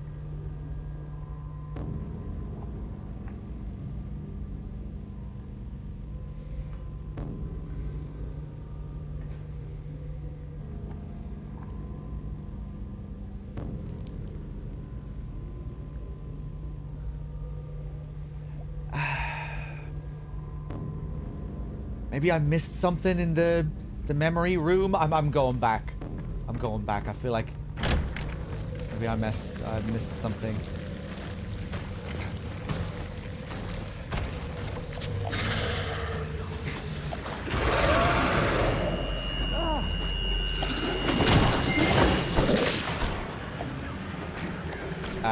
Other side.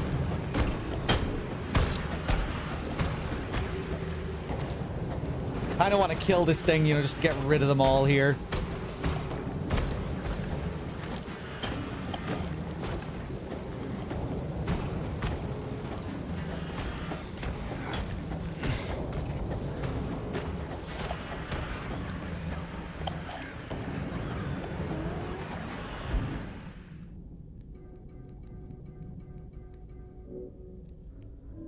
Okay, I thought maybe I was forgetting about a key or something.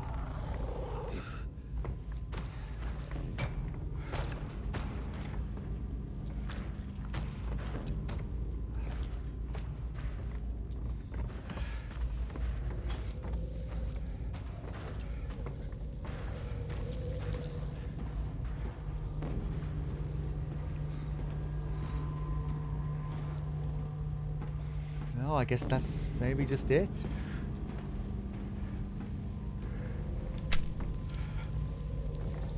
Well, fuck me. Where the hell do I go? Why? What is the purpose of this path? Okay, I'm gonna ask someone a question. Who do I ask this question to? Fuck it, I'm just gonna ask the chat generally. All I want is a yes or no answer to this question. Don't tell me where I need to go or what I need to do to get the next item. I'm just curious. Heinous, was this path here this whole time accessible from that central room there?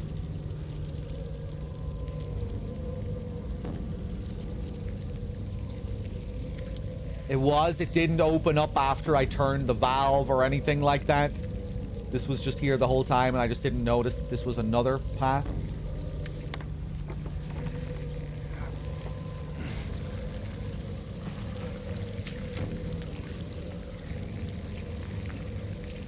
Christ. Maybe I'll just give up on this one and ask chat for the solution. Probably just in some room that I've already been to.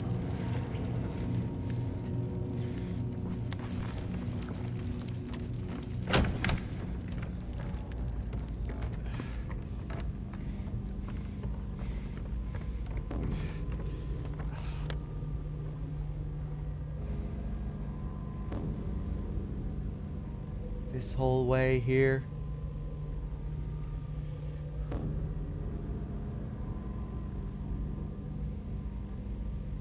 That room with the cubicle.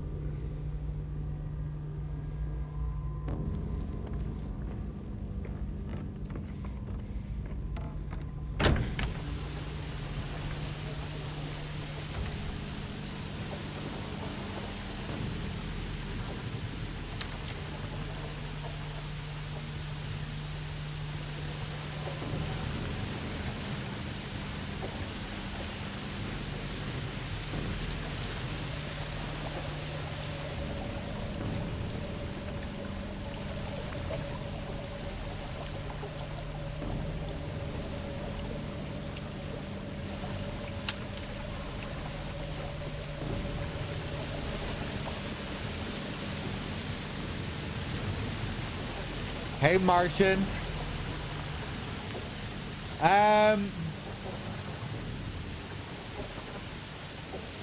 Nothing else up there. Am I gonna do it? Am I gonna ask for my first true heinous here?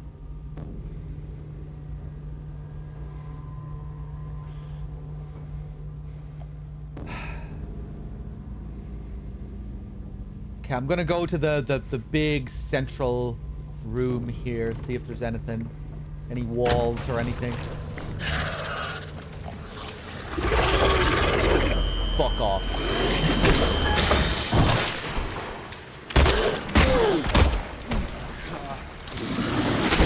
Oh God, what is this?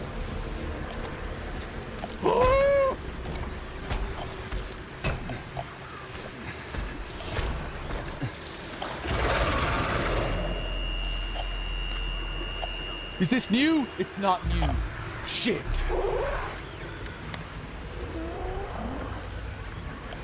I don't remember being here.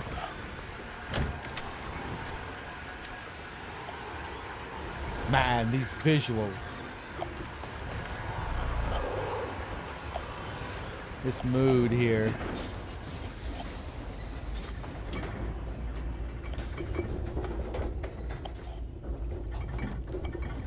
You have something more for me in the fridge?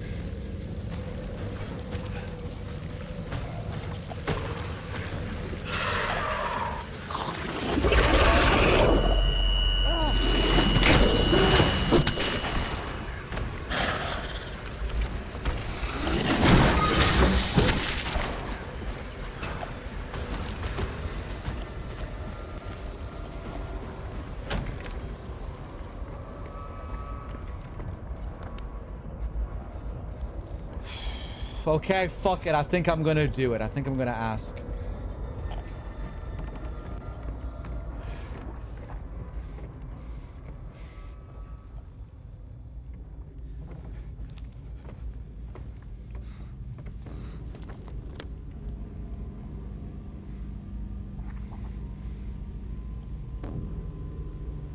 Ask it to me directly first. Have you prepared a riddle for me, Crow? Trying to see if there's any part of the map I haven't checked. It's probably just in a room that I've already been to.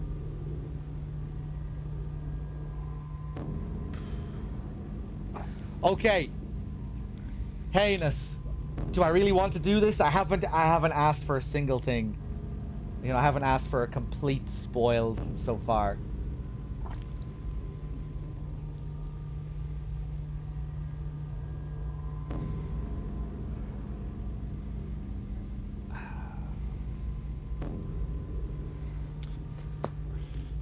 Oh, you were just gonna say you don't know, you asshole. I'm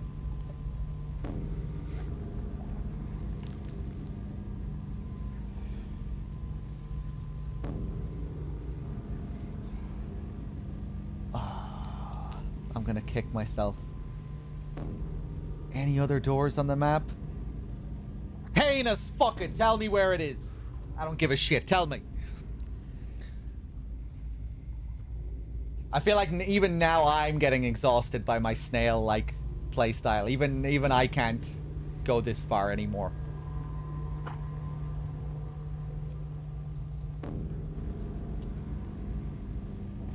I'm so disappointed in you. No one knows? No one knows! Now's your chance to backseat.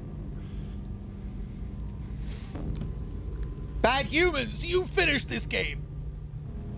But I guess maybe you still don't know because, you know, you've only played it once. You might not be able to remember. What am I looking for exactly? I'm looking for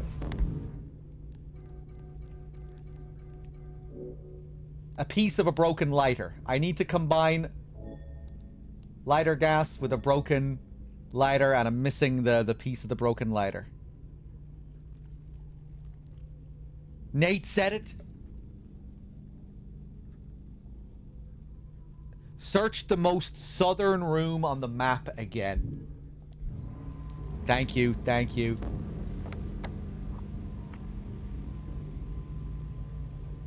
The most southern room on the right side? The big square? The square room? I was thinking about going back there. I should have double-checked that room. But I was pretty convinced I already found a significant key item there anyway, so I thought, no, that's all that's gonna be there, just that one key item that I already found. The desk room. The one on the left. Oh, just that place with the arrows going to both sides? Oh, Jesus Christ. Okay.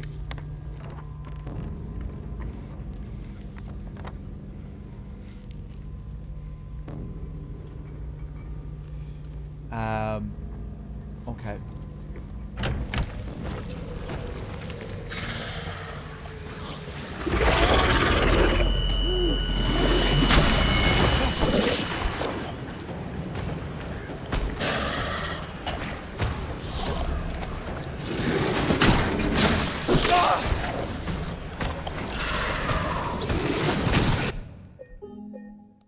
Suck my balls.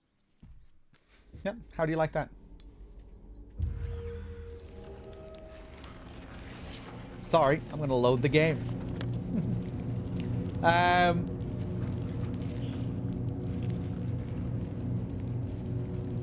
Right, I still need to open up those other paths now if I want to go back and get the memory scene.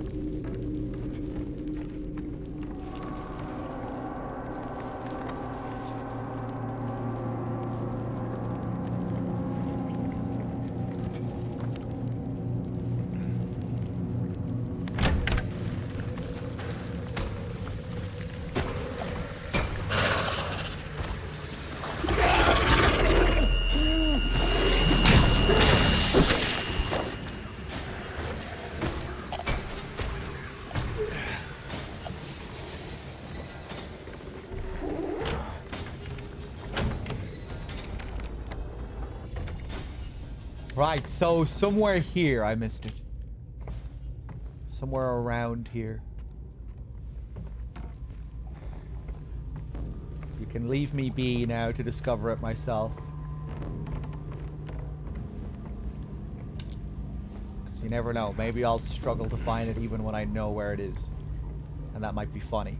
Oh god, please. Did I not go up to this and interact with this when I came in here? No fucking way. I definitely remember seeing this, but I probably said, oh, let me explore the rest of the room and then I'll come back to it. Did I never come back to look at this? I bet this is it, because I don't remember interacting with this. Oh, dear Jesus.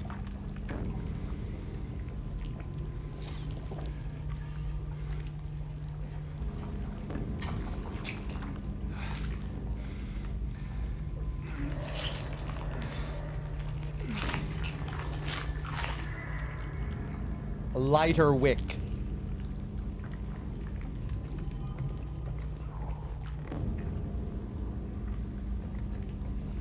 I'm not sure if I like them repeatedly doing the hand in hole thing. It might actually remind me of Homecoming a little bit, and not in a good way. I don't know, like the player having to press X each time. I know they're trying to do it to make it more immersive, as if the player is feeling it, but I'm not sure if I actually like that. Let's see.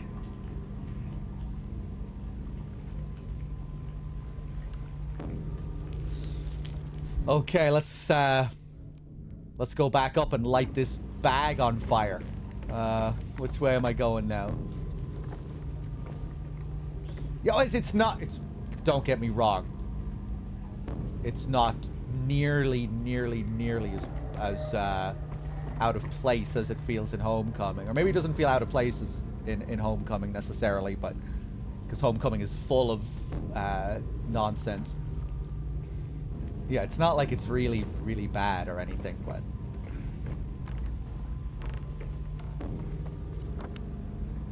yeah, I'm just not sure if I'm the biggest fan. Let's go back over this way.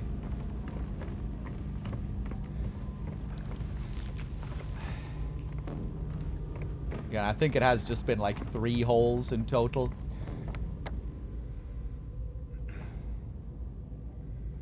And yeah, I think the cutscenes just might have communicated those moments better in the original, like the toilet and the moth hole.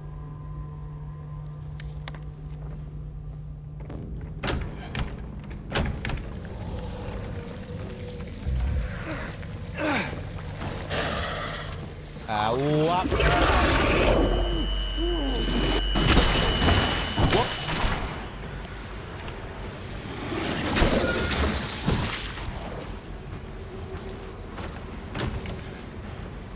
Okay, maybe I'm not even supposed to use it here. Suspended cage. Oh, right. Yeah, we burn it here. That makes sense.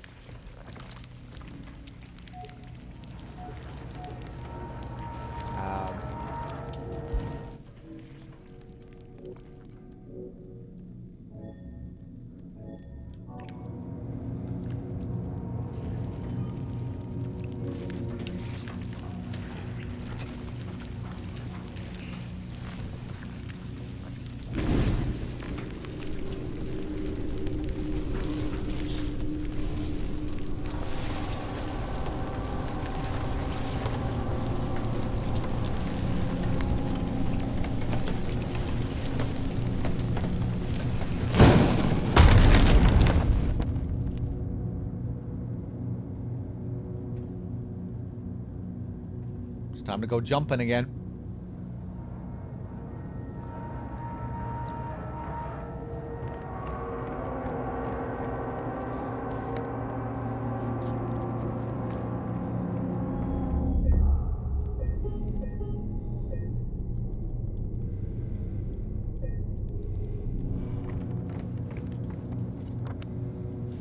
Okay, I want to go back into the memory room. I think there was a health drink in there too.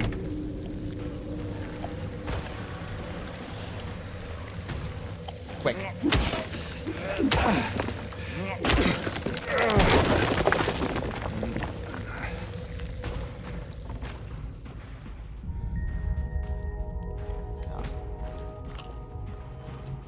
Oh, the good old days.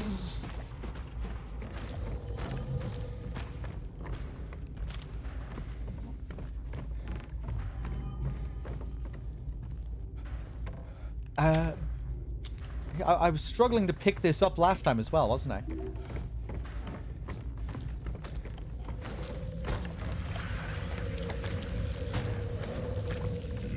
Go, go, go.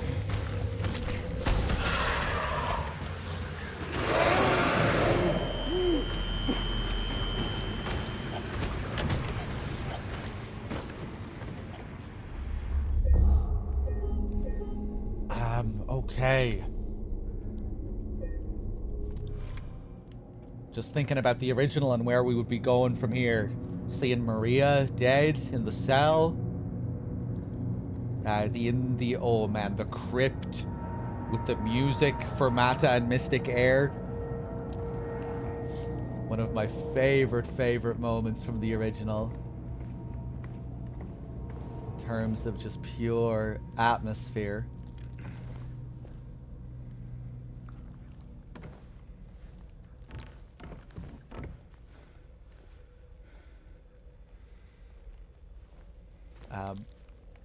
James, you okay? James is paralyzed.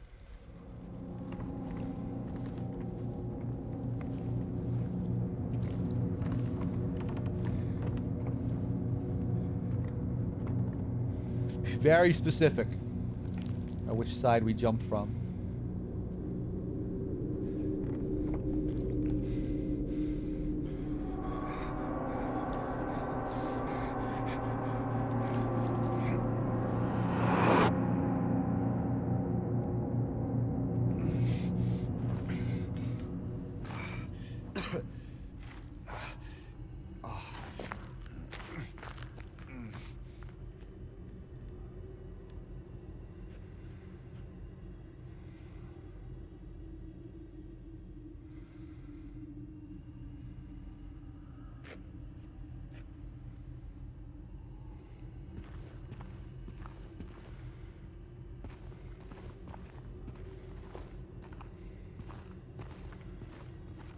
Cool. I like that the rest of the room has a ceiling.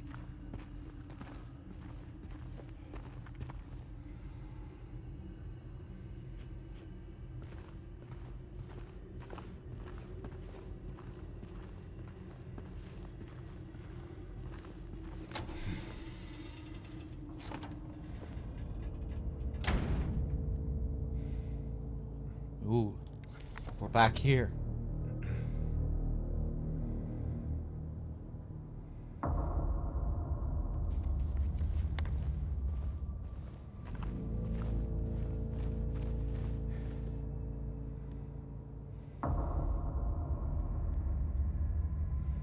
That's a bit of a mind fuck. After jumping down the hole. Right, what has changed here? Strange wall.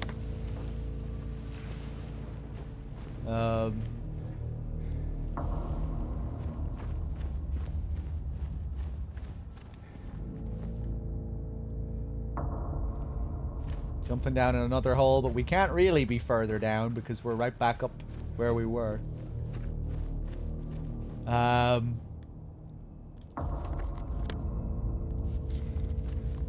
don't want to go back to Maria because I don't want the Maria ending.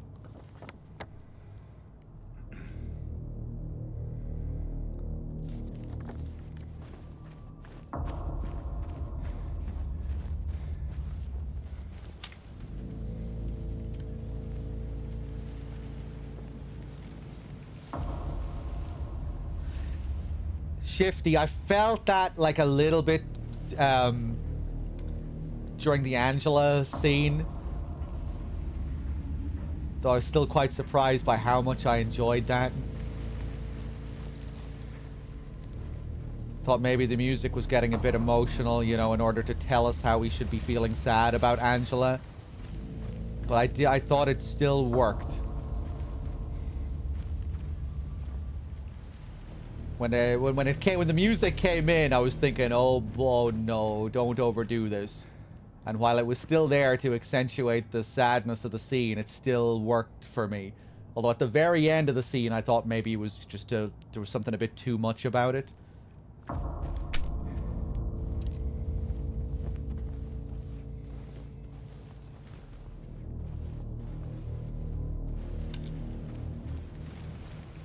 But I guess I was just so enthralled by that sequence and scene overall that those little things didn't take away too much for me.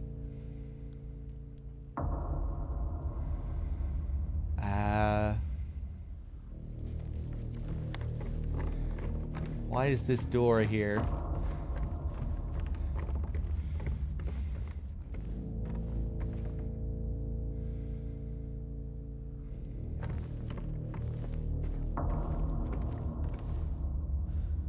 I never played a Silent Hill game enough to pick up anything about the story.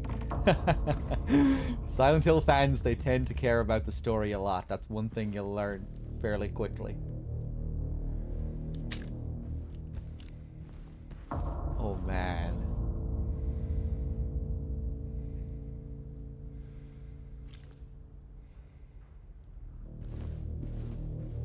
Said it a couple of times already, but they've really nailed just the lighting in these moments, and just that feeling that you also got a lot in the original. You know, just like the little, like just the void, the abyss at the back of a room. Like the couple of steps ahead of you will be lit up, but then there's just like this abyssal void at the back of a hall or at the back of a room. Like, this is just so on point. The feel of this and just the colors and this replication of the labyrinth feels so similar but very different at the same time.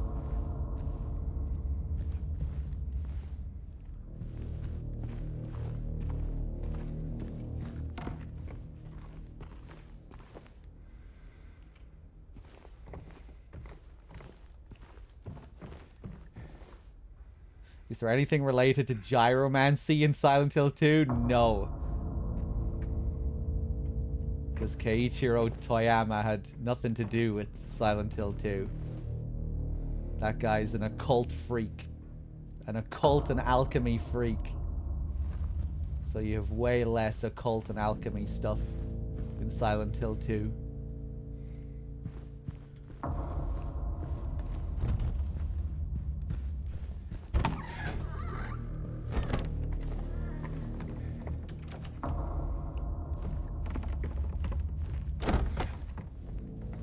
Right, yeah, now we're all the way back here. Jesus.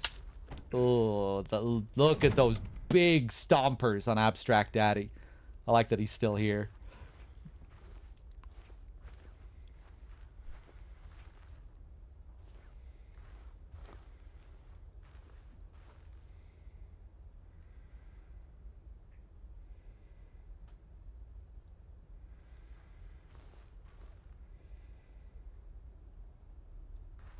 Oh man, the detail.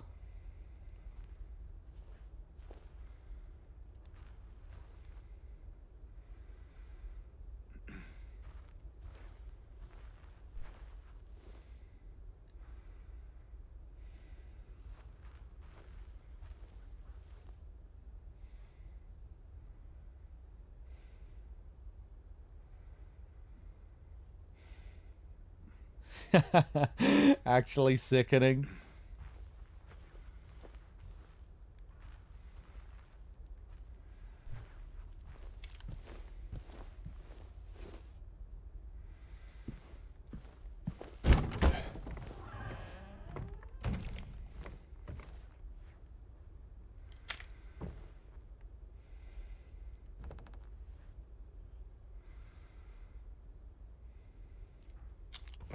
Did we ever go into this room?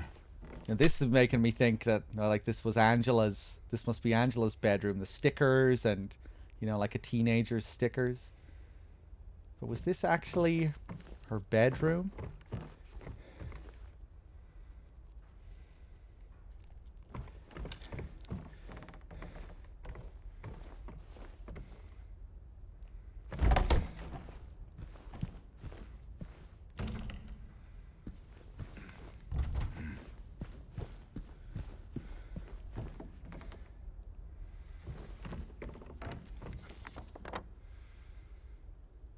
Okay, let's check out that strange wall again.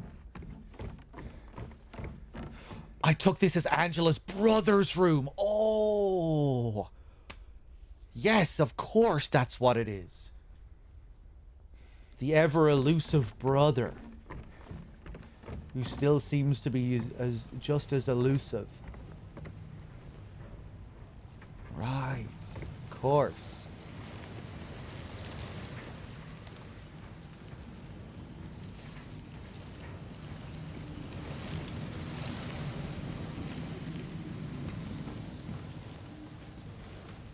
Well, okay, that's still like that.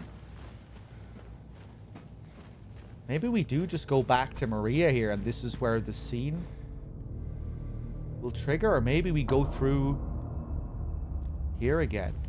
I'm gonna reload the save. I did save here, didn't I?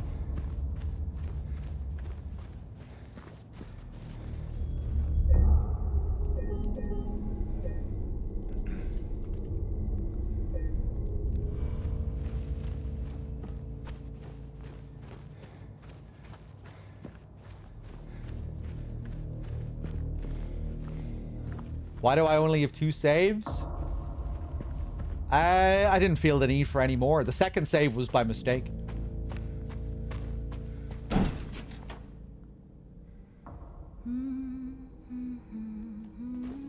Fuck off.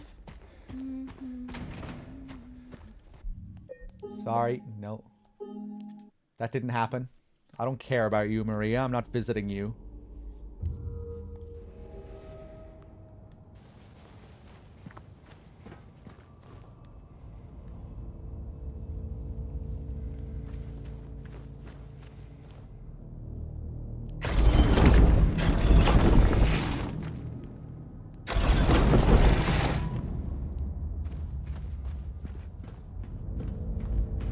Oh.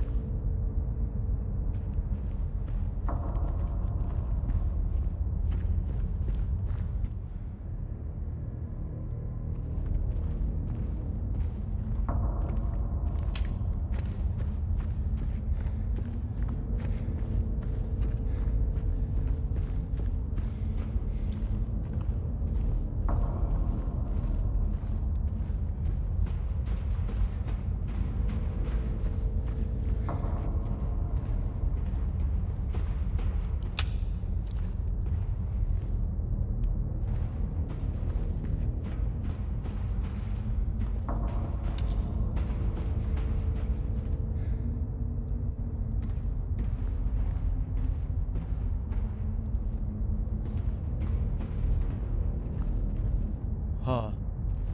Nothing.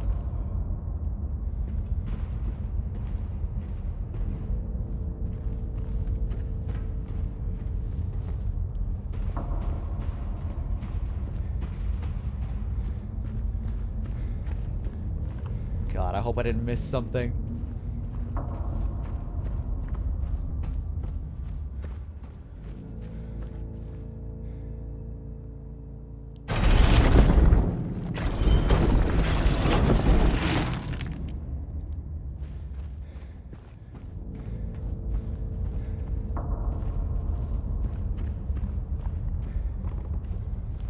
Yeah, pretty sure this was one of the ones that I checked before. Damn, James glitches out at the edges sometimes here.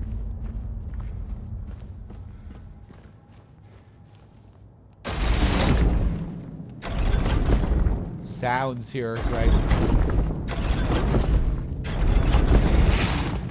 Okay, I think this is new. I don't remember checking the room with this symbol. Oh.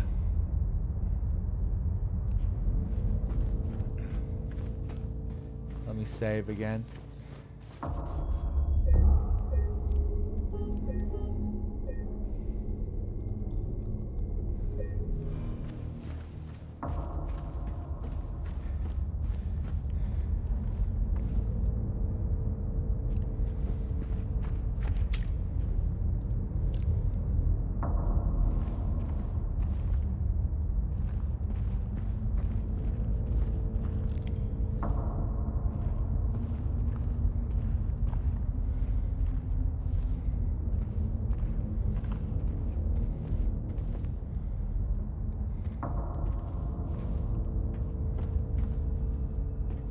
What a weird experience playing this game.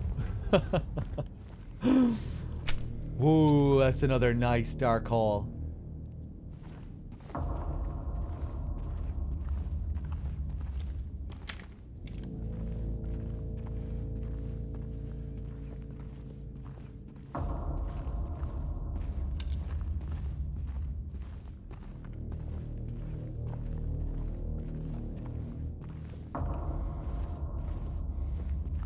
This little track here, yeah, this isn't in the original.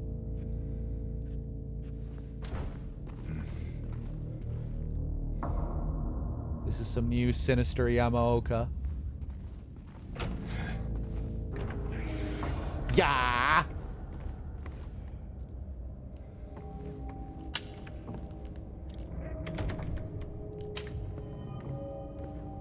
Death. Collected. Did it say that when I opened up the map for the, you know, for the first part of the labyrinth? He just opened it randomly, and it was great. But now we're just collecting other parts as well out of nowhere. It's kind of funny that the game is saying that. Almost kind of clashes with the surrealism there, game. That first reveal is really cool, though. The way the game just stops and he opens the map out of nothing.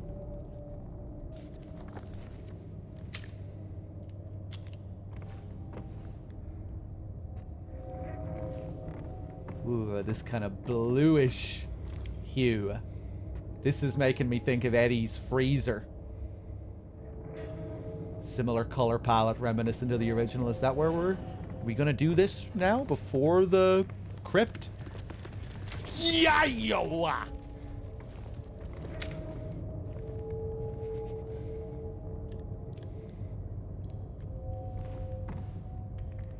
We getting frosty. I recognize these colors. Ooh, is this ash?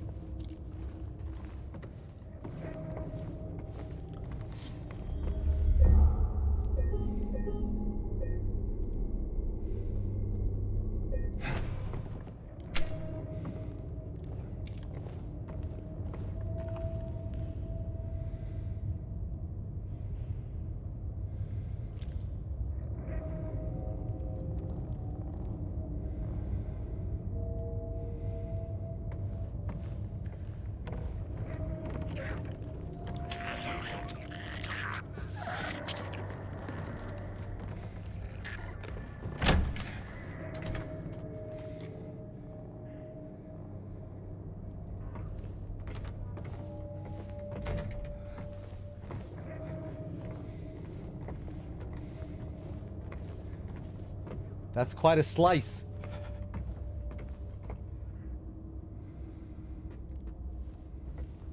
That little shudder from James there.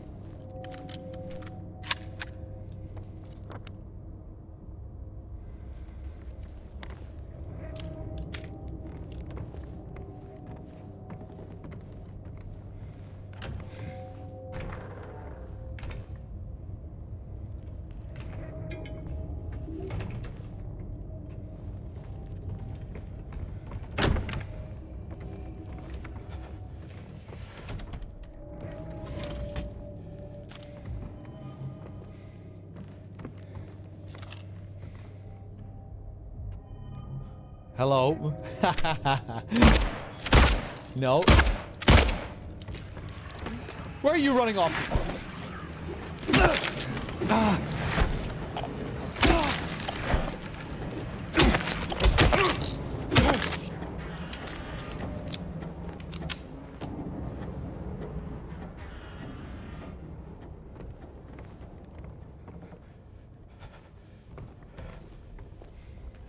Yeah, you feeling the chilled here, James?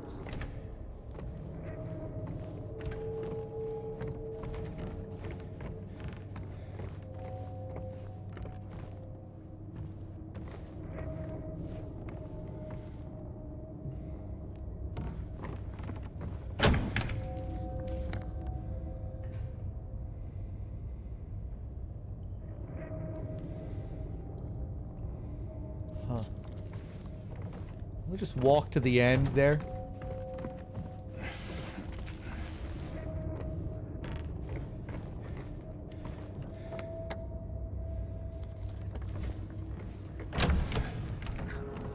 Ah!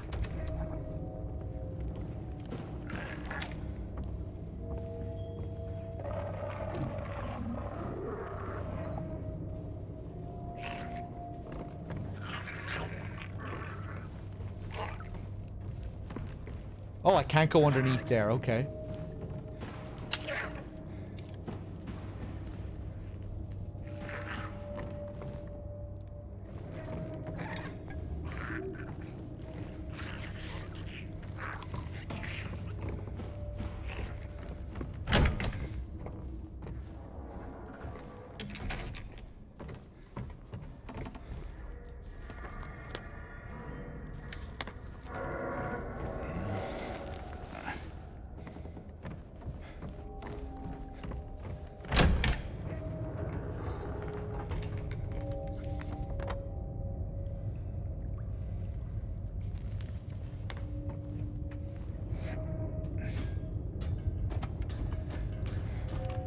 Did we get something with the invisible ritual monster?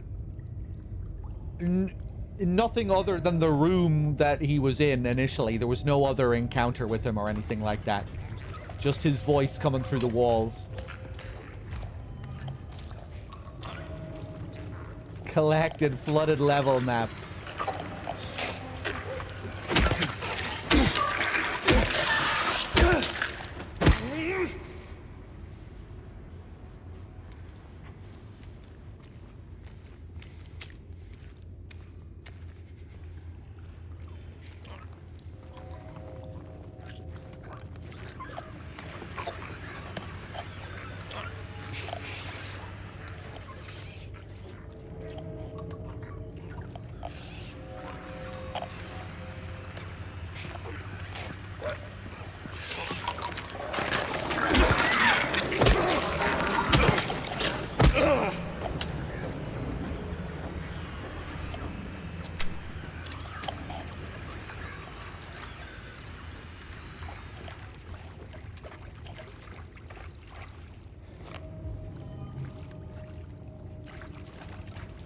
I think you can turn those off. The ammo collection pop-ups. Yeah, I guess I don't really have a need for any of these pop-ups.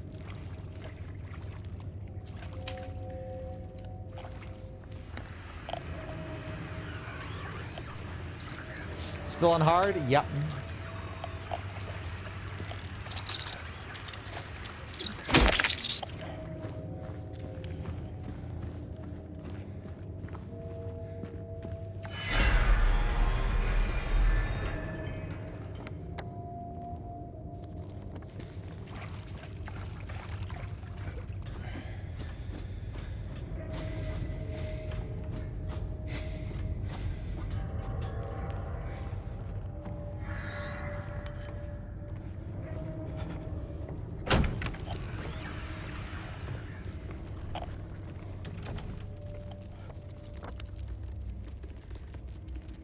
Handcuffed gate.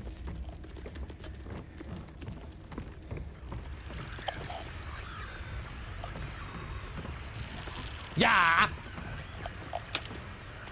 Are you okay there, Mr. Mannequin?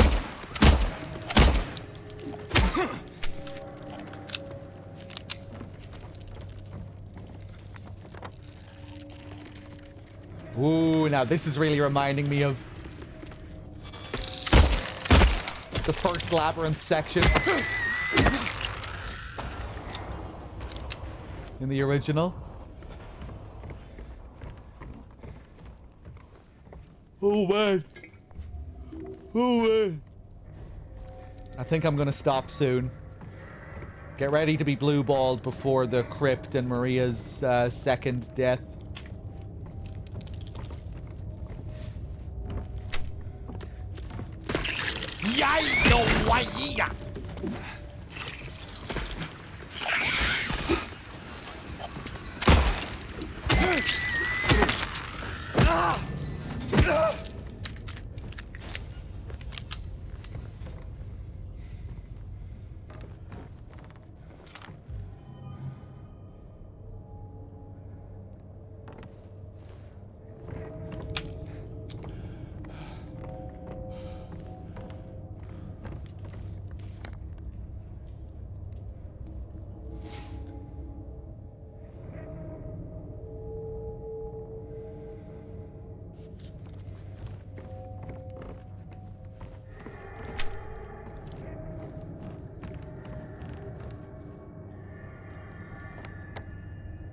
Okay, let's sink back down here. This isn't where I came from, is it? No, it would have been marked.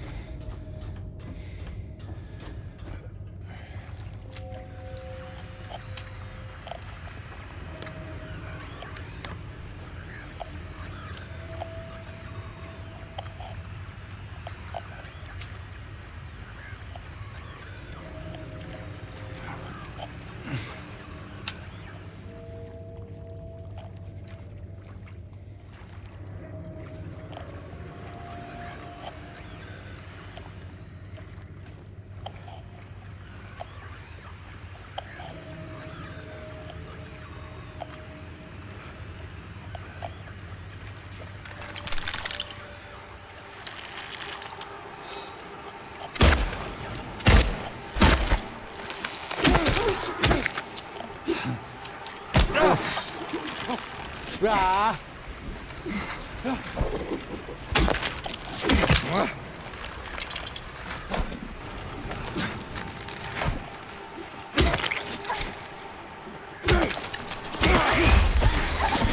This might kill me. Fuck me.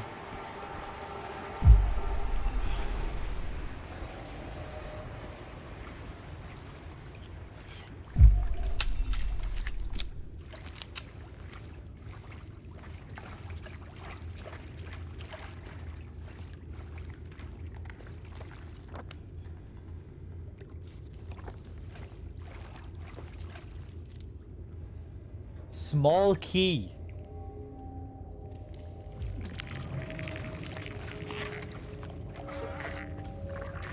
Hello there. You gonna come through a wall?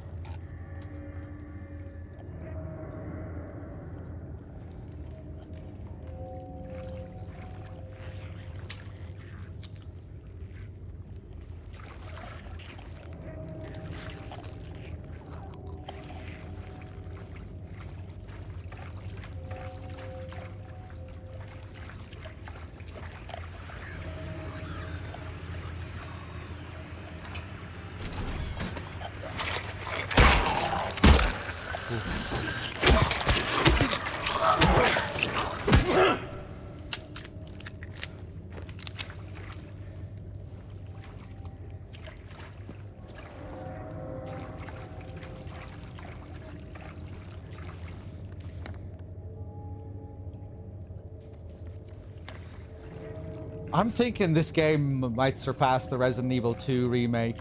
I feel like the ambition of this thing surely goes well beyond what the RE2 remake was as a remake of its original game. The scope and the fucking scale of this thing. How expanded and reworked every major area is. Absolutely absurd attention to detail in environmental design. All of the reworked puzzles. This game is very much following in the footsteps of the RE2 remake. And all it takes is this screen and this shot here to show you how it was inspired by it, I would say. But like, in terms of the sound, visuals, the scope and scale, at its core, in terms of just the pure survival horror elements and the exploration and the gameplay and the combat and the tension and intensity of all that, I think I would have to say it has to go beyond the RE2 remake. But again, I'm much more of a Silent Hill fan than I am a Resident Evil fan. So I guess I'm always going to be biased towards the world of Silent Hill. You know, it's just more to my taste. So.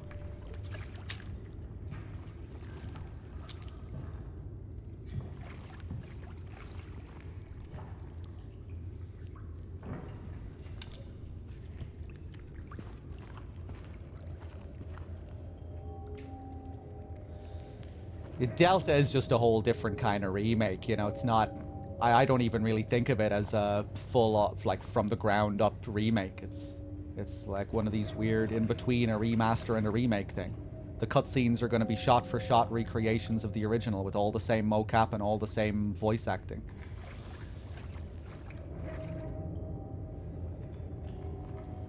That alone means, in itself, is just like, it makes it a much less interesting prospect, fundamentally, like right from the outset. It's way less interesting to me as a project.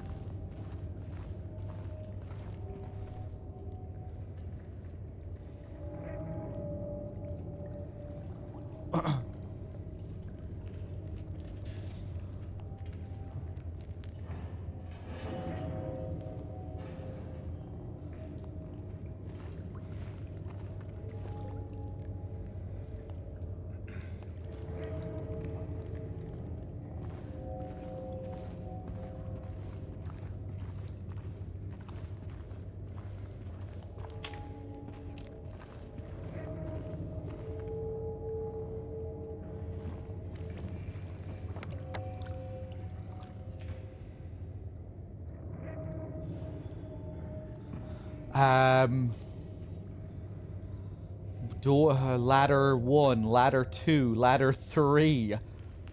How have I marked all these ladders on the map already? Have I been up all these ladders and down all these ladders? What about that other path over there up top?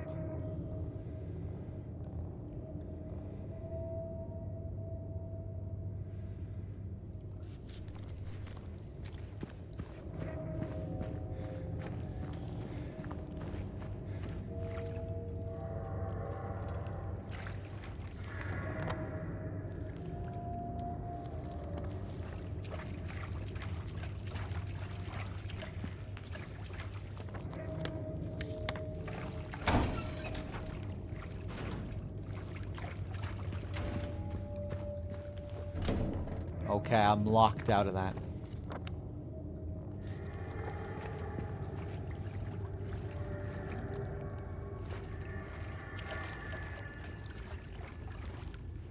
No sounds.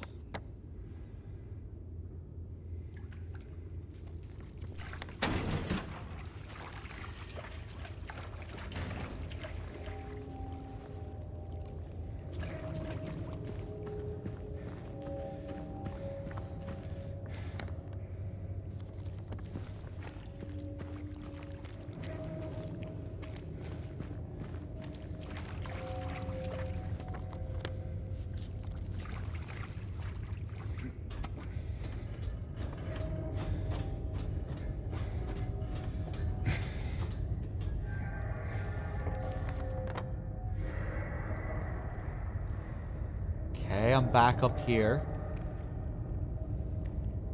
I've already been here though, right? So, right, it's really gate 1 that I need to go to.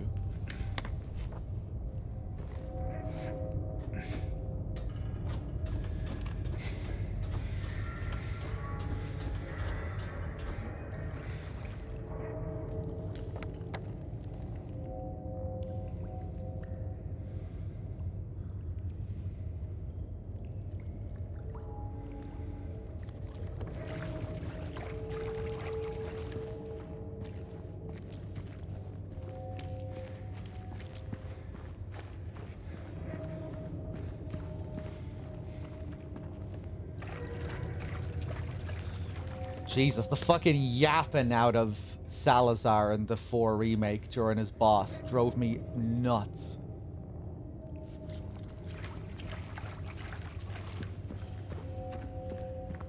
Give me the camp of the original Sadler over whatever his fucking boring ass was in the remake. I felt like he had like 2 scenes or something. I don't even remember a word that he said in the remake.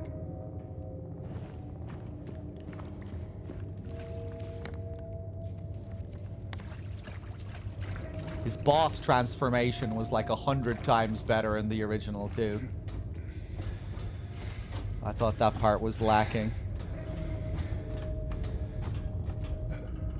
Always loved that original final boss design that he had. Oh hey!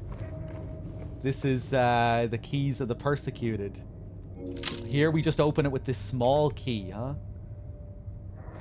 Okay, yeah, because it's not the result of the Hanged Man puzzle.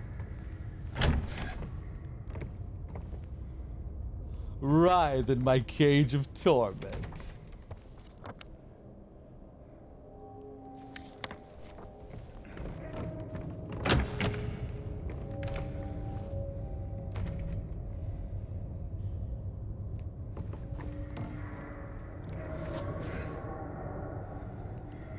I remember kind of disliking the final Sadler fight as well. All the fucking annoying ads. Those flying assholes everywhere.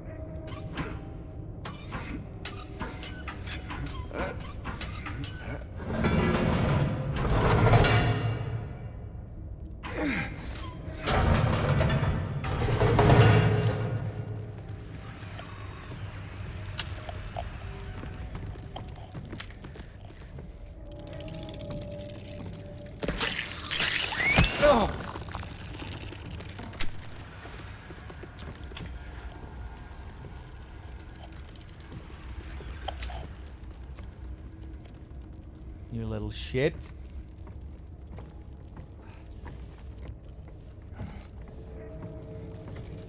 Yeah!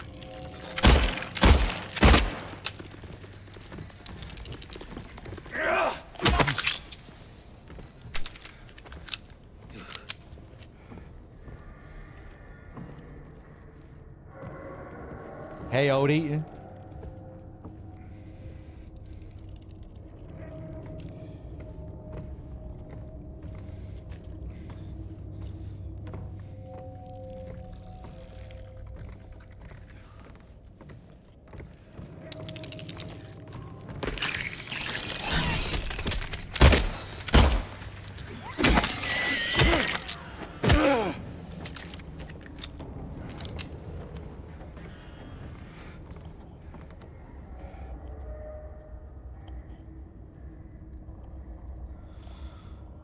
Hey, Storm.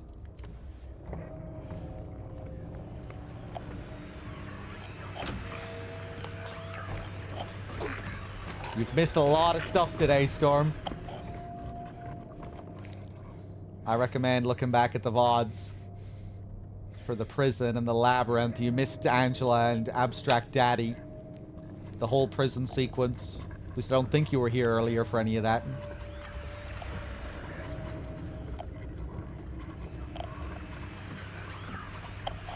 You're not gonna come through the door?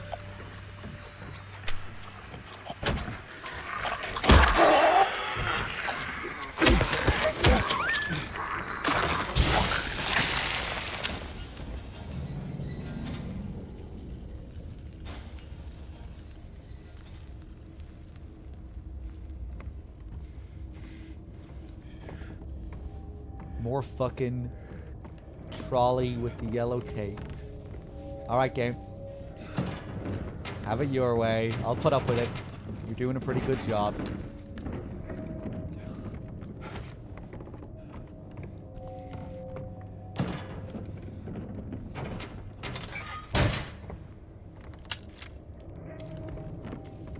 Ah, that was covering the gap.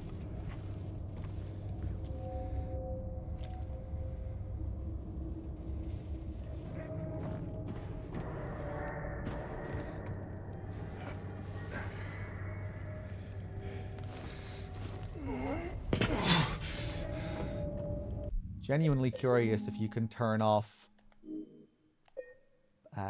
pop-ups.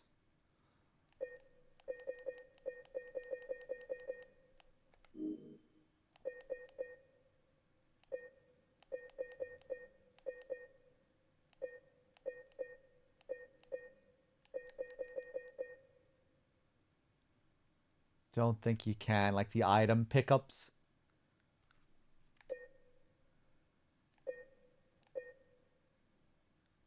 The splatter vignette, Jesus Christ.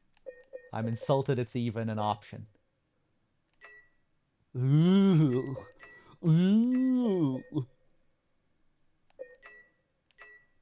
Low health? Okay, maybe low health I can abide by.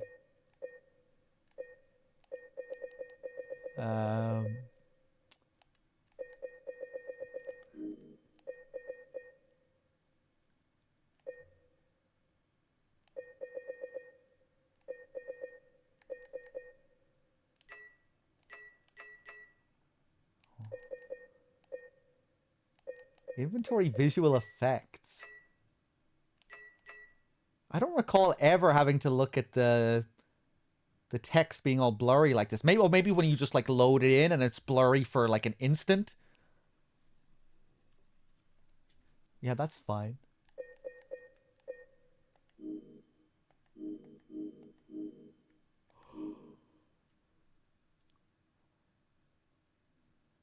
Oh, I can turn it off. Item notifications. Yeah, fuck it. Let's turn everything off. Nice one, game. I like that. I have the option for that as well. We can turn off fucking everything.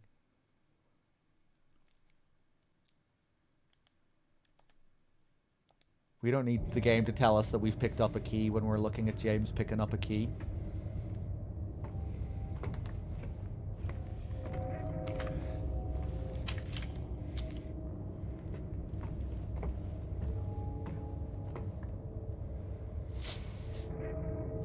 OG mode, even in the OG, you'll get little pickup pop-ups.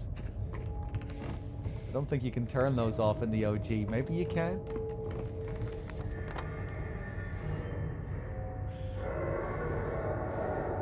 Oh man, we're trying to go beyond even the original here with how clean we're making everything.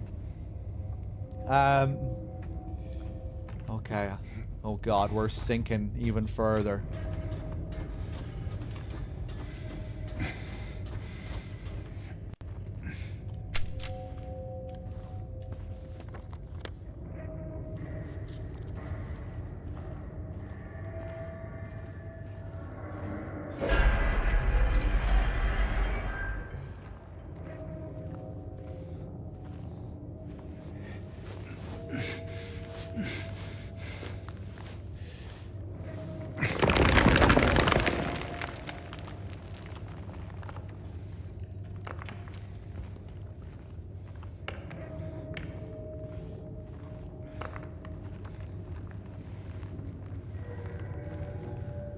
No items.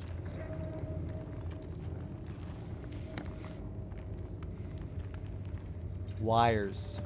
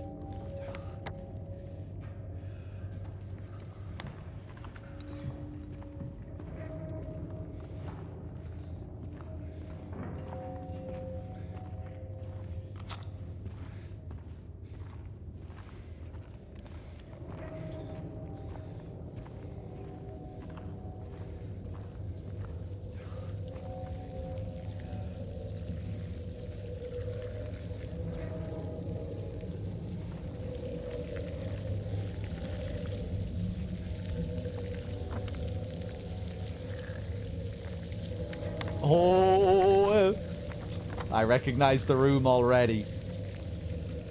This is going to be where Pyramid Head's room is. Oh, I'm excited to see the Great Knight. And to see what any, you know, what twists they might have on this area.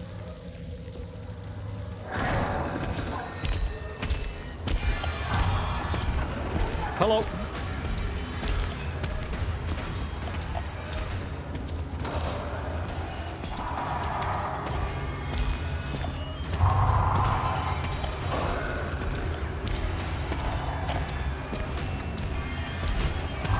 Oh god.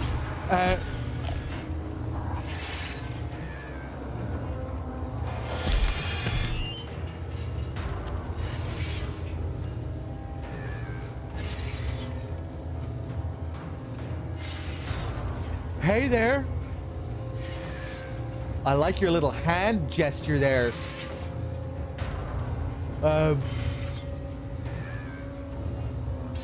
Nice place you have here. I like the bodies in the cages. Just like I remember.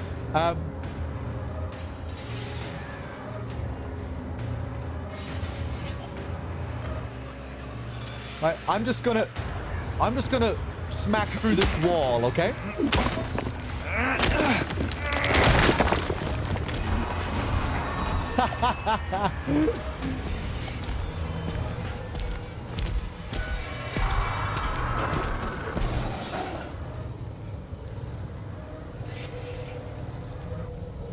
Oh, wow. Is he at... I wonder will he try and hit me if I, like, walk up to him in the corridor there?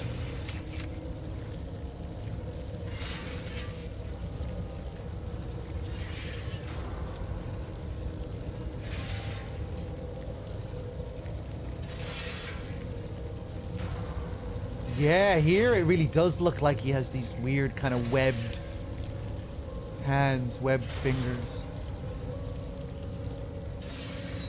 Yeah, I always thought they were like surgical gloves. You know, like just like look how white the hand is compared to the rest. Really looks like he's wearing some kind of glove.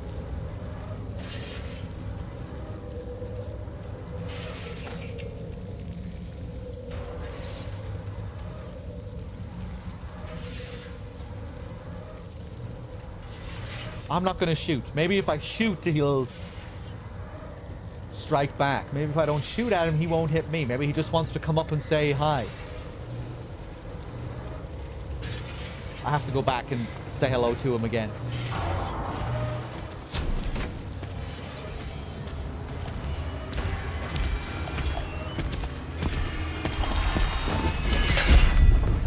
Nope.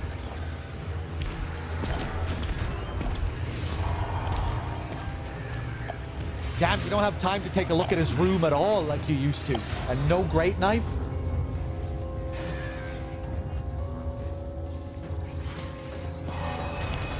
Maybe he has another room upstairs.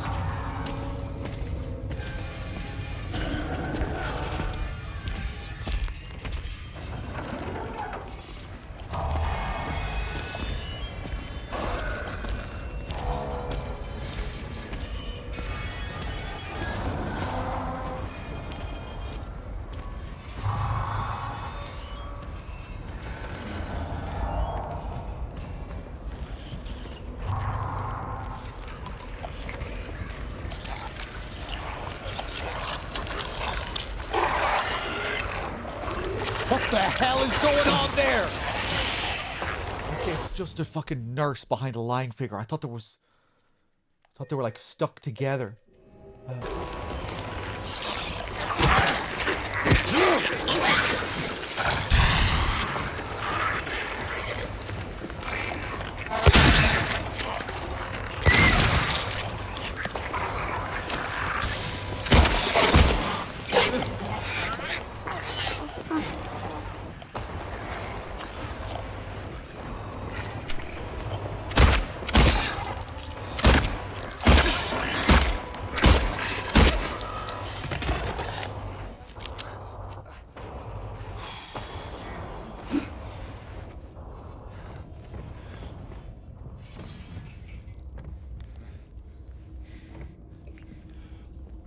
Chug it.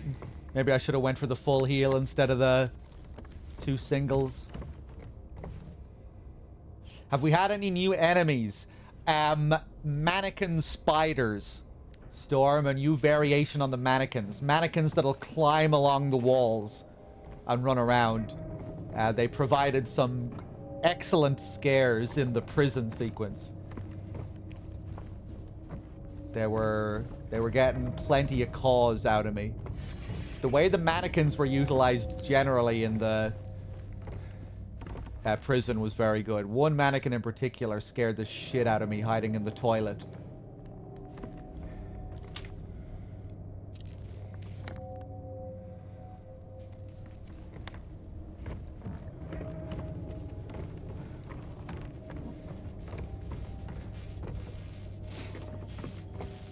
Oh. Wire cutters. Similar, but different. Usually you get the wire cutters after the scene with Maria in the cell.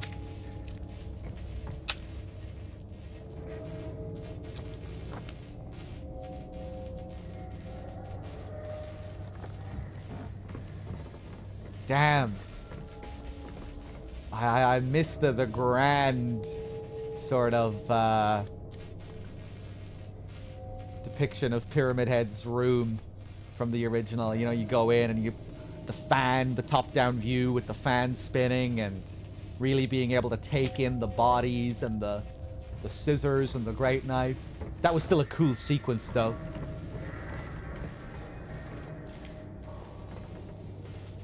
It was cool being able to stare at him from the other side of the bars and, you know, just being able to take in his new model with those weird hands and that little animation.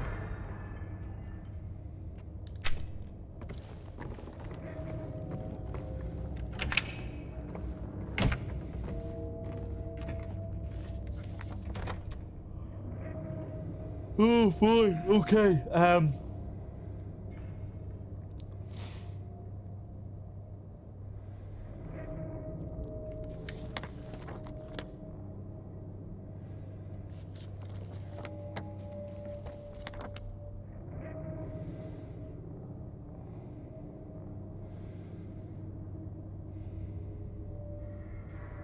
The wires. Damn it, so wait, I should really go back the way I came. I should really go back the way I came. Right, I was already on the floor that needed the wires.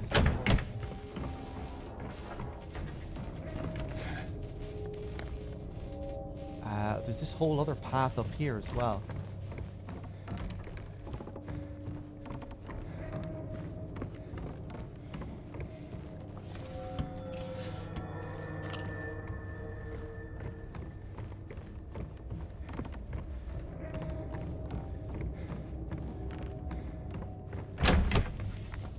Oh boy.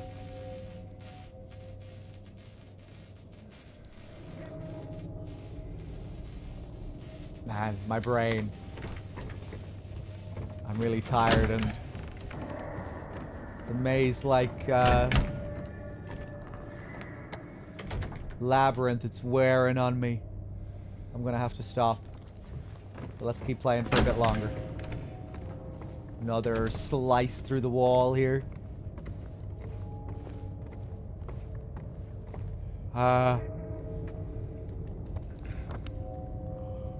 Wait a second.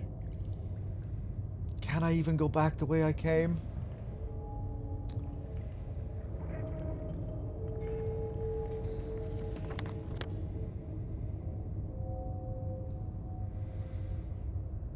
Oh, 5. Yeah, I need to find ladder number. Yeah, we need to go back up to ladder number 5. Right, okay. Back up this way. Let's save again.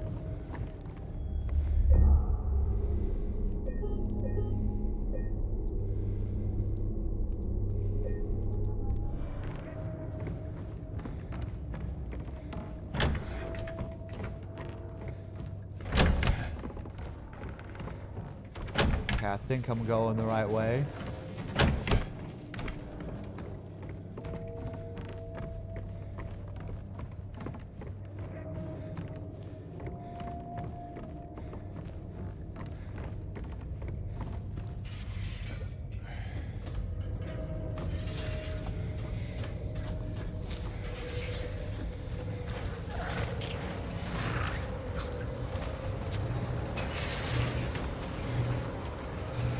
Okay, Mr. Head.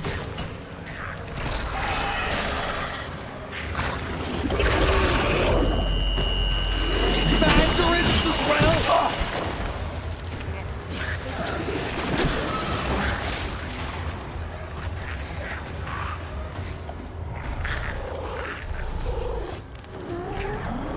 Wait, where?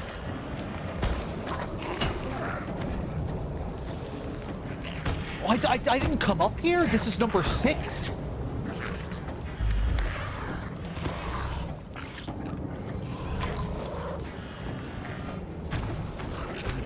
Oh.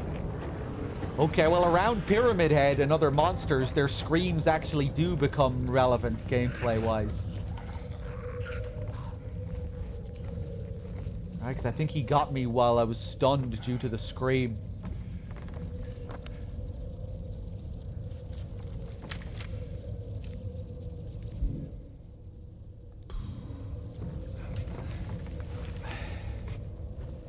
Or maybe it was just the Mandarin that got me there, because I'm not... I figured on hard, he would either one-shot me or take me straight down to red. But he had to be still there, I think.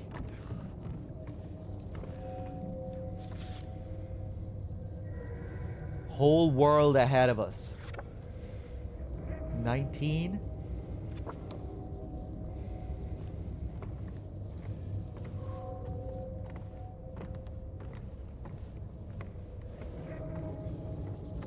Oh, I think that's all we have here. Another one of these mysterious little mementos and a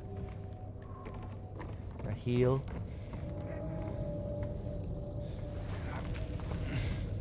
Check his room again. Yeah, if he isn't lurking around, we might stop and take a closer look at his room.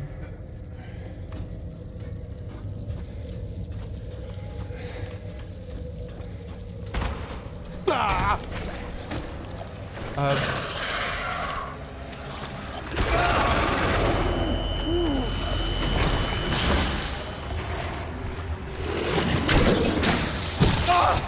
Okay, I think he is gone.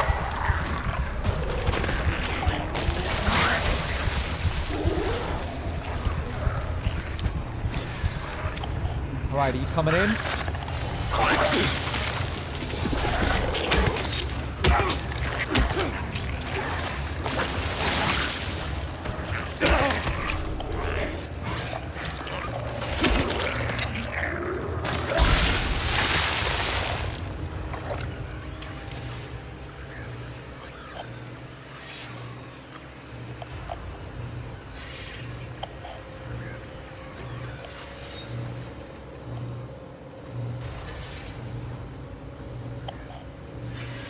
Yeah, it's a bit different. You know, you don't have the fan on the ceiling. I definitely prefer how this looks in the original visually. They don't really put as much focus on it here. Okay. Yeah, we have his table here. All the surgical scissors. But no great knife to be found.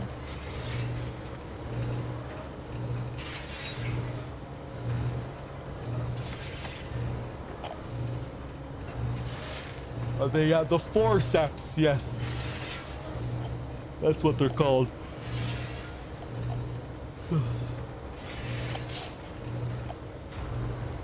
I always forget the name, the proper name.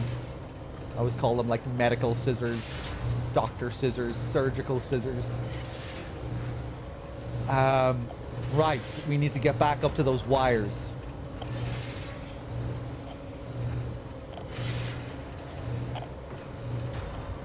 Yeah, the mementos, I think they're more than a collectible because they all have a number at the back.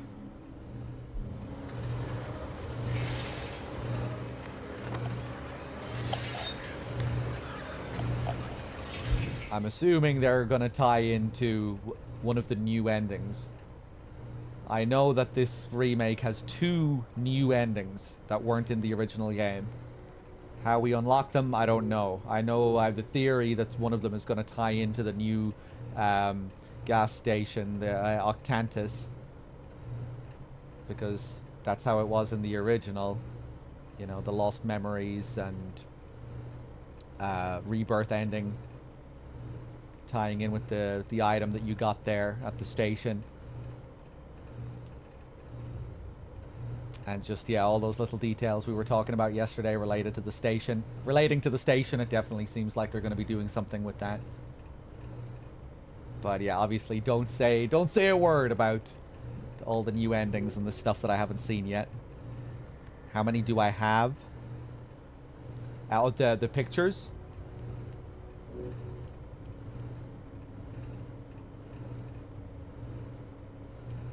Oh.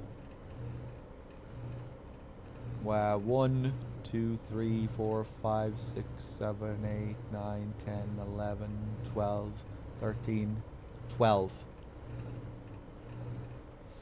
8 endings in total. Yes. And the Octantis station ties in with that. Oct. And the logo being a star with 8 sides.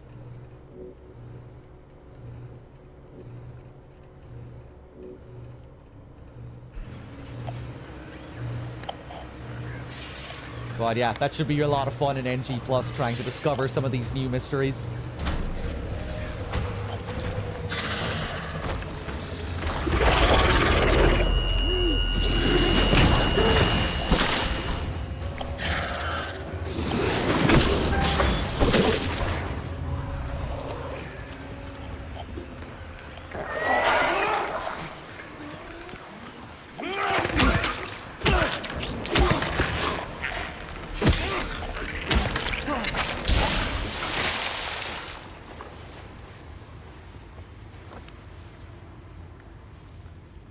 Okay.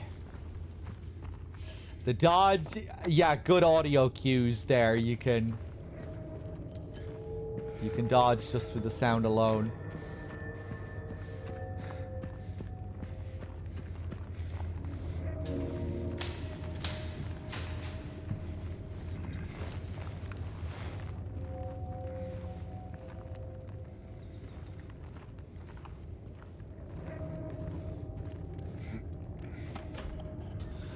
Don't tell me how many photos there are. Jesus Christ.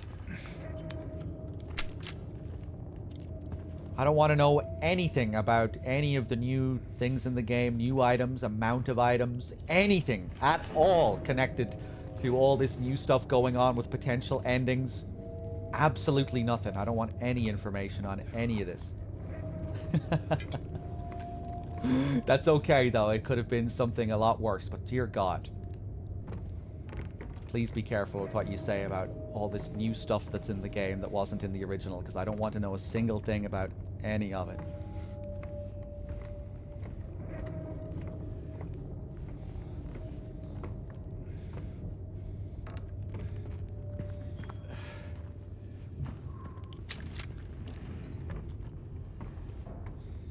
Okay.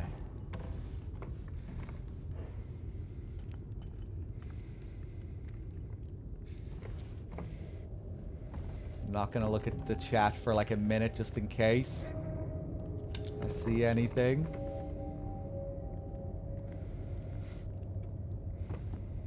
Times like this, sometimes people will inadvertently spoil, and they're like, "Oh, don't worry, dog. It isn't actually related to the ending.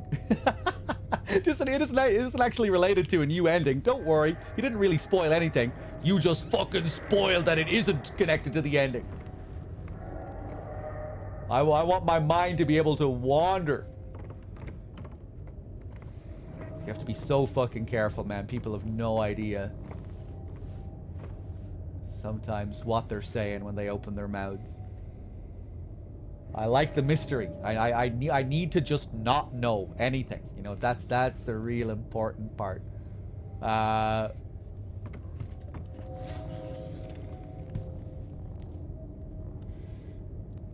We need the surprise. We need the real sense of discovery and surprise. Okay, we're going jumping again?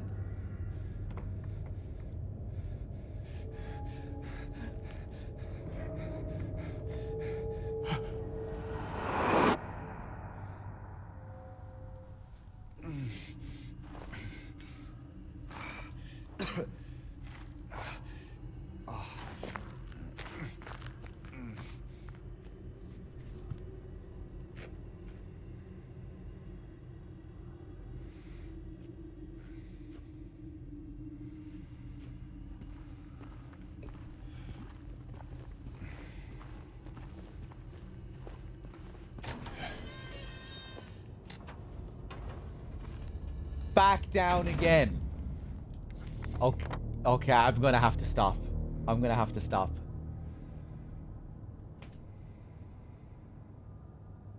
Oh, I like the way it's drawn on the map, the actual cube. I didn't notice that before. The room in front of me.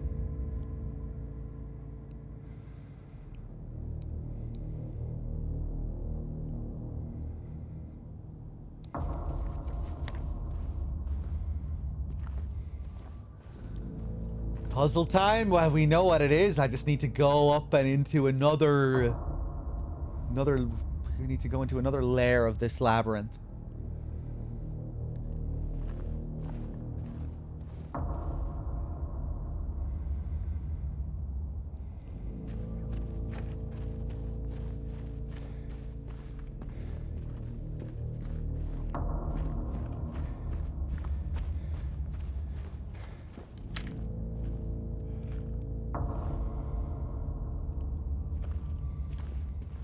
Okay, do I have it in me to keep going? Jesus, it's past 12 now. How long have I been streaming for? 9 hours? Almost 10 hours?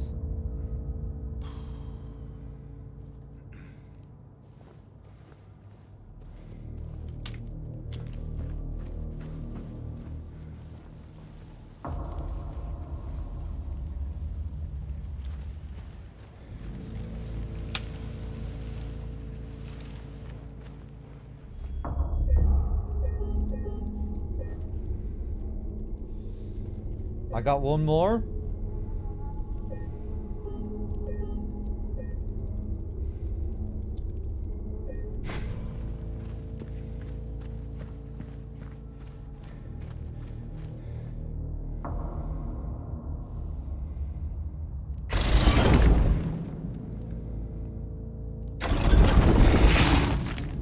Pretty sure I checked that one and it was nothing. Or maybe was that one the other way around? I have to check again.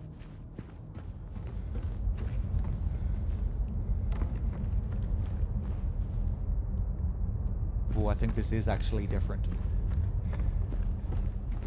Wow, it is. Oh, and is this one just for ammo and stuff?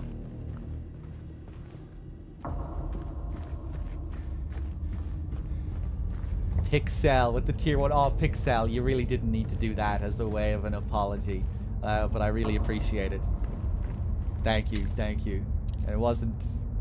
Don't worry, there were no hard feelings.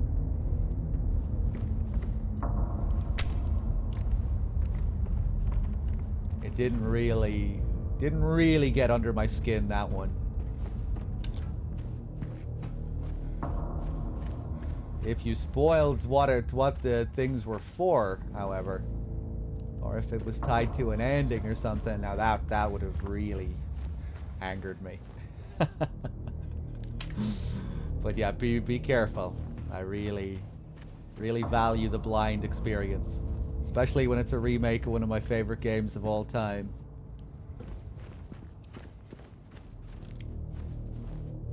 Okay.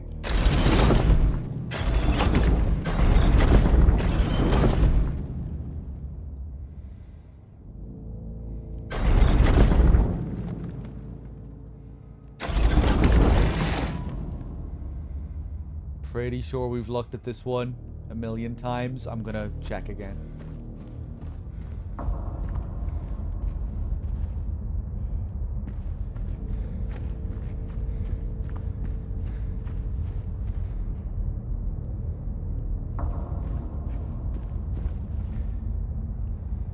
Cool.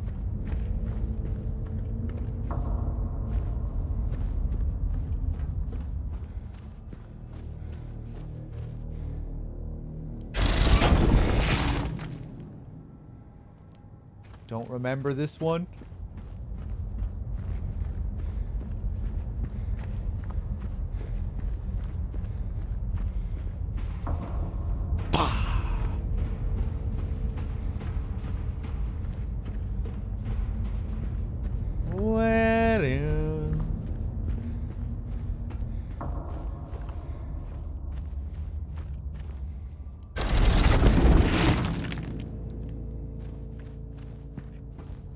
I should really just take a note of all the ones that I've checked.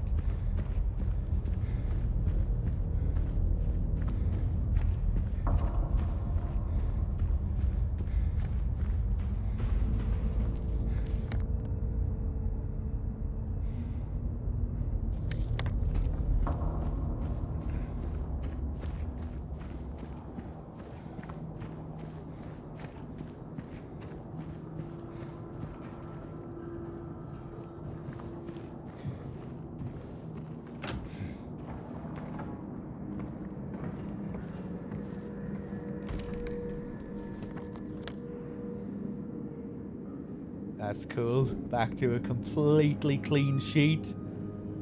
Stealth kill, thank you very much. With the 80.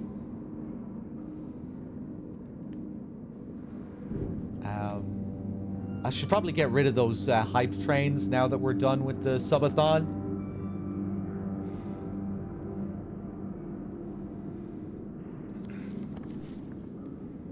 Let me check over here.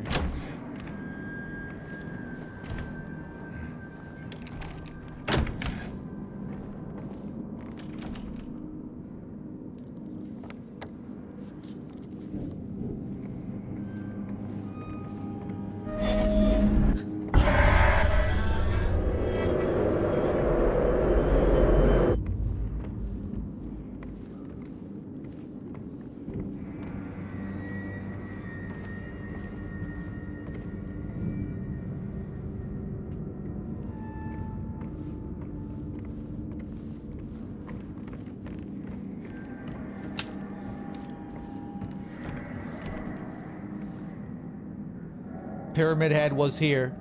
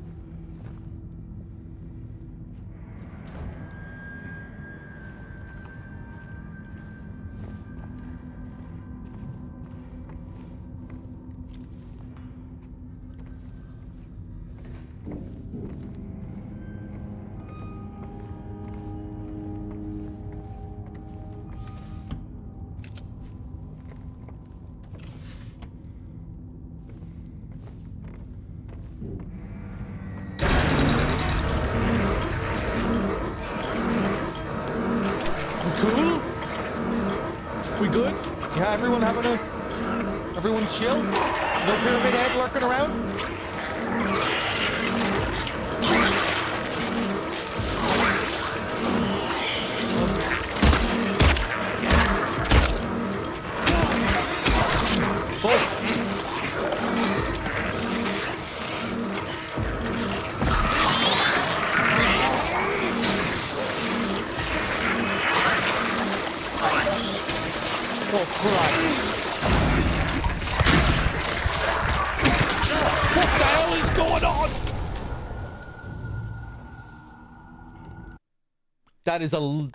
That was a lot of enemies.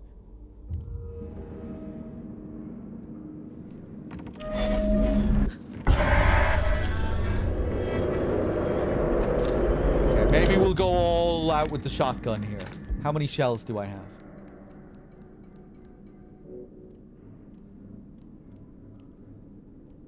3. Don't really want to be touching the rifle rounds unless it's a boss. OG style.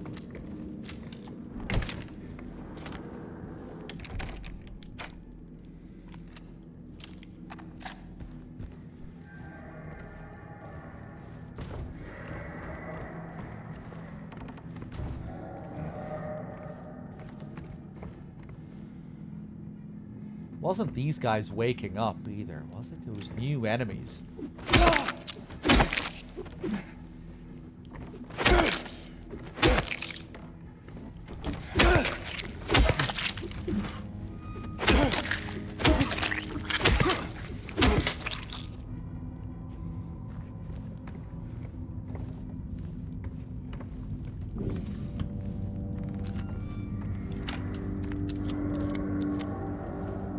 Shells.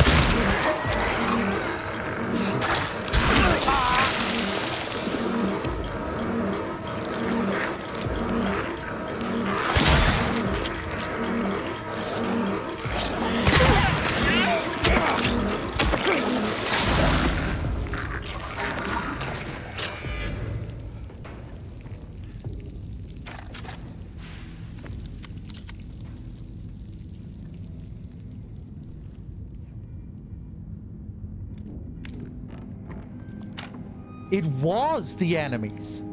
It was the same enemies. All of them. And then once it stopped, the lying figure that was alive just dropped dead.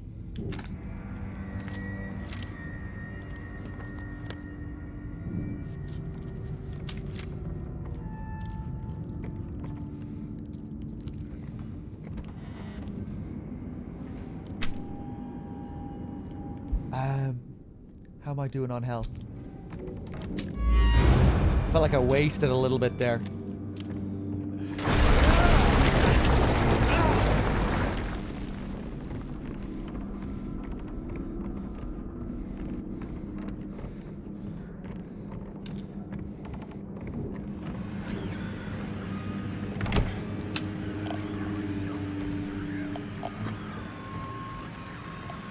Mary's bed.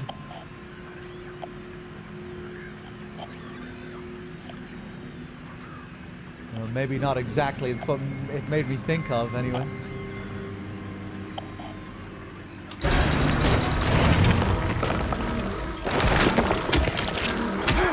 Don't even let him get up.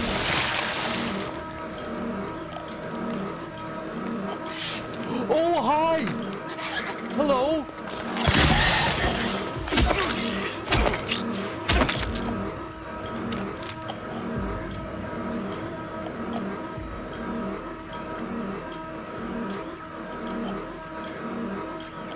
Is it just gonna be on a timer like last time?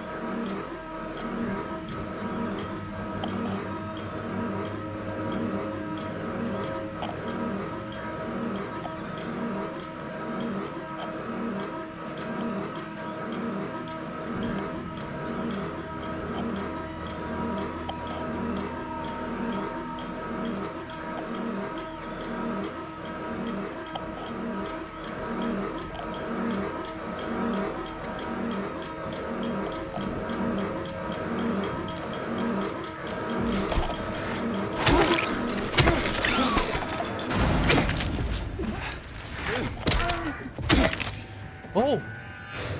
The way it slopped down there. Flopped down.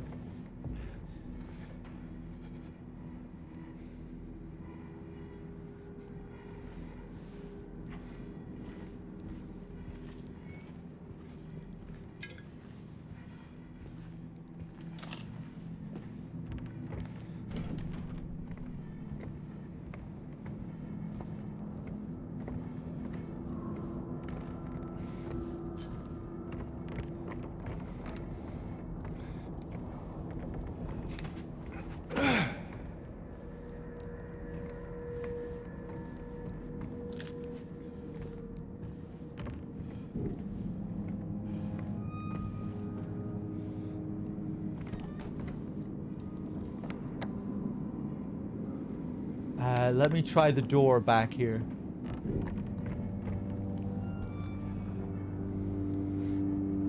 What am I looking at? I'm getting tired.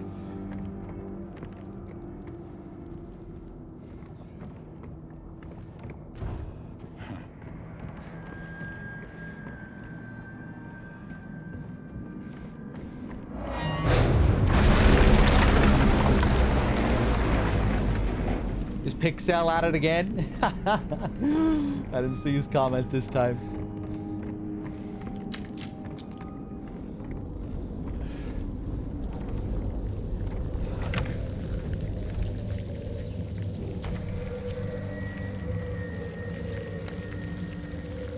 Okay.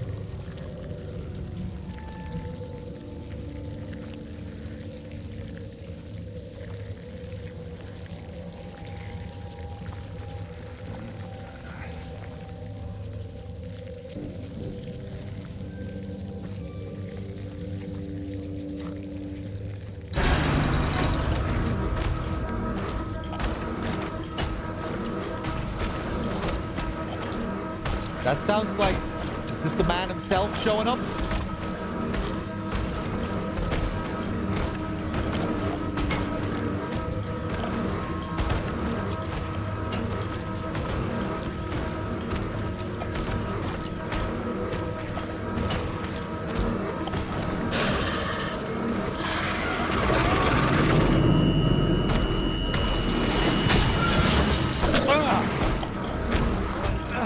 Christ.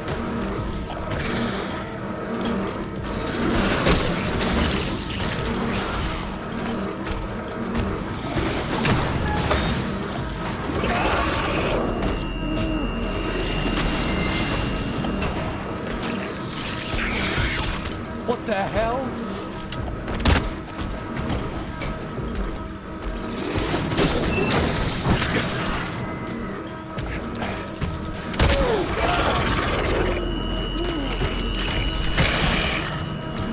Oh, I don't like the health that I'm using here.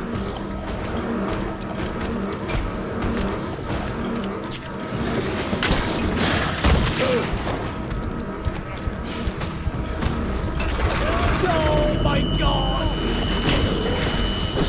Their screams are really annoying. I'm dead. Fuck. Okay, I think I'm gonna end it here and we'll do this whole section next time. I'm not sure how I feel about the idea of kind of arcadey-ish enemy gauntlets in Silent Hill. But I guess it's more fitting with a game like this that actually does have a like a competent combat system. But yeah, we'll do this next time.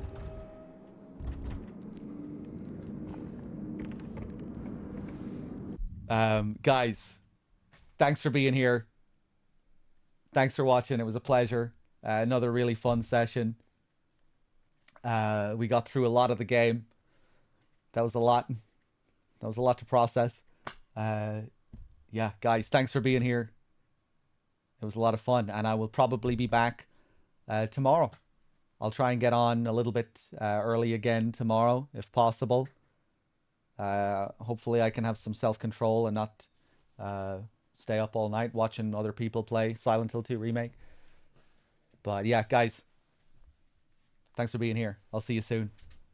Till next time, everyone, take it easy. Greg, if I didn't thank you for your resub earlier, Stealth Kill, everyone else. See you soon.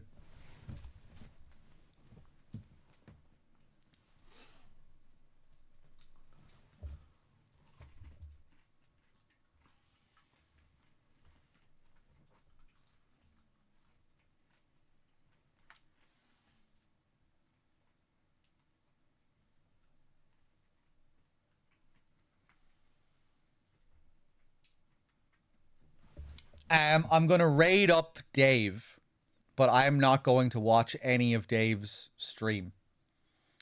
Be careful. Can someone... Crow, can you tell me where Dave is in the game? As long as it's not anything new remake related. You know, like hotel, labyrinth, prison. I'm pretty sure he's going to be ahead of me, and I definitely don't want to watch. But I also just want to warn people as well if they don't want spoilers. Prison? Was prison before me? Hanging Riddle. Oh, fantastic. Okay, so Dave is a little bit before me. I'm going to raid him up. He's in the prison.